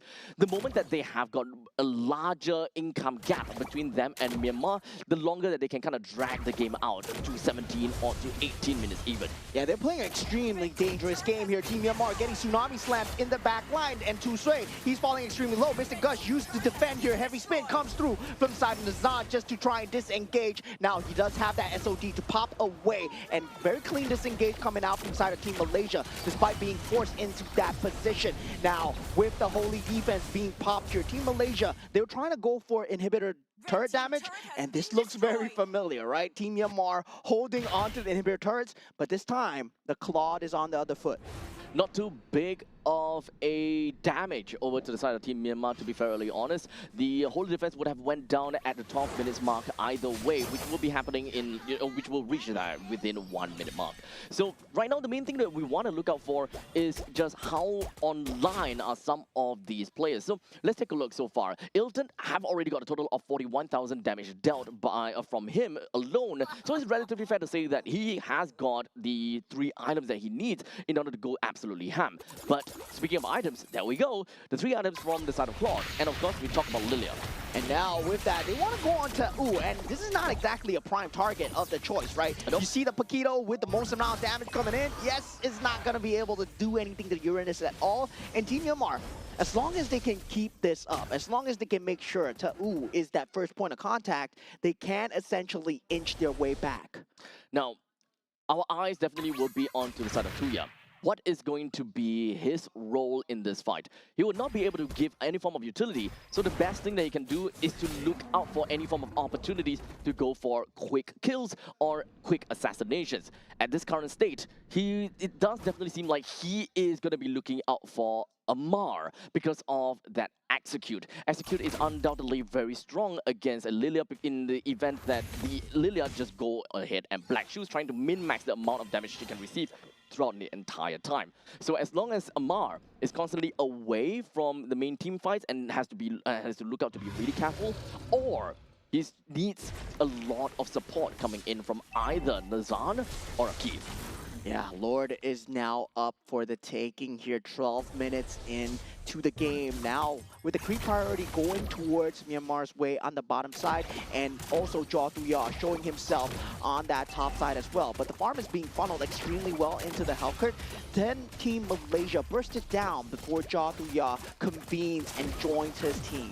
We also need to remember the way that Team Myanmar usually play. But hold a second, take a look. Yeah, heavy spin being used here, just being forced out with that Mystic Gush. It's just going to be a trade of utilities, but we do see good movement from Razid to feel out where Jaw Thuya is. Now, with the rest of the team members here, Myanmar, they actually want to force this out, but Tu Sui is gone. They don't have the retribution here. And Team Myanmar, they're still jumping in. SOD has already been committed. They have to cut their losses here. Jaw Thuya is in, and he might be in no man's land here. He takes out Nazan, but at what cost? Jaw Thuya now running for the hills. He's not able to get out. Is he going to be getting out here? Oh my God, what a great escape. Ilton is there though, and with the rest of the team coming through, BMI is there. Oh man, what is this? This is some early bird gameplay, man. Oh man, still managing to just casually run away. It's really unfortunate right now. But we do have the Lord that will be marching into the middle lane, and that is the inhibitor turret that will eventually go down, and so will the bottom lane. Team Myanmar, they're lacking of shine, but he will be back in really soon. A quick little SOD should be able to bring him straight into the fight in the event that Team Myanmar will want to start things off first. Yeah, now once again, they have to be wary of Jaw Thuya's position, right? Right now, they're feeling the blood in the water so far. They need to wait for Nazan to reconvene with the rest of the team, and Team Myanmar, if they want to jump now, this positioning might be good for them, but they're still holding on. They're wary of the Lilia being in the back line, and Jaw Thuya has been snuffed out. Now, with Ta'u going in front, SOD is still an option to open up the team fight. We also need to remember the team of Malaysia. The way that they play is that they are not afraid of being in the front lines. That's why Ilton as well as Amar, they don't mind being in the front lines and being the harassers. The reason why that is that there is no containment coming in from Team Myanmar to lock people down. Now with that heavy spin being used, Ta'u is able to get out so far. Now with the Mystic Gush gone as well, Flying Cloud Mechanic is there. They are coming in, SOD as well, jumping in with the Spear of Despair. Akif will be locked down here. They don't have the heavy spin to disengage her. And now with that, Team Myanmar they secure one for themselves. A small little victory for them. Being able to take away that Kalia might be able to allow them to take some of these money bags that are just standing around the lanes. The top lane and the middle lane T1 turret can definitely go down. But so far, Team Myanmar, they can look out for more of these opportunities of split push, which is something that Myanmar meta usually like to play. Normally with an assassin or someone that have a lot of movement speed would just split push alone and leave all the other 4 members on the opposite side of the map, which we have mentioned before. This is something that you will always want to take a look at and be reminded of, that Nagoya, he can come in at any point in time. Yeah, this guy, man, this guy, he made the great escape so far. I would say losing all inhibitor turrets in the process, but still holding on to the game, right? The map pressure that he provides alone, you need to think about the back every single time you're pushing forward as Team Malaysia. So this is why they can't exactly go for the base rush, because their backwards is always exposed. Now with the Lord up though, I don't think that Team Myanmar will be able to control this Lord, however, though. It is always going to be a 4v5 because the Hellcat will always need to take some time before he reaches the main fight. Well, in the meantime, this is all about juggling, and this is all about the macro game. As long as Team Malaysia realizes and sees that, hey, Hellcat is all the way to the top, there could be a possibility that they would want to be able to jump into a fight. They don't have a composition that can burst down the Lord, though, so they will want to prime this Lord as much as possible to burstable HP. yeah, Jotuya making his way here. The knockup coming through from the Lord here. Mystic Gush in that backline. Team Myanmar, this looks like a fight that's going well for them. Team Malaysia, they get the Lord. They're gonna disengage her. They shouldn't be fighting this. Yep, so the Lord was primed indeed, and Malaysia was looking for an opportunity to eventually go in the moment that the darkness, the blanket, or the darkness clears up in here. But it doesn't seem like that opportunity came up. And that's why Team Malaysia, they have decided to focus down onto the Lord and look for a easier way to win, and that is to crash right in over the core. Yeah, so far they will have that super creep wave coming in on that mid side as well. Posturing for positions is going to be both teams here, and this is where Team Malaysia, they smell blood in the water here. After Lord crashes down, they are trying to hold it in the front of the base here. The taunt coming through, but the heavy spin is there. Good positioning for the side Team Myanmar. Damage still coming through. Mystic Gush is available, but Eaton goes down, and Jotuya in that back line, dealing so much damage. Eventually gets shut down, but Shine Lin out. He's still alive. He's dealing so much damage with the Spear of Despair, and now Spirit Destruction does not land as Razif, he goes for a Hail Mary play, and they hold on for now. Team Myanmar still strong. Team Myanmar held it on because Jotuya, he manages to do his job, and that is to burst down Ilton. That's the main thing. That's the real thing that he needed to do. And from that point on, even though he would have to sacrifice his own life, Shine would just literally go downtown and get all these free hits. Yeah, I mean, Team Myanmar, they are not shy about giving up their own lives for the objective, right? In the previous game, we saw the Edith going in, and now Jotuya going onto Ilton, which is the main source of that physical damage onto the structures. And that is exactly what they needed to do to survive. So currently 18 minutes into this game, and we're looking at 51,000 total gold over to the side of Team Myanmar. So it is relatively fair to say that their items are all relatively maxed out, and we can definitely see that in a short little bit. But this instant replay recap is what we want to see. Take a look all the way from behind. The moment that you see the Hellcat connects all of the stingers is when you realize, oh, I've done it. Yeah, I mean, I done goofed up, right? And Jotuya behind. Well, right now, this Hellcat pick looking extremely good, but at the same time, right?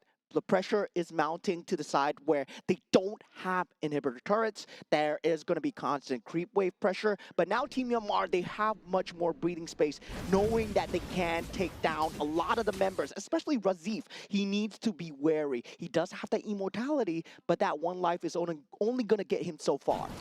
Although we also need to remember, right? Team Myanmar, they did manage to pull off an impeccable defense. However, they can't keep up with this forever. They need to find another opportunity like what they have did previously. And unfortunately, the ball is going to be on to Tuya. He needs to find something like that again onto Iman. or Ilton, or maybe onto Amar. One way or another, someone needs to die, and there must be a trade between the roamer and, you know, either the gold laner or the mid laner. I mean, now at this point, this Lord is something that both team members, they cannot give up, especially so for the side of Team Myanmar. This is an enhanced Lord. That damage reduction is there, so they cannot afford to give this up at all. But looking at the side of Team Malaysia, there is that creep wave coming through from the top side as well. There is that win-in possibility. Jatuya is there, popping the ultimate, but the tsunami slam into the Mystic Gush. Spear of Destruction is there as well. Spear of Despair is there. They're trying to hold on, Team Myanmar. They're fighting this 3v2. They do take out Akif and Razif. They finally take out the Lord for the side of Team Malaysia. But Team Myanmar, they hold on once again. That's fair. A roamer for another roamer and the XP laner. This is absolutely fair. However, that will also mean that Team Malaysia manages to take the Lord for themselves. We will eventually be marching in within 5 seconds from now. I love this game so much, man. I love this game so much. I gotta say, Team Myanmar, we are cockroaches so far. Look at that Spear of Despair onto Razif. If he went for that base turret there, it could have been bad, but that stun came out completely in the nick of time. That control, only the Moskov, that was possible. Now, with that Lord marching in, they won't have Razif and Akif. Team Myanmar, they have a sliver of time with that play. They will have to chunk it down, though. Now, Jatuya, he does have that ultimate available. Team Myanmar still posturing for position here, and now they have Ilton available. Flying Clouds coming in for the convene here. Spear of Destruction does go in, does not jump in here. Jatuya still dealing with the creep wave at the back, and this Lord is dealt with. Team Myanmar, they hold on, they breathe for now. The ball is once again back onto the court to Team Malaysia. They're pushing it right in, and there's a Mystic Gush that opens things up for Team Malaysia, or rather, opens things up for Team Myanmar. Now Malaysia, they can look for an opportunity now. Conceal play, Jatuya at the back, trying to find Ilton. He popped the Wind of Nature, he survived for it now. Now the base falling extremely low, Holy Crystal being picked up, and now with the creep wave, it's not there! Team Malaysia, they managed to tie things up 1-1. What a base race. Oh my, Team Malaysia literally just hanging on to that very thin thread. Anything could go wrong at that point in time. Ilton, he managed to survive from that, from all of that stingers, and being able to get himself the Wind of Nature out of there is undoubtedly super important as well. But regardless of all of that, that was still a very close game between Myanmar and Malaysia. We're going to game number 3, baby. Yeah, I mean, if you kill me once, shame on me. But if you kill me twice, if you kill me once, shame on you. But if you kill me twice, shame on me, right? Yep. Ilton with a very good itemization swap towards that rose gold. Then afterwards, building that Wind of Nature as well, just to deal with that Hellcurt. Came in so clutch. My hands are shaking right now. Well, in the end of the day, it is going to be crowning the MVP over to Amar with 2 kills, 0 death, and 8 assists. It's really unfortunate for Blink that he was not able to do anything towards this Lilia, even picking up that execute to hope to be able to take her down. But alas, this Lilia was still a little bit too slippery. Yeah, I gotta say, Amar 208, that first blood is a first blood that should not have happened, right? Given the fact that if you rewind that first blood away, that could have been a very different game, especially looking at the Hellcurt that was available. And Amar bought them that space. He bought them at least 3 minutes of breathing space in that early game alone, and that could have led to Team Myanmar winning as well. To be fair, at one point in time when there was just 3 members from Team Malaysia just tagging along with the Lord, it really seemed as though that Team Myanmar could have dove onto Malaysia in order to kind of repel them further away or try to cycle the members there. But I think that at that point in time, they really need to consider that this is a 22-minute game. This is a well-evolved Lord, and we need to realistically be able to deal with this masses of creep wave and the Lord. So the #1 priority for them is to not to cycle the opponents, but to deal with the Lord first. But however, they were hoping to be able to kill the Lord fast and then cycle. Yeah, but they did it. It took a little bit too long, right, for the Lord to go down. So by the time that the Lord went down, every single one of the members from Team Malaysia got together already, and the cycling unfortunately would not be able to come into play. It became a full 5v5.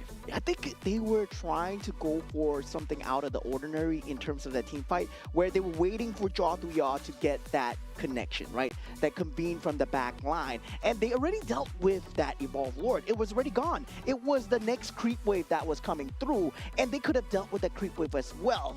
The bottom lane was settled. All that was left with the top and that mid wave as well. So Team Malaysia essentially made it work with just 2, and that immortality buy together with that Winter Nature, I think that's that little justification, that little modification that really came through for the side Team Malaysia. So in the end of the day, this is the result that we have. 1:1. And boy, we're going down to a BO1. Literally down the wire. Anything could happen right now.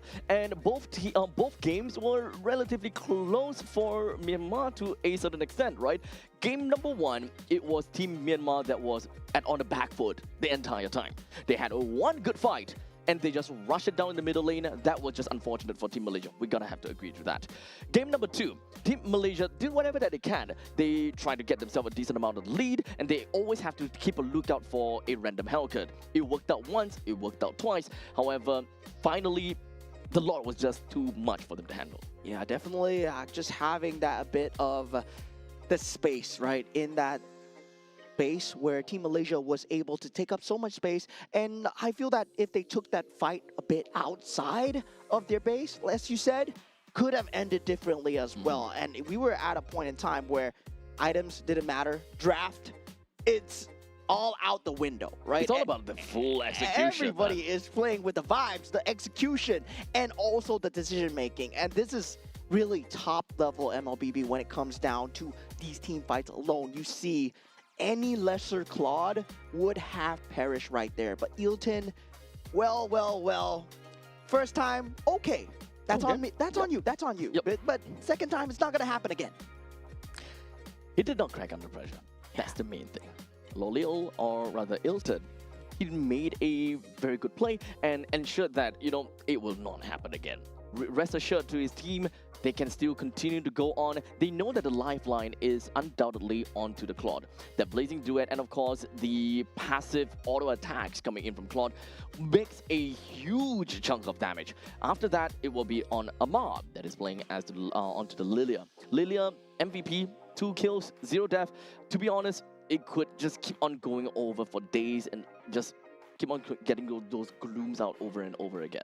Yeah, I mean, that was twice as well, right? We saw the base rush down with the Paquito and the Spear of Destruction into the Spear of Despair into the own crystal. How many times have you used your own crystal as the target for the Spear of Despair as the Moskov? I believe even in a ranked game, there is very little chance that happens. And oh my God, what a play that was. Both teams, thank you for a great game of MLBB. But one of you guys are going to have to lose here as we head on into the game number 3. Now, all drafts out the table. Game 1, Game 2 didn't matter. Game 3 is now the main thing here. There's only one game now. Between these two, which region will be the one that comes up on top of all of these? We've had very different, very different form of drafting, very different forms of playing, and of course, very different heroes, being a Hellcat coming in, being signature and all. So, what is going to be Malaysia's idea here?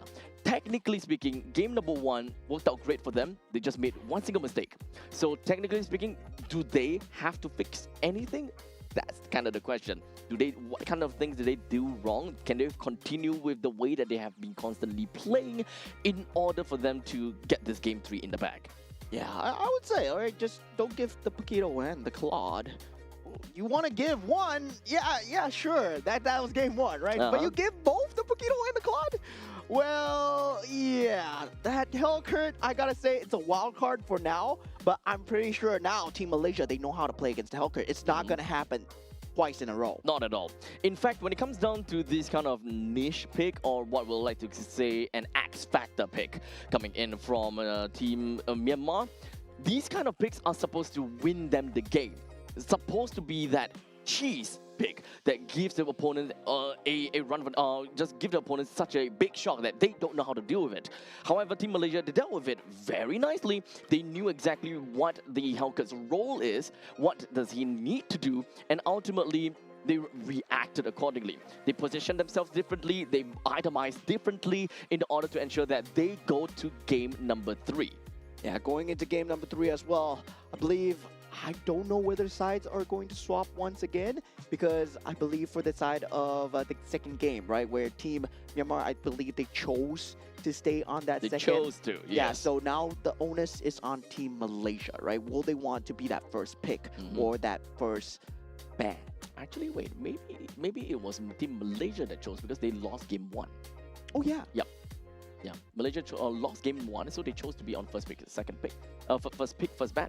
So now, Team Myanmar lost, so there is a chance that they will want to kind of switch over. Well, we'll see if whether that is going to be the case or not. First things first, we gotta take a look at the map, and it is going to be dangerous grass. Hey, okay, sounds good. No, not gonna happen again.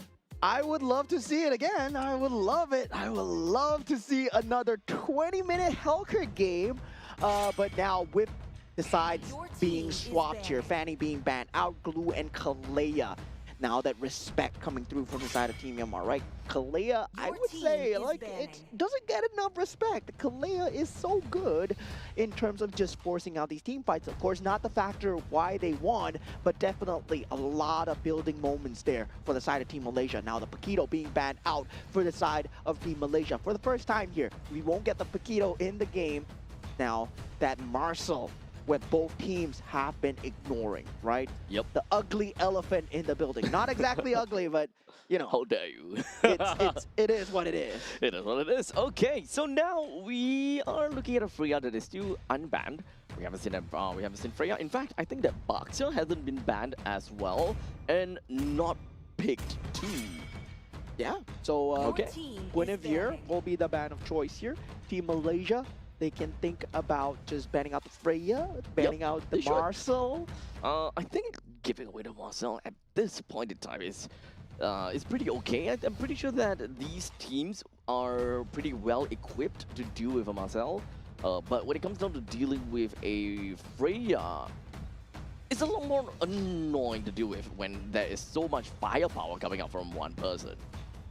Yeah, definitely. In terms of just both alone, I would still say I would prefer to deal with a Freya than Marcel. I don't know. Okay, so even Freya and Marcel, you will still prefer to deal with a Freya. Yeah. Freya and a Paquito, you'd rather deal with Freya. Freya. So basically, you're saying that Freya is not worth it. I think Team Freya, is Freya's trash. not worth Freya. Freya bad. No, Okay, just kidding. okay. I'm just kidding. No, here. I like those opinions, dude. But I do love it. It's more of which would you rather, right? Would you rather, Would you yeah. rather? Would you I would rather? not. I would best not deal with both. Okay. But, yeah, but if I had to deal with Your one, team right? is Now, picking. Team Myanmar, they open up with Zhu Xin here, Okay. right? And usually the answer is, of course, you want to go for the Eve as much as possible. Team Malaysia, they don't have exactly to pick the Eve right now. Whether or not they want to go for that Claude opener, yes, they do. Your team Claude is into picking. Frederick. Uh-oh. Well, Frederick hasn't exactly have a very good win rate, let's be honest here. Not at all, but maybe we'll be able to see something a little bit different being played by Nazan, possibly. But now, finally, the Boxer is coming into play, and Freya Your even. team Okay, is honestly, this 3 picks from Team Myanmar is kind of scary, dude. You're not gonna talk me out of this. Yeah, this is one of the scariest drafts that I've seen out from side Team Myanmar and Team Malaysia. In kind right now, they have to go for the Eve, right? If they don't go for the Eve here, they're kind of shooting themselves into the foot about dealing with the Zhu Xin. At the same time, the Eve also good at dealing against the Freya. Does have some stopping power. Oh man. Okay, so moving on from this point, the last pick coming in from Team Malaysia, what do we gonna expect from here? Okay, great. Your Great. team is You banned. gotta go for it. We You gotta go for it. You gotta go for it. If it does get banned out, you're just not giving yourself a fair chance here. And also now for the side of Team Myanmar, well, now they can think about what's next, right? In terms of the roam, the Kalia is already gone. The Cho is a possibility. The Arlot definitely needs to be banned out from the side of Team Myanmar because on that EXP lane, Fredrin, Arlot, that combo, definitely not something that you want to give. So now we are looking at Team Myanmar. They haven't yet have a roam as well as a XP. No, roam and a gold in this case. And in the side for Team Malaysia, they also do need a XP and a roam in this Your case. team is Okay. banned. Oh. What a respect ban, right? Primed. What a respect Primed. ban coming out from the side of Team Malaysia. Banning out that Hellcurt. Well, I wouldn't want to deal with Jothuya's Hellcurt either. To be Like, honest, at this point, I don't want to do it. Next time, if I see a Burmese flag and a Hellcurt pick, I'm gonna start shaking. It's like, oh man, oh no, Oh, man. oh no, this man, he's watched the game. He watched the game, and now for that chip is also banned out for the side team Malaysia as well. Now, for that Arlot, right? That is still available. That elephant in the room, Fredrin, Arlot, extremely good combo in terms of getting a team fight, having the RW as well, able to disposition both that Baxia and the Freya. They will prioritize the Cho instead. But Khalid does sound good for Team Malaysia right now. They need someone that is able to open team fights right now. Either the Khalid or Khalid is bad. So right now the best thing I can think of is going to be the Khalid. Being able to open team fight, plays together with the real world manipulation, and of course allowing a window of opportunity for Frederick to go in as well. Yeah, Your the team Khalid. is picking. There we go. But now, last EXP lane pick. Well, for the side team Myanmar, they're lacking that gold laner. Will they go for the Moskov once again, right? We know that Shineland out. Well, great Moskov player. Harif still in that pool as well, but you can also put the Freya on the gold lane if you want to match him up against the Claude as well. So there is that Sora capability as well. I do like to think that the Freya is going to go over to the XP right now. So bringing out, okay, there we go. Bringing out the Harif right now would be nice. And of course, Your even team is Carmilla, okay. Tethering everyone together with the Thorns and, oh man, we actually haven't seen the Carmilla in a very long time here. Yeah, usually the combo that we see is the Carmilla Granger and also the Sicilian, right? Having the Curse of Blood available just to have that ability to deal that kind of splash damage. Now, for the side team Malaysia, I would say at this point, right? Arlot, very good. Yeah, you have the Fredrin, you have the Khalid, you have the Eve, you have the Claude. But, of course, if they want to deal pound for pound against the Freya, Arlot doesn't look that good, but if, let's say, you want to go somewhat more of a team fight, there is also the Glue EXP lane available. They go for the Phoveus. Oh, yeah, it's there, Completely open, in fact. Okay. So, as a matter of fact, for Team Malaysia, they still kind of want to go for their team fight strategy. They want to pounce right in and kind of play front to back. While in the meantime, for Team Myanmar, they do have got pretty good ways to deal a lot of single target damage, but not necessarily a way to kind of spread it across to everyone else. That is where the Curse of Blood kind of comes into play.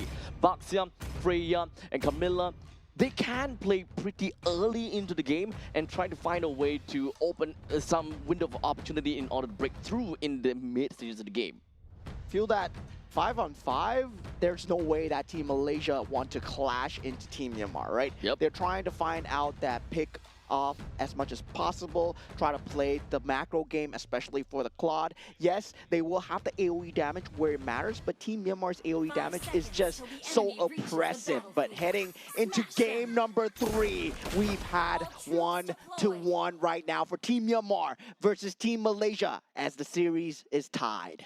So just like that, this is the last game between these two teams, and only one team will be able to be crowned as the winner of this series.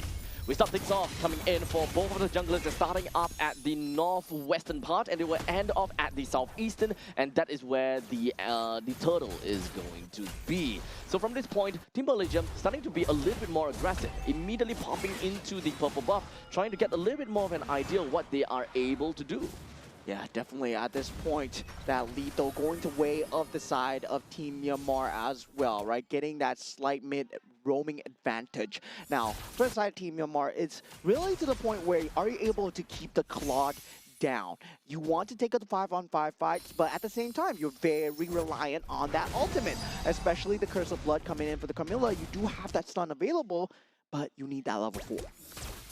As we move on right now, we can talk a little bit more about the side lanes, right?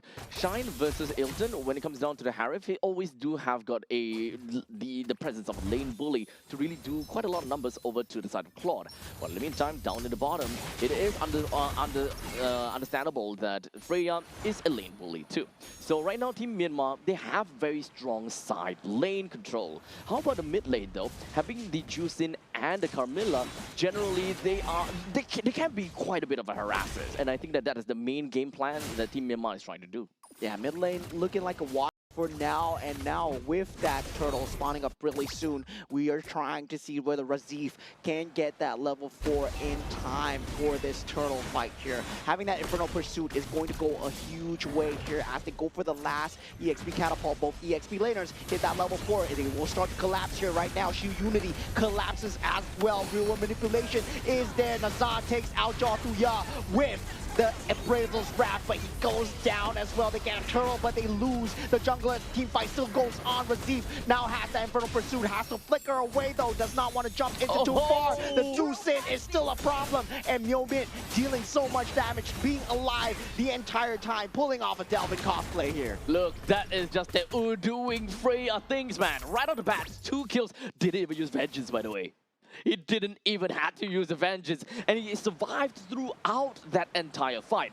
And I, of course, need to commend Myomit on just that flicker. That flicker was just masterful, being able to return a favor back over to the side of Malaysia, making them think, hey, you know what? It's going to be very difficult for this Jusin to get back into the fight. But he turned things around. Just got to keep your eyes onto Myomit. He's constantly getting a very strong control on team fight and just allowing Tet-U to constantly just bring out all of these damage. Yeah, I mean, despite the fact that he was getting chased down, he flickered forward, right? Like, yeah, Infernal Pursuit, no problem. You flicker away, I flicker back at you. And definitely heads up play coming out from side of Team Myanmar, given the fact that now they have that Freya. So, yeah, it's going to be a very scary tool to deal with, especially with that Boxia as well. We saw the 3 coming out, right? Jusin, we have the Freya, we have the Boxia on that first 3 picks. Just from the first 3 picks, it's really scary already, right? It's really darn scary. So honestly, I just have the main question. How does Malaysia want to kind of get themselves out of this very difficult spot? The early game, understandably, will go over to the side of Team Malaysia quite well. But hold a second. Does seem like Team Malaysia, they are looking at something over there, but not gonna commit too hard to it. Yeah, they don't really have that great initiation capability. Even onto the Freya himself, he's gonna survive extremely long. Shu Unity crashes into Nazad. Will have the Appraisal's Wrath though, they have to watch out for that. But there's a lot of damage coming onto Razif at the moment. Appraisal's Wrath onto the Boxer, not enough. Now Myomit in the scene as well. Will have the flicker available, and Tet-U is able to just stand and deliver as he is able to deal so much damage. Those Infinite Pursuit did absolutely nothing, dude. It did absolutely nothing. And the only thing that is, the only thing that's happening and the only damage that is going through is Tet-U onto Nazad. And in fact, the Frederick is just constantly being bullied.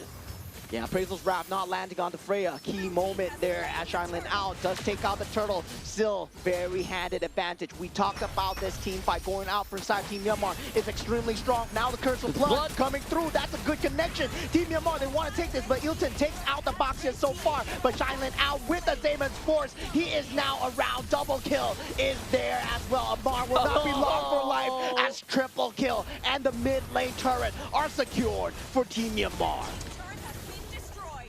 So, Mr. Mosat-ong, would you rather deal with a Freya? No. Not anymore. Not anymore. Not after I see this. Dude. 205. There's a reason why Freya is constantly being banned out. It doesn't seem like Tet-U is constantly getting a lot of these kills, but boy, oh boy, is he just literally just glazing on the opponents and dealing so much damage and not dying. Well, if they had a Marcel, maybe that would have stopped the Freya from coming in, yeah, maybe. But looking at the damage coming through, right, the RWM was just not enough from the side of Amar. And now with Xianlin Ao joining the fight, well, that was just icing on the cake there. Oh man, 7 kills already to the side of Team Myanmar, and they're currently 3.7 thousand gold lead on top of Team Malaysia. Now do note, of course, Team Malaysia is trying to go for a little bit of a balanced team composition. They do have got a relatively strong lineup going towards the mid stages of the game to a certain extent, but that also requires Ilton to be able to get decent amount of items, right? The 3 items in order to kind of pop off. Because let's be honest here, after what we saw from Raziv, his Infernal Pursuit is just not doing anything over to the side of Teu. So we need the power of Claude to realistically be able to bring Teu down. Yeah, now the conceal play coming through. It's been spotted out from the side of Team Myanmar. Damon's Force is being used here as they re-aggress. Now, Nyomin is here on that scene, and with the Lantern pull up, the RWM is finally being popped, and the Curse of Blood in the back line, not exactly connecting onto multiple here, and Damon's Force is not there, but Nyomin and Tu Sui, they are dealing and sustaining so much. Team Malaysia are falling like dominoes here as 3 members just instantly go down to the sustained damage. Team Myanmar, they were just playing the game slowly and surely. But the moment that they know that, you know what, we can go all in, and then when Teu just went straight in and you're like, yep, you guys are dead, but not by me. By someone else. In this case, it was Myomit that constantly just getting all of that lantern over to the side of Team Malaysia. There was just absolutely no answer to the frontliners of Myanmar. All across the composition of Team Myanmar. They can't be stopped. Ilton in trouble as well. Does not have the BMI. Flickers away. Mega kill onto the side of Xianlin Ao. The rest of the team is collapsing here, but they're collapsing onto nothing as their main carry is already gone. There's no damage. Team Myanmar with the Curse of Blood trying to keep Nazan down. But Team Myanmar, right now, they have the Holy Crystal on the Harif already at 8 minutes into the game. 8,000. Gold advantage. 8 minutes into the game and the top lane holy defense has already been popped. So right now, if the Lord were to just rush right in, then it will be half of the turret completely taken down. Not only does Team Malaysia does not have the resources to deal with Team Myanmar at this moment in time, how do they even deal with Team Myanmar backed by a Lord? Yeah, at this point, they don't have any reposition. They don't have any way to jump in. And it feels like they're playing on that defensive foot. Going to be that way for a very long time, right? 8,000 gold advantage. They're going to have to pull off a Team Myanmar cosplay from that game 1, right? Where in the same way, Ilton needs to perform that same way that Xianlin Ao did in that first game. You really need to look for the opportunity, that small little window. And honestly, even at this point in time, right? If Akif does find a window onto the side of Team Myanmar, which honestly is kind of difficult, right? Because you find a window, who is going to be the real threat here? Is it Myomit that is constantly doing all of these control and harassment? Or is it Teu that has been constantly being the main bruiser that just can't die? Or is it just Shine that is the main aggressor and being able to free real estate all around the map? Damon's Force is there with the Curse of Blood. There's just so much AoE control, man. This Carmilla pick is going crazy. And now with that Freya just going in ham, Teu, he does not give a rat's ass about anyone at the moment. Oh, speaking of that, look at Ilton. No. He's way too far out, but at least the Cyclone's Eye is going to help him open up a little bit more. Ilton, you want to run? You want to run, buddy? Can you even run? Because Tuya's here, baby. And this time, I don't know. Is this even really a point in time where Ilton can run away? Well, no. Yeah, he needs Here's Johnny. He needs like 6 Wind Talkers, man. And yeah, at that point, Tu Sui was like, oh, a freebie for me? For me? Oh, so nice of you, Team Malaysia. Now, with that going in, they will have that Lord as well. Now, Ilton up in 10 seconds. Curse of Blood already in the backline. Shu Unity crashes. There's just going to be so much damage here as Teu just crash in. RWM is there. They won't overcommit for the kills. They will get the inhibitor turrets, but look at that. Ooh, once again, jumping in and out. They have the Lord here, Team Myanmar. They smell blood in the water here as they go for the blazing duet, but it's not enough. Instantly disrupted as Myo-Min still going for more. Gets the double kill. Make it a triple. Can he get the Maniac here? It doesn't matter. They get the base. They win 2-1 for Team Myanmar. Myanmar, they came in with a bang. When it comes down to game number 1, it seems like they were not getting the win. It seems like they are not able to get themselves out. One team fight, one single push, one win to themselves.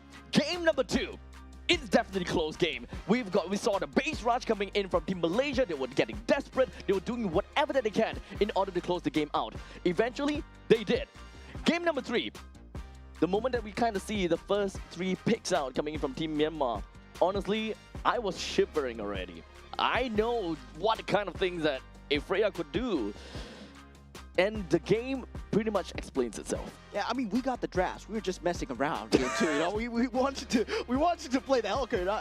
Our boy Tuyao, he was like, oh yeah, let me play the Hellcurt. I want to do well. You know, 2-0, and then yeah, that's exactly what happened. And then in game 3, okay, lock in, guys, lock in. We got this. Okay, guys, this Burmese is getting real smug. We got this, guys. Lock in. For the Malaysians out there, I will do something about him off stream. Okay. Yeah. Hey, you are Singaporean. Hey, look, I can't. We're neighbors, dude. We are the Malaysian. We're neighbors. We're all part of one community here, and that was some great MLBB, right? Given the fact that Team Malaysia did falter in that game 3, but Myo-Min, man, this man, he was able to deal so much damage the same way Team Indonesia, Delvin, right? That playstyle was there. His lantern rate was just insane. 89% kill participation. The damage didn't matter. Him having that Sky Piercer so early just gave him so many stacks. Yep. Of course, I would say that the MVP of the game goes over to Myo-Min. 9-0-7 because of the amount of space that the team managed to get for this Ju-Sin.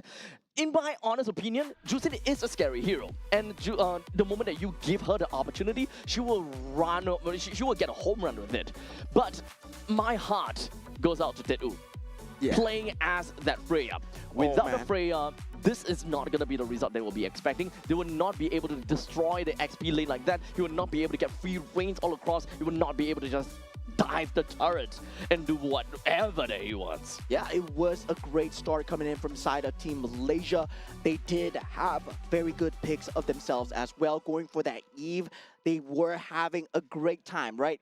Given that first minute, but it all went to nothing after that first engage, and the dominoes started to fall. This Carmilla pick also another X factor. That Curse of Blood, they couldn't fight into it at all. We saw Team Malaysia's game plan was, we want to fight into this, but same time, you were picking a Fredrin, and instead of the Baxia, where you have that more mobility and also that guaranteed coverage. Yeah, initiation as well.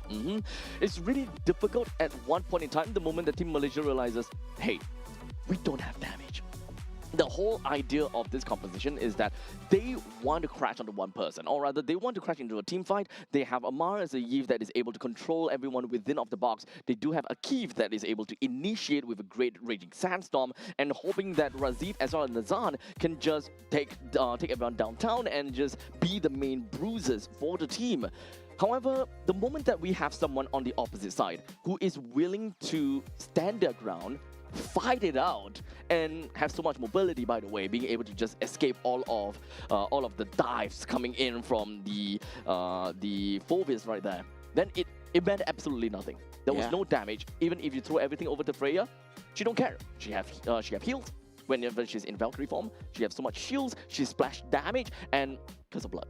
Yeah, that was just a stellar game 3 coming through.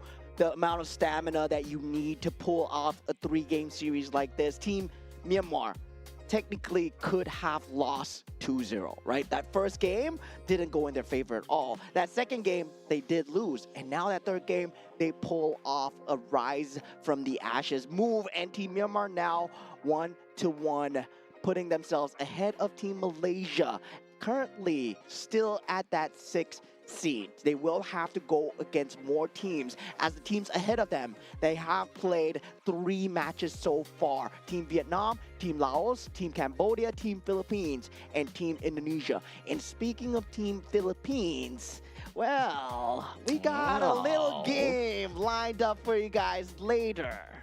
Well, we shall see how that is gonna work out. But of course, the Group A is fun to watch. The Group A is gonna be real scary to really understand how that is gonna look out to be. So understandably, I want to see the next game. Wait, next game is next game the last game? Yeah, next game is going to be the last game of the day here. This Damn. was game series number 6. And you said Group A is fun, but Group B is fun as well. Group wait, C. Group C is fun. Group D, Everything is fun here. group is fun. If you have not watched the games that were happening during Group C and Group B, guys, let me fill you in. We had a savage today from Team Jordan going up against Team Iran as well. And then Team Uzbekistan against Team Kyrgyzstan, as nail-biting as the matches Full that three we games. had today as well. Every single team has been representing hard today. Really, they are definitely feeling the pressure. However, they are not crumbling at all. In fact, they are tempered like steel right now. No matter what it is, they will do whatever. They will do their absolute best to be the representative that they came in here for, and they do not disappoint. Yeah, everybody's getting into that competitive spirit right now. This is day 2. We still have day 3 and day 4 left to go, but we have one more match left for you guys, and we're going to be going on a short break, so see you guys shortly after.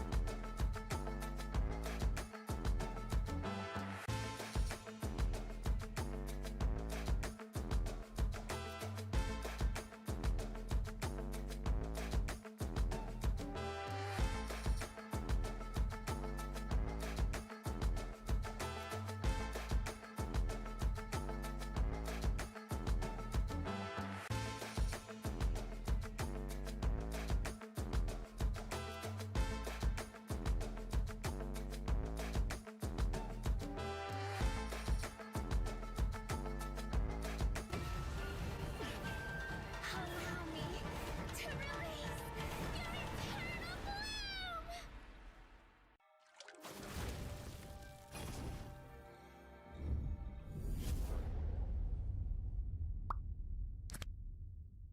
The human body was built to move, not trapped at a desk in one singular posture for 12 hours a day. It's time your chair evolved. This is Secret Lab Titan Evo. Ergonomically engineered for you, gamers, hybrid workers, artists, backing your every move.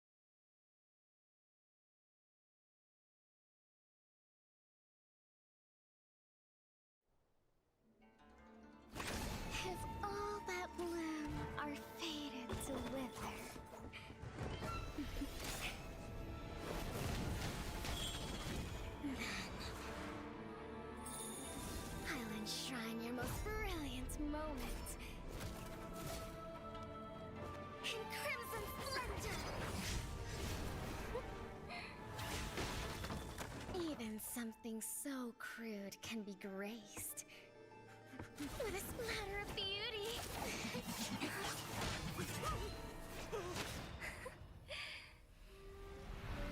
I'll get you out! You finally come to me, Hanabi-sama! This madness ends now!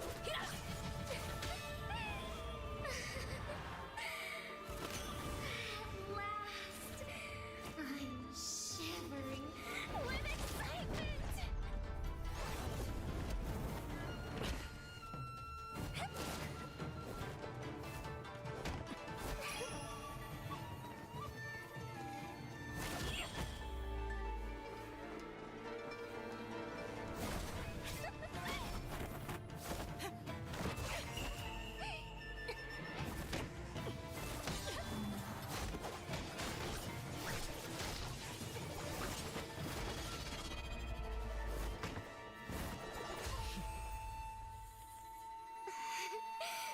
Such killing intent. Does this mean Hanabi-sama finally understands Hinata?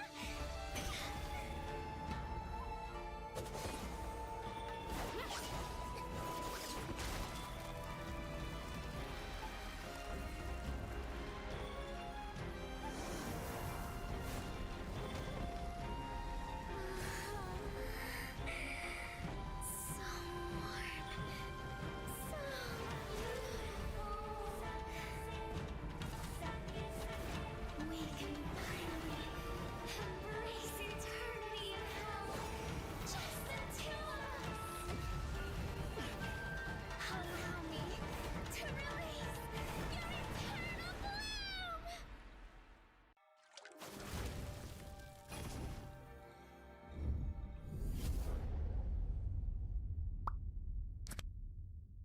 The human body was built to move.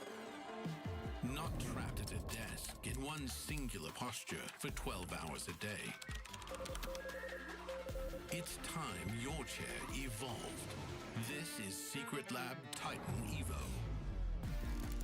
Ergonomically engineered for you, gamers, hybrid workers, artists, backing your every move.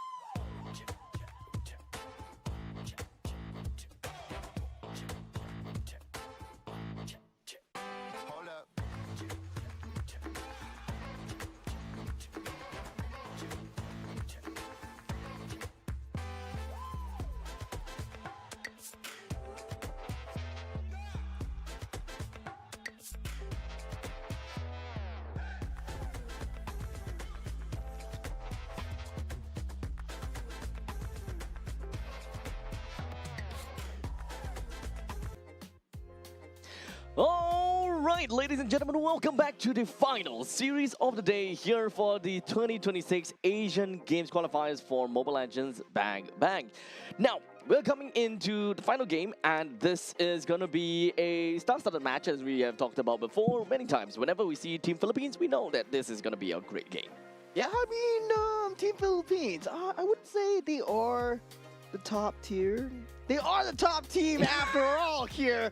Of course, of course. They are so strong, but coming in is going to be a team that took out Team Myanmar 2-1 fashion. So it's Team Cambodia. So we did see Team Myanmar win over Team Malaysia, but Team Cambodia actually won against Team Myanmar. So yeah, you can look forward to the tenacity as well as they go up against that top seed in that Group A. Yep, at least for Team Philippines, they haven't exactly played too much matches that really showed off how strong they are as of yet. So at this point in time, Team Philippines, they've played a total of 2 matches, and well, to be fair, they are all 2-0s.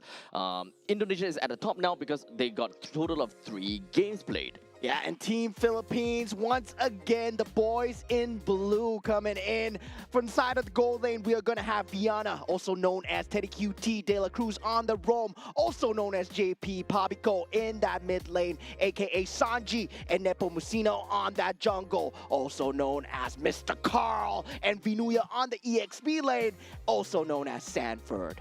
Now, Team Philippines, they are undoubtedly one of Singapore's favorites as well. You know, we have a lot of fans for Team Philippines, and of course, when it comes down to, you know, the team overall as an organization as well, they are just amazing. I think they're so good. I think this Team Philippines team is so good. I think organizations should scout them and make them play together because they're so good together. You know? Yeah, I agree. To the very extent that they don't play together all the time is blasphemy. Yeah. Yeah. /S, by the way, in case we get shot by people. Okay. Now we're coming in with the side of Team Cambodia. We're gonna have Kyo Pavin, T.Y. Odom, and also Chamakara on that mid lane, Chandavan on that jungle, and Mekong on that EXP lane. I see some familiar names here.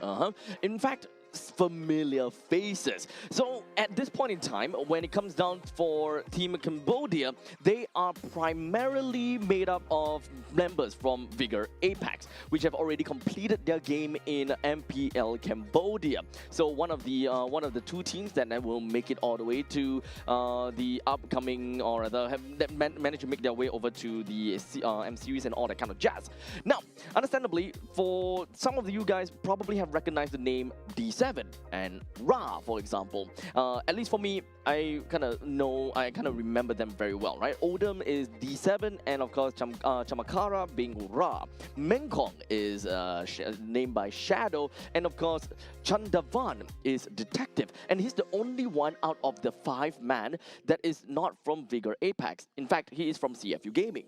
CFU, very familiar name indeed. Well, they're known for being wild in terms of the plays, right? And the wild cards as well, they were extremely volatile when it comes to playstyle. Now going up against somewhat of a stable playstyle, right? The most stable of all, I would say, in the entirety of Mobile Legends Bang Bang, Team Philippines, where they're known for their stable playstyle, able to explode when it needed, but definitely how will they fare? Because we might be having a bloodbath here of explosions. In fact, it is actually a little bit hard to really understand if whether Team Cambodia is gonna have a great time or not. But understandably, whenever we kind of look at Team Philippines, we automatically assume that they are the top dogs and they can't be bled by all the other teams, for example, unless you're constantly being in contention with Team Philippines, like whenever we are looking at international series, like against Team Indonesia, very tight back and forths. So this is the stage where we want to see people of other nations, other regions, to be able to kind of put a dent in the armors of Team Philippines and even to a certain extent Team Indonesia. Yeah, I would say, like, to the average eye, to people that have not watched MLBB before, well, if you compare Team Philippines to any other team, any other region, right? It feels like it's the Holy Land because it has birthed so many champions. And in terms of competitiveness itself, it feels like a very scary region to come out from. So Team Philippines coming to represent here. Well, a lot of the teams, you might not have the chance once again in your entire lifetime here. So luckily for them, Asian Games Qualifier, well, you get a chance to taste what is that apex. Indeed. And to be fair, while we are kind of talking about that, right, being here is definitely going to be a great honor to many of these players, and they will be happy to represent their team, or rather, represent their region. Now, to all of the people that are watching on stream, we currently have this entire game at our official integrated resort partner, Resorts World Sentosa. So across the weekend, tomorrow and the day after tomorrow, if you guys are interested in watching the game, please come on down over to Sentosa and, you know, watch the game for yourself and look at some of these teams face to face. Yeah, do get your tickets on our socials as well. I believe there are details how to get the tickets going for you guys. Of course, it's completely free of charge. So if you are free to come on down, do come on down as well. Now, going into the band stage as well, we have the Guinevere and the Marcel being taken out of the pool. And so far, the Phovius is going to be going down as well. Right now, that Paquito still out as well. We saw what Vinuya did on the Paquito yesterday, and it was indeed devastating for the members of the other team. Now, for the side of Team Cambodia, will they want that being done to them as they have the final ban right now? We do have the Paquito that's currently still available to be picked, and I'm pretty sure that they don't want to give the Paquito over to Vinuya. That's the last thing that we want to see even from our side. So Cambodia, don't have to think about it. Take it away. You're not first pick. You're not first ban. Don't bet on the fact that the Paquito will be passed over to you. Yeah, don't. You're not him, man. You're not him. Cambodia, Team Cambodia, come on. Come on. Come on. Come on. Oh. Okay, they poked the beast. They poked the beast. They bat out the Kalea instead. Team Philippines. Crikey. Oh no. Oh no, is it gonna come out? The Paquito! It's a Paquito. I'm gonna poke you with a stick. No! Okay, Team Cambodia, they feel like they can go up against it, right? Can they? Yeah, they want to test the punches. I mean, Paquito, he's wearing punching gloves, right? Maybe it's not that hard. Maybe it's soft. Maybe. Yeah, now for Team Cambodia, right? You can open up with Jusin there. You can open up with Claude as well. Definitely, you have to look to take the Claude away right now. That box, okay. And they do here. They have a game plan. They have a game plan. So having a Boxia and the side of Claude is definitely great, especially since we're talking about a lot of rotations that these two are able to do. They can play around the map quite a lot. Boxia will cover the grounds in order to allow Claude to just make his way around the map and, you know, really farm up at accelerated pace. In the meantime, Team Philippines, they are really happy with what they've gotten. At this point in time, with the Harif as well as Akai, Akai is always going to be very solid pick. If they do want to play that into the jungle, it's almost guaranteed that he'll always be able to get himself a, I would say not guaranteed, but very high chance of being able to take the Lord or the Turtle down because of the heavy spin. Yeah, generally we do see it as a tool being used against the Boxer as well, where the shield unity does come in and the heavy spin is there to force out the disengage or also pin it onto the wall for that counter engage as well. Now for Team Cambodia here, they need to think about either the mid laner or the roam, and they do pick up the Atlas, so they will have that Fatal Links capability. Now going into the best of both worlds here is going to be the side of Team Cambodia, right? That team fight is going to be there with the Fatal Links and Boxia, but Claude is not going to provide that early game damage. Yep, so they need to be able to just kind of hunker down and be able to use a full sheer number in order to do anything to the side of Team Philippines. But the question is if whether Team Philippines is even going to let you do that. Well, we'll see how that goes. Yeah, I'm surprised they didn't go for the Jusin themselves, right? And that would have been a great opener. Jusin, Claude, Boxia against the Paquito. Yes, now you have enough stopping power, especially as a unit itself, right? And also in the macro sense, where you have that capability. Now the Jusin finally banned out, Glue as well. There's a Cho still available. Kalea already has been banned out. Meanwhile, from the side of Team Philippines, it's about limiting that side of that mid role as well. But at the same time, they haven't picked the mid role for themselves. Yep. So at this point, both sides actually needs to pick up a mid role for themselves. Unfortunately, the Juicin is going to be out of the question, and even Arlott will be team taken is picking. away now. So quite a lot of these XP and roamers are currently are really out of the equation, and now we push that ball over to the side of Cambodia. What exactly are they supposed to look out for? They're lacking of a mid laner and they're lacking of an XP laner.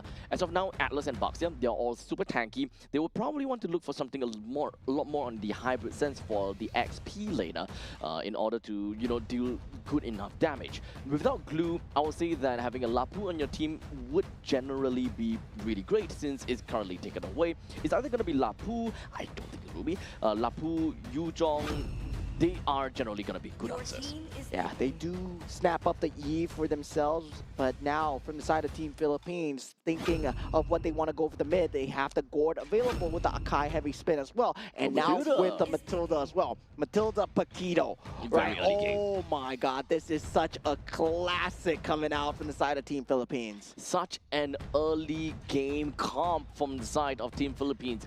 They are looking to be really aggressive with the Matilda and the Akai. And you kind of mix it up together with God. At this point in time, it's definitely a little bit difficult for God plus Matilda to be able to clear the wave really fast. But this is also just kind of, we're just going to have to see what exactly Team Philippines have got in store for them and how do they rotate well enough to kind of cover the grounds for the lack of mid lane clear. Yeah, and we've seen this before from yesterday as well. Just all firepower, not having much of the frontliner. Akai will be there, yes, but heavy spin is mostly used as a disengage and engage tool. Now, for the last pick coming out from side of Team Cambodia, it will be Yuzhong that indeed. Okay. Yuzhong as well, right? Trying to match up against that Gord as much as possible. I would say Team Cambodia, right now, you have a good draft, but you let the Paquito through. I think that is the main problem here. You lack the Paquito through. This enables Team Philippines to play a very aggressive early game comp. And honestly, we have seen how that worked out. So hopefully for Team Cambodia, they're able to last all the way to later stages of the game, allowing the Yuzhong possibly, either the Yuzhong or the Baxia to be able to take the reins of the early game. But normally, during the laning phase, I think the Cambodians lineup, they can do it. I think that they can do it. However, the moment that we kind of move past to 6 minutes into the game, that is where Team Philippines understandably will be a lot more annoying and they will have a lot more firepower and escape mechanism. And here we go, game one of Team Philippines. And for the first time ever on the stage, Team Cambodia as well. How will they fare against the top seed of Group A so far? Well, both of the junglers, they're going to be starting up at the northwestern part of the map and eventually make their way down to the bottom east. Bottom east? Southeast, which is going to be the XP lane. So, with that all said and done, that means that we generally going to be looking at the we're definitely going to be looking at the Akai that will be a little bit slower to reach the Little Wanderer. Well, Team Cambodia, they definitely can clear wave a lot faster though. Yeah, they do have that rotational speed coming through, and with that orange buff being that first target of choice here now, Nepomuceno will be in that scene here, but using that guiding win to get out and get it with that retribution as well. Clean, decisive win coming out from side Team Philippines, and these kind of small wins, they add up here, but Vinuya going head-to-head against Mengkong here, and he will have the ability to have that shot residue, but this becomes a huge skill matchup here. EXP lane is massively skill-based matchup, so we'll see how that is eventually going to work out for Team Cambodia because this is a Paquito after all. A Paquito does have a lot of mobility that is able to escape from your Dragon's Tail. So you don't really have a lot of utilities that is able to ensure your Dragon Tail connects, and in the meantime there is also those jabs that gives him shield, which makes things not as painful for him. Yeah, Team Philippines right now still controlling the pace of the game towards that bottom of that side of the map where the turtle is going to spawn. You can see the early rotations coming through from the side of De La Cruz, trying to force out the rotations from that mid laner as well. Now that mid lane clear will eventually come through, and the turtle has spawned up. Heavy spin now available for Nepomuceno. Here, Shield Unity already popped. Not exactly at level 5 as of yet. but at least between him as well as the Baxia, there's not a lot of difference in terms of XP. But here we go, and check the form. Has been popped so far. Petrify will be available for this fight, but heavy spin with that Mystic Gush. De La Cruz will get that turtle for now. Now Team Philippines, they ducks come true with Esports in the backline. First blood being picked up from the side of the Kai, and Team Philippines, they will take the first victory. Fast rotations coming from Diana, immediately making his way down to the bottom lane and being able to get a pretty good assistance. Although no assist, no kill, but look at that, just how aggressive they can be with De La Cruz just being in the forefront. Yeah, that damage coming through, that damage buff from the Matilda, if you are winning, right? Currently at this stage of the game, Matilda is going to deal insane amounts of damage. You saw it coming out from the side of that circling eagle, combined together with Nepomuceno. And now for the side of Team Philippines, well, Masterful. That was absolutely masterful coming in from the Paquito. This is the situation when you kind of give the Paquito over to the side of Inuya, right? Because a Yuzhong generally have got a lot more priority in the lane because of the fact that he's got good damage, he's got good range, and he's got lifesteal technically speaking because of the Shard residue.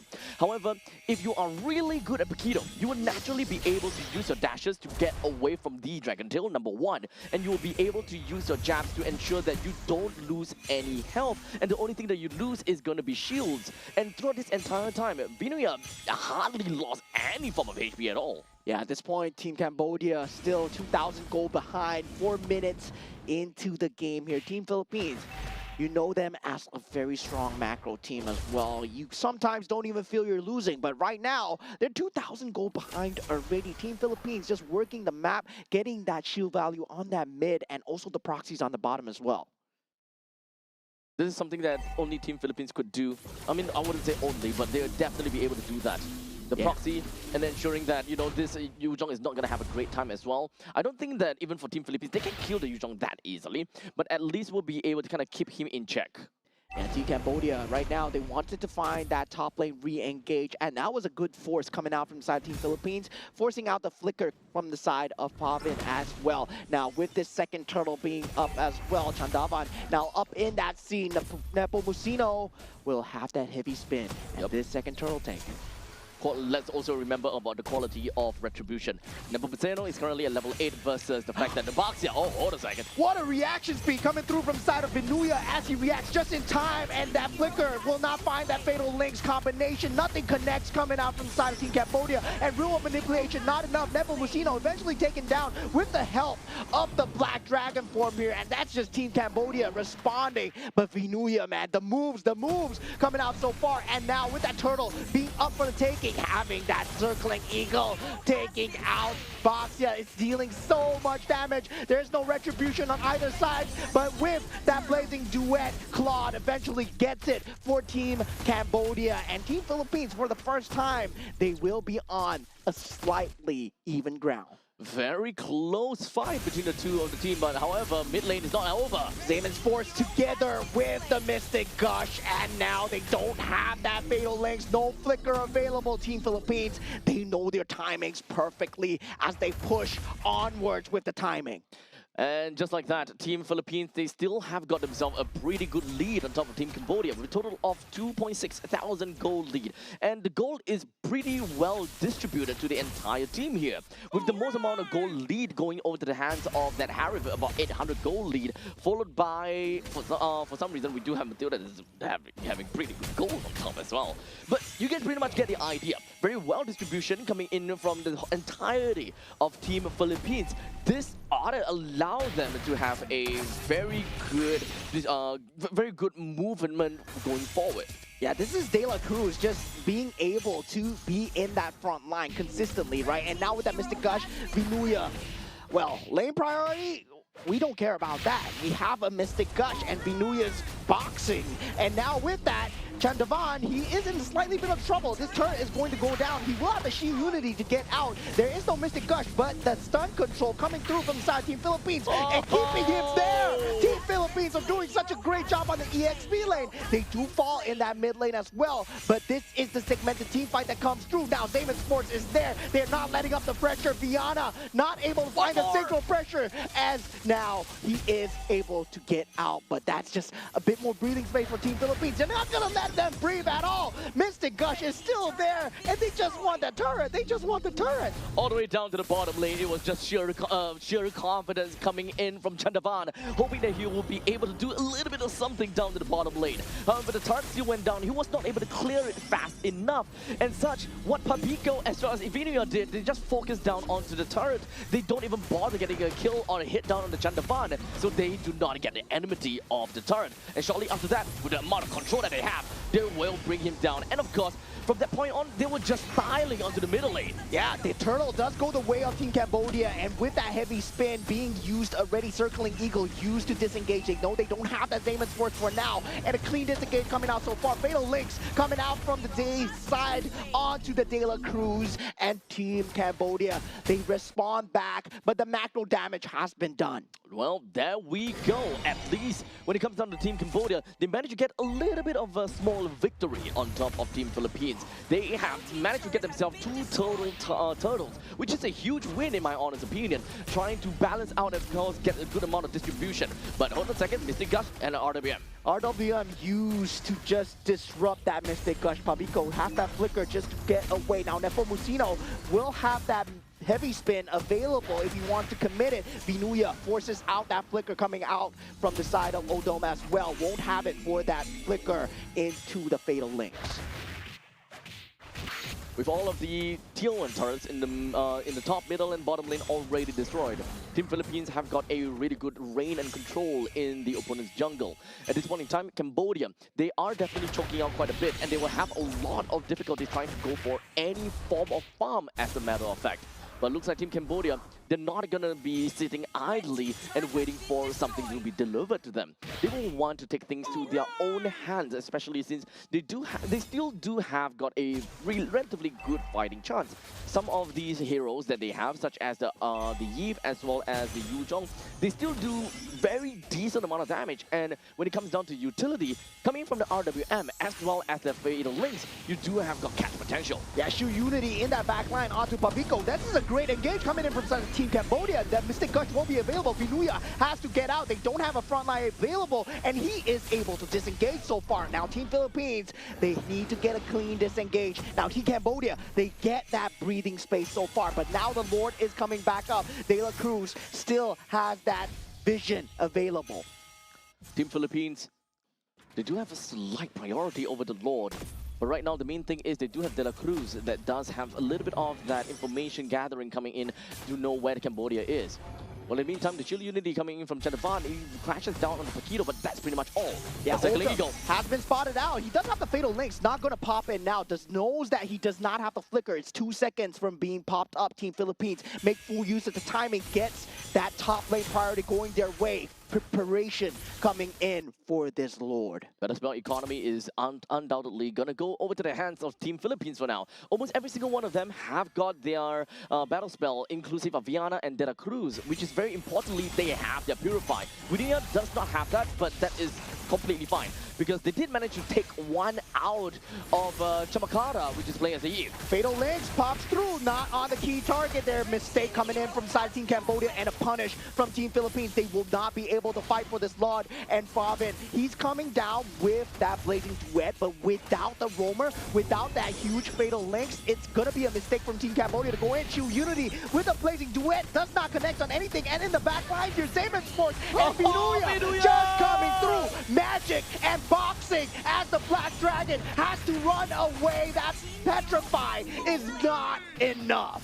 Impeccable position coming in from Vinuya. Just a grand foresight knowing that BMI is going to appear, or rather, the Claude will go back to his BMI no matter what, because he overextended already. So the only place to go is back to his BMI. Well, Vinuya waited patiently at that moment in time, but who knew that not only is he going to catch a Claude, but he caught a free heave on top as well. I would say that is a huge mistake coming out, and now with the heavy spin catching onto Chandavan, that is no retribution. And Team Cambodia, they completely have to give up the Lord for the second time in a row. This was a first mistake going in for the first time, right? Chandavan was not there. They did not have the Fatal Links. Odom was being taken out early. They were fighting this 4v5, 10 seconds away from Odom, and that Zamon's Force, well, it's just gonna wreak havoc. It is such a difficult fight for Team Cambodia. They really did their very best to see what they could eventually do in the team fight. However, they were very pressured to make a move. They really want to make a play. And Team Cambodia, at least, they believe that they have the power spike. They have something that they can do.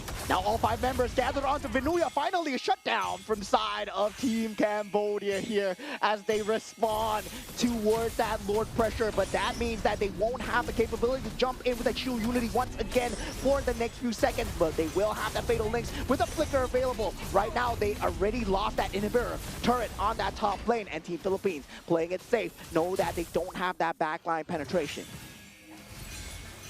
The rest of the members coming from Team Philippines now slowly expand themselves out. Oh, take a look at that! RLWM into the Fatal Links combo. Papico gets taken out. Same Sports Viana doing what he can. 3 members already down from the side of Team Philippines.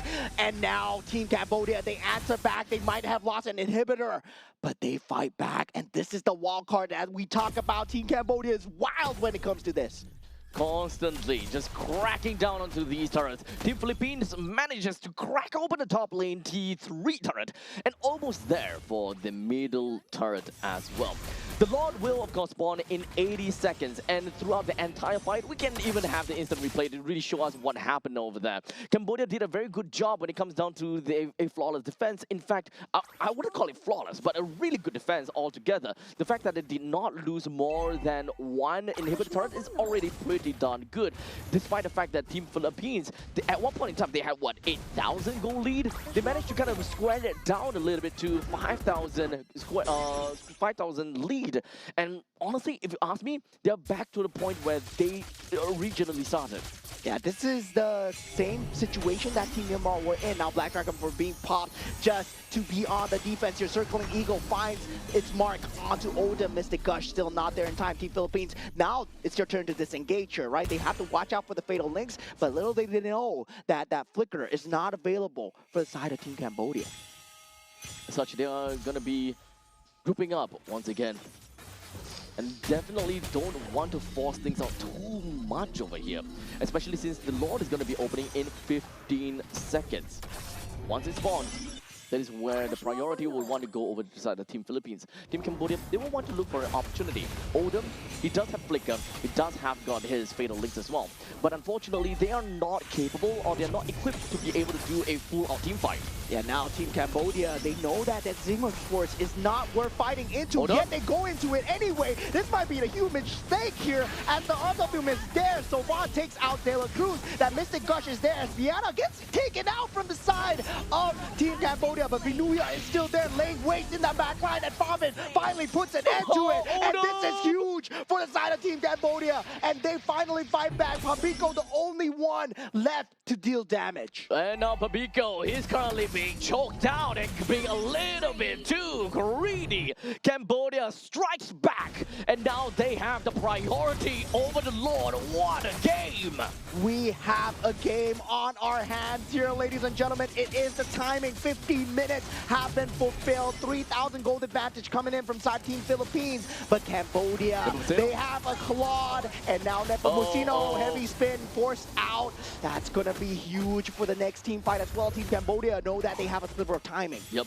Luckily for them, it doesn't seem like the Nepomuceno will go down despite all of that. This fight was very much spread out, and it was actually kind of scary to see how it all turned out to be. Before that fight happened, there was just a little bit too much pandemonium going on about, and Cambodia managed to make full use of all of that confusion and hysteria in order to zone in onto the right people as they man-marked whoever that they really needed to. Odom, though, bought a lot of time. We definitely got to give it to him. And by the end of the fight, he was still alive. Yeah, now with the fleeting time being picked up from the side of Odom as well, this Fatal Links has become just a lot more fatal as Team Cambodia, they look poised to strike here with the Lord marching down on that top side. And now for the first time, I believe the Giants are bleeding as Team Cambodia, putting them in equal ground. Just going to be jumping right in. Vinuya is not going to let go that fast or that easily. The top lane does have a Lord that will be marching in, while Team Cambodia, they are going to be looking for an opportunity to eventually jump in. Right now, Vinuya. Yeah, he does have that Petrify and is able to keep Vinuya there. Flicker is there as well, but the rest of the team is coming in. And Vinuya in a lot of trouble. Immortality has been used. He's not going to be able to get this one out here. Wait. And with the RWF, Fatal Links has to be used. And that is, I would say, still a win from the side of Team Cambodia, but that Fatal Link's no longer available. Team Philippines, they can look for a fight going in. Viana is online with the orange buff. Yep, is that really a win though? They had to use the entire lot duration that just marched down from the top lane. They did not manage to take any of the other outer turrets as much as possible. They lost the Fatal Links, which would be able to do something over there. It's slowly creeping closer and closer for at least Cambodia, right? So when it comes down to the goal lead, indeed, you're right on that. Cambodia is catching up. Yeah, and this is a lineup that they are poised to strike in that late game, right? Team Cambodia, in terms of the draft, that Claude wins out the Harif handedly in that gold lane. And the same problem that Team Philippines, well, they've been taking advantage of that lack of a frontliner. Nepo Mucino will be the only one that's able to frontline. Everyone else will fall like flies. The game is now dead even. However, Team Philippines, they refuse to back down.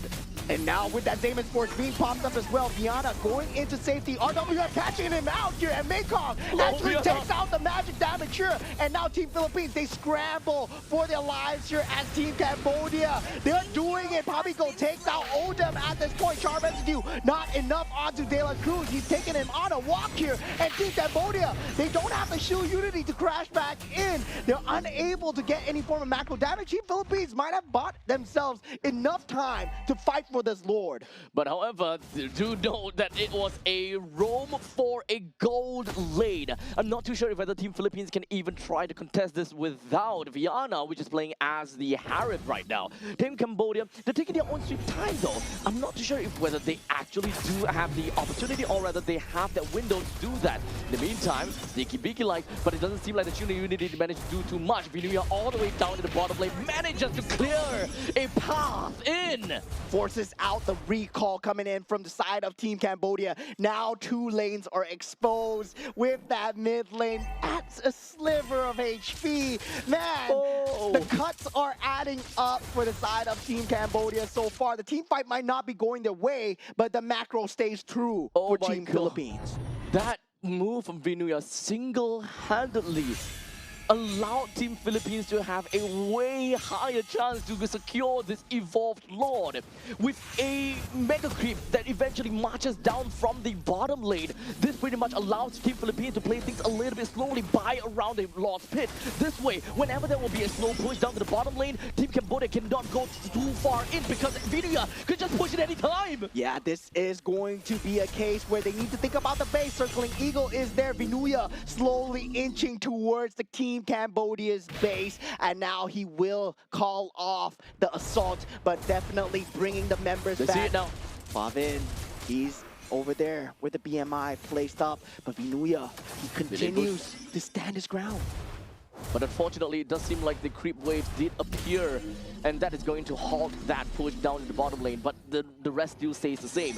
There is still going to be a lane priority coming in from the top and the bottom lane. And Team Cambodia, they always need to keep a valiant eye down on the bottom. If whether there's going to be a slow push oncoming, and eventually that push will always go towards the victory of Team Philippines. Yeah, Nepo Mucino able to sniff out the members of Team Cambodia, but Vinuya goes for the back door. The turret is now down. Vinuya is in no man's land, but now Team Cambodia trying to take out the Lord. Babin is already there. Nepo Mucino gets the Lord on the other side. Team Philippines, they get the Lord. They get the mid turret. They force out the Witcher's Crown. And Babin, he is extremely low. Flicker is being forced forward. They get out Vinuya for now. Team Cambodia, if they can win this team fight, they keep themselves in the game. Circling Eagle just to disengage here as Team Cambodia, they want more. Nepo Mucino still has that capability to respond, and now Team Philippines, they respond with Viana, a shutdown,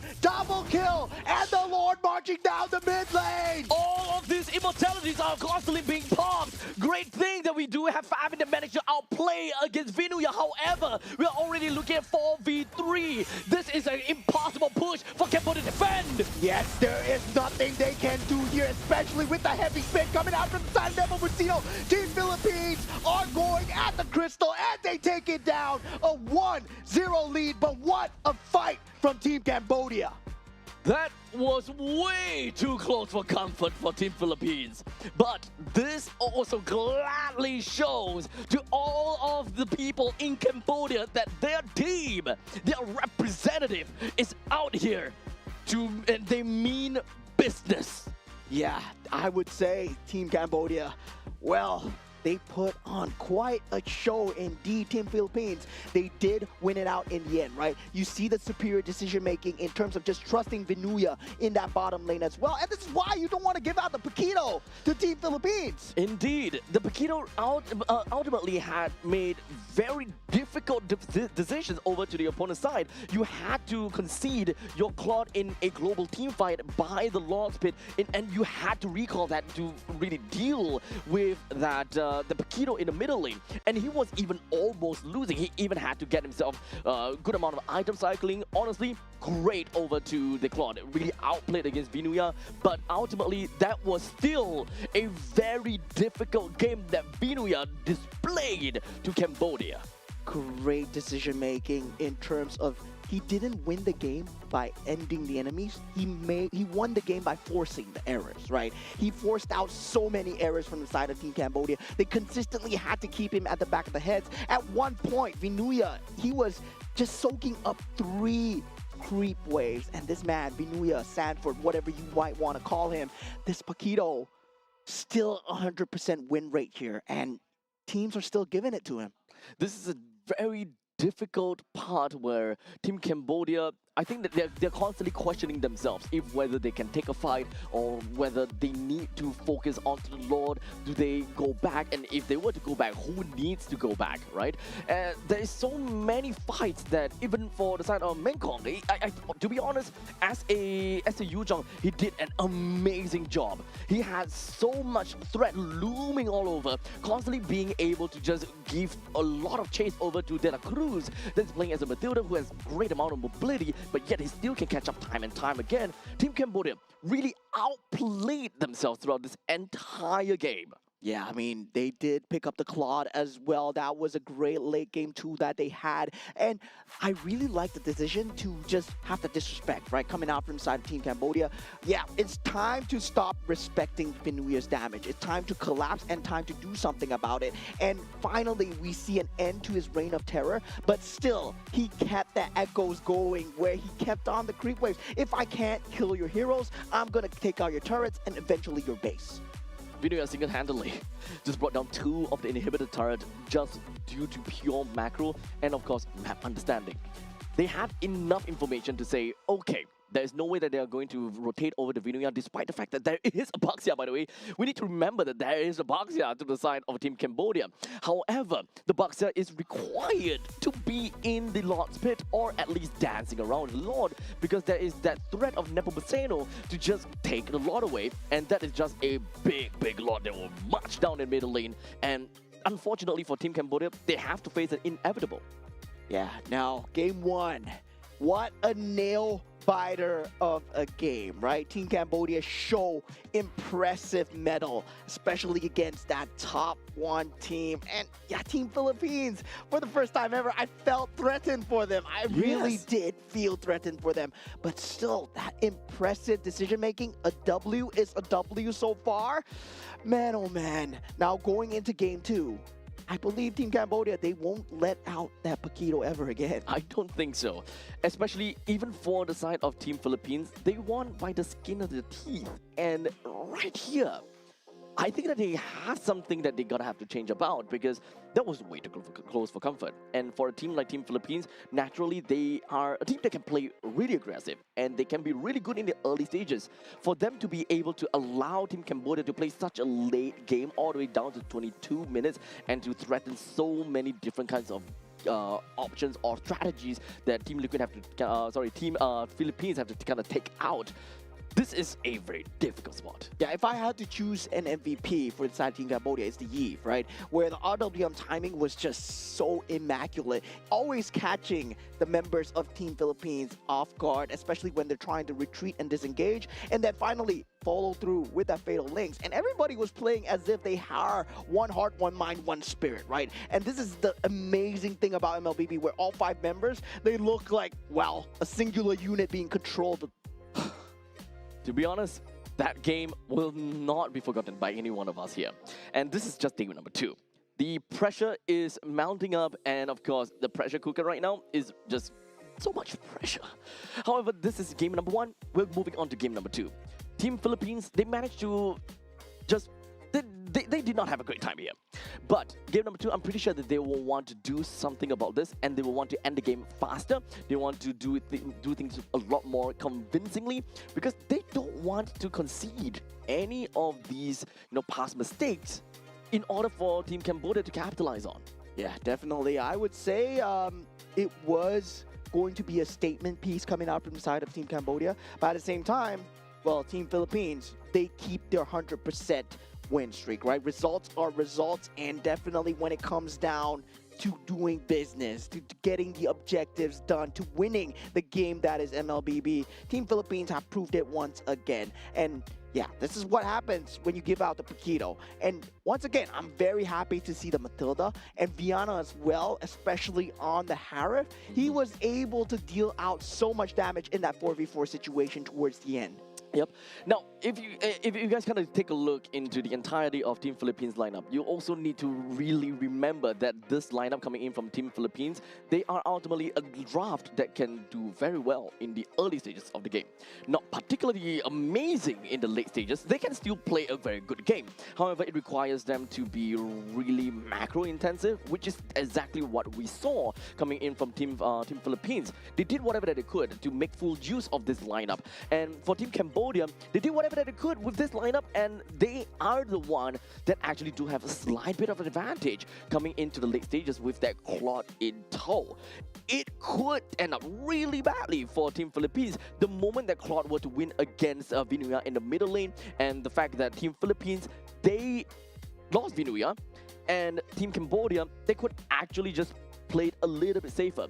At one point in time for Team Cambodia, they wanted to run it down over to the side of Team Philippines, and I think that that is the smallest and the biggest mistake at the same time, where they were stoked to make a play.